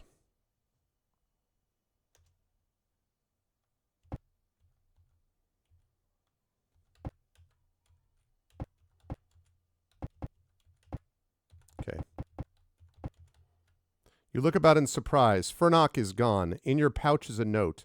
Thanks for the fun and the gold. Fair journey, friend. Oh. Okay. As you draw near Hamlet, Elmo turns and walks off into the forest. What the frick? I guess that means we did what we were supposed to do. It's time for me to leave. There is no reason for me to be here anymore. He just walks off. Okay, let's see. Arcanus Bot and Echo Alpha. I'm going to train them.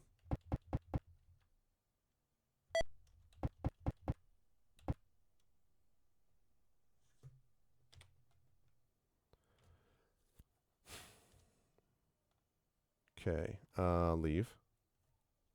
Yes, I certainly do want to train. All right. Train. We don't train that class here. Oh. What? I mean, not enough experience. Yeah, he has enough experience. He's right here. What the heck? I'm going to have to go back and check this out. All right, because then I'm going to have to go train with the fighters in the place, because there's got to be a way they aren't enough. As you move to leave, you find yourself facing Turjan. His normally distant eyes are focused mightily on you, and he asks you to accompany him into his personal chambers in a tone that brooks no refusal.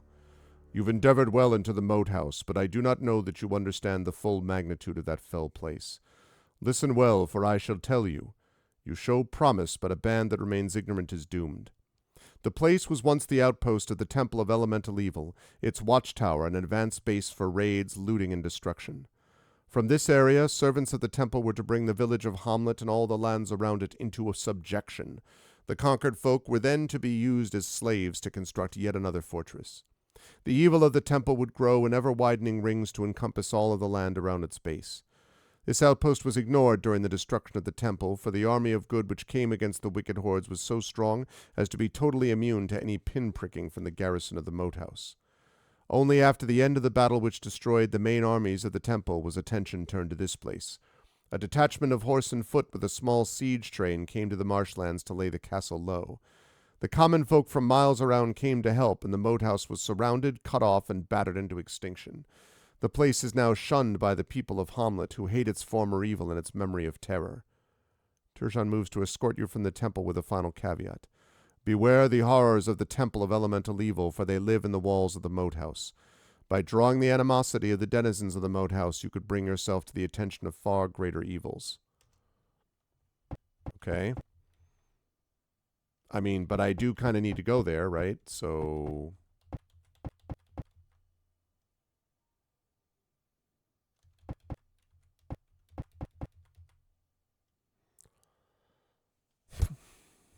Nope.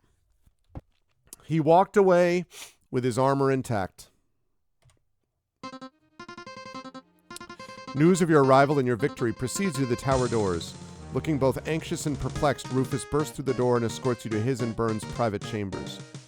You must tell us all that transpired in the moat house.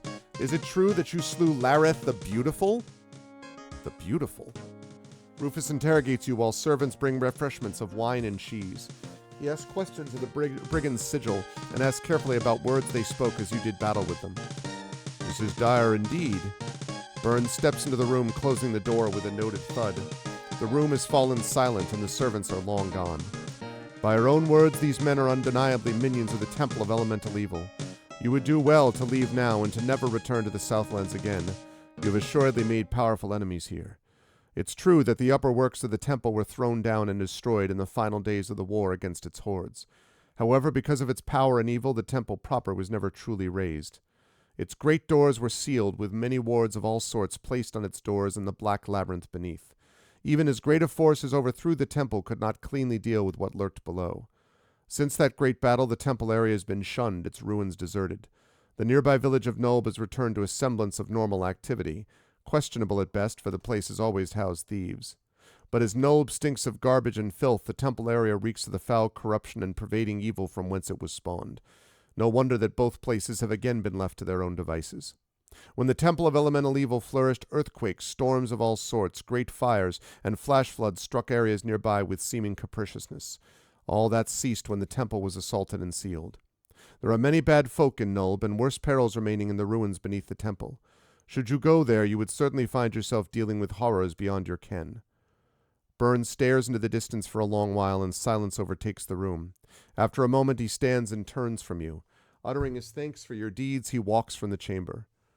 Rufus grabs your arm, looking into your eyes in earnest. I know the look in your eye. Many a damned fool shows that same gleam. Listen, for I know you will at least take a look at Null before leaving this area, as any sane person would do. Seek out Otis.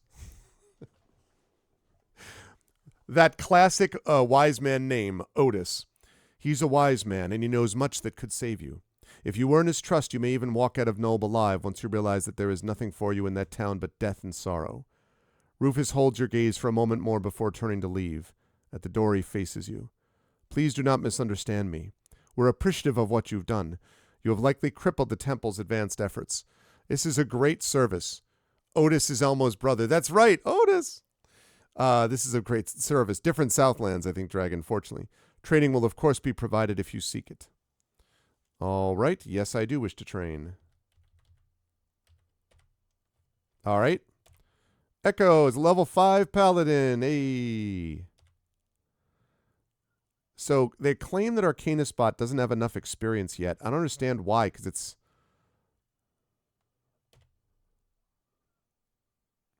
I don't know. Maybe I don't have enough yet. That's weird, though. All right.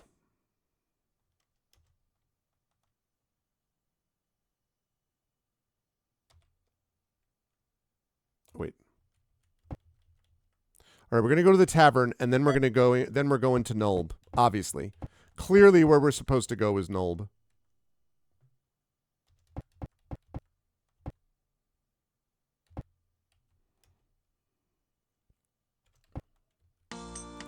Wonder if that guy's still looking at me in contempt. Still there in contempt. Very consistent.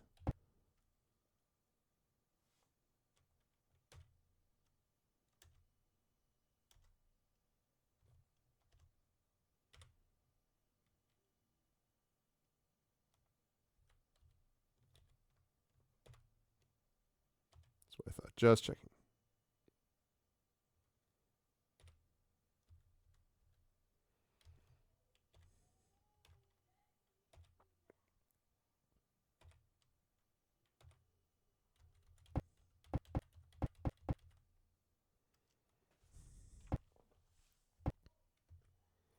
It's odd that it's giving me the notice though in the it's odd that it's giving me the notice in what do you call it? In the gold box companion. No.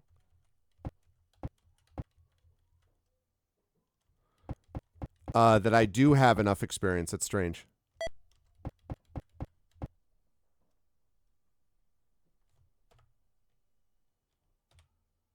Wait.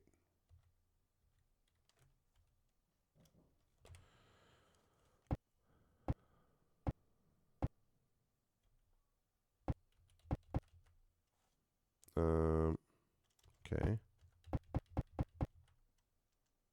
I guess I have to go out that other way.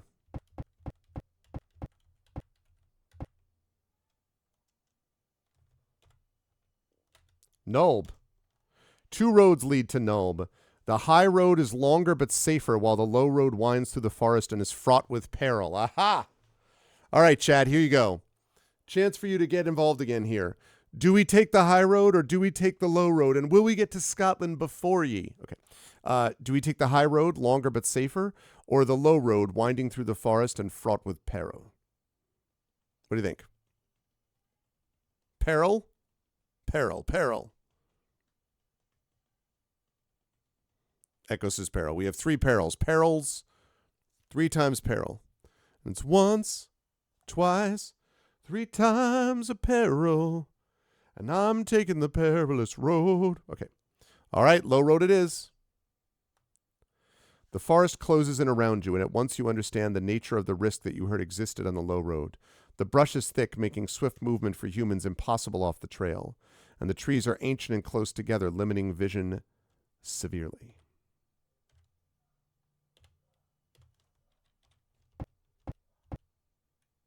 Large clearing opens off the trail to the north. Okay.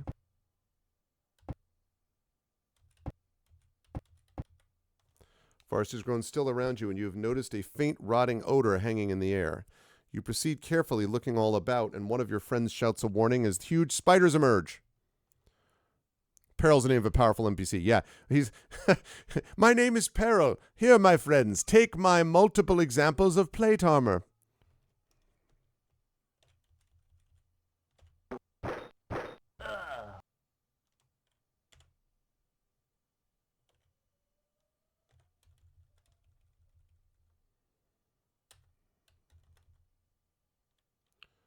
What?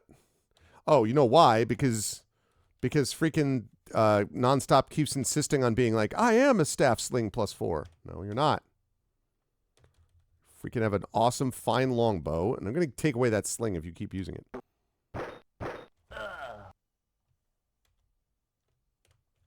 You call that peril? Also, high guy shield.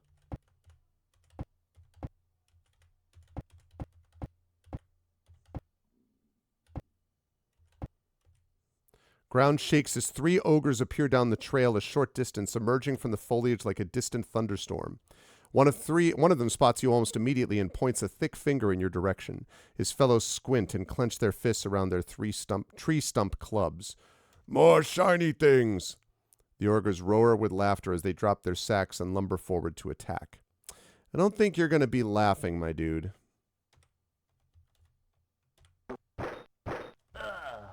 Still laughing?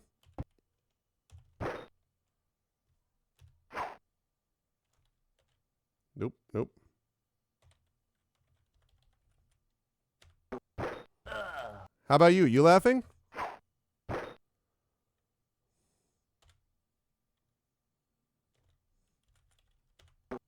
How's that laughter working out for you? Good job on the laughter.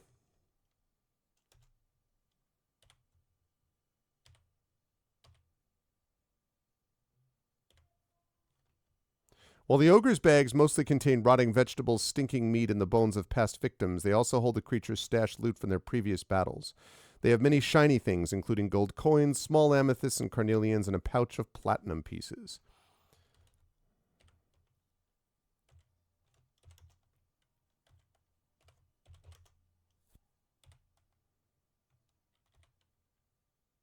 Oh, wait. No. Let's see. We want Arcanus Bot to cast Cure Light Wounds on themselves. That was a terrible Cure Light Wounds. We're going to try that again. All right, that's better.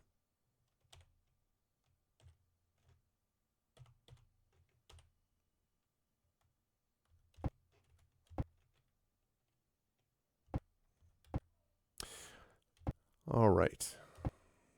We head up this way. Oh, small red lights appear in the forest at the sides of the trail. Squinting, you see that they are eyes, and the growling that accompanies them draws your attention to other yellow flashing eyes nearby. Oh, wolves and orcs. A warg. All right, well, let's...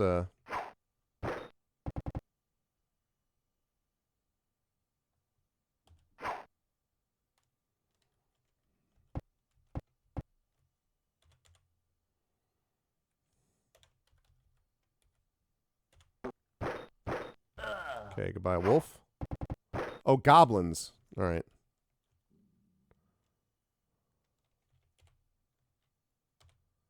I don't know how it whether sweeping automatically happens or not. You know what? Oh, screw you.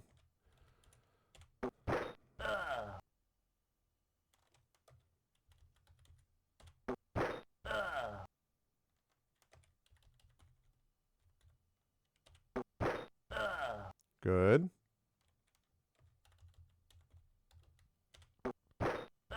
Nice solid turn there. Good.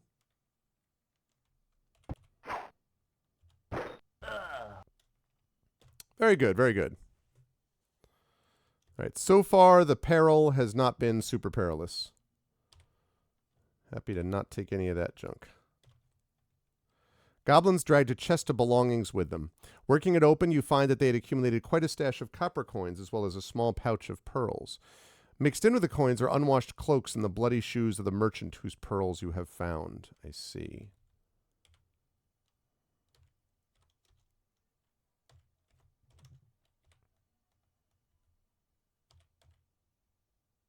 And I'm going to have Arcanus Bot cast again. Another Cure Light Wounds on the self. Much better. That was a very good cure. Way to go.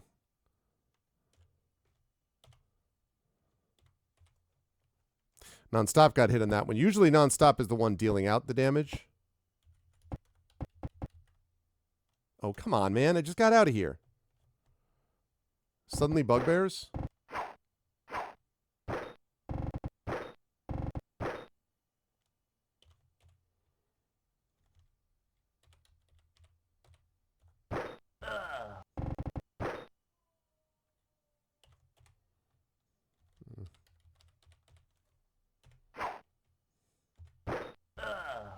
Nice hit.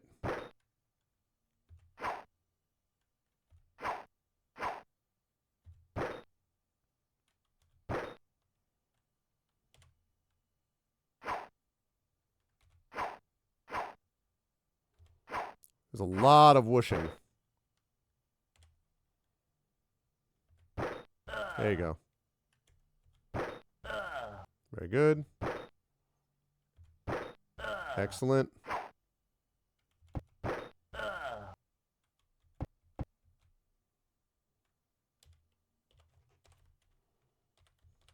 Oops, nope.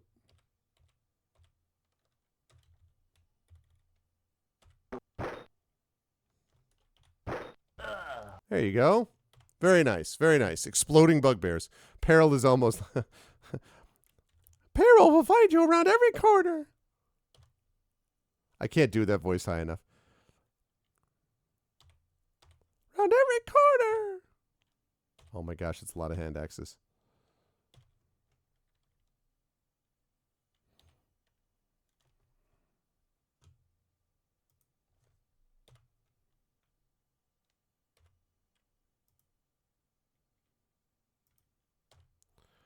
Nonstop got hit a bunch there. But fortunately, we have some ways to deal with that problem.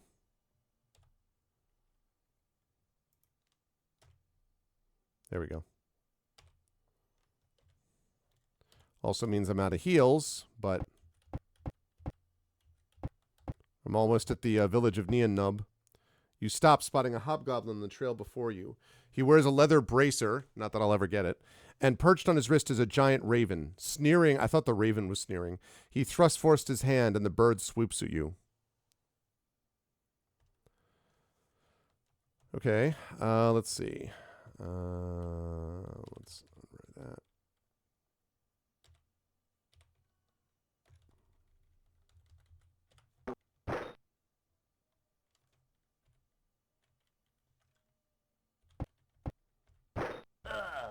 Okay.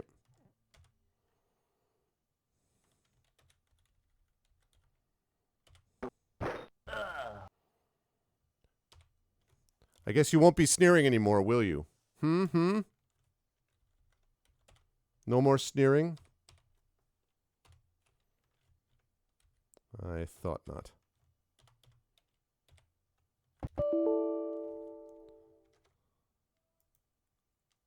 Road circles around to the north and curves back around to a rickety bridge over a deep river.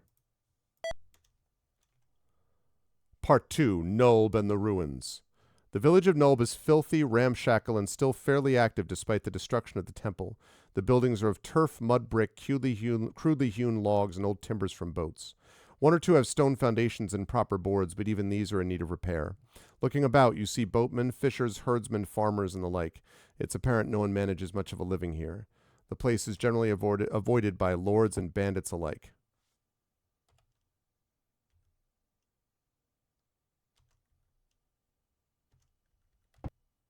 There we go. That's more like it. All right. I wonder if any of these people train, and I wonder if any of them have armor. Slay me. Woo. Good times, good times.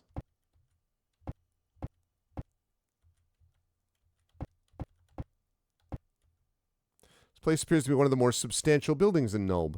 It has a foundation of fieldstone and walls of sawn timber, but still is a scurvy place. It appears to be a seedy tavern. Okay.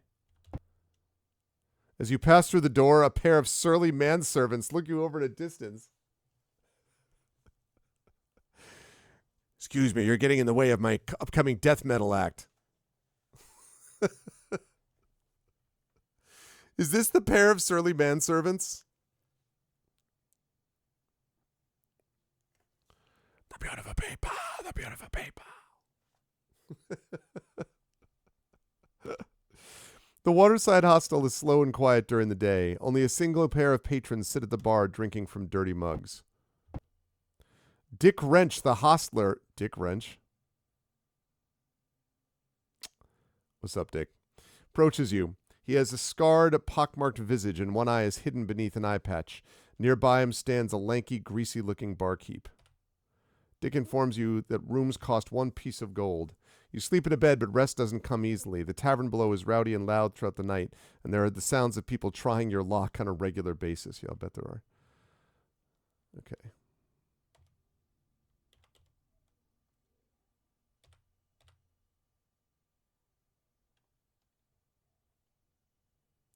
Covers 15 silver, 4 drink minimum. Band starts at 9. If you could bring some friends, that'd be good.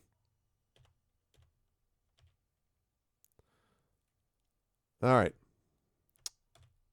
Round of drinks and dinner will only cost you 1 piece of gold. The ale is watery and the food bland and cool, but your stomach is filled.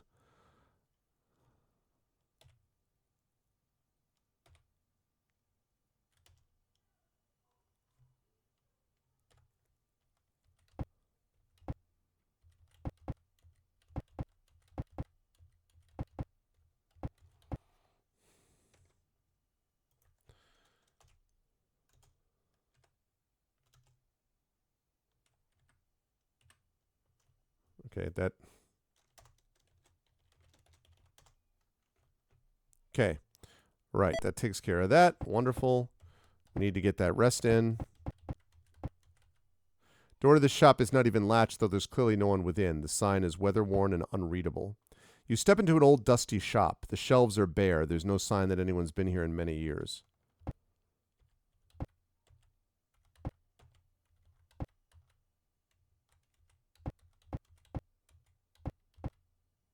Smell from within the shop is sweet and hints at confectionaries, huh?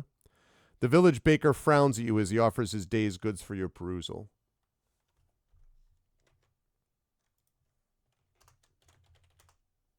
I frown at you. Okay.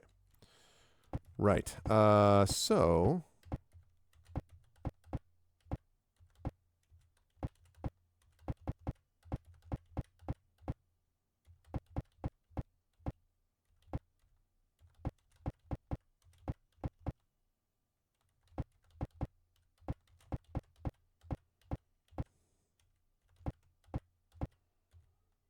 Beyond a few scant shops selling nothing of interest to you, only the wilderness lies south of Nulb.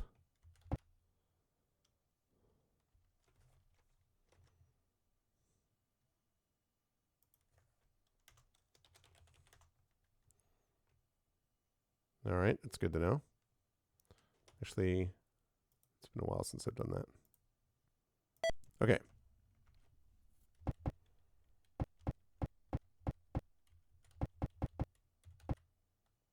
From within the shop, you hear the sound of people shouting.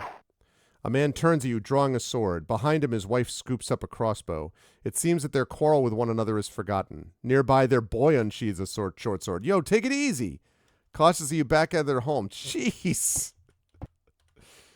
The door to the east is locked, and the sign overhead has been scratched until the letters are no longer legible.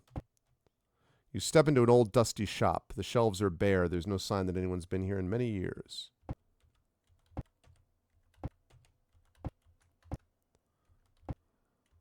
Just trying to break up a little domestic dispute, and... Hey, that's our domestic dispute. Sign over this door shows a dagger drawing a drop of blood from the tip of a finger. May I help you? I don't know. Do you have armor? Of course not. Sigh. All right, well, let's see. What do I have here?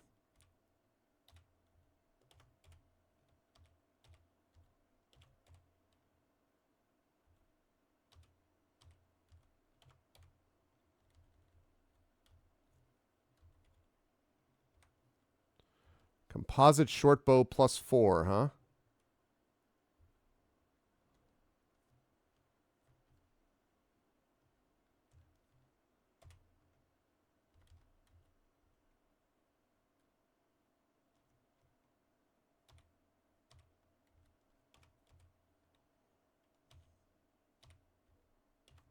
I wonder if anybody ever has a sling.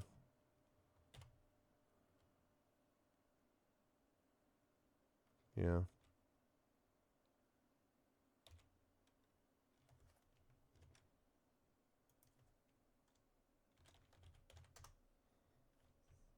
Oh. Darn it. I always forget that. There we go.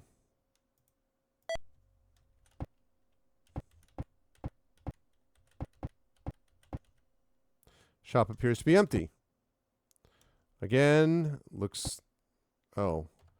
Says it's been used quite a bit.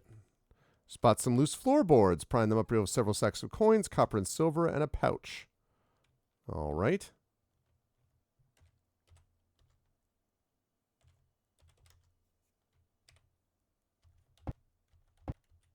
The door opens as you move to leave, and you find yourself eye-to-eye with a band of men clad in the garb of seamen. Cursing, they draw blades and move to attack. All right, listen, there may have been a misunderstanding here, so...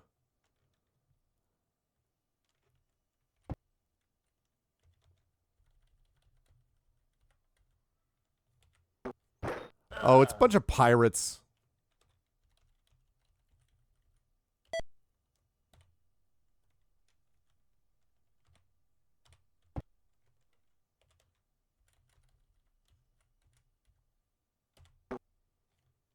Misses. This is unprecedented.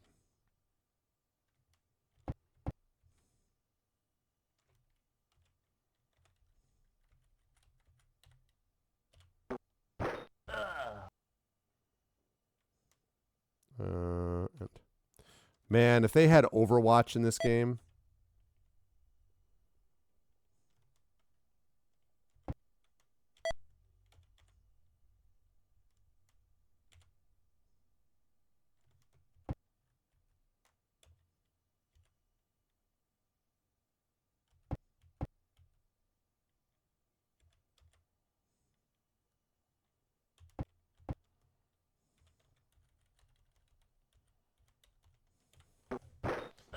All right, good, and no. And I'm in there just like, you know, stealing stuff, as is my right.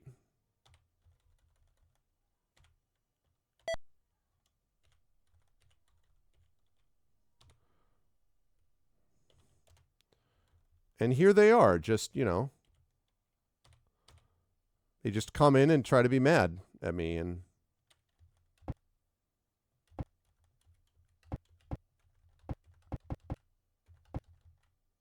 Small warehouse does not appear to be used regularly, though the lock on the door is large. As you stand here, a number of eyes turn on you from the rear of the baker's shop to the northwest.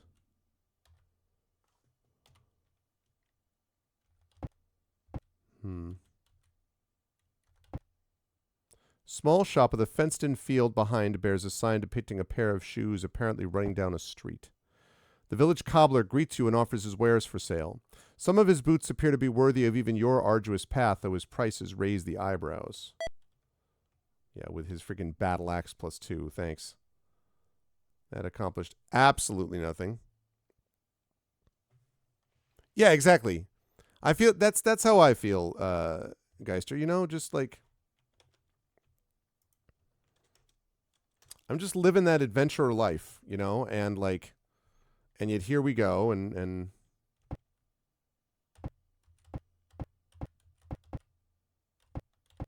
whoops. Door to this shop is locked, and there is no sign to be seen. It's not locked now. Okay.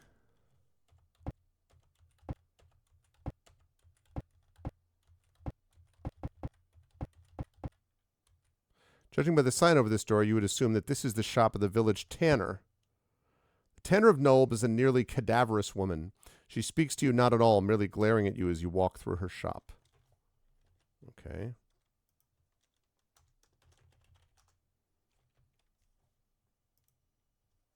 Charming person.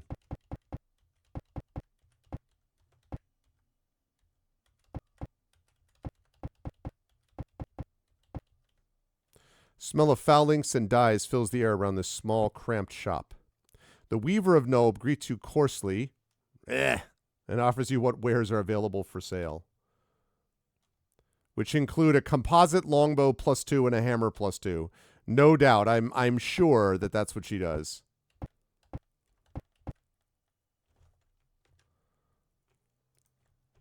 I am but a simple weaver who sells magical composite longbows and doesn't know what armor means. A lot of Elmore. Yeah, I noticed a couple of those before, too. This old warehouse is locked securely, and footsteps within tell of a regular guard.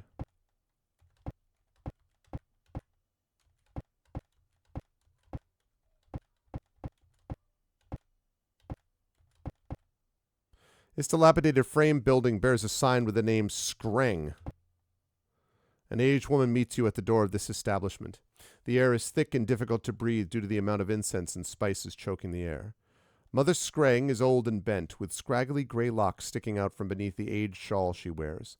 Inside the shop are countless shelves and counters with jars, flasks, boxes, bottles, and small drawers.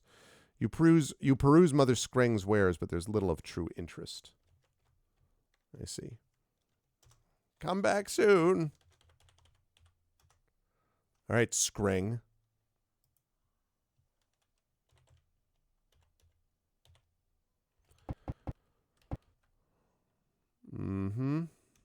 Already talked to the tanner.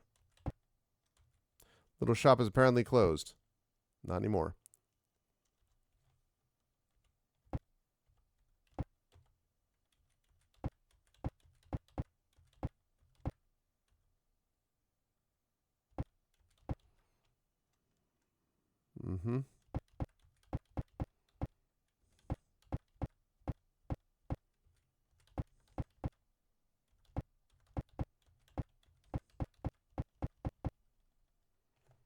Okay.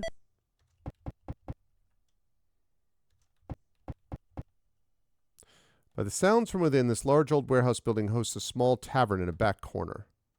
The tavern stretches out to the south. The warehouse area, the larger northern expanse, stands open and empty around you. All right, we'll go to that tavern in a minute. The innkeeper, Skoll, is a man in his middle years, though his well-muscled frame tells of rough early years. He glares at you and offers you his ale, which looks more water than drink.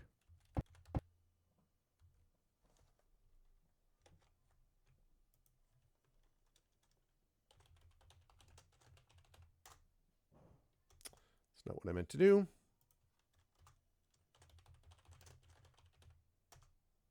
There we go.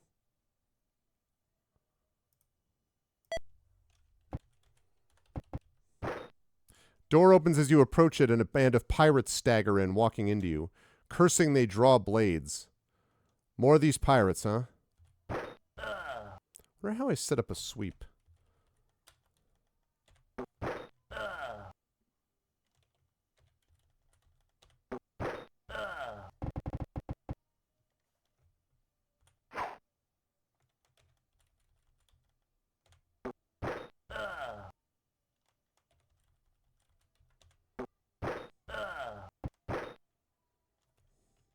Should be coming close to deciding to flee in panic, don't you think?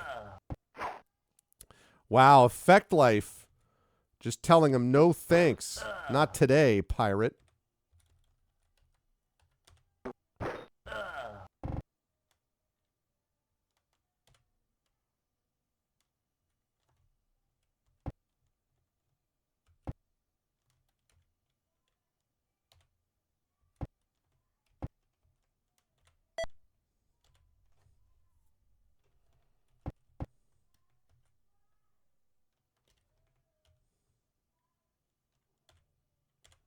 Okay.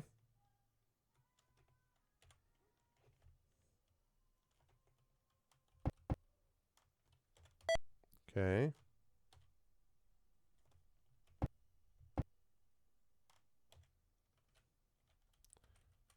Can't hit him yet, can I? No. Mm-hmm.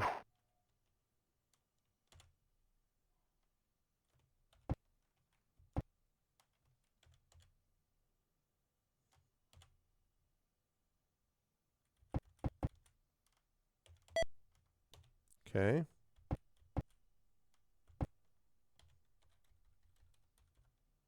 Oh, still can't get to him. Okay. Does not matter. So much for the bar fight. Wow, that's a fair bit of experience for that. Okay. Guess what, Nonstop?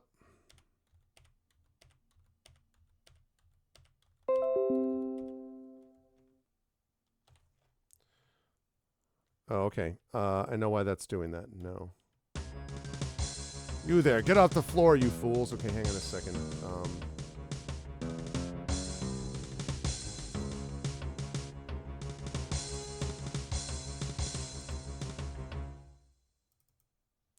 Give me a sec. I'm running out of room because of the save thing. So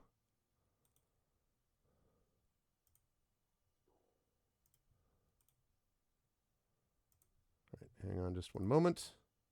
Let me address that quickly.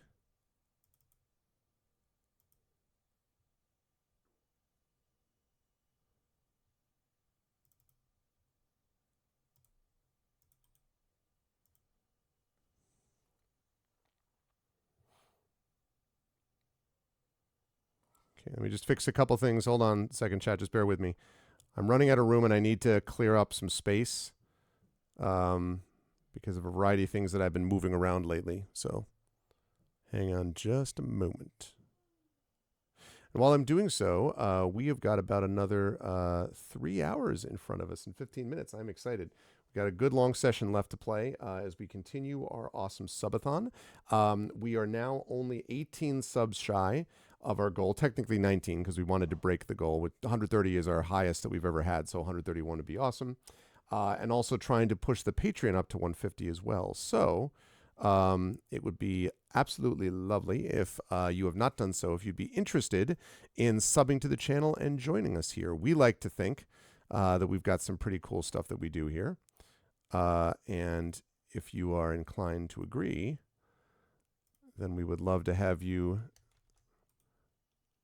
We would love to have you join us by joining the subathon, and you get those custom sub badges and emotes to use here, there, and everywhere across Twitch. That is always a good thing, and other such stuff. So please do consider joining us, and welcome one way or the other. It's been a really good time today.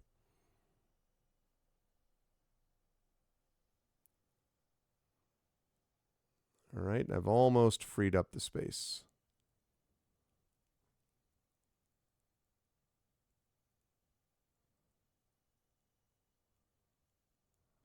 Okay.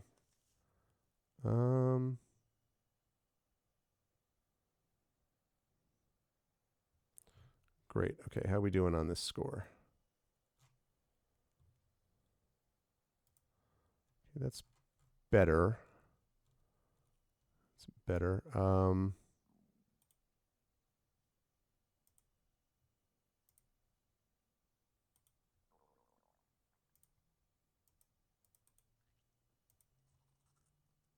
'Okay.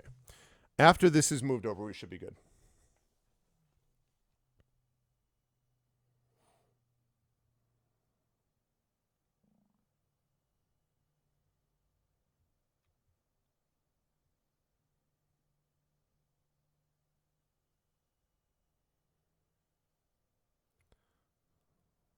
Moving stuff over.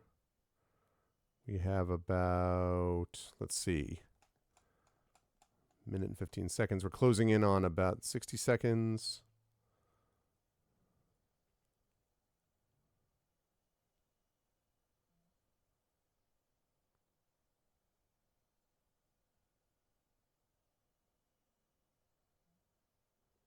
Five seconds. Almost. Bear with me.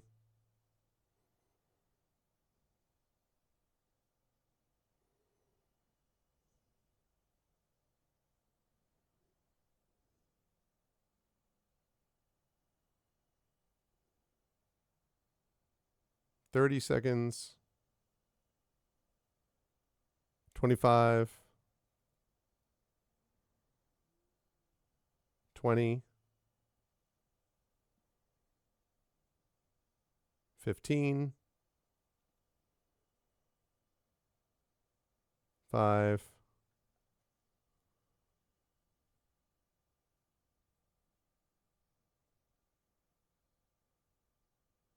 And there we go. And that now should be enough room.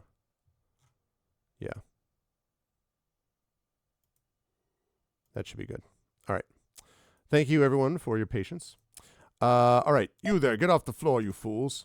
A rough-looking pirate steps into the room. Oh, I'm not doing that accent right at all. Glaring about at his shipmen where they lay. One by one, those who are able to stand do so, lifting their friends and dragging them away. More than one promises revenge under his breath, but none are able to make good on their oaths.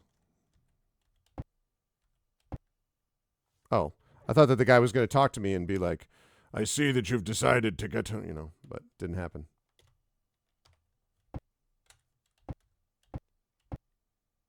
You stand at the misty docks that provide null but scant commerce with the outside world.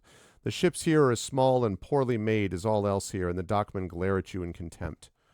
What is with everybody glaring at me in contempt in this game? Do I have a contemptuous look? Be careful when you answer that.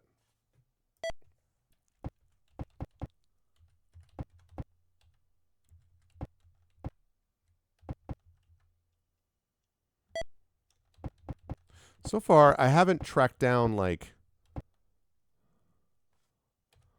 a whole lot, except that this place has got some issues. Single old nag stands in the stable, not having the energy to lift its head as you enter. Oh.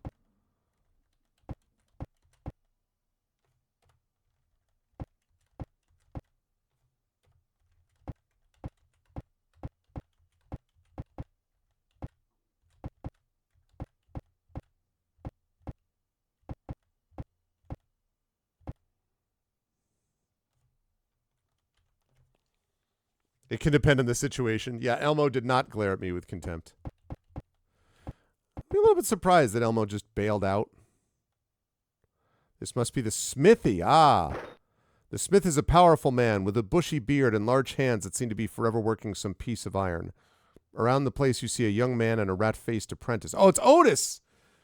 It's our boy Otis! We were looking for Otis. Let's see, what's a good voice for him? Greetings. No. Greetings. I am Otis, a smith here in Nulb. I spend most of my time shoeing horses and the like, but I've been known to make the occasional suit of armor. Not that you'll get that. Otis nods and steps aside from his forge. You introduce yourself to Otis, and he listens, nodding again. I was told you were coming. I'm pleased to meet those who defeated Larath the Beautiful. He was a bane to all that is good, and would have become more of a threat had he been given time to mature. And now I understand you would like to use your skills and knowledge to further the battle against the Temple of Elemental Evil. But, in the tradition of all quest-givers, it's best for you to pretend that you never heard of it. You caught the brigands in the moat house off guard. They were unprepared for you. Given time, though, even the Masters of Chaos will recognize a persistent threat, and then you will be crushed underfoot. Otis watches you waiting. Do you give up your quest and leave Nulb? No, get the hell out of here. Otis nods, frowning again.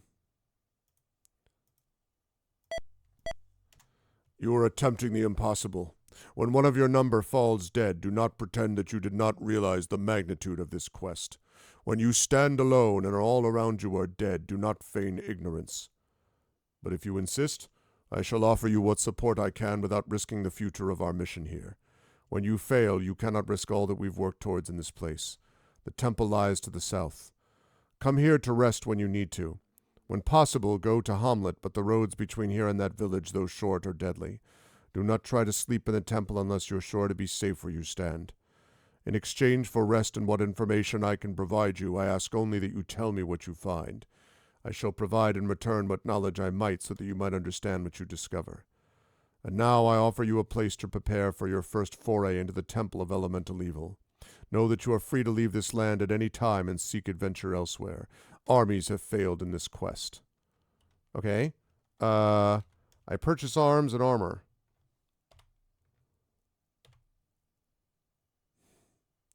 For one brief shining moment, I'm like, maybe this will be a little... Nope. Nope. 'Twas not to be.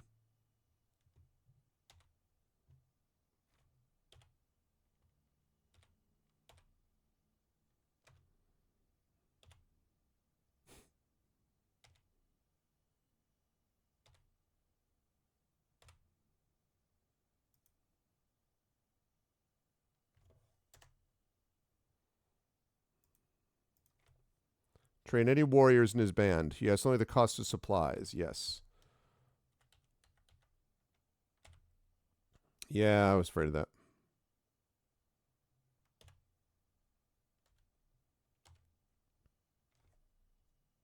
Otis's cramped extra room above the rafters of the smithy.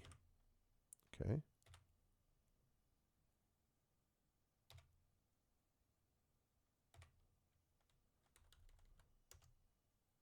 You slip from Otis's home when the street is clear.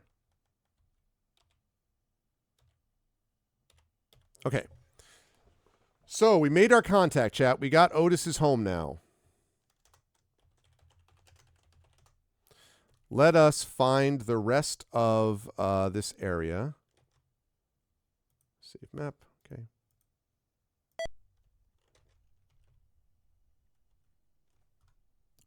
Darn it. Only 2 chains hang from over the door to this old empty shop. Step into an old dusty shop. I've seen a bunch of these.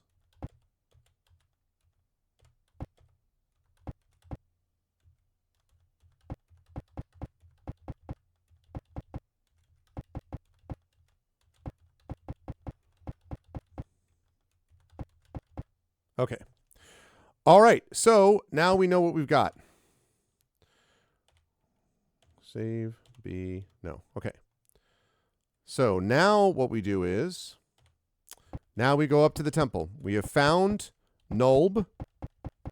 We've tracked down the guy. We still have no freaking armor.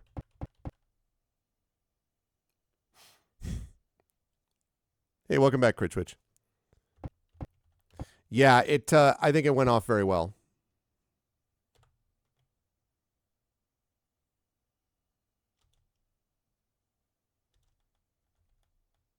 Well, wait a minute. How do I get to...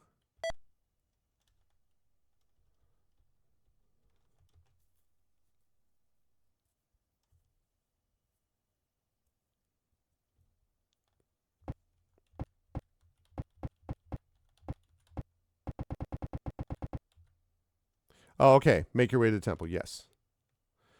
Map 12 does not match memory. Oh, no.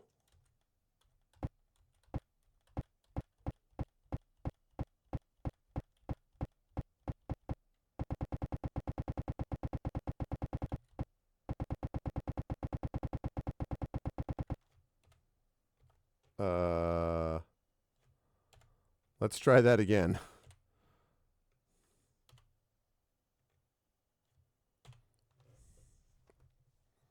Oh, no, I hear that. Yeah, it came out very nicely. I mean, they always kind of do, to be honest. I always am sort of amazed at how well they tend to come out and how well they work. But yeah, it was pretty cool.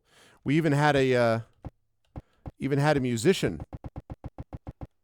enter this one, which was also super cool.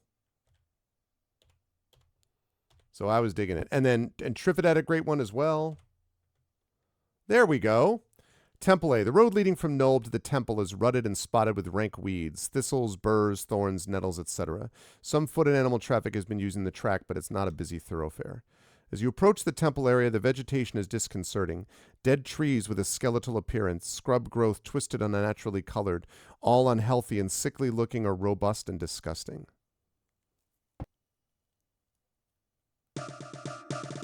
The ruins of the temple's outer works appear as dark and overgrown mounds of gray rubble and blackish weeds. Skulls and bones of humans and humanoids gleam white here and there amidst the weeds. A grove of some oddly stunted and unhealthy-looking usk trees still grows along the northern end of the former temple compound, and a stump of a tower juts up from the northeast corner of the shattered wall. The leprous gray temple, however, stands intact, its arched buttresses somehow obscene with their growth of climbing vegetation. Everything surrounding the place is disgusting, the myriad leering faces and twisting, contorted forms, writhing and posturing on every face of the temple seem to jape at the obscenities they depict. The growth in the compound is rank and noisome. Thorns clutch, burrs stick, and crushed stems either emit foul stench or raise angry wheels on exposed flesh.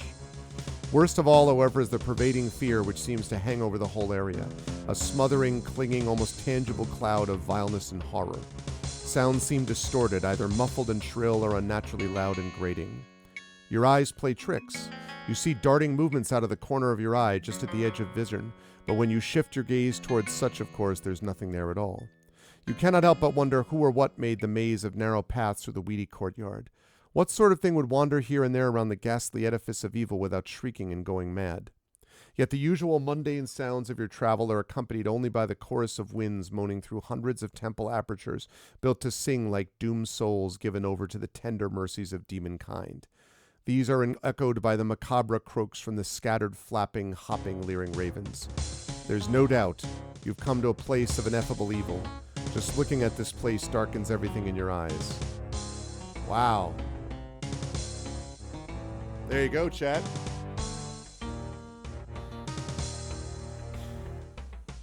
That looks iconic. I think I have... Yeah. In fact, chat, I will show you.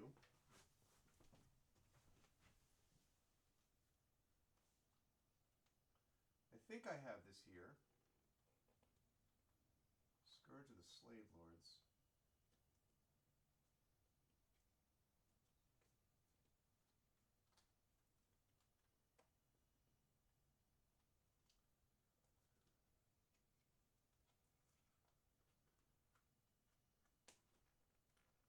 Oh, man. I need to find what, that's Scourge.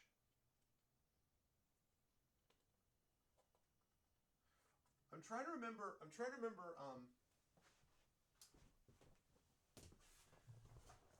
remember, does anyone remember what number the original was? The original, Village of Hamlet?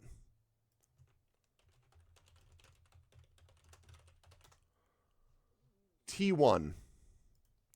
T1.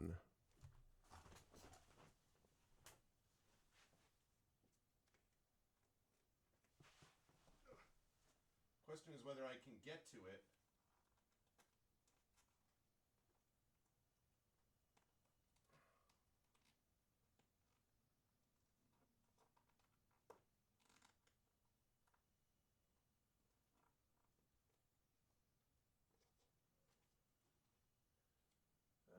Maybe I don't have that one.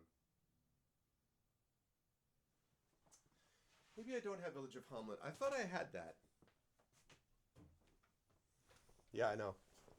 Maybe I don't have that. I don't want to take the time to go through all of it, but if we get through this adventure and do another one and I have that, I will show people, because I know I have some of these. Like I have the Against the Giants, Scourge of the Slave Lords I have, but maybe I didn't have this one. Okay. All right, so let's see. We're going to save this under J. No.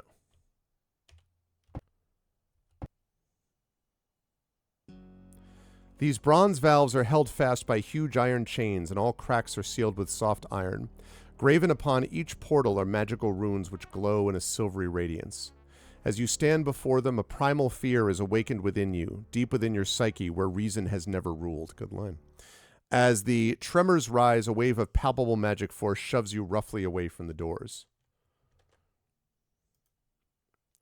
Some of that was definitely that way. Tom, some of it was. But not. I don't know whether all of those pictures were official artwork, because as I say, I may not have had this one before. All right, I also want to see, can I level up? Yeah. So I'm going to level them up, because running all the way back and doing that again seems extremely unnecessary to me. All right, so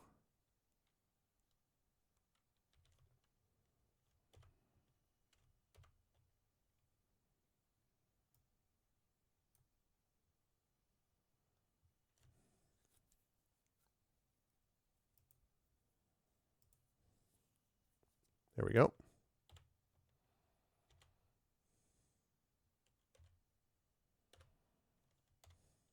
Okay. Right. So I guess that means I'm not going through there.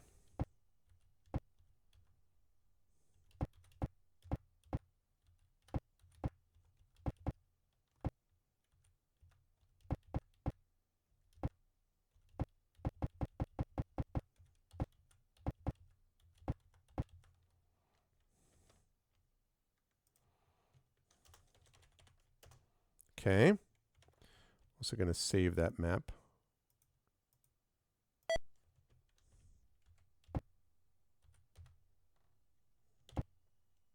The floor of this area is reddish-brown slate-like stone squares, each about 2 feet square. The walls are plastered and painted with scenes befitting the nature of the temple. Disgusting acts, killing, torture, enslavement, robbery, thievery, and unspeakable things. The creeds of the worshippers here are all too evident. Evil is flaunted and lionized. Dim light filters through the stained glass windows, casting revolting colors upon the greenish stones of the floor to the north. In that direction you can see the nave of the temple. The pillars to either hand are of pinkish mineral shot through with worm-colored veins. Their arches lead to an unremarkable pair of lesser side aisles. The columns supporting the archways, as well as the arches themselves, are worked in bas-relief. As with the frescoes in the entryway, the scenes here are ineffable, vile, filthy. It's probable that this area was reserved for the lowliest of worshippers. The area beyond is better lit and more open. Okay.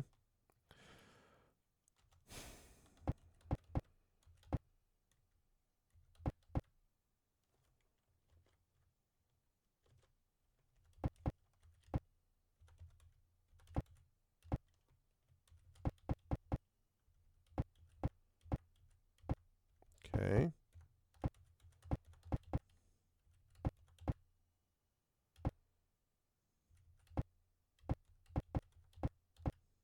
Okay, that makes sense. Pillars here are white marble veined with ugly red. The altar block of pinkish white marble is roughly oval, something over 7 feet long by 5 feet wide. Its top is a hollowed-out portion resembling a human form with legs apart and arms away from the body. The depression is stained a darker color than the rest. Just north of the altar is a circular marble-lined pit, a well of sorts, 20 feet in diameter. Shards of broken crystal vessels lie about the well near the altar and scattered about the floor. A crystal knife with a broken blade lies atop the altar. Okay.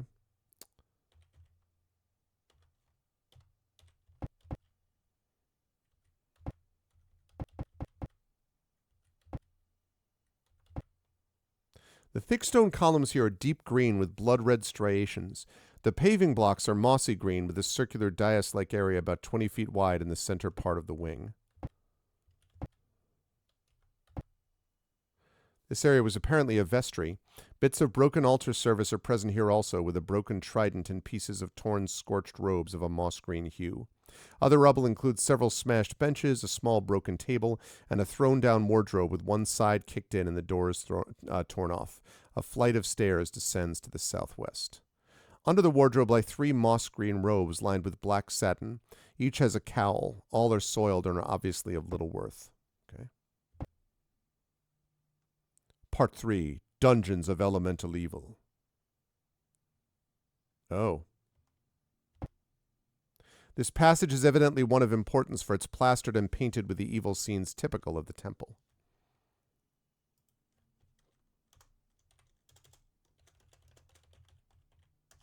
All right, Chad, here we are. I hope you like the look of this place. I have done something different with it.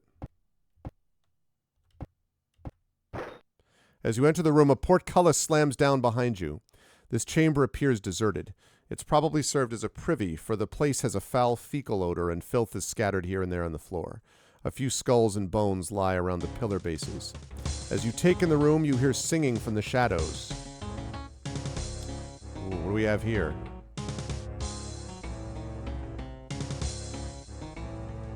A harpy, huh? A dead harpy, huh?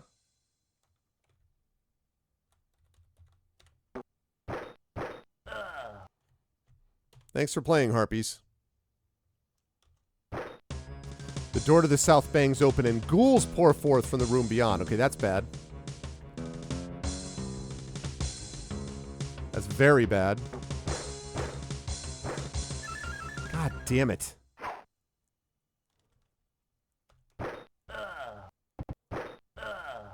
F.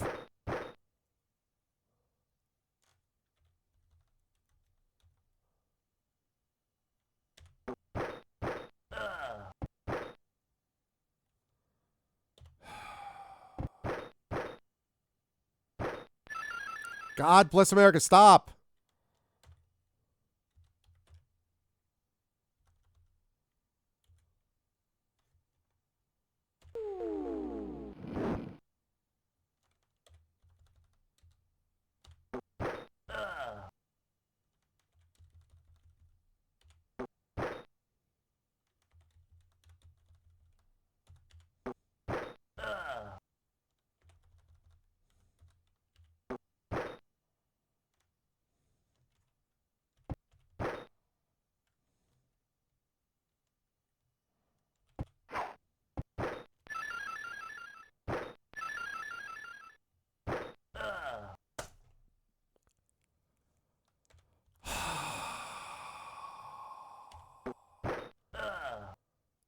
Hate ghouls in this game.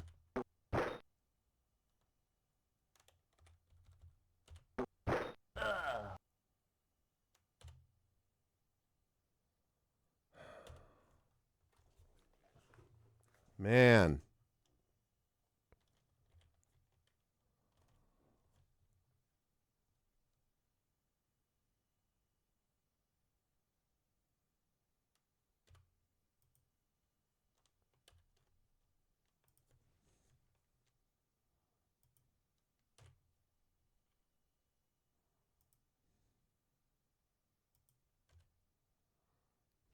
If we only had Helmo. Yeah, that would have changed everything, I think.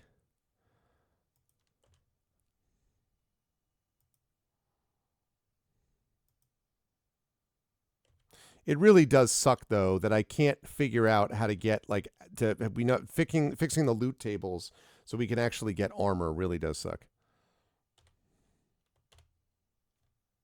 Oh, I still don't have lay on hands? Oh, my God.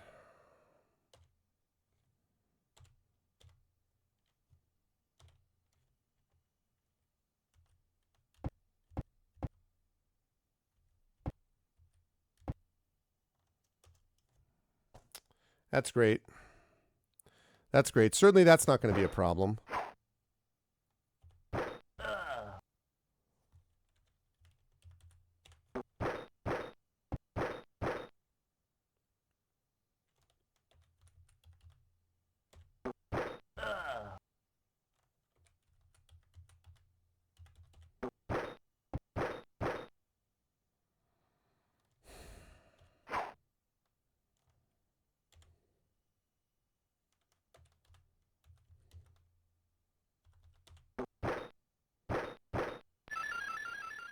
F U.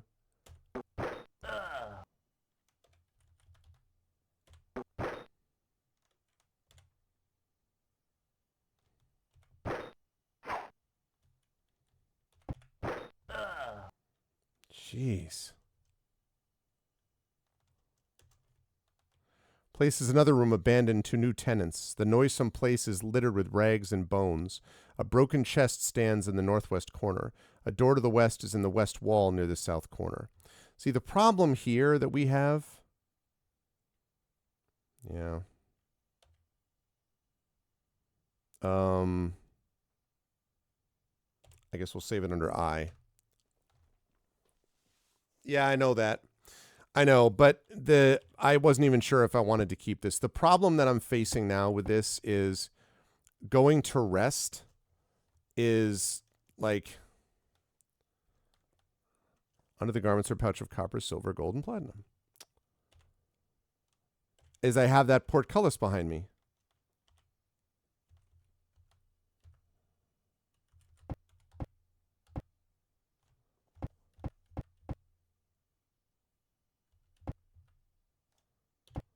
Oh. Okay. Okay. We are leaving and resting. That's what we're doing.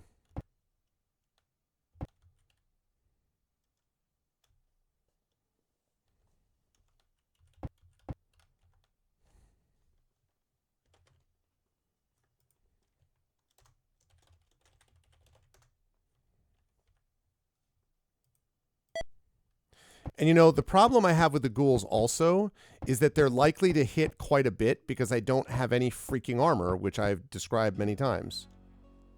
Yes, I know about that. Yes, I know about that. Yeah.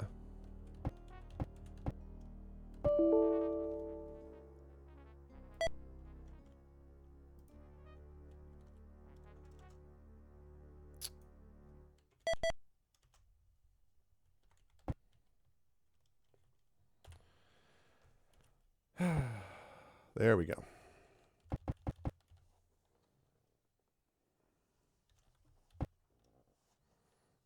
All right. Listen and pay heed to this riddle. You've proven yourself worthy to know of it. It's believed by Otis's masters that the riddle holds the key to the destruction of the temple. The two united in the past a place to build and spells to cast. Their power grew and took the land and people round as they had planned. A key without a lock they made of gold and gems, and overlaid with spells, a tool for men to wield, to force the powers of good to yield. But armies came, their weapons bared, while evil was yet unprepared. The heart was followed by the crowns and moons and people of the towns. The two were split, one got away, but she, when came the judgment day, did break the key, and sent the rocks to boxes 4 with magic locks. In doing so, she fell behind as he escaped. She was confined among her own. Her very lair became her prison and despair. Scansion's not bad. The place was ruined, torn apart, and left with chains around the heart of evil power, but the key was never found in the debris. He knows not where she dwells today. She set her minion's path, the way to lift her temple high again with tools of flesh, with mortal men. Many now have gone to die in water, flame, and earth or sky. They did not bear the key of old that must be found, the orb of gold. Beware, my friend, for you shall fail unless you have the wherewithal to find and search the boxes 4, and then escape forevermore. But with the key you might succeed in throwing down her power and greed. Destroy the key when you are done, and then rejoice, the battle won. Otis signs and leans back, rubbing his temples. Is anything more for you to tell me?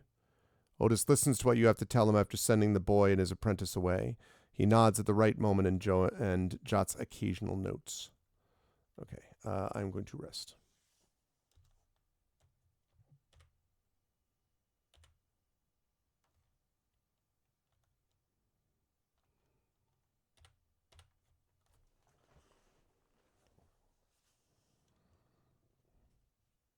But anyway, yeah, I mean, the big issue that we're having here, honestly, the reason that ghouls are such a huge issue is the fact that obviously they paralyze you and then they one-hit kill you.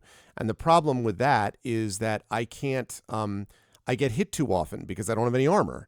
Like Echo Alpha doesn't get hit that much because he's got an AC of 1. Arcana Spot, not hit as much. But all the rest of my ACs suck. I mean, you know, Healness with a 7, Shadowed Mage with a 6, Effect Life with a 9, Nonstop with a 6. This is all because I don't have any armor, and I can't find any. So I really need to figure out, somehow I've got to figure out how to get the armor fixed. The armor situation fixed.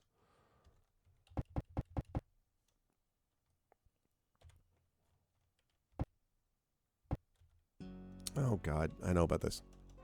I know. I know.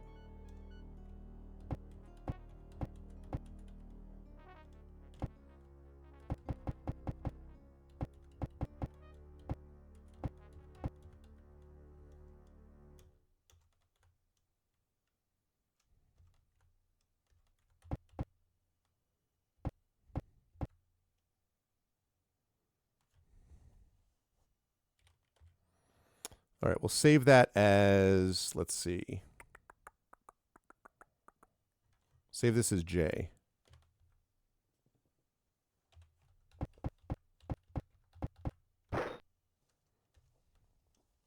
Is it always going to do that?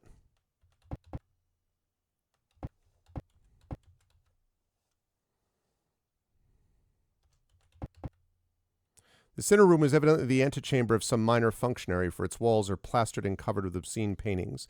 The remains of upholstered furnishings are still in the room. Some old and battered pewter dishes are heaped upon a small table. Normal doors are placed in the south wall.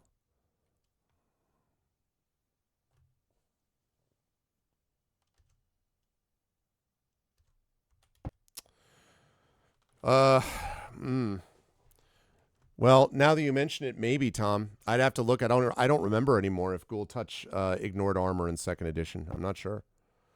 Grumbling curses, a pair of reeking ghasts await you in their inner sanctum. Who was telling me about the oh my god ghasts?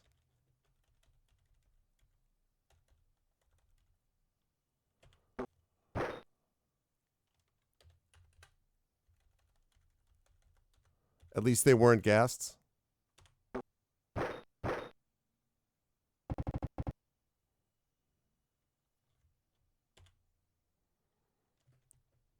That's right, you're turned. Ha ha! Boom! Undead turned. I need to start doing that more.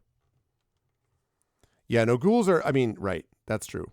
From the look of this chamber, it was once the sanctuary of some lesser priest of the temple. The walls are plastered and painted with scenes of evil nature featuring the earth principle. The rotting remains of a large bed, 2 couches, and several carved chairs, now broken, testify that the room was once a comfortable place. Yeah, the issue is not that. I can do plenty of damage to get rid of them, but if I don't one-shot them and they get up to me and do something, Steve, that's the issue. The whole room, but yeah, yes, you're right. Damage-wise, I'm fine. The hits, man, the hits. The whole room reeks horribly. Bones are tossed here and there, and a partially eaten orc carcass lies on the floor near the south wall. No exits are visible save the normal door to the north. You move the bed, revealing a section of stonework with plaster missing. Behind it lies a large gold cup containing over 100 pieces of gold and 3 onyx gemstones, which would be really awesome if I needed money, but I don't. I need armor.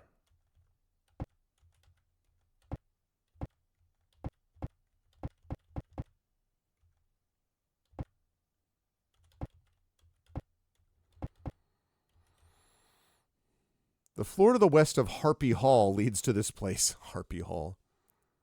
No, they don't. White strain levels, and that sucks. And that's something that I might even counteract. You can counteract it with the Gold Box Companion, because level drain is just awful. Like it just makes everything drag. Yeah. Yeah, zombies are not a problem. Skeletons are not a problem. Mummies can be a problem with like long term with the rot, with disease. But obviously vampires are real badasses. The real problem are whites and ghasts and ghouls can be a real issue if you're not careful. Heaps of old cloth among the walls indicate where the occupants of the place once nested. Old garments hang from pegs on the wall. Coins seem to have been interspersed with a bedding here. Okay.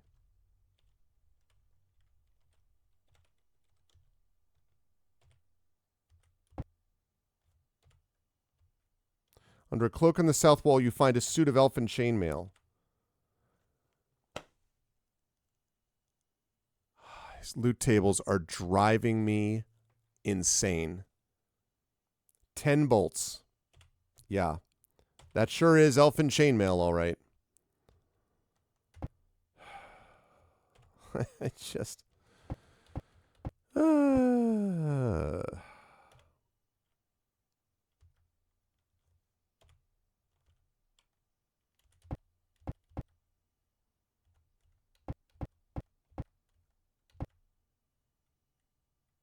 Oh, shoot. That's not what I meant to do.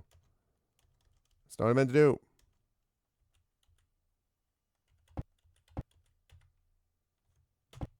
There you go. Jeez.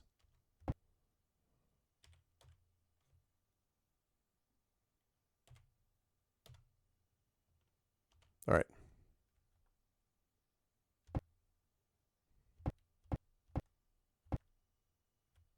The sound of gravel crunching behind you brings you about, but there's nothing to see. Dungeon 1B. A partially destroyed stone chair dominates this place. It is hewn of brown marble, veined with black, and stands near the middle of the north wall. Both arms have been broken off, and the seat is chipped. A piece is missing from the back, and the whole is fractured. Rubble and broken furniture are strewn about the room. The ceiling overhead is at least 35 feet high, possibly more, lost in the shadows. The stench of rotting flesh faintly lingers in the area. Oops. Your search reveals a wall stone counterbalanced with a section of wall to the north. Pulling the stone frees the wall to swing inwards. Wall swings shut behind you. A secret door. This 35-foot diameter chamber is finished in polished black stone, similar to the room immediately to the north. The phosphorescent gleamings 45 feet or so above have a bluish cast. In the center of the floor is a circular depression about 1 foot deep and 10 feet in diameter. Around it is a low stone seat, so low that only halflings could comfortably sit in it. It seems possible that humans could also sit on the seat facing outwards. Okay, we're going to save that.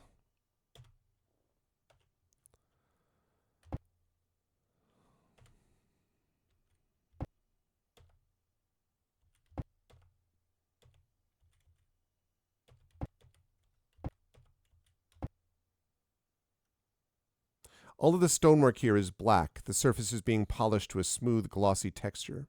The domed ceiling 30 feet overhead shows phosphorescent gleams, each small dot obviously representing a star. Combinations make miniature constellations. A broken obsidian altar stone stands in the center of the chamber. The place is otherwise empty. Before I do any of that, though, your search reveals a pressure plate at 7-foot height. Pushing it released weights within the walls, and the wall to the south swings open. Oh, okay. That's how I get out again.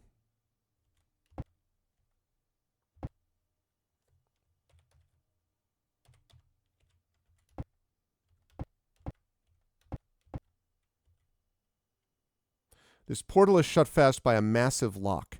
Upon its surface are runes. Possibly they identify what is beyond, or perhaps they have some sort of warning.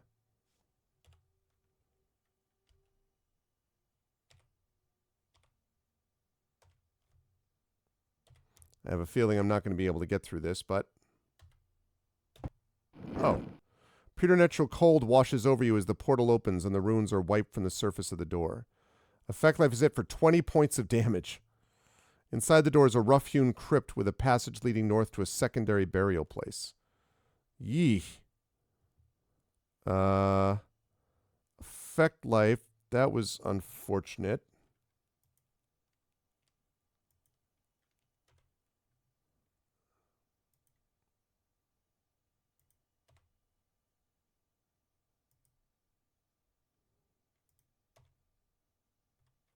All right.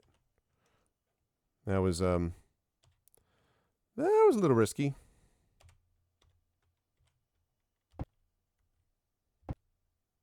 Do you pry open this crypt?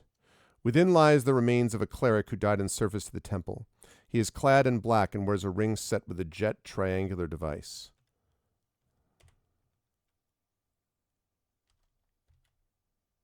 Oh. Then lies the body of a dead priest in black garb. On his finger is a ring with a triangular setting of jet. All right, so, right. No, I already pried it open. Wasn't impressed. Yes. Priests in black garb lie in these crypts. Eve still wears the signet of the Earth Temple, a ring set with a triangular device of jet. Clerics within these crypts are still clad in their black garments and wear the signet rings of the Earth Temple. One of them wears a cloak inscribed with arcane sigils. Armor! Do-do-do-do-do-do-do-do. Oh my goodness.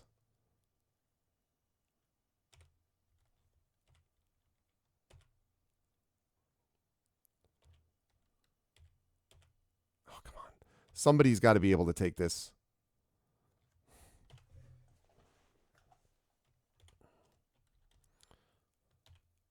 Actual freaking armor. Okay. View.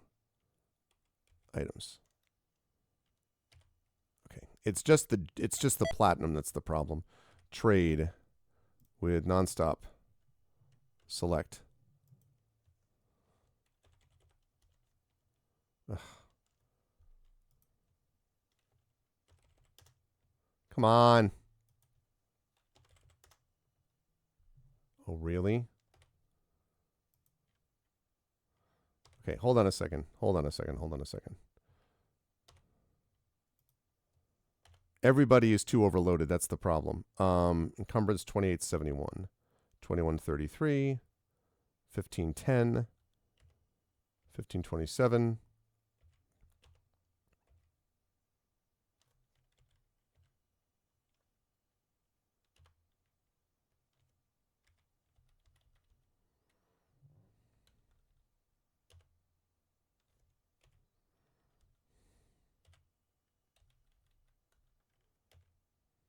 Okay. So now... Okay, so he began with an AC of 7.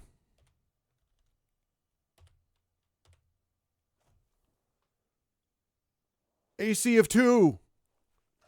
He has an AC of 2. Hillness finally has an AC of 2. Look, it's beautiful, chat. It's beautiful. AC 1 for Echo, AC 2 for Hillness, AC 3 of Arcanus Bot, and then forget about this crap. But these three, we finally have gained some level, some freaking level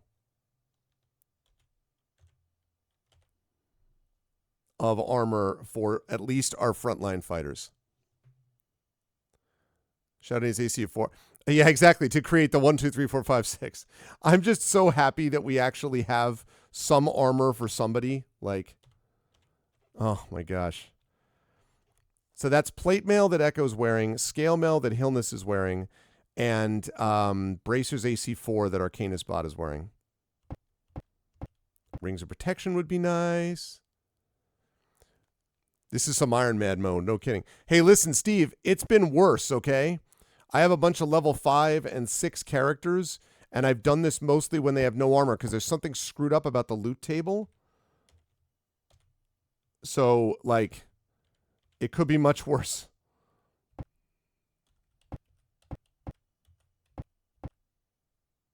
This chamber is plastered and painted with disgusting scenes and adages. It was apparently used as a restful place to which the clerics of the cult might retreat and ponder the glories of earthly elemental evil. A huge eye is painted on the ceiling and seems to glare down upon all in the place. Padded benches still line the walls and several chairs remain intact. From the condition of these seats and the look of the floor, this ghastly chamber is still frequented on occasion.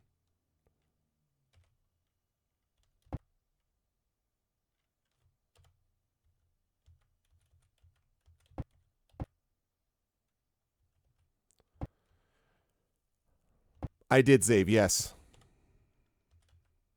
Yes, thankfully I did. This area was evidently one where strange and potent stuffs were once kept.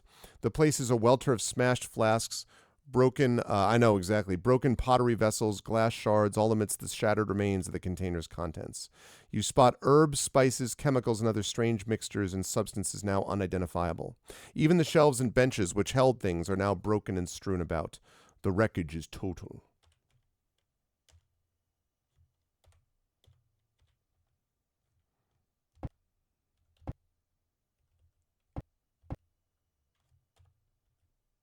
Sound of breaking glass turns your attention to the broken remains of a stoppered vial of sparkling red powder.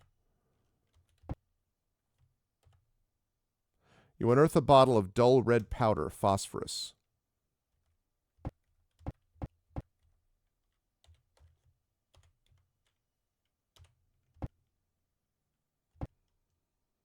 This corridor is sheathed in polished brown marble, veined with black inlaid in the floor, triangular pieces of polished yellow marble, forming a definite path leading around the corner to the north.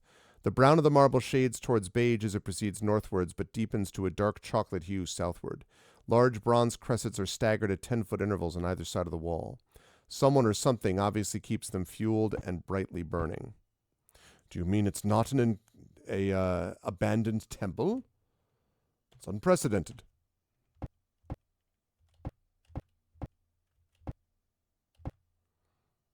This great open area is obviously the one in which the principle of the elemental evil of earth is served. The walls are rough-hewn sandstone, but the entire floor is dark brown earth. Some sort of phosphorescent lichen provides a dim illumination throughout the vast area. It grows on walls and ceilings, supports and arches. Cressets and wall sconces indicate that during ceremonies other lights are used. In the center of the room, occupying a 20-foot square area, is a pyramid of hard-packed dirt. The sides rise about 6 feet and the top is flat, forming an area about 6 feet square. Stone steps are set in the 4 faces of the pyramid. Atop it is a stone column, each of its 4 faces bearing a carved triangle and sporting a pair of bronze manacles dangling from bolted rings. At the base of the south face of the column rests a bronze box. 3 doors are set on the south wall. Those to the left and right are normal, but the center pair are huge bronze valves. These bear a strange set of silvery glowing runes, obviously chiseled into their face by someone other than their maker. They're sealed shut with soft iron filling all the cracks. What a lovely place. You stand 20 feet within the chamber and the ground shakes. 4 earthly behemoths rise from the soil and stand still before the exits in the 4 corners of the room, staring at you blankly. Okay.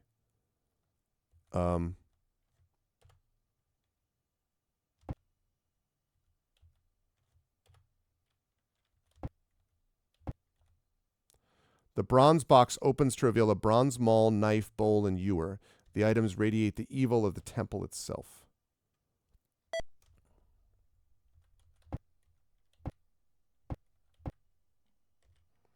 I'm going to save this as H because I don't know whether I trust this. Yeah, it's interesting, right? Like, this is the sort of dark mode. Oh, the elemental attacks. 72.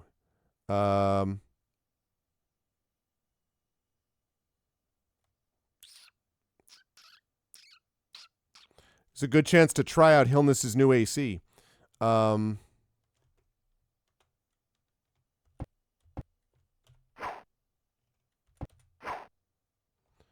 liking all these misses.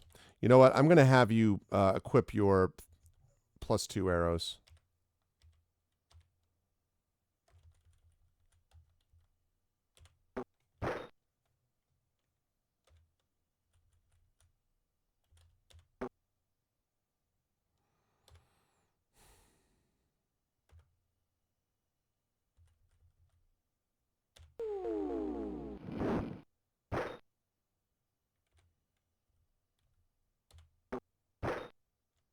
Okay.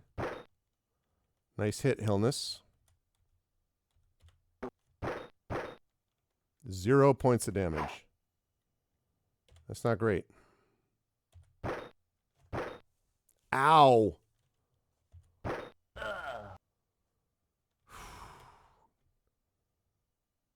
25 points. Jeez. And the problem is that Arcana Spot... Actually, I don't know. Does Arcana Spot? Okay, it does have 1.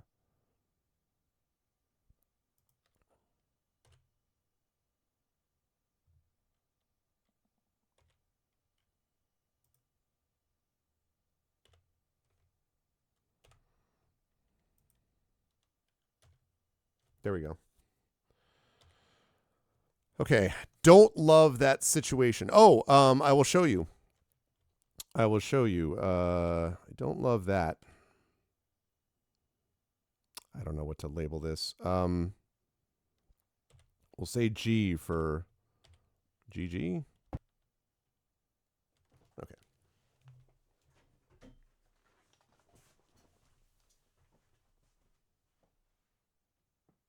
So she gave me this.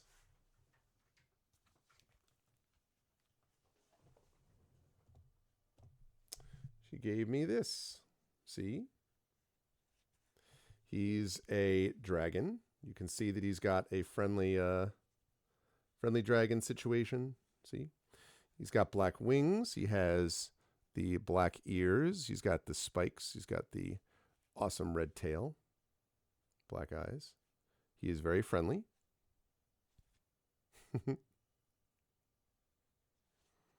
I like him. We need to give him a name. I'm thinking of names. I will have a name probably pretty soon. But that was what she gave me. Obviously not evil. No, this guy's not evil. I do not work on the evil dragon concept. I have to figure out a way though. Like, they have a clip that you can do, although I don't know they want to be this way the whole time, but like, and I have to be a little careful because I can imagine the cats could be like, "Oh, look, a chew toy." Like, this is not a chew toy. Not a chew toy for the cats in any event. So, the Chrono Ace. Oh, does Chrono Wolf does he have a special like mascot? Is that what I'm led to understand? Okay. Right.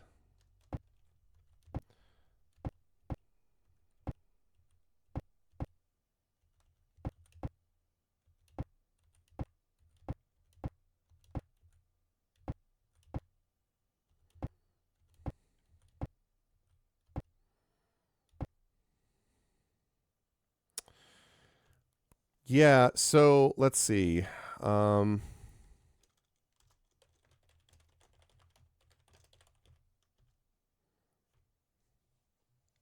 had a special Corgi plushie called Chrono Ace. All the viewers were Chrono Pups. Ah, I see. I see.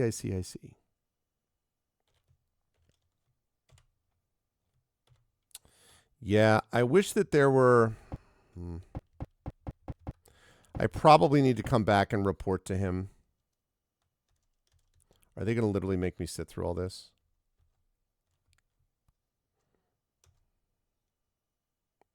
Yeah, it's unfortunate.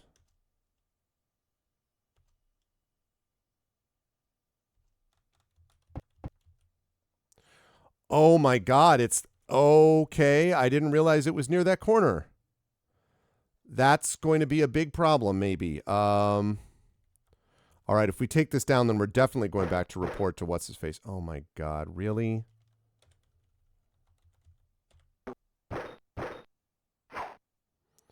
Okay, there's that new AC doing work.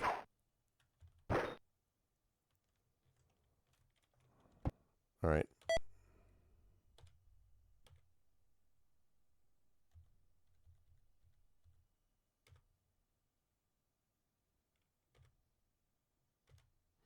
All right, since I know that we're bailing out, I'm just going to, you know, we're going to do all this stuff. Yeah, I know. Oh. That's not what I was hoping for.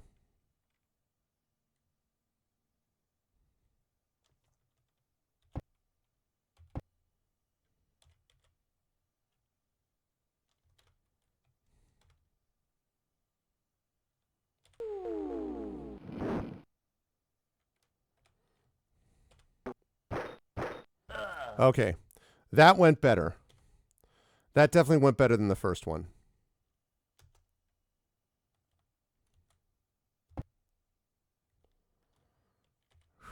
Okay. And I thought that he did have arrows, actually. I'm pretty sure there are magical arrows. Yeah, he's using +1 arrows, Tom. So I guess he needs +2 to hit that guy? Which is... I mean, I can get +2, but...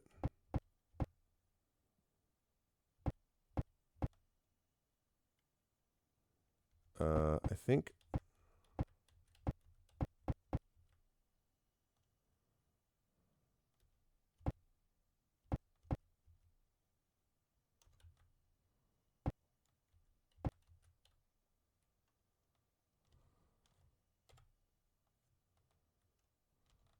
Okay.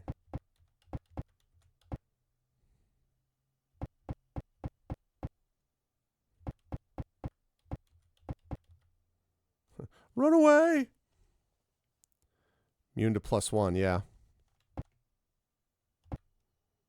I mean, truthfully, I should just buy a bunch of +2 arrows. I have so much money. It's not like I can't. Not like I can't do it.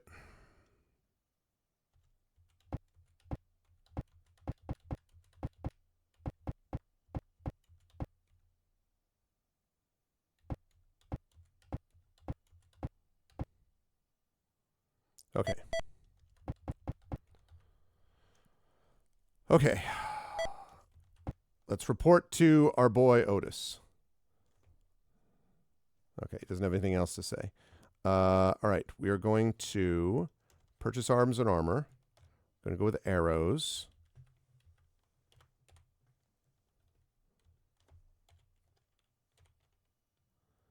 Bolts +2, okay.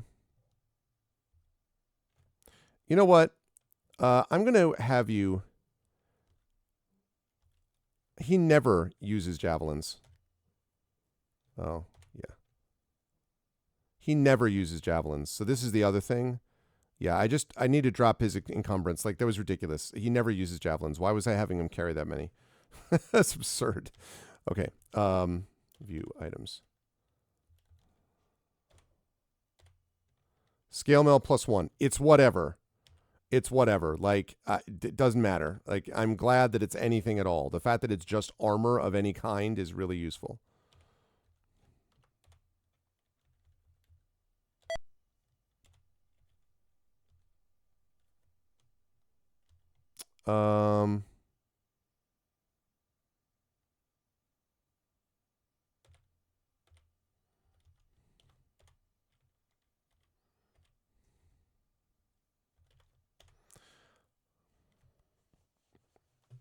Yeah, in a way. I mean, that's probably true. Trade to Hillness. Okay.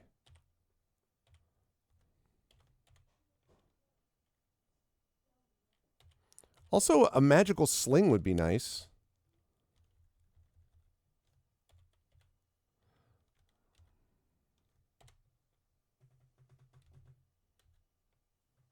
Okay.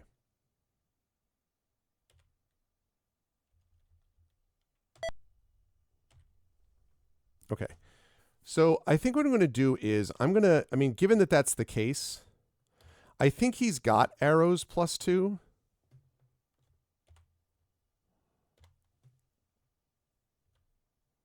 Or he might have arrows +2. No, he has arrows +1.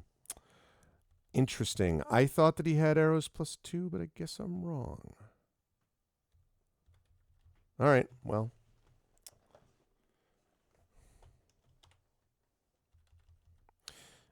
Hillness can. Echo, I don't think can. Hillness can.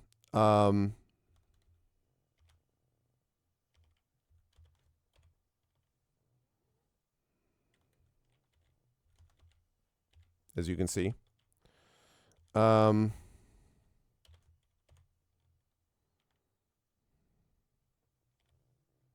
don't think Arcana Spot, which is a cleric, can. Shadow Mage clearly can. Actually, wait. Yeah, I mean, I have so many arrows. Come on. So many arrows.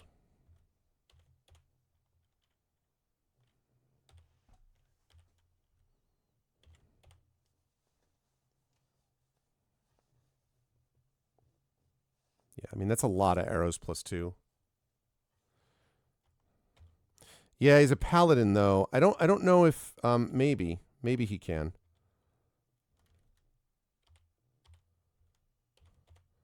Don't I have another?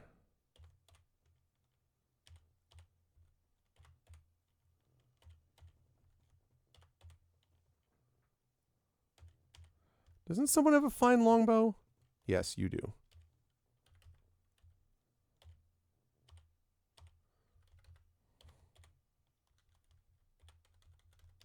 Oh, you're right. He can. All right, so I can give him arrows as well. Let's have those. Trade those to Echo. Okay.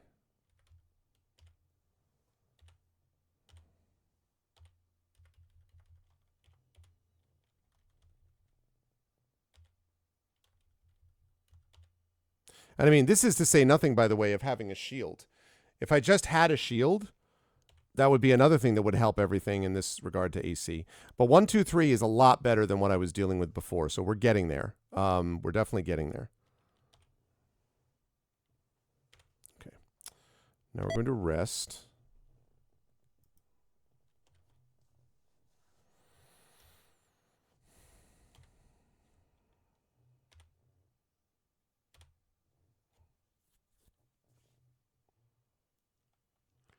Archer on their party and the mage's tank with mirror image. I like the way you think. I'm not sure that that's going to work out exactly as I was imagining, but actually, wait, no. I'm going to save this. I'm going to change this. I'm going to save this under B so that B will be the next village. And that way J or something like that can still be the continuing one. All right. Back into the temple. Hadn't occurred to me that it's been very easy to bash doors because Echo has got like 1888 strength. So that makes it much easier to manage.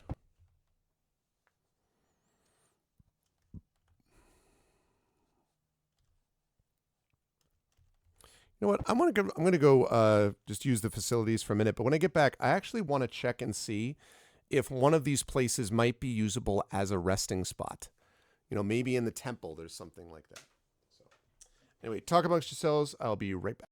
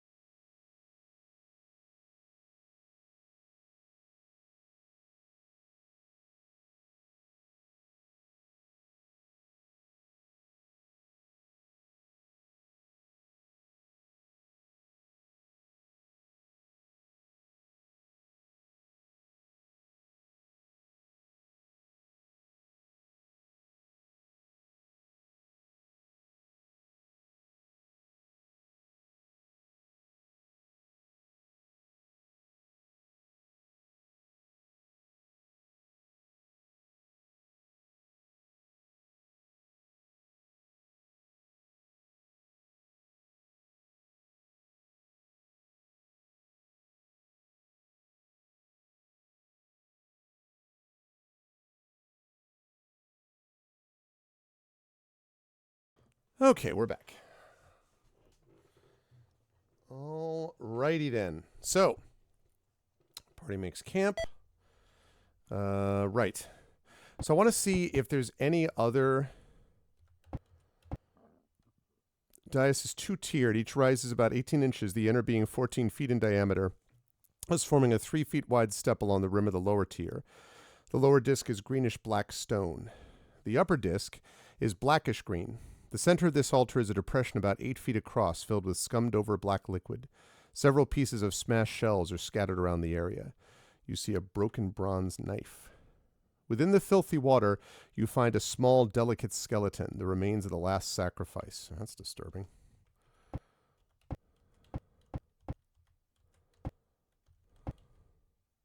To the north of the staircase is a stone railing with supports of white, brown, and green stone alternating. Its upper portion is cinnabar. The floor beyond is paved with 3-foot squares of highly polished granite. The square columns of some types of yellowish stone are carved in bas relief and painted to show scenes of fire and suffering with demonic creatures leering on. Let's see. So we did A, we did B. So then J.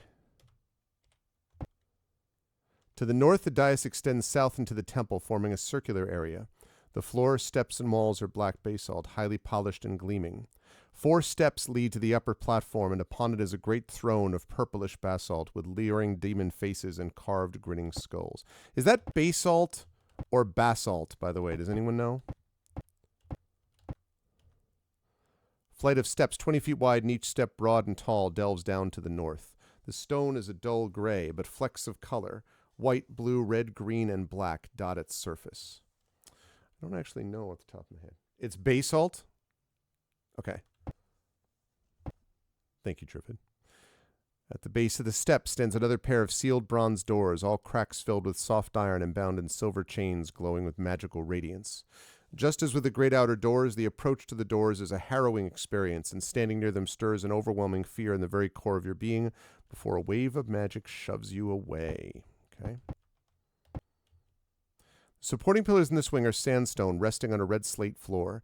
Bits of broken pottery and sharp bits of rock cover the floor here, making walking about a risky business.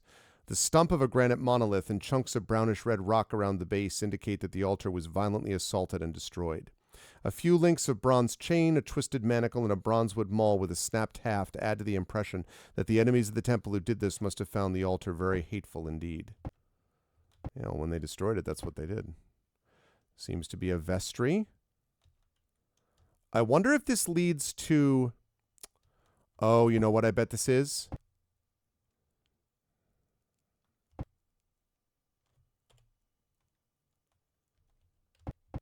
Interesting. Okay.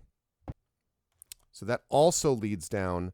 I thought that maybe this might also lead down to a different set of dungeons, like to another elemental portion, but not so much. Salt Bay.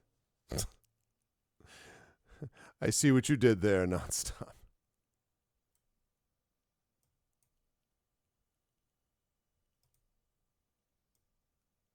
There we go.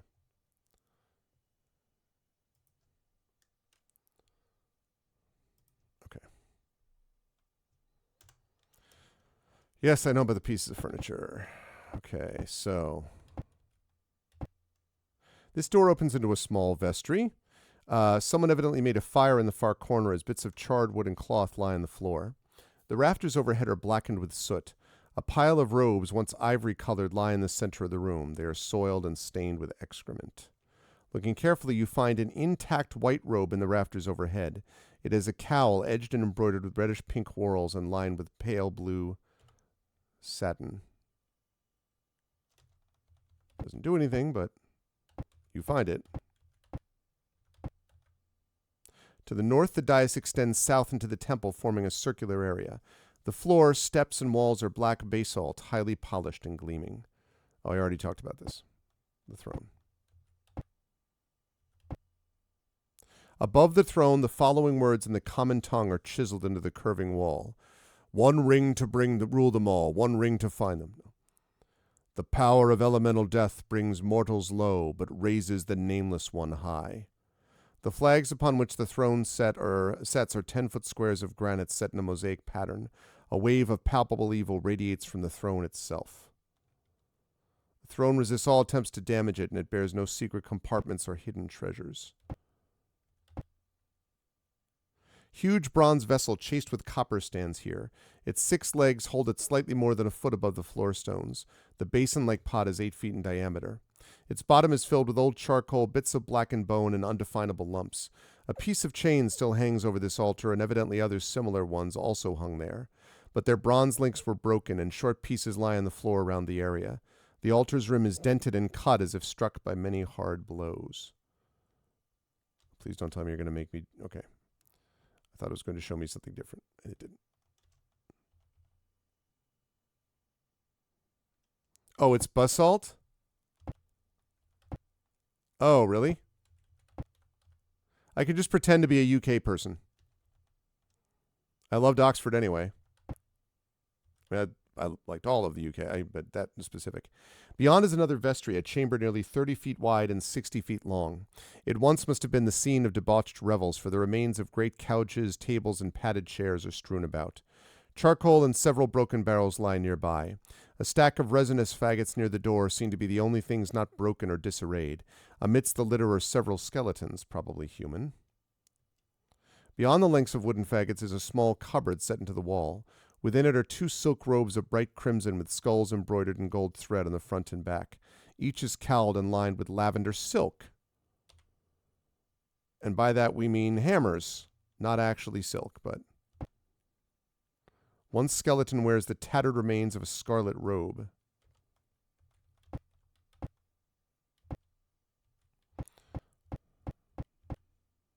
Yep, Well, so much for my idea that I could find some place to rest around here. Might as well see if I can destroy those other 2 elementals down there. There are 2 other earth elementals. Because I think they said there were 4. So go up this way. Yeah, and then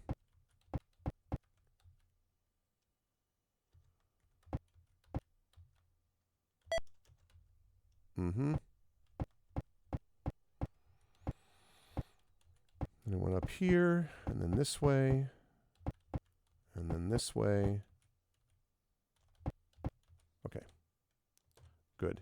So it went A, B, this is J. Yes, I know all about where these things are. Yes, you've told me before, game. You should have an option to skip when you get to this. I understand they can't get rid of it completely, because there may be times where you need that description again, but still, like getting this whole thing is a little hard to take. Okay, so we beat that guy.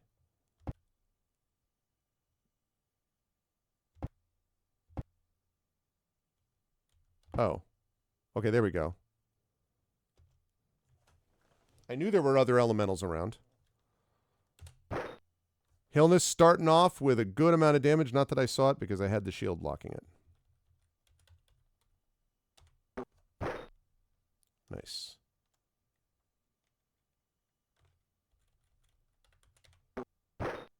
Yeah, needs +2 damage.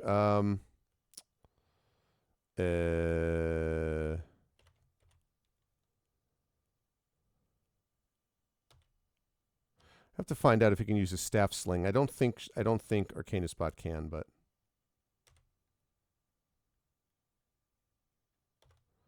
worth using a magic missile here.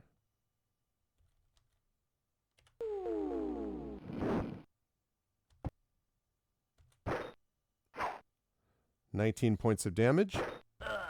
Echo doing some work there. You didn't take a hit. Did not take a hit.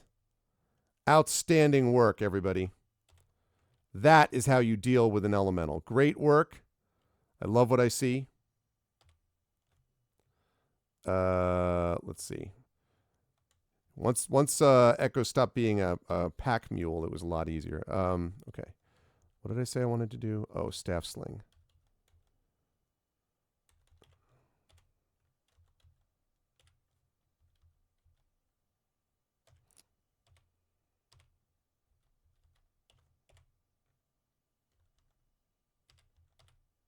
Yeah, okay.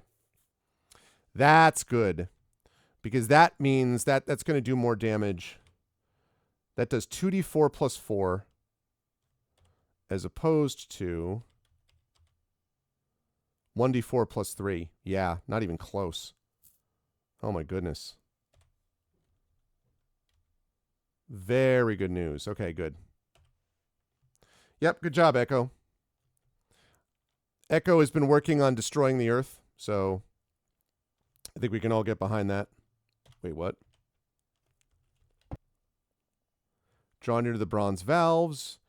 Right, and then the thing where it can never let me get close to anything. I already know about that. All right, this is the last of the elementals, I believe. Okay, do I have any +2 arrows? I still don't. I don't want to get close enough to do that. All right, I'm going to end then.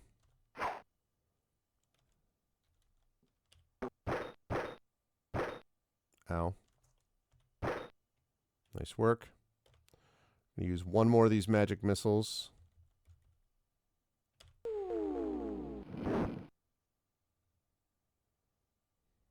Oh. Just as I did that. All right, well, I'm certainly not going to take an attack. Nope. Actually, wait. 1d6 plus 2. 1d4 plus 3. So 3 minimum, 8 maximum, 4 minimum, 7 maximum.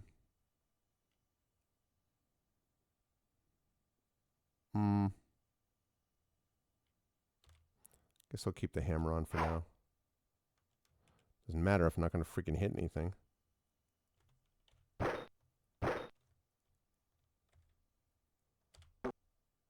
What?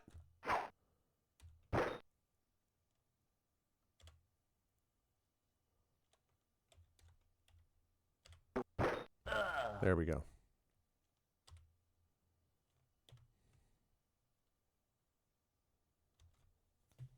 Okay. Shipping about 4,000 plus 2 arrows coming in. It's not, you're not wrong. You're not totally wrong, actually. There's some of that's going to be happening. All right. Let's see. I'm going to cast a Cure Light Wounds on Echo. Cure Light Wounds again on Echo. These Cure Light Wounds are awful. That's better. All right, I'm going to save that last one. Save. J. No. Okay, so we now got rid of all the elementals in the room. This is probably a robing room with no exit save the door you've opened. A padded bench runs the length of the east wall of this 10-foot square room. A number of pegs and hooks are along the north and south walls. A large cabinet stands by the west wall. 7 cloaks of brown cloth are hanging on the pegs, and 3 pairs of sandals are tucked under the bench. For the love of God, give me some kind of armor. In the cabinet are 8 padlocks and their keys, several large jars of wine, 12 pewter drinking cups, and a partridge in a naval temple. No. And 5 plates with small amounts of different sorts of dirt, red, yellow, brown, black, and pale gray. There's also an ivory bracelet set with a huge cornelian. Oh. We just have an ungodly amount of money because we have so many gems, too. Like, we have thousands of platinum. We have essentially, there's nothing we could not buy.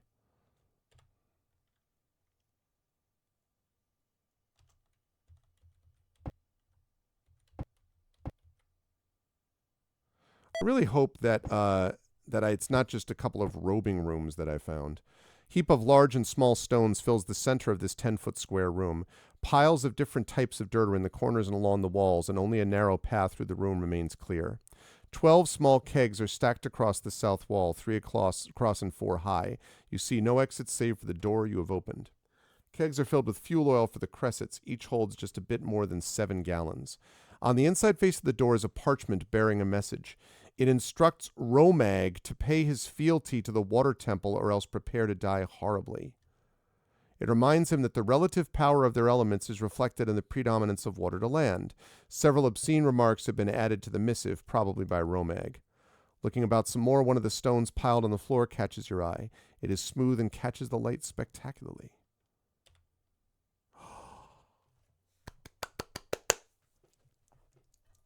Armor! Let's go! Shadowed Mage, it's your moment. Okay, he has an AC of 6. AC of 2, let's go! Oh, look at this, chat. 1, 2, 3, 2. Look at that. Now we just have Effect Life, who's like, you know, thin as parchment paper, and Nonstop, who needs to get some more armor. But, oh, man. Shadowed Mage. Shadowed Mage with the 2. Actually, one of the things I have to think about is, so let me think about that. All right. Trade to Nonstop. Okay, so he's still got an AC of 6, right? AC of 6. Can't wear it. Okay, right. So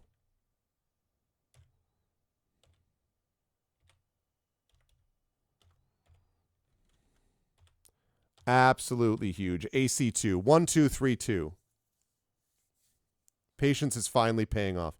Give me an auto-loading bow. I know, right? Well, in the old days, see, first edition and second edition, it was done on the basis of these negatives, dragons. So the lower AC you had, the better. -6, -7, -8, etc. Later on, they changed it, and now obviously the AC is a very different thing. You're looking at positives, 17, 18, 19, etc. And the higher number you want is the better. It made more logical sense to do it this way. Like, it never made a lot of sense. It was totally worth killing those elementals, by the way, for that reason. It never made a lot of sense to do it some other way. So just I'm glad that they sort of made it more regular. But back in the day, that was the deal.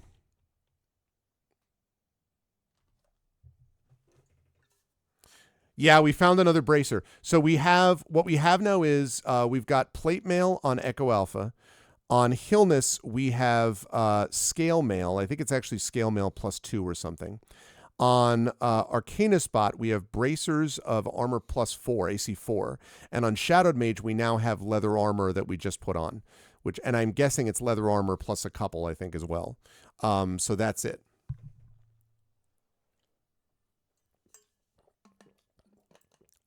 Yeah, I believe that's right. I think it changed in third. But fourth edition, though, kind of upped the ante in terms of what all the armor looked like.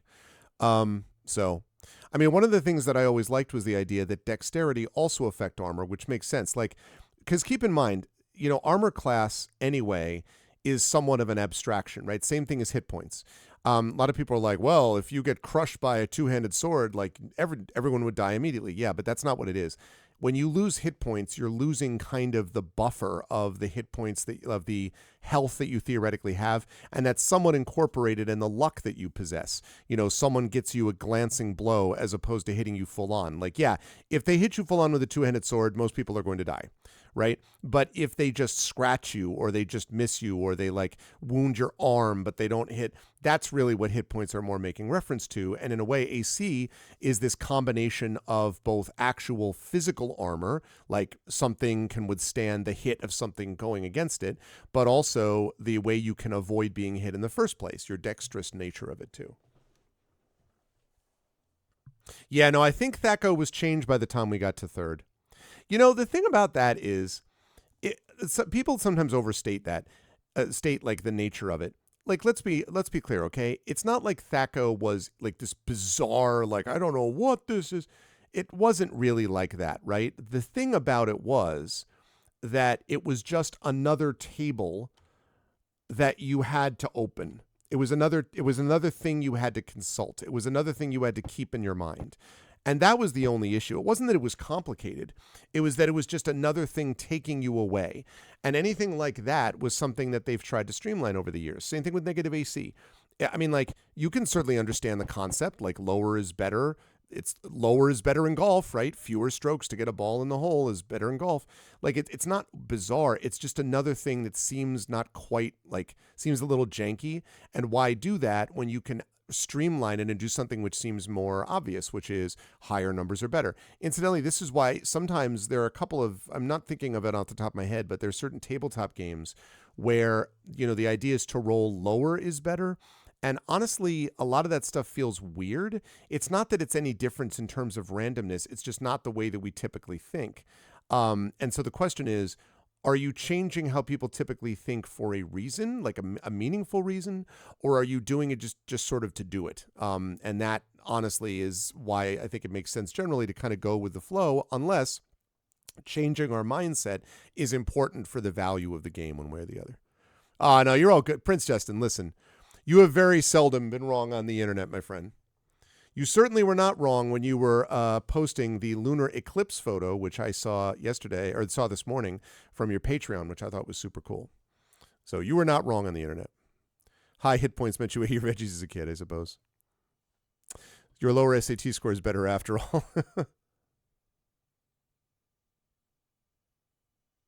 A roll of one is the best. Yeah, it's just confusing, Tom, because so few people use that. You know what I mean? Like, so few people use it, so it's like, what, unless there's some specific value as to why that changes the randomization or whatever, steps slope downward to the north, that's a different deal, A relatively short flight of stairs leads down to a 20-foot-long walkway 10 feet wide. To the north of the walkway is a pit 20 feet square and 10 feet deep. The floor of the pit is slimy and covered with bones and filth. The rough stone walls are pocked with small openings near the floor, but they become smooth and unclimbable 4 feet above the floor of the pit. Oh, God damn it.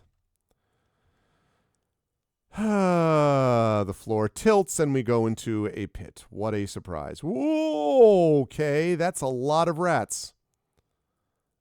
Oh, I have something ready for these people.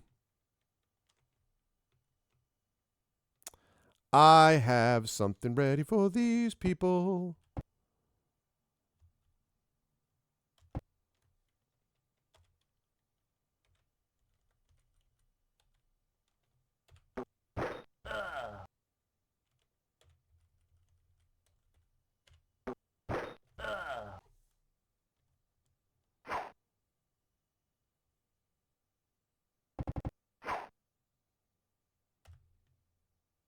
Sweeps.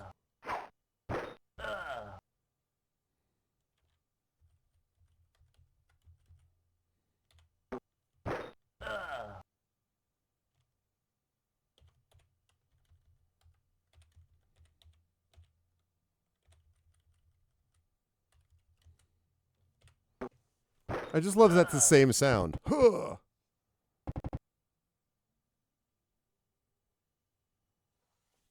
I'm waiting for the one to go that's going to cause you some issues.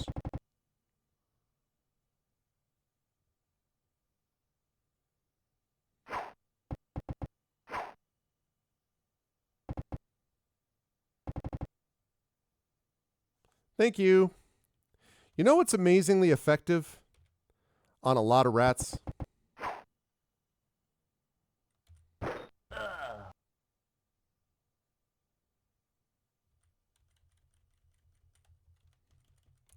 Something we like to call Fireball.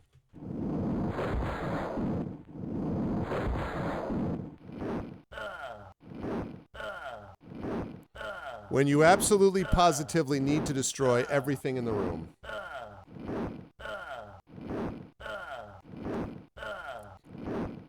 Get to the rhythm. Let's go.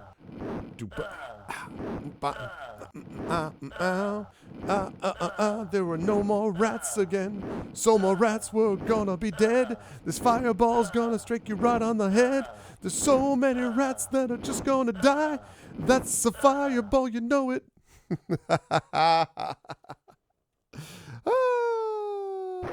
Dead. Dead. If I were the rats, I would have bailed out at this point.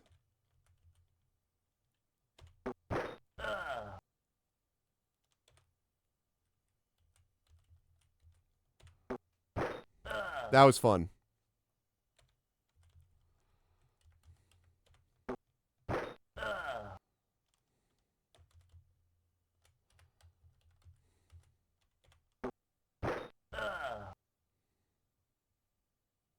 Now we see why this spell is useful.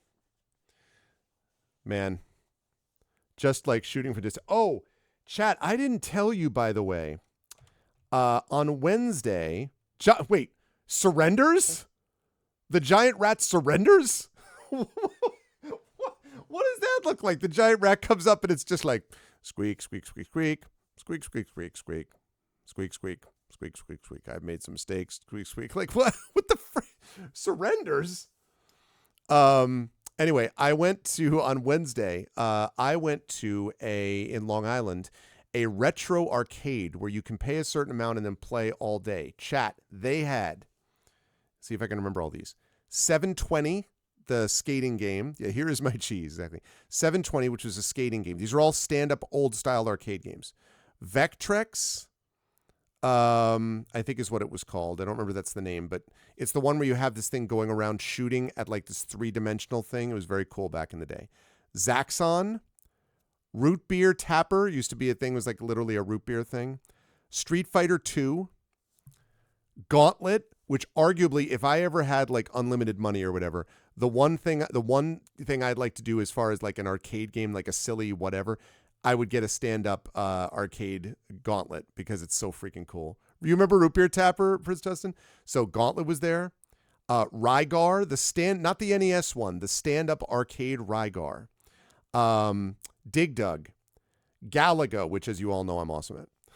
Galaxian, Space Invaders, Pac-Man, Ms. Pac-Man, Speedway, the one where you go like the Fuji Speedway. I forget what it's called. The music is like da da da da da da da da da da da. But you could choose one of 4 things to do that. Yes, House of the Dead was there, although I never used to play that back in the day. But Mortal Kombat,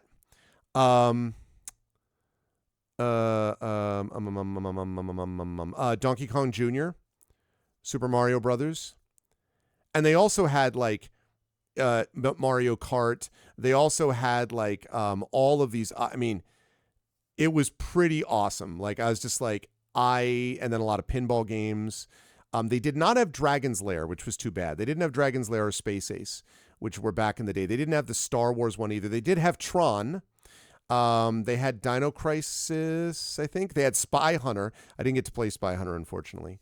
They had, like, it was pretty awesome. They had Asteroids. Yep, they had Asteroids. Yeah, they sure did. And they had Robotron 2300. Do you remember the stand-up game, any of you who used to do this, who would like, it was this little robot that ran around. There were 2 joysticks. One moved you around and one could shoot in 360 directions. And you would it was basically like, what do you call those? Oh God, they had elevator action. Yes. Oh my God, what's the name for a game? Oh my God, I can't remember the name of it. What's the name of the genre of games where you run around and it's incredibly frantic and it's like frantic panic shooting? I can't think of the name of it. It's like, and it's a certain genre of game. It's not a boomer. No, not rail shooters. No. Rail shooters is something else. It's a genre of game where you're just like shooting wildly at everything all the time. No. You're shooting Bullet Hell. Thank you, Steve. That's it. Yeah, it was like an early standing Bullet Hell 23. That's what it was. Robotron 2300. It was very cool back in the day. It was very hard. Defender. They had Defender there. They had the Golden Axe. They had not Astyanax. Axaron. I can't remember the name of the other one. Spray and Pray. Yeah. No, Bullet Hell is the quote unquote official term. Yeah, so it was pretty awesome. They had all these games and you can go and buy, if you pay $15 and then everything there is free to play. So you just play basically all day and you can actually they have people, you can do $40 a month. If you do $40 a month, you can come in and play whenever you want for as long as you want. And they're open until like, they open at like 11 or something. And then they're open until 7, something like that. The twin stick shooter. It's a bit different, yeah, but you know what I mean, though. It's basically in that ballpark, right? So, anyway, it was a very good time.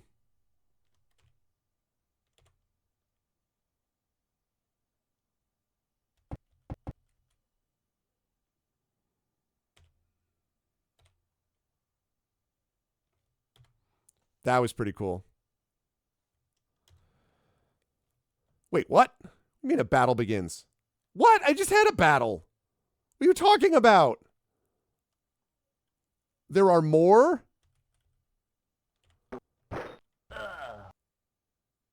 Okay, well, now we got a problem.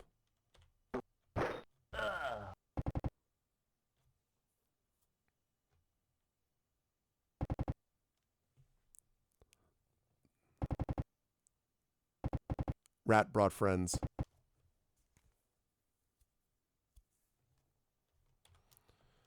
Well, this is unfortunate.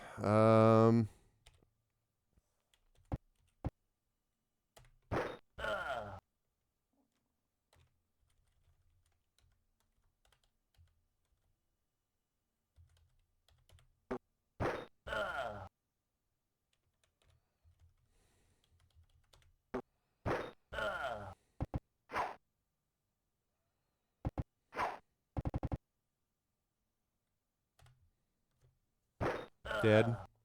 Dead. Dead. Dead. Nice job, Hilness.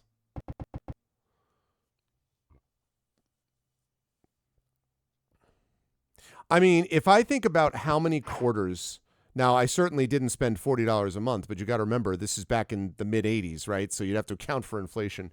But if I spent the equivalent of, because I went there once a week pretty much, and I spent a lot, I mean, because you could play most of the games in there, you could play for 1 quarter. And then Dragon's Lair was really expensive because it cost 4 quarters to play 1 game, which was like outrageous. And Gauntlet was kind of a quarter reader because, you know, it took a lot of quarters. But I would probably get $3 to $5 worth of quarters, I think, when I went in there. So I probably was spending I probably spent $15 to $20 a month. So it probably would have been a good deal. Oh, just I loved watching people who were good at Dragon's Lair, Prince Justin, you know what I mean? But yeah, same. I played a little bit of it. I could remember some of it, but some of the stuff I was like, oh my God.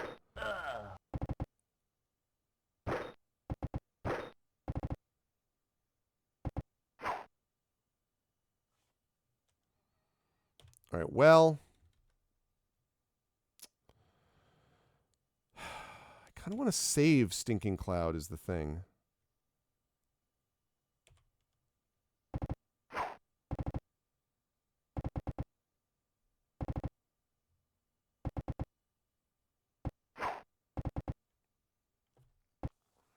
Yeah, they had WWF WrestleFest there too. I didn't play that much at the time, but they had that. Oh, they had Teenage Mutant Ninja Turtles. They had that. They had a couple. They had a weird one. There was one called Wizard of something that I don't remember playing when I was young. I don't know if that's a later one or what.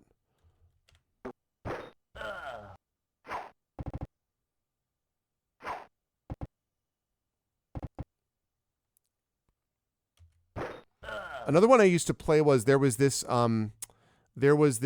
truck game where you would race around and you could hit, and it was another one where you could have like 4 people at the same time. And then there were like nitro things where you could like hit like a nitro boost thing to go over, like to make these jumps. That was very cool too.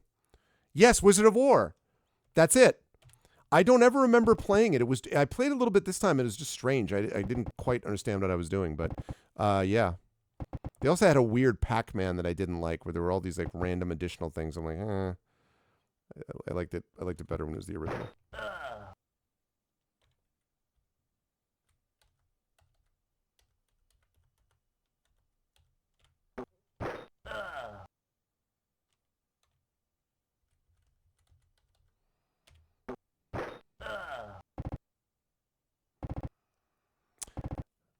The Atari version.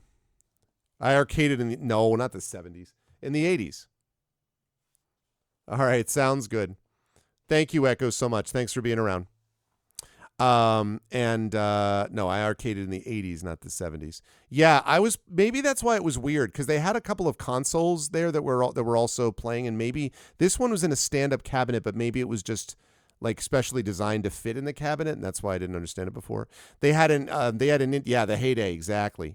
They had an Indiana Jones as well, an Indiana Jones game, which I didn't remember super well. I didn't see Joust. I used to like Joust back in the day, but I did not see Joust here. God, there are a lot of rats.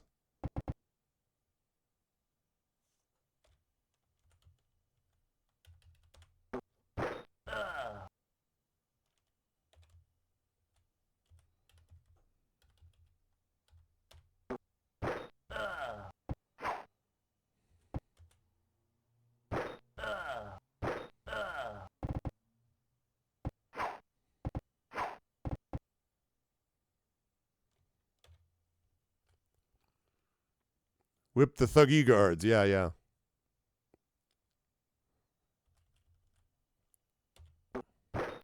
Yeah, it was very cool. I spent a fair bit of time in my high school years, in particular in the arcade. I remember that very fondly. As I've talked about before, I would go.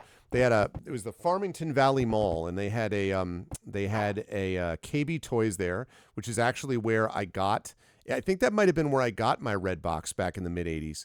And I got some other games there too. I think I got one of my Intellivision. I got my original Intellivision console, my Intellivision 2 there, and whatever. So I like KB Toys. Right next to it is a Radio Shack where I would do, go and hang out and type in 10, Greg is great, 20, go to 10, 30, end in the TRS-80 that was displaying in the window. And next to that was the place where I got my hair cut. But they had a Friendlies there, and my dad would pick me up from school, usually once a week for this, and I would go there with him, and we would like sit and talk. We would exchange a hamburger and a fish sandwich, which was known as a big beef and a fish and a jig, respectively. We would exchange that. Sometimes I would get a fribble, which is the friendly shake, and then we would just talk about stuff. And then he would get black coffee and would grade papers while I went, and he gave me like a $2 or $3, $4 or whatever at the arcade, and I would go down to the arcade. And then after he had graded some papers, he would come and join me, and usually he would do like a game or two. And it was funny because he was like, when this is happening, let's see, he passed away in 1998 at the age of 68. So back in 1988, he would have been 58. So probably he would have been his mid-50s. He would have been a little older than I am now, actually. That's weird to think of. 4 or 5 years. So he'd be like 55, 56, right? So he was way older than most of the kids in there. Even the attendants were like maybe 30 at most. Most of the people there were in there like anywhere from like the ages of 14, 15 to like maybe 23, 24, right? And he would come in and he would play Galaxian, and he was actually pretty good at Galaxian and Space Invaders. And people would be like, "Oh, look at this guy doing this." It was very cool. It's a very fond memory I have, and it's one reason why I started doing stuff with Little Arv, where every Friday, and we've been doing this ever since for many, many years now, where Friday we do an adventure of some kind or another. And now I do something similar to that, which with Mini Arv, but he calls it our trip that we take. But it's really important. It's something, as I say, that I remember very distinctly, and that's unfortunate. I remember very distinctly, and it had a very powerful effect on me as a positive thing. Not everything about that you remember about, not everything was like sunshine and roses with my folks, but that was one of the things that I remember as being a real positive thing that has always stayed with me. And so I thought it was important to, create those memories. What I didn't know is that I thought I was creating those memories for my daughter. What I didn't know is that I've been creating as many memories for me. I guess it should have been obvious that that's the case, but it didn't occur to me in the same way. So, yeah. Friendlies is a very rare treat. Yeah.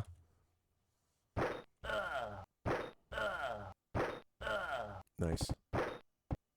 About time for you to start surrendering.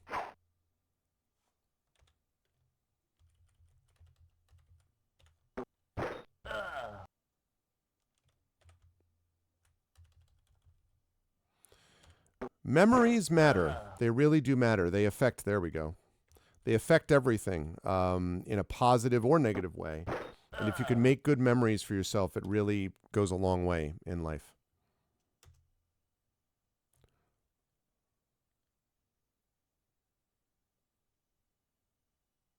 All right. If this happens again, then I'm going to do this one more time. If this happens again, then there's something bugged, and I'm going to have to not, because that's, no.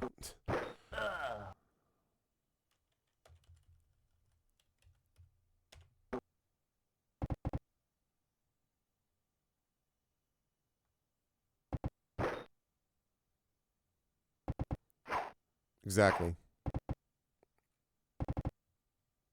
I have not seen that.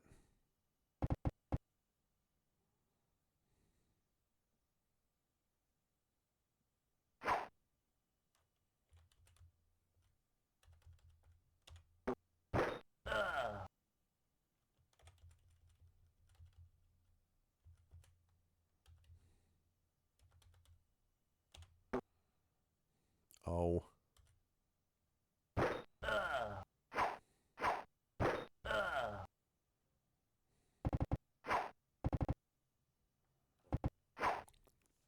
I haven't seen it. What is it about?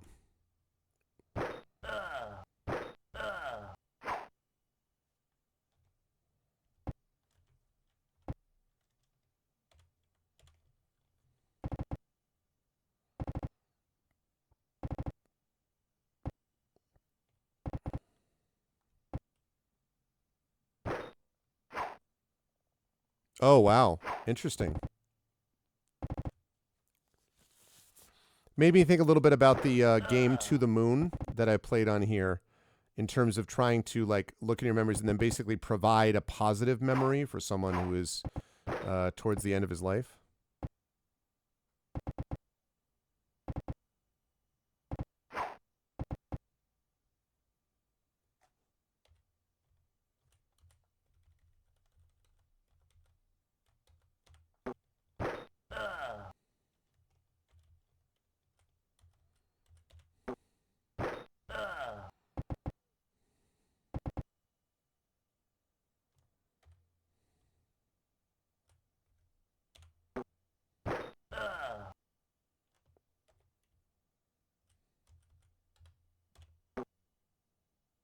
Oh. Dead? Dead? Dead? Dead? Nice. 5 rats at once. Let's go. Got a problem? Have the player exterminators here. Dead? Dead? Dead? Dead?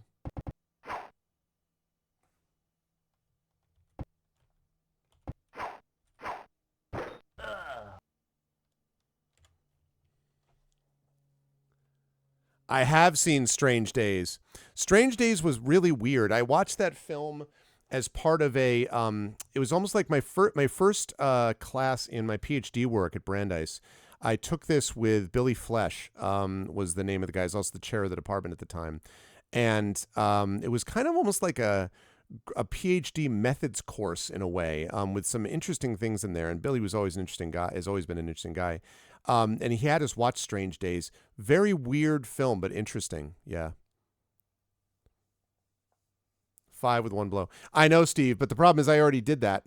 I used up my fireball. I'm still in the same, like, I haven't even had a chance to, like, again, that's what is making me worried that this is bugged. Like, if this happens again, then I'm going to be like, I'm going to have to maybe just X out of this and not do that, which would be unfortunate because I don't, you know, I mean, I'd like to not, this is good, whatever, you know, like, experience and all that.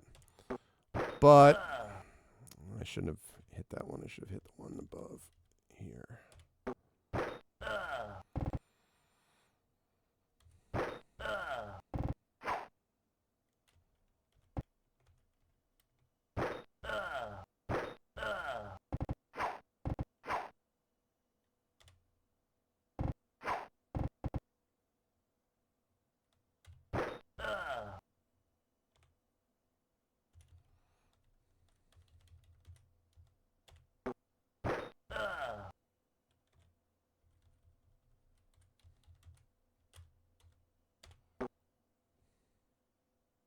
You know what's worrying me? I wonder if there's a scenario where surrendering means it doesn't process it as you having won, so it just does the fight over. That would suck if that's the case.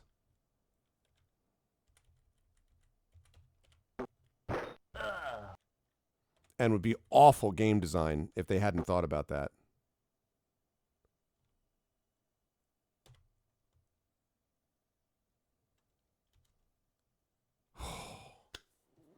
Woo!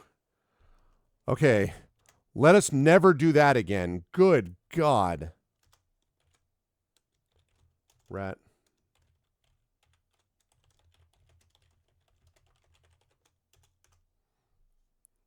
Avoid that at all freaking costs. Good gravy. I mean, it wasn't hard. It was just like,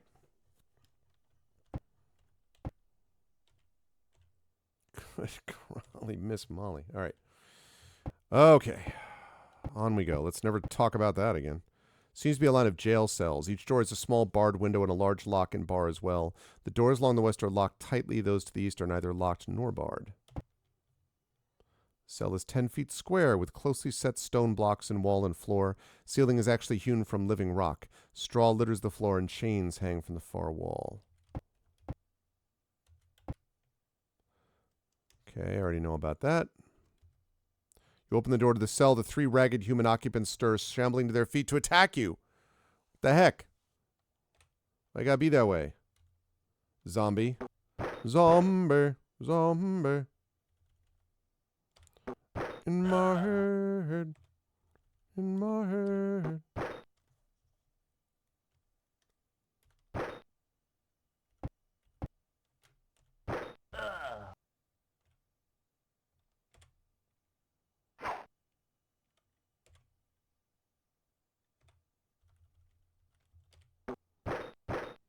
There we go.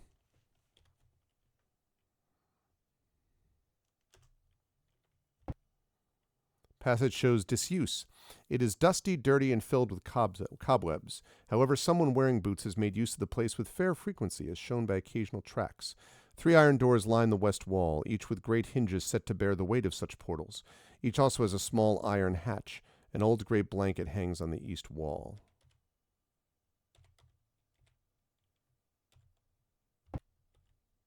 Party has discovered a secret door to the east. A secret door.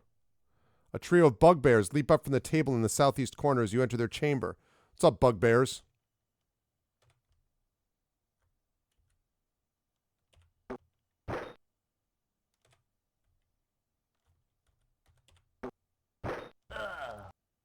Hey, anytime you'd like to surrender. You know, I just killed about 65 giant rats. It'd be funny if they're like, thank you, we've been actually waiting for someone to solve this problem for us. We're so grateful to you.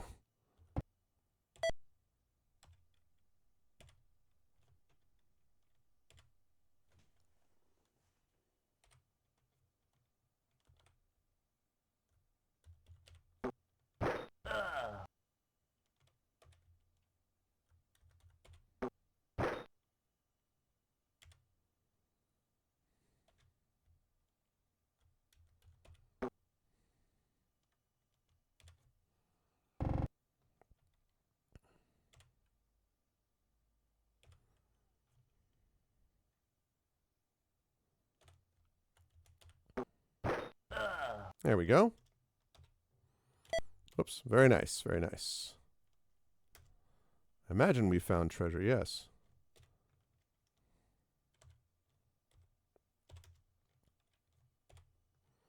Yeah, we're not going to take any hand axes. Nope. Plain room contains little of interest. A peg shoved between the blocks of stone on the west wall holds a robe of dull black cloth adorned with a pale brown pattern, a pair of triangles one atop the other. In the southeast corner of the room stands an old battered table with 2 chairs, a stool, and a bench clustered around it. A cask is on the table with some earthenware mugs and bits and pieces of food. 3 torches burn in wall sconces, and 8 fresh ones lie on the floor. An open cupboard in the northeast corner displays old plates, several mugs, lumpy sacks, and a string of small dried sausages. A large water barrel stands near the southwest corner opposite the door. There's not much interesting here. Let us describe it in complete, excruciating detail. Oh, God. No, no, no, no, no. I didn't think you were going to do the whole thing. Mistakes were made. I regret everything. Ah.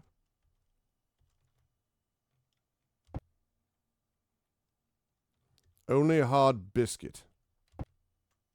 Cask on the table holds 2 gallons of beer. Is any good beer? And not that I would know. Solid root beer, maybe? Okay. Why would you want a secret door? Oh, I guess to the back of the cells, maybe.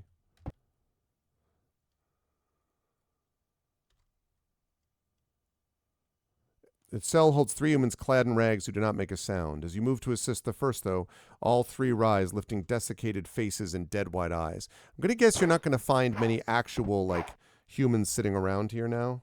I'm guessing. Like, probably you can just assume that.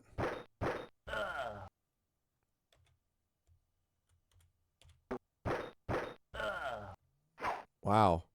Shadow Mage not coming to play.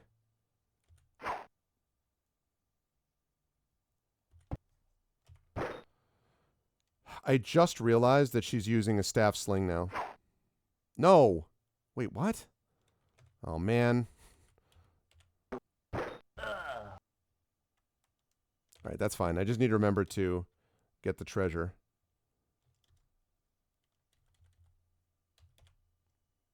Yeah, that was my bad. Now, what I would like you to do is ready that, please. Okay.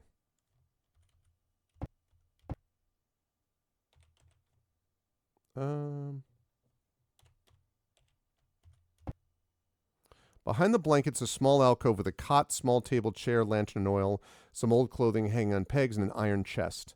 On the table, yeah, I've heard this before, lies a heap of equipment, including a suit of leather armor, a short sword, backpack, miscellaneous items, and a plain-looking dagger. Overcoming the lock on the large chest is an easy feat, and within you find hundreds of coins, each sort represented, and a pair of potion vials in a small wooden box.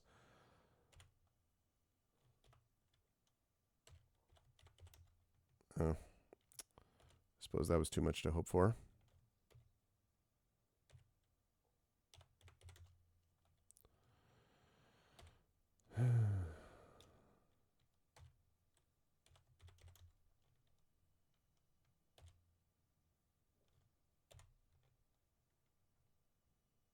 Oh my god, a ring mail and a robe?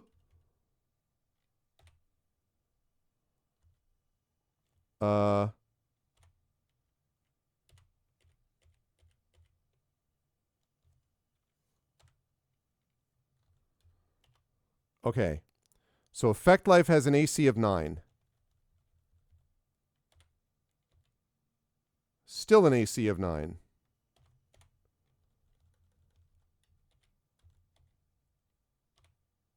Still an AC of 9. Oh.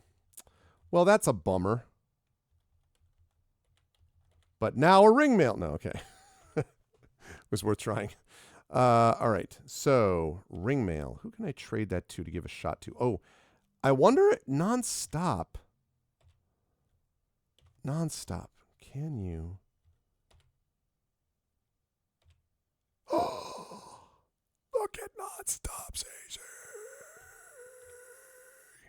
-1?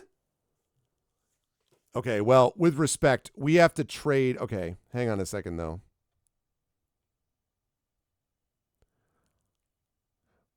Okay, something, we have to fix that, though. We have to fix that. Because...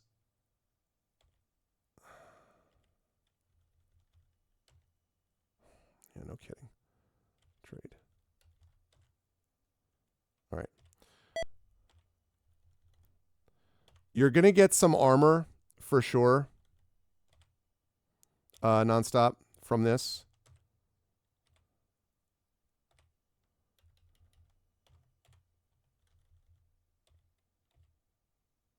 Yeah, 0 AC. Because he's got to be in a better position. He's going to be up front a lot more than that. Okay, if that is, you can wear scale mail.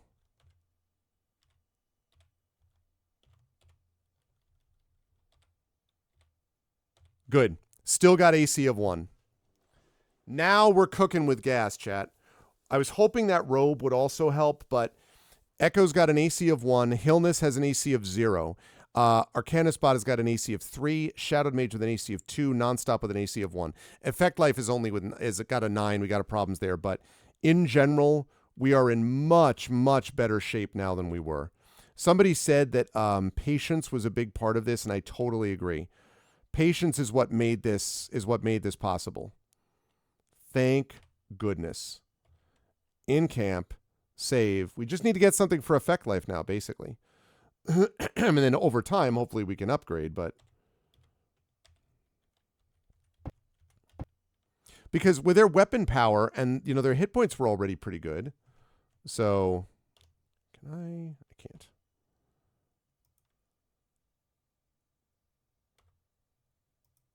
Got one more Cure Light Wounds.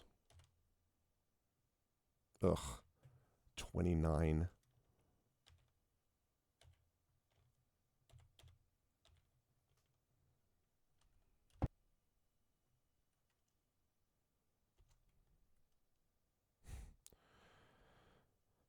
Jeez, every one of these cells, they just let them all die.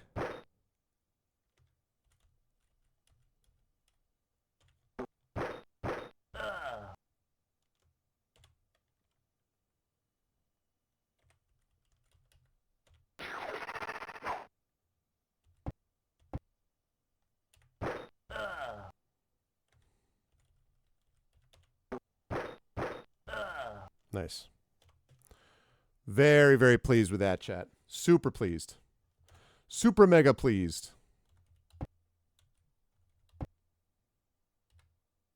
Secret door.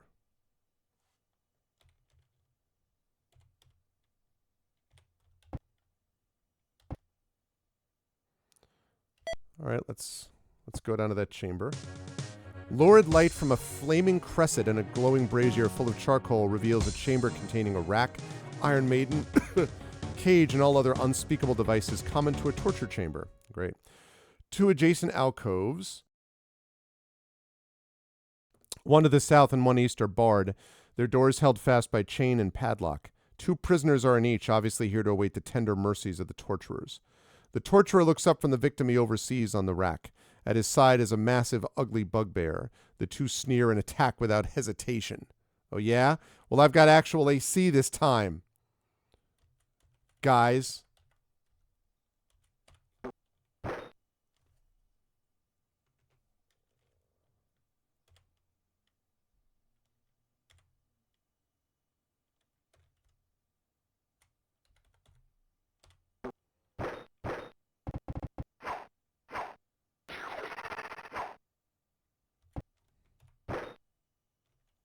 $20 points of damage.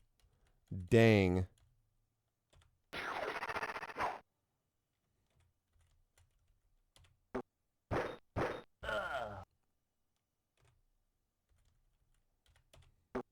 These people all sneer, and the same thing always happens. That's how that works.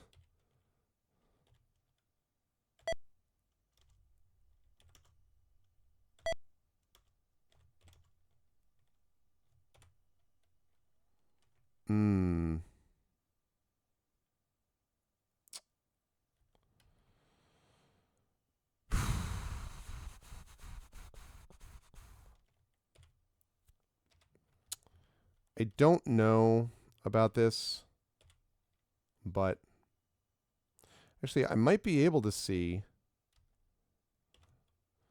Okay, 2d4 plus 4, right? 2d4 plus 2. So that's a plus 2 staff sling.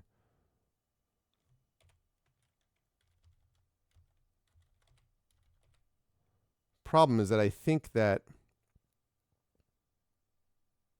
Yeah, so that's... Whatever, I'll sell it. No, I do not. You release the man tied to the rack, and then unlock the cells with the torturer's keys. The man takes the bugbear's flail and hands the human sword to another man who was imprisoned. I hired on with a caravan from Gray's Haven. We were taken just outside of Nulb. When I refused to join these cur, they threw me in here.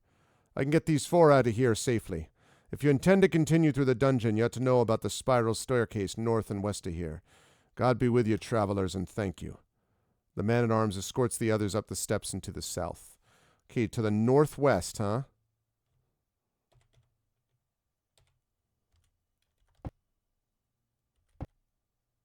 I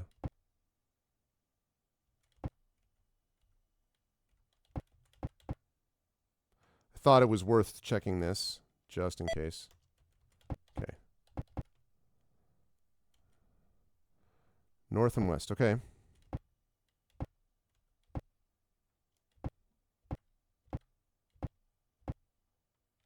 That's promising. It looks like we're going the right way.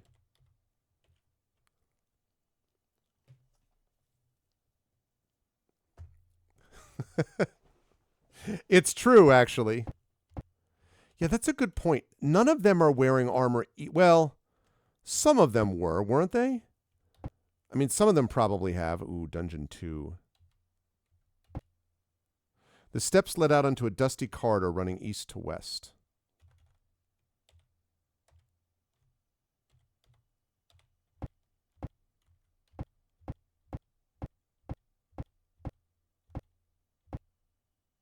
This chamber was evidently one in which new arrivals were hosted to the delights of the temple. At least this is what the wall murals depict. A few pieces of battered furniture remain among the walls.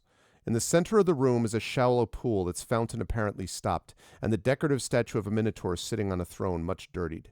Several skeletons lie about the place, and some odd skulls and bones as well. Mostly humans, but some humanoids also.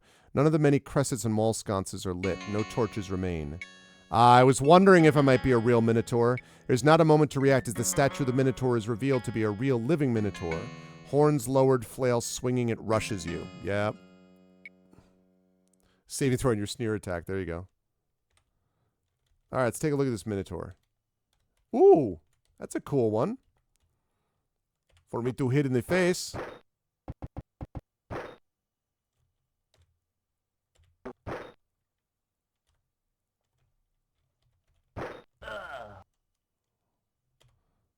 Thanks for coming.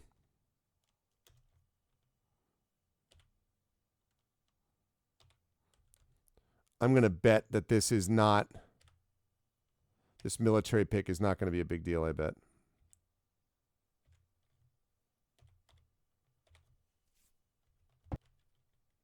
The dried fountain he sits here is still stopped by the stone throne. Tucked beneath the throne is a bag with 13 agates of various types.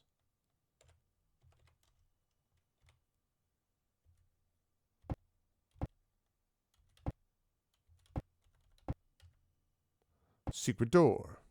Passage is lined with double bunks, 10 in all. Each has a straw mattress, and 2 small boxes are tucked underneath head and foot. 3 small torches are mounted in wall sconces, but only one is lit.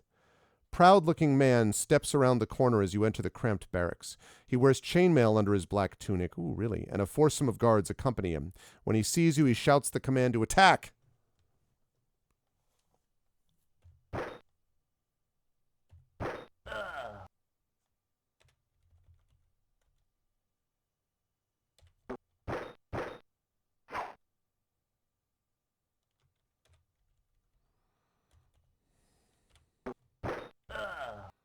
Dead.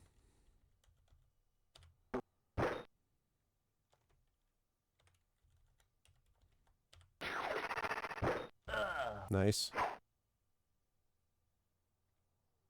Those hammers always seem to miss.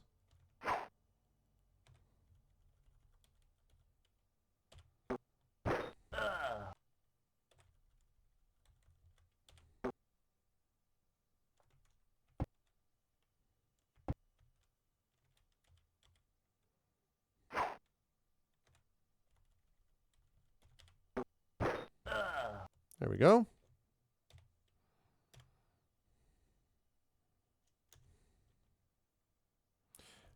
Hillness, Effect Life, and Nonstop are all ready to level. That's very good. I like to hear that.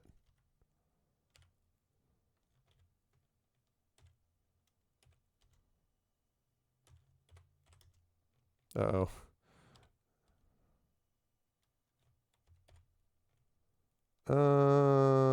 None of that seems interesting.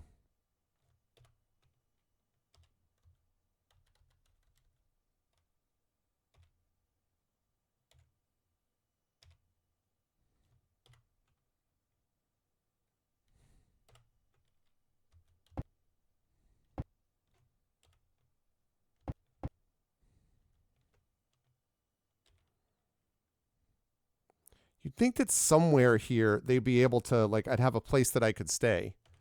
Like, somewhere here should be, I mean, we're in a barracks, like. You open the door to find a loaded crossbow ready to fire in the hands of a temple guard. Wow, Arcanus bot hit for 2 points of damage.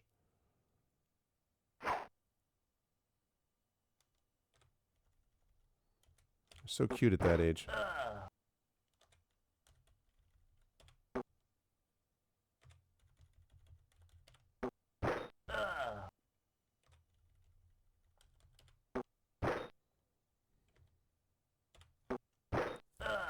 Right. That'll be enough out of you.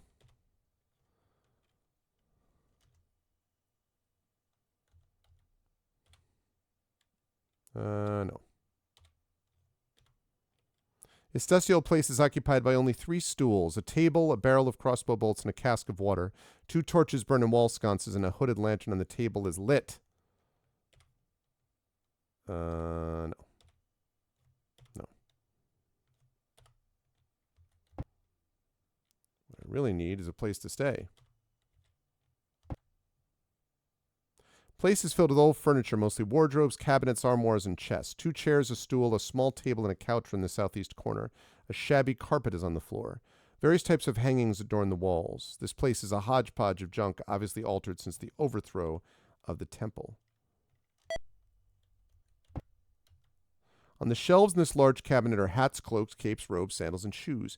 It's as if some madman attempted to collect all sorts of clothing, from beggar's garbs to that of a rich fop.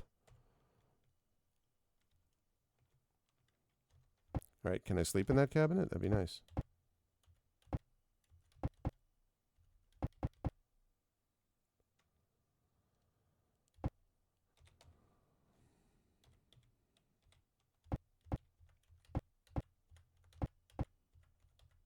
This place evidently once held many sorts of supplies. Much of the foodstuffs are now scattered and ruined, rotting on the floor. Broken containers are tossed about, mixed with many bones. Bones.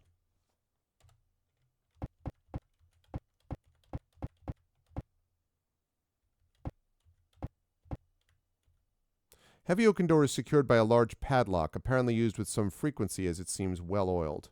That's what I think of that. This room is 20 feet square. Several large hampers stand along the south wall. Propped along the other walls and scattered around the floor are shields and many human-sized suits of armor. Okay. Like armor that I can use, especially armor for effect life.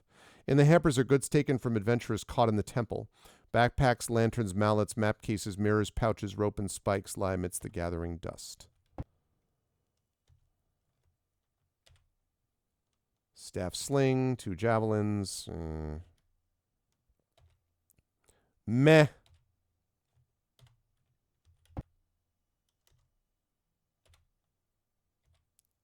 Still meh.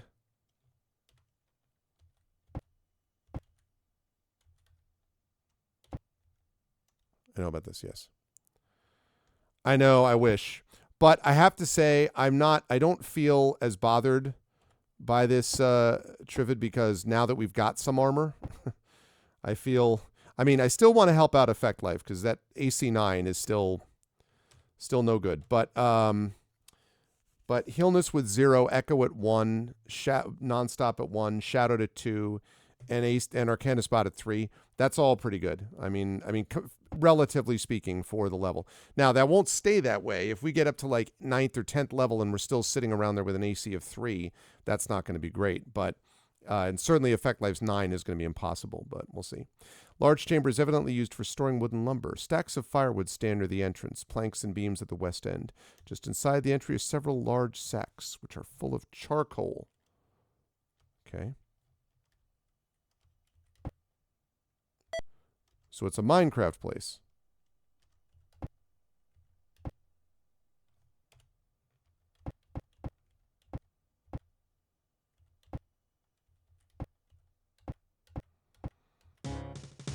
Shrill, evil screams alert you to the sound of trolls lumbering after you, dirty limbs waving overhead. Trolls? Well, that's,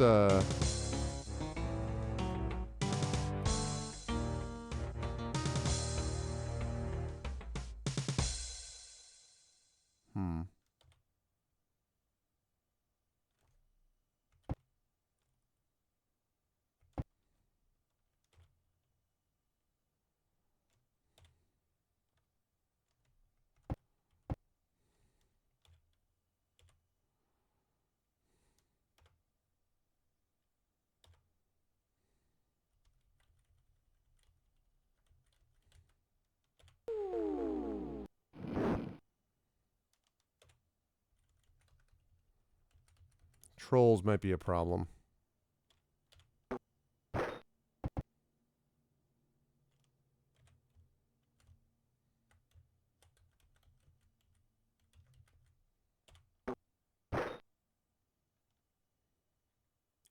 Guard.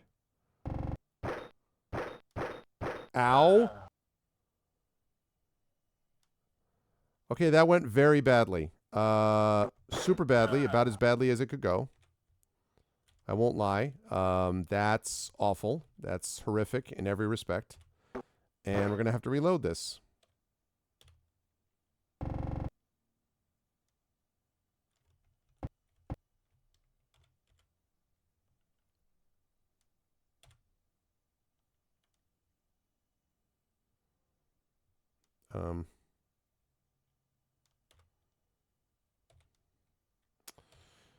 Still want more heals. Still do not have enough heals.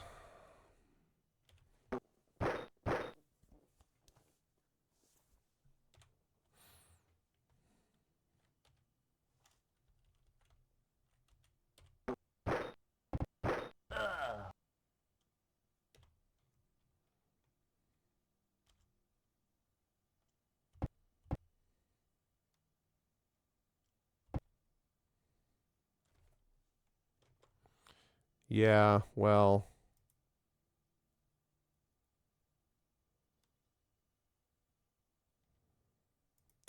I just did in camp fix because I'm not going to get any, I don't know. Nah, that's kind of cheating. I won't do that. I won't do that. Tempting, though. Tempting. Don't let yourself get trolled. I see what you did there. Okay.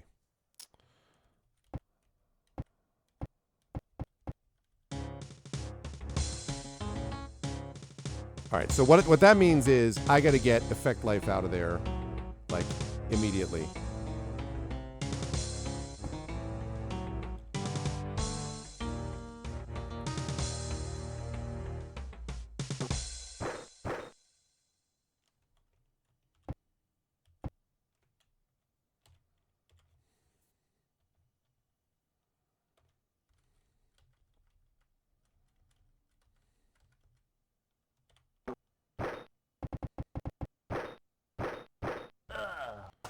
Really? Unbelievable. Is like, how about the same thing? I'm like, stop attacking my freaking mage. And it's happening this way because they're running after me, and of course he's in the back, right? So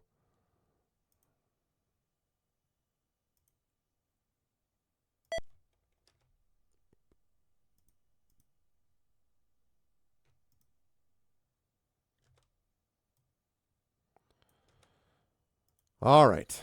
Now, this time we're going to move Effect Life out of the way.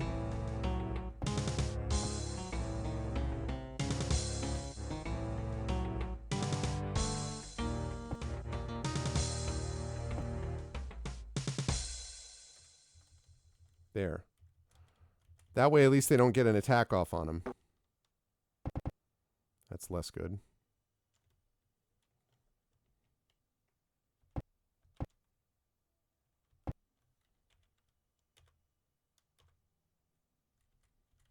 All right, there we go.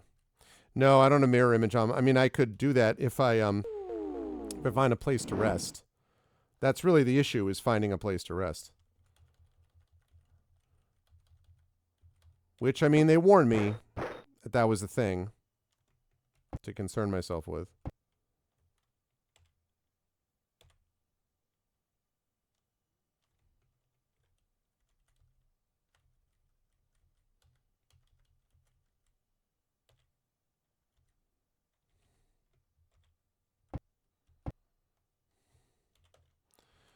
Can I hit them with my staff sling from that distance?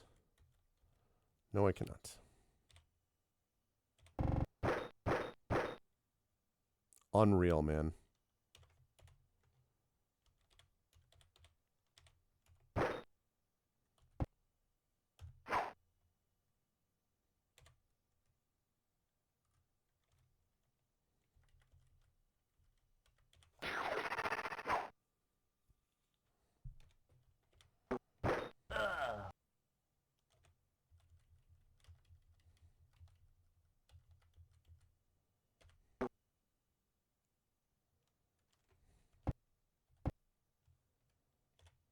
Okay.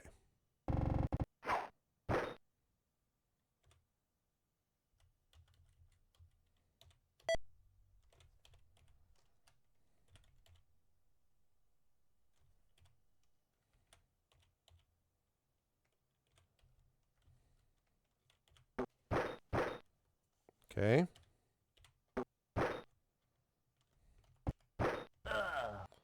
There we go. Better. Still was a lot of damage to Shadow Mage, but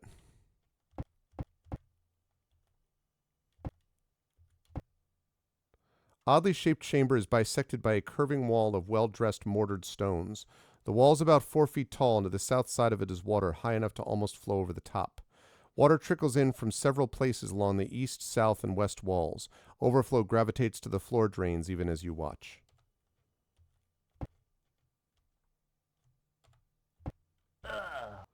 Cistern floor drops away sharply on the other side of the wall, and algae has made it dangerously slick. Only your friend's ready arms are fast enough to save you from drowning.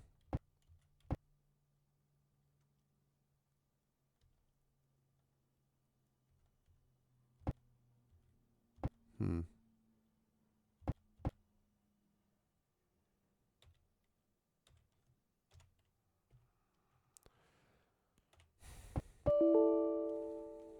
Uh-oh.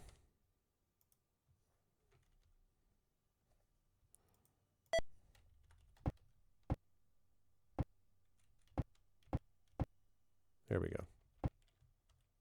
Huge echoing hall was evidently once the scene of great revels celebrating the triumphs of the temple. The floor of the place is littered with skeletons, skulls, bones of humans, and various humanoids. Here and there are parts of broken chairs, stools, tables, benches, sideboards, buffets, cabinets, and cases. Wow. Much of the wreckage has probably been carried off for fireworks. Fireworks. Yes. Firewood. Tapestries and trophies still remain on the walls in spots. The former snow scenes of raiding... No, the former show, scenes of raiding, looting, show, the H in this, the font of the H sometimes looks a lot like an enemy. The former show scenes of raiding, looting, pillate, and rapine. Trophies include mummified heads, torn battle standards, hides, and skins. Also, there are battered shields, sundered armor, and a broken broadsword. Dozens of empty cressets and sconces line the walls. The broad steps in the middle of the north wall are dull black.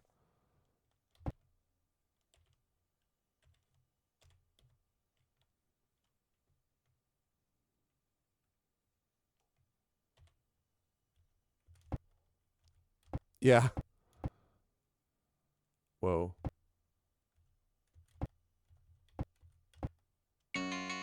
Before you have a chance to look around this room, you see it is full of bandits, both human and half-orc, and led by a half-orc brandishing a slick-looking blade.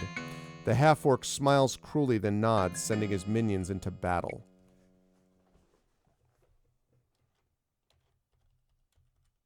Whoa, Brunk.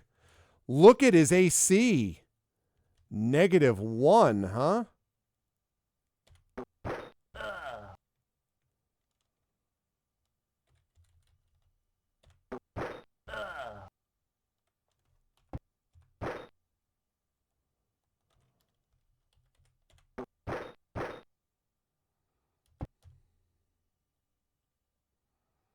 Whoops, I forgot. Okay, that's fine.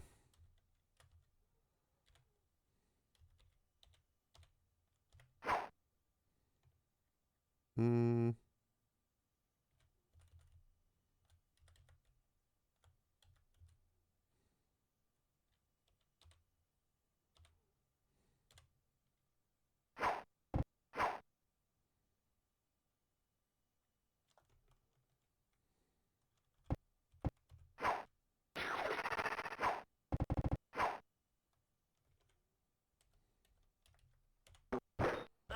There we go. So much for Brunk. Hardly knew you, Brunk. Oops, nope.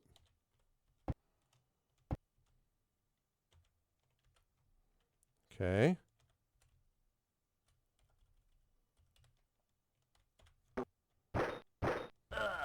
See you.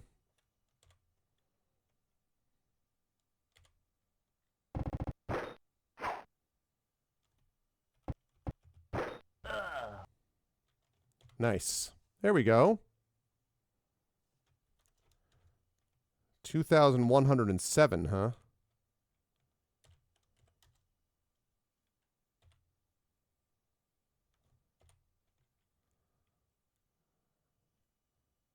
Oh, plate mail. Plate mail, plate mail, plate mail.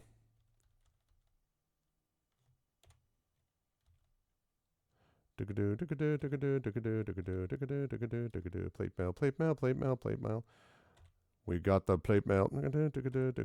You know we going for the plate mail. The plate mail, plate mail is the plate mail. The plate mail is the plate mail. Plate mail.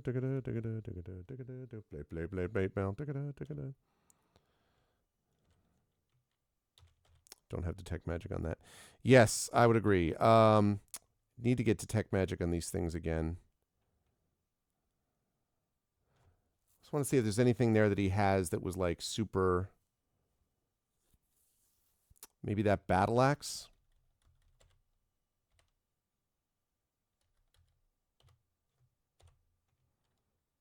Okay. So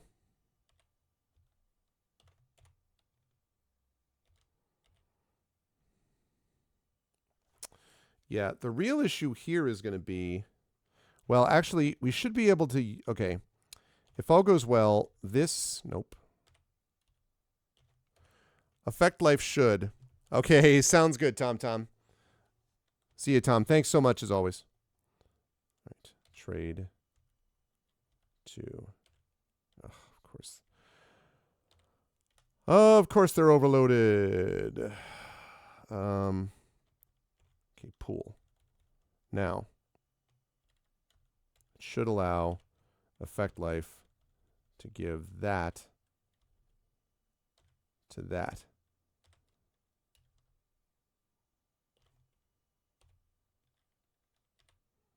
AC3.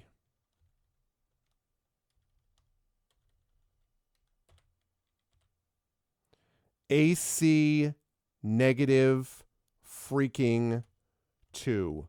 Holy Christmas. All right, so what that tells me,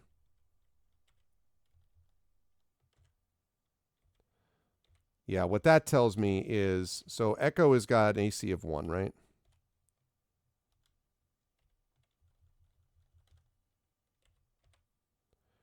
He now is negative 3 AC. Holy cow. All right.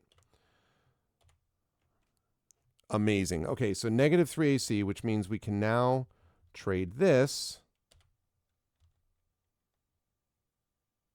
to Hillness.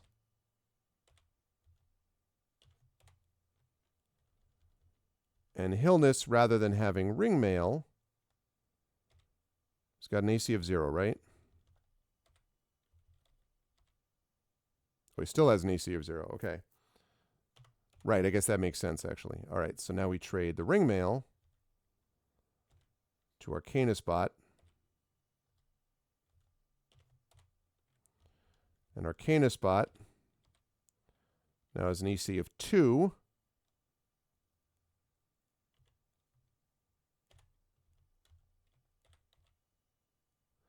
Right, which means now I can trade those bracers of AC4 to Effect Life.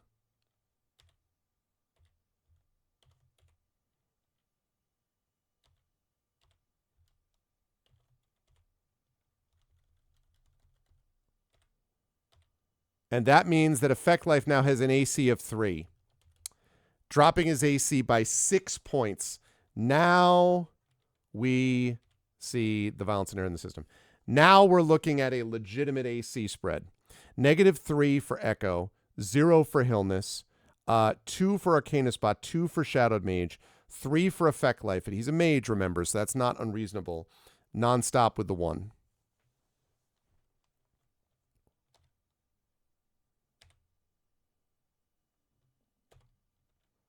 That is awesome. Heavy drape hangs in the eastern portion of the south wall, blocking the light to the door there. A brazier and pair of torches ensconces both light and warm the room. The 10-foot square alcove to the north contains a pair of root cots and a small table. The latter holds a flagon and several ceramic mugs. Yeah, that's pretty freaking clutch. That's very clutch. So now the issue really that we're talking about, chat, is just how do we just need to find a place to rest. I mean, that's really all it comes down to.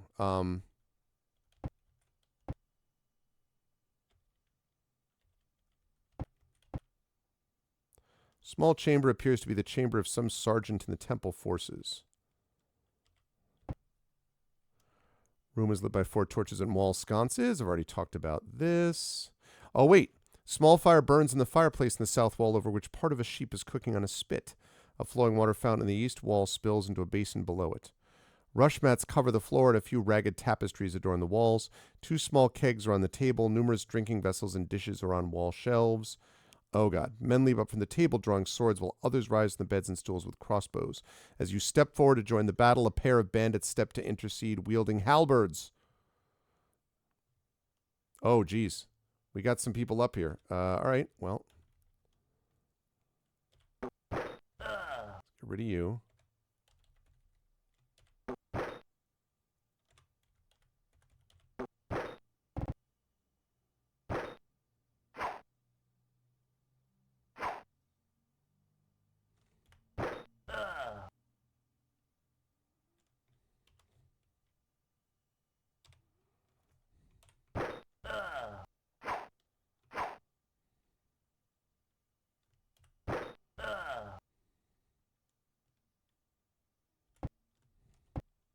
And guard.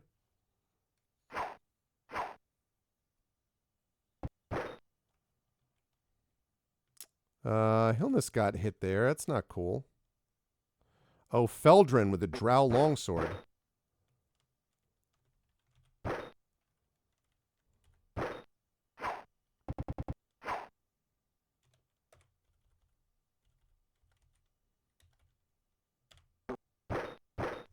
Yeah, let's finish you off, Feldrin.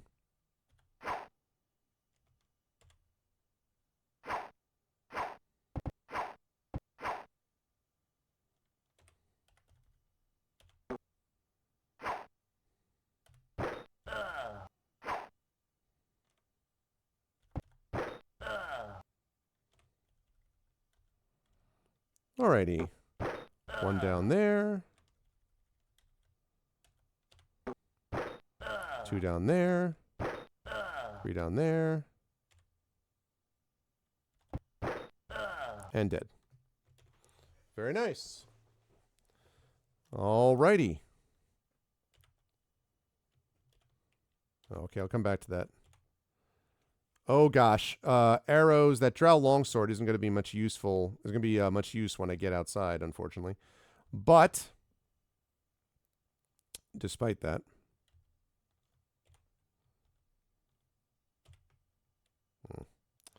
suppose that was too much to hope for.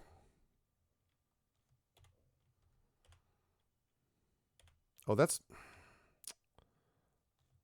what I meant. No. View, items, drop. Yes, I don't care about that. Take items. That's what I wanted. Okay. And then non-stop, of course, has to take... Non-stop is overloaded with items? Really?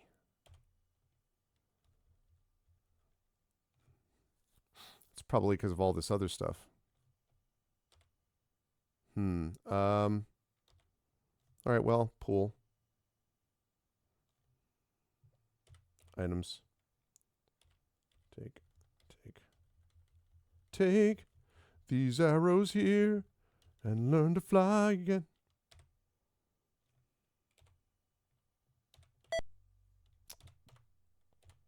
Items. Join. No. Join. No.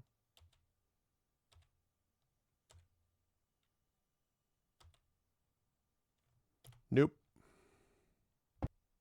Whoops, not what I meant to do. It's all right, though. Worked out. H. Small side room is lit by a hanging lamp of dull black metal. Contains a bed, stand, chair, wardrobe, and chest. Small rug is on the floor near the bed. A cup, ewer, and box are on the stand. In the southwest corner is a black candelabra with 4 unlit candles. Box in the stand holds sweetmeats. The other containers hold wine. You check the chest and search for traps. Friend leans back from the chest, head shaking back and forth, and work commences. First, a poison needle is removed. Then pressure is removed from a gas bladder. Check the chest and... Okay.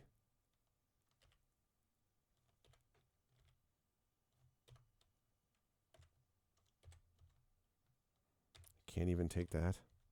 Wow. Gems. Oh, gosh.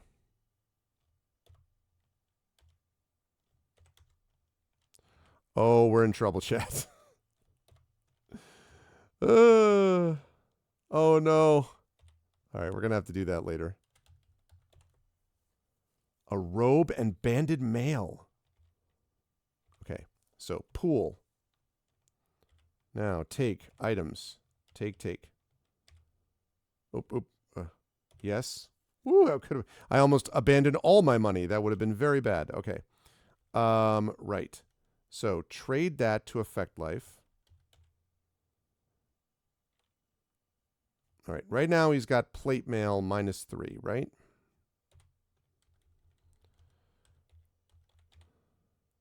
Armor class 2. All right. So, oh my God. All right, so let's not do that. Trade the banded mail to Hillness. Okay. Now, Hillness, what are you looking at? You got plate mail, right? You have an AC of 0. You have an AC of 1.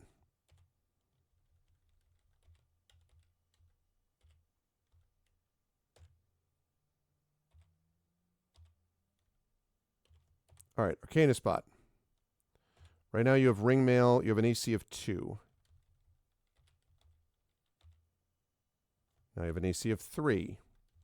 Not as good. All right, we're going to trade that to Shadow Mage, who will not be able to use that. Yeah, that's what I thought. Trade. Effect life, that should be funny. Actually, also 1d6 plus 5.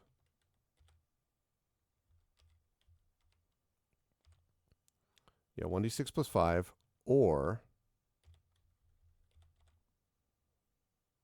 1d8 plus 4. Nice. Okay. Well, that's what we're going to do then. Right. View items. Right now you have an AC of 3, but still have an AC of 3. That's too bad. Just put on that banded mail. Oh, yeah. All right, trade that to nonstop.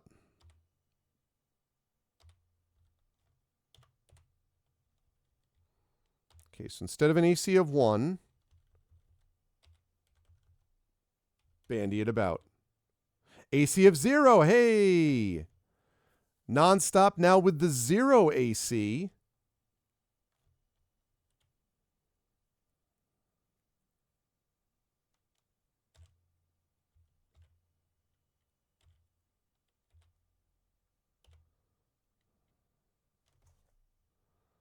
Look at all of that. I wish there was a reverse way to put gold back into gems. That would make it a lot easier too. -3, 0, 2, 2, 3, and 0. Now we are in so much better shape than we were.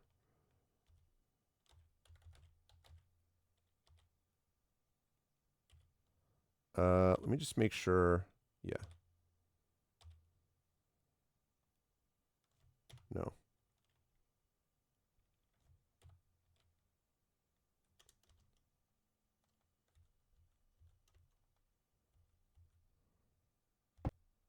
Okay. That was pretty good chest. Won't lie. Fairly happy with that chest. All right. We have closing in on a little over a half hour left, folks, of the Arvathon 2024 of the Subathon.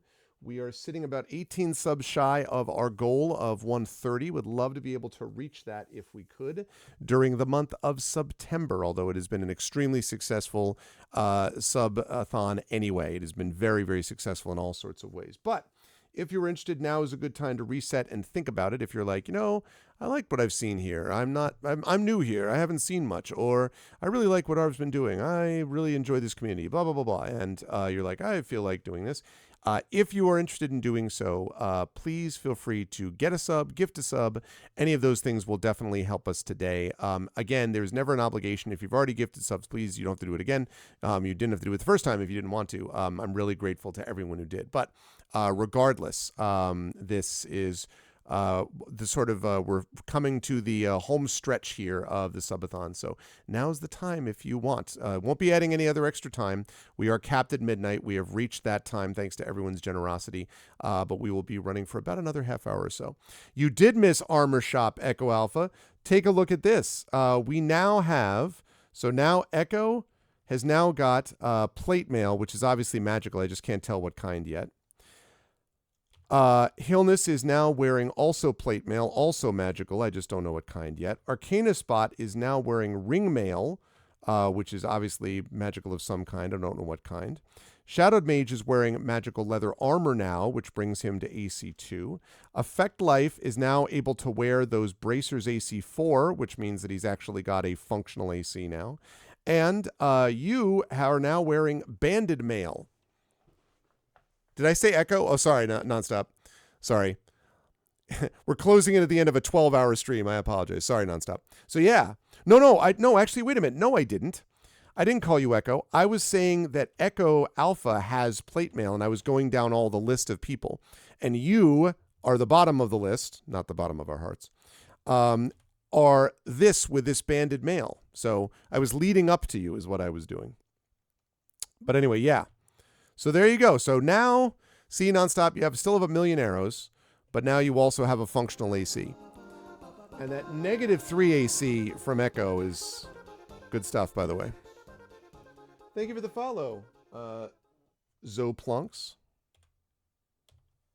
And welcome. All right. A secret door.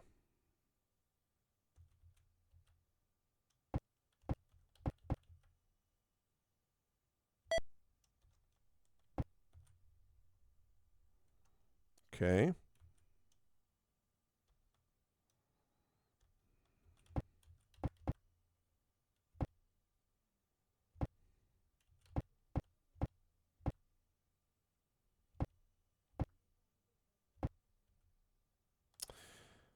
I think I need to try to, I don't want to do this, but I think I have to try.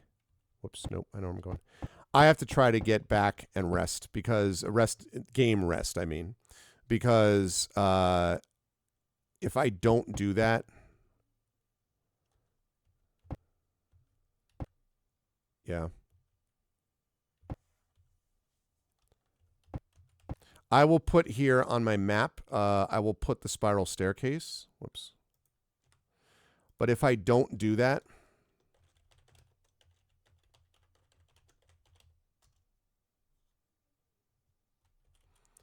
I'm gonna get out over my skis is what's gonna happen. Plus I have to train these people.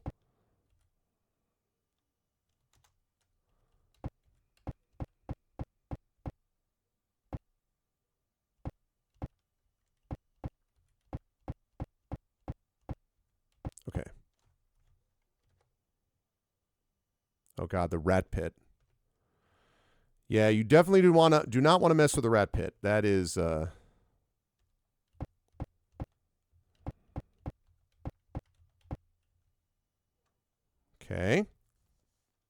Yeah, I know about this. I already defeated the earth elementals in here. And I got some leather armor here.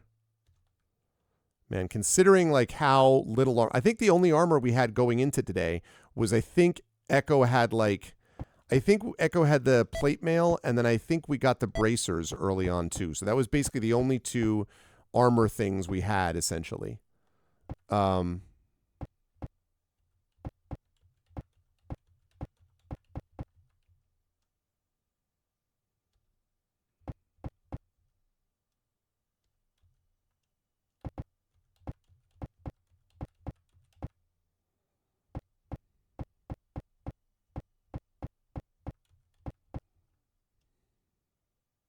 Yep.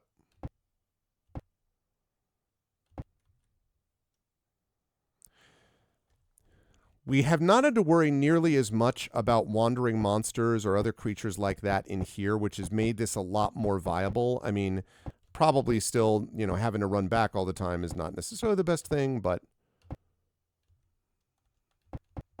still. All right, so if I report to you, anything to say? Nope, doesn't care. All right, let's train.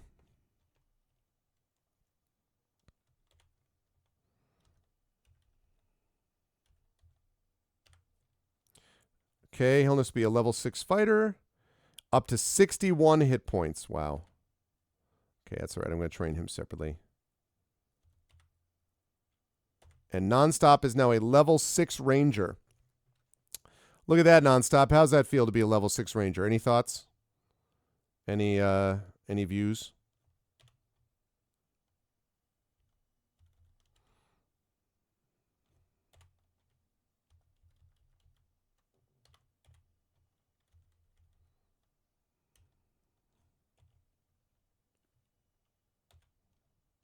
Hammer +2.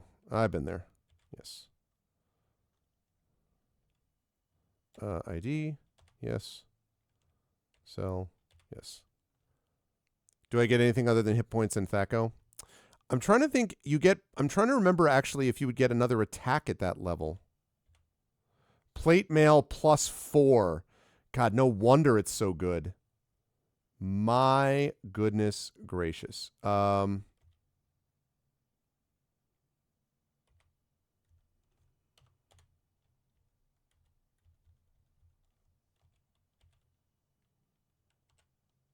Oh, well then get rid of this stupid military pick then. ID, yes. Really? Illness just has regular plate mail. Okay.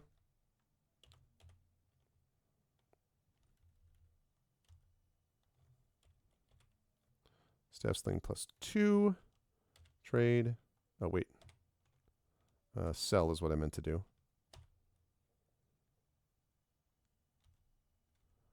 ID, yes. Ring mail +4. Yep. I thought that's what that was.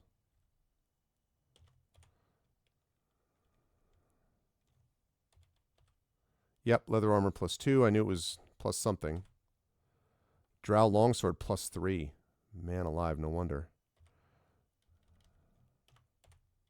Longsword +4, right? Okay. No, I want him to have the two-handed sword, so that actually works. Okay. All right. Effect life has got a bunch of things. Okay, we don't need another quarterstaff +2. We have a million of those.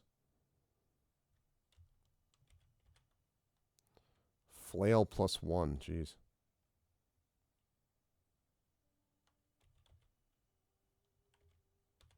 I had a feeling that the robes weren't going to do anything.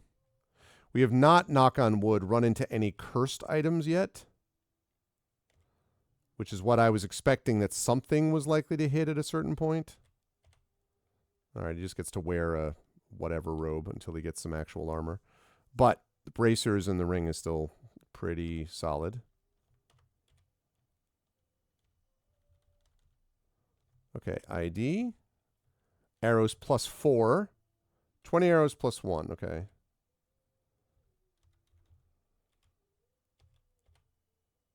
It's just banded mail, like your regular garden variety banded mail. Okay. So, so to be clear, Nonstop now has 10 arrows +5, 10 arrows +4, 116 arrows +2, and 86 arrows +1, for a grand total of 126, 136. That's like, I think 222 arrows overall. Oh, that's right. I almost made a mistake there. Okay. I mean, we're just going to leave it there because we have so much money. We don't. No. Finished. Rest.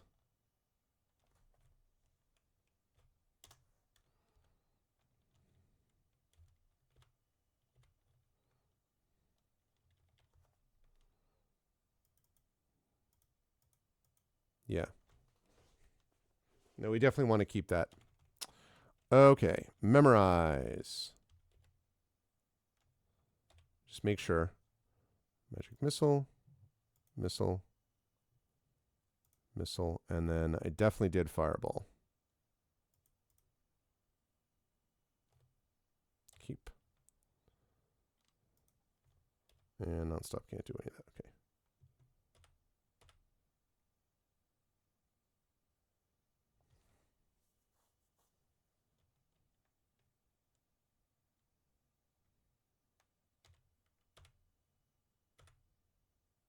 There we go. Okay, we're going to save that under B. No. All right, I'm going to level these up because all I would have to do is wander back to Hamlet to do it, and that's just busy work. I can do it regardless. Okay, so there we go. More thief skills of all different kinds, plus an additional 7 hit points. And we have another mage level 3. Let's see.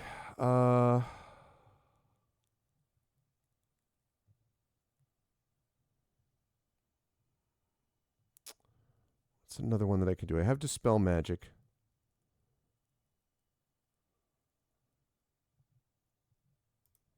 That will be useful. Okay.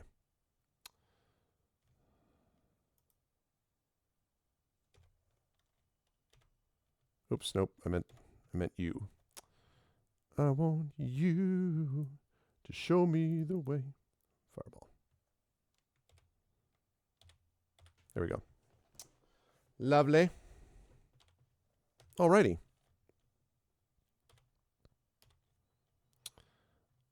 So that should make it now. That really wish there's a place to store items. That'd be really useful if we could do that.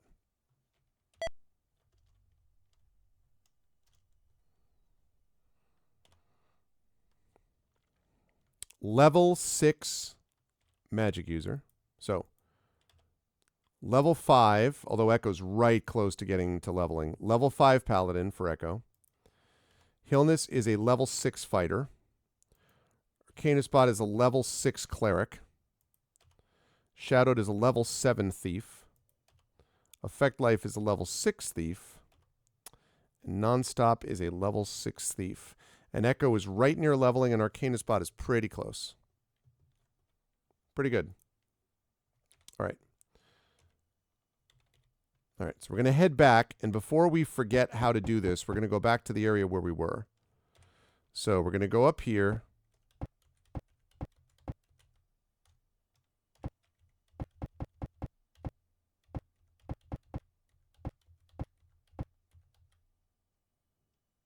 Yep, I know. Okay, we go all the way back here. Like, if there were a bunch of random encounters in here, this would have been, like, very frustrating, honestly. Like, it would have been just like, oh my god, please stop.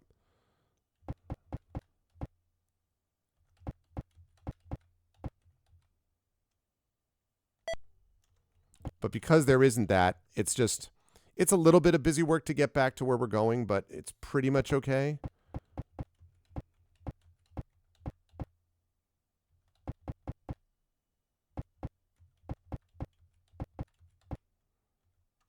Mm-hmm. And it makes sense because if you're only going to be gone, like obviously there's the whole thing about if you leave, then the monsters can restock and they can come back. And I'm like, that's true. That's true. But to do all that, like, it takes a little time. So if you leave and you come back within 24 hours, the monsters are not going to have repopulated somehow within the space. This isn't Metroid where you leave 3 rooms and you come back and it's the exact same things are back. It just doesn't make sense. Doesn't make sense.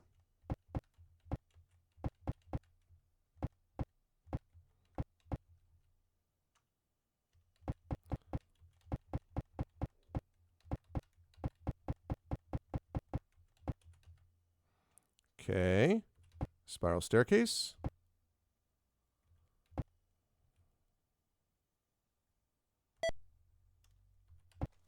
And let's also fix that while we're at it. Okay.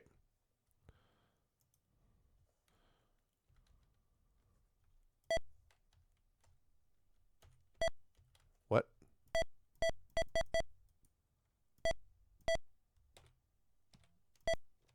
Uh-oh. Oh no. Something happened there. I don't know what that was.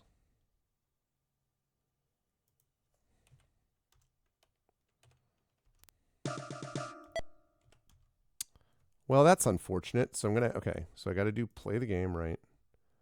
Load save game. It's annoying that I have to go back through that again, but whatever. Begin adventuring.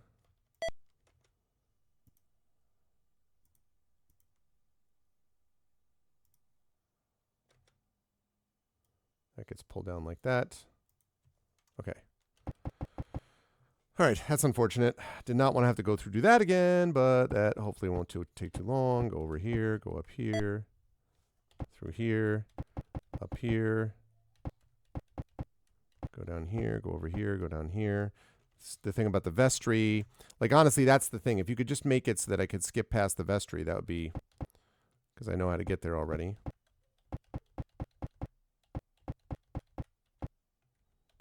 right? Then we go like this. Then we go throne thing. Behind you, secret door.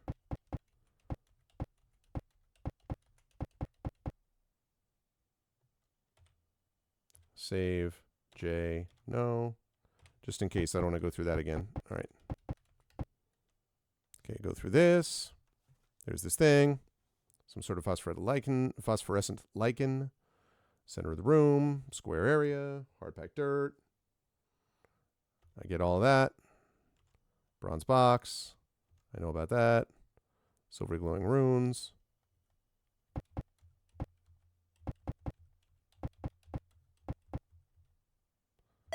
Go past the slope to the north and go down here.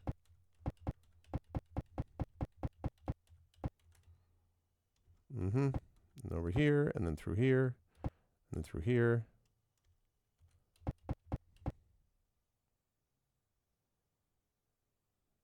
I think it was here. Yes. Camp, save, J, no. Good. All right. Now we're back where we need to go.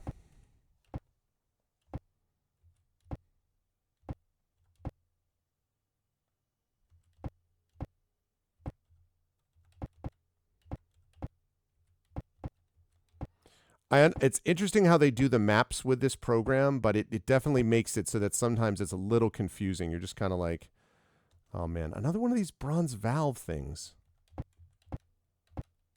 I wonder if there's going to be a time where I'm going to be able to get through those and it won't be...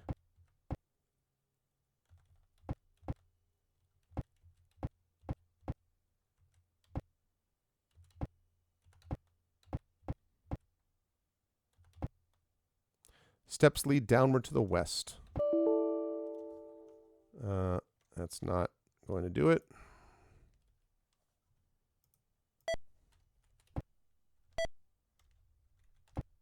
There we go. Dungeon 3.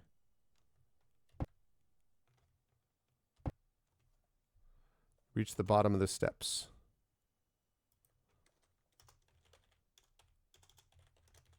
Stairs up. That way we will not forget.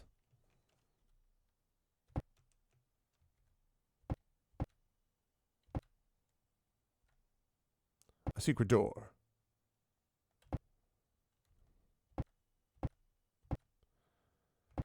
This does not look interesting. This looks more, the walls, floor, and ceiling of this 20 by 40 foot area of dull black stone. Heavy velvet hangings of ebony hue cover the walls, and even the torch brackets along uncovered sections are made of a blackish metal. Couches and chairs of black wood remain here in good condition, upholstered in cloth of the same somber hue. A large black cabinet stands by the west wall. Shadows coalesce and swarm upon you as you enter the room, attacking hungrily.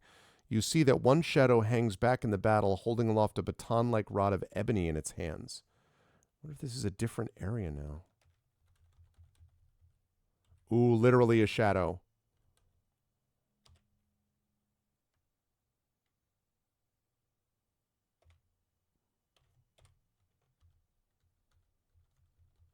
Oh, I didn't have anything equipped. Okay, I do not want to mess with these at all.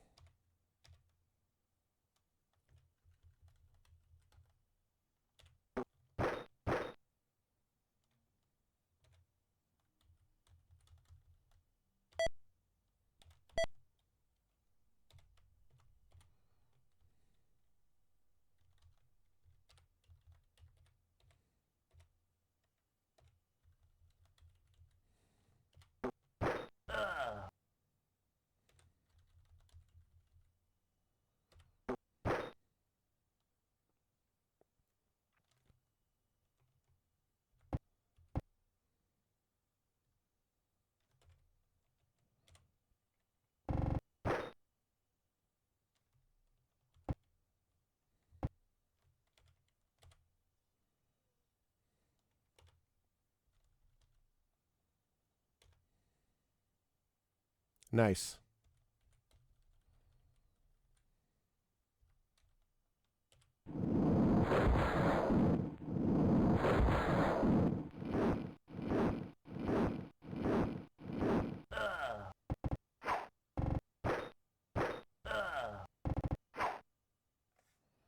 Okay, good.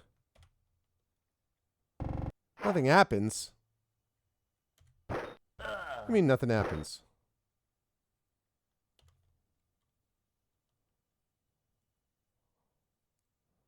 Level 6. You were level 6. Okay.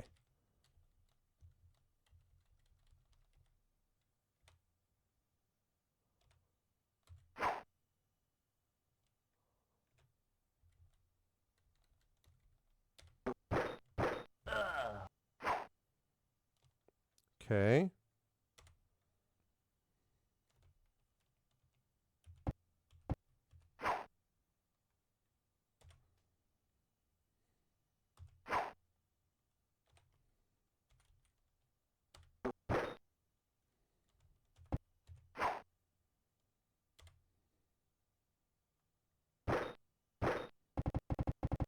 Eh.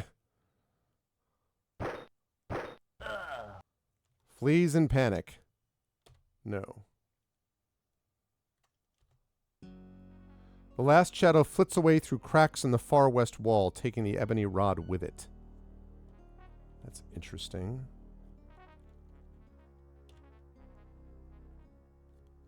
Just making sure. I don't think anything got drained there. It shouldn't have been, but I just wanted to make sure. I don't think it was. Don't think so. Yeah, I don't think so. Nonetheless, I would like to cast Cure Light Wounds on Nonstop. That was not an impressive Cure Light Wounds. Okay, that's better.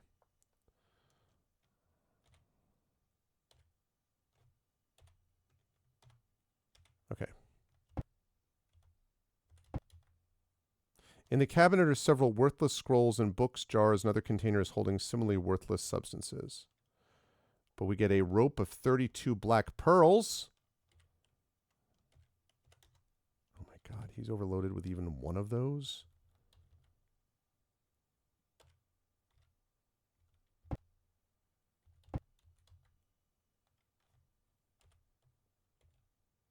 Okay.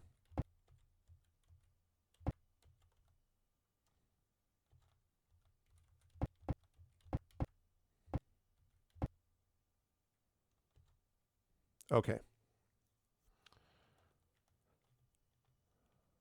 Right. Let's see.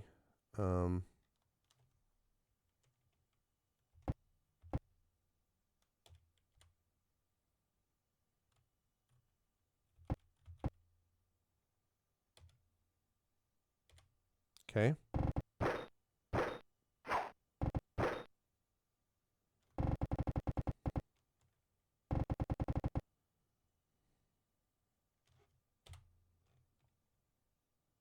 Shadow is turned. Hey.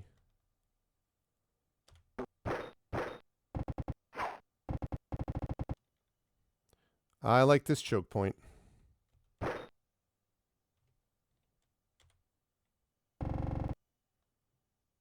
Very much like this choke point.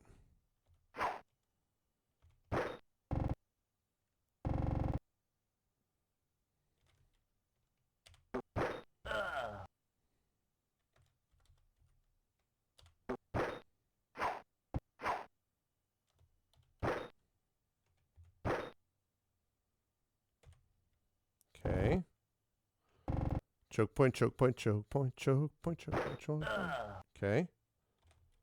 Yep, like what I see. Good.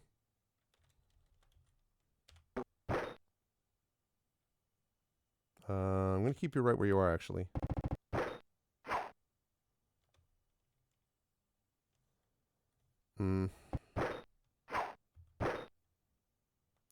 Wasn't sure about that.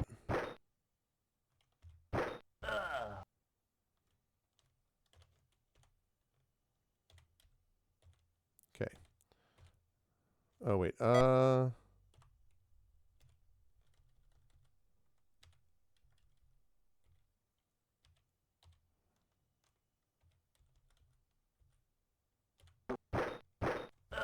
Good.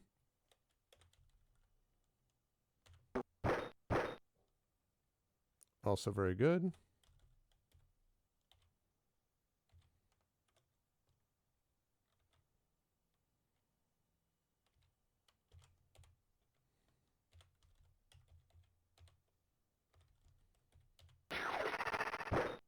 Nice. Good work.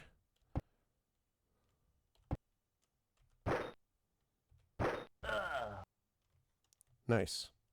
Okay. No treasure, but let's just take a look and make sure no one got drained. Echo Alpha's ready to be level 5 now. Let's see. And actually, while I'm thinking about it, I'm going to level him here because, again, just came back down here. Okay. So we've got Echo now is 1888 strength, etc. That's all right. Level 6, 60 out of 60 hit points, just below Hillness, which should please Hillness, I imagine. Let's see. Hillness is still level 6, which is what he should be. Strength 18, 15, that's still correct. Yep. Canisbot looks right. Canisbot closing in on leveling as well. Everybody else is now a pretty good ways away. Life's like halfway, but...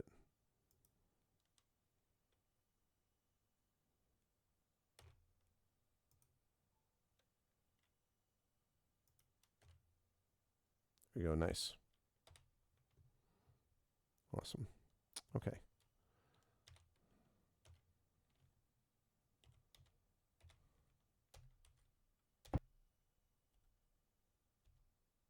Chamber is red. The floor walls and curved ceiling are each of a subtly different hue to jar the vision of the onlooker.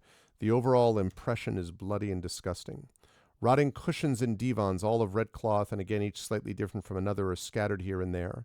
A long round table of wood lacquered in orange red stands near the west end of the room. Upon the table is a red serving set of several cups and a bowl. Each of the 2 candelabra nearby hold 13 candle stubs.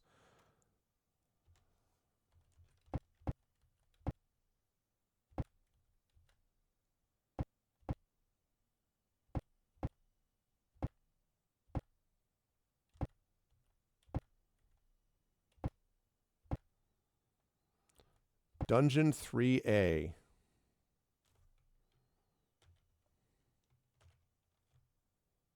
J. Yes. And I think that, folks, is where we are going to, since we have 3 minutes left, we're going to wrap up here. What a really, really awesome, fun day today. I really enjoyed all of this. We got ourselves, we made some major improvements with armor class. We made some major improvements with armor and with all that other kind of stuff.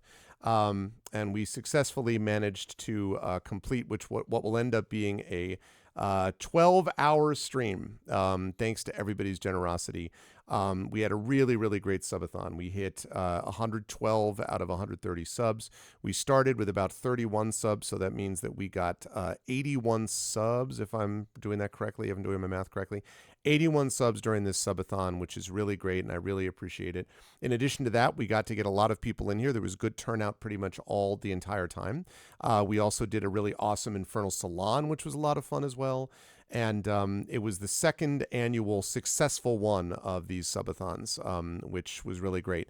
And it always seems to fit well in September. You have Subtember going on, so it's always a little cheaper for people and all that. So it was really great. I had a wonderful time, and I hope you folks did too. Next week, we are going to be here with doing on Tuesday with Beowulf, with Tari Toons. So we'll get some Beowulf in, and then we will be doing some Buy the Dice Roll. And if you liked Sinister Secret of Saltmarsh yesterday, you'll be seeing some more Saltmarsh, which is much further advanced than that particular adventure. But we're going to be getting more of that going on with those lovely folks over on GOG Com's Twitch channel.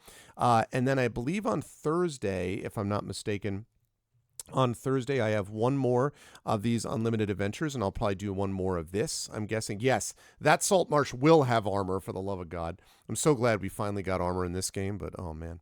Anyway, yes, so that does have armor. Hey, what's up, Index?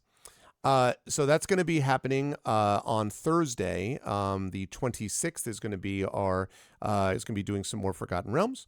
And then on Saturday the 28th, we have Eberron, Oracle of War, and that will wrap up the month of September. October is going to have a lot of great stuff coming up. We'll have the premiere of the Star Wars Scientist game coming up. We're going to have more Eberron. We should be able to get Expedition running again. And we will see what happens with Dune. I don't know if that's happening in October, but hopefully soon. I have not actually spoken to Kata in a while, actually. I have, like, once in a while, Kata stops by, and I've spoken to him on and off through the years, but the last time I spoke to him was probably like a year ago, I would say. But yeah. But it's good to see you, man. I hope you're well. This was fun to actually have a lot of people. I had some other people stop in from the old days as well, so that was cool. So let me see. What was I talking about? As we move into 12 a.m. and I've officially matched the what the Streamathon was asked to do. So yes, so we're gonna have a lot of good stuff coming up in October. I'll also be doing some travel, so I'll be heading up to parts to the north. We'll be going to.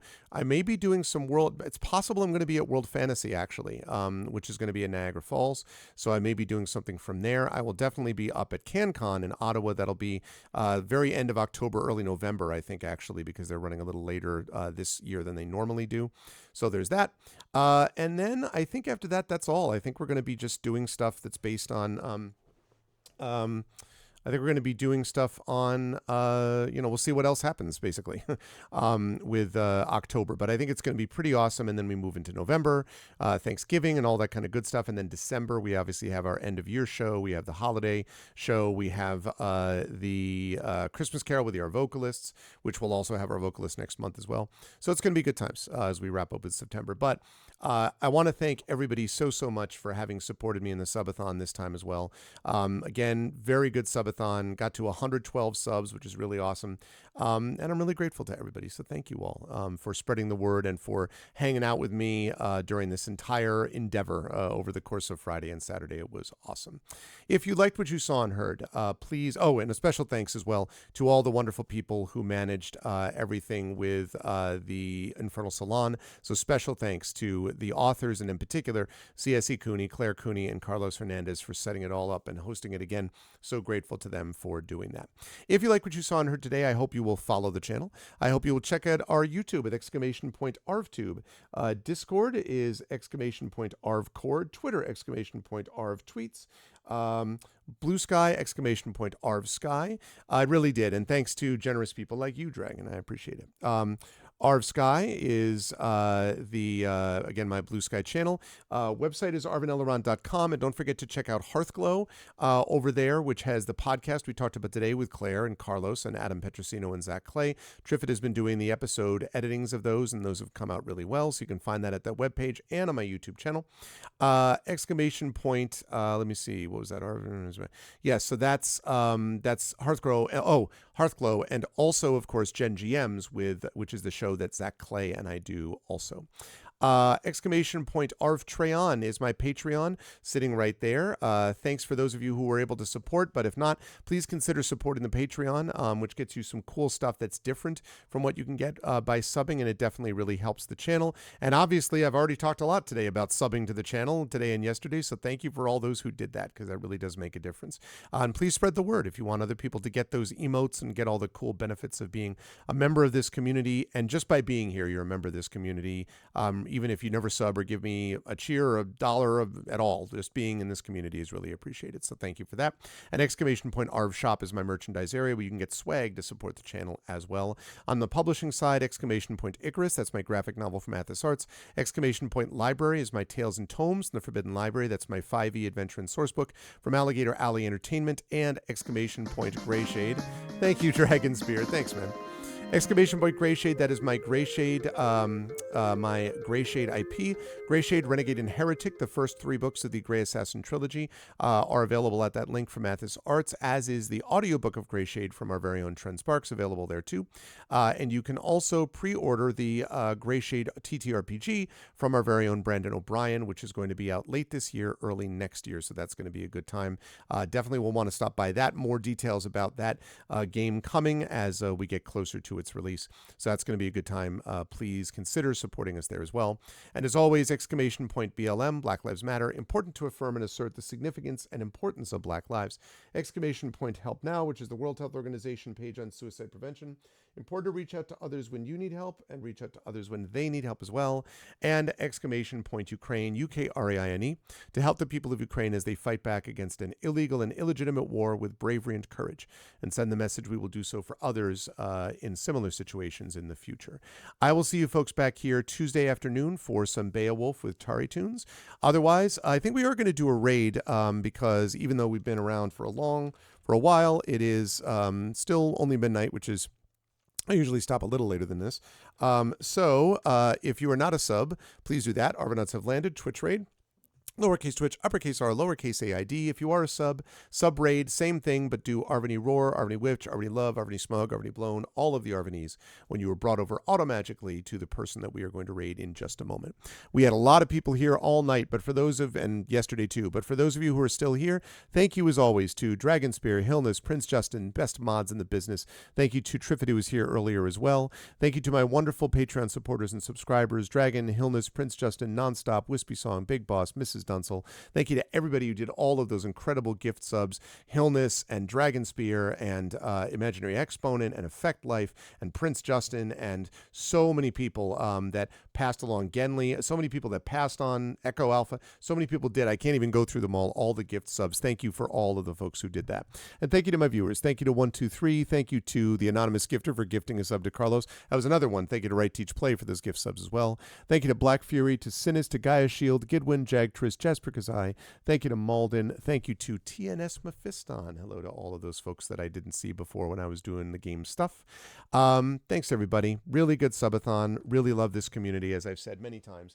And I'm going to rise up on out now and go get some rest. I will see you folks on Tuesday afternoon. Please stick around for the raid. And don't forget, September is not over. September continues to the end of the month. So spread the word. And if we can get some other folks to sub and save a little money while they're doing it and help us out on the channel, that is always appreciated also. But most of all, thank you all for being here. I hope you enjoyed. And much love all. Everyone, as I always say, please be good to each other. Stick around for the raid. And bye for now.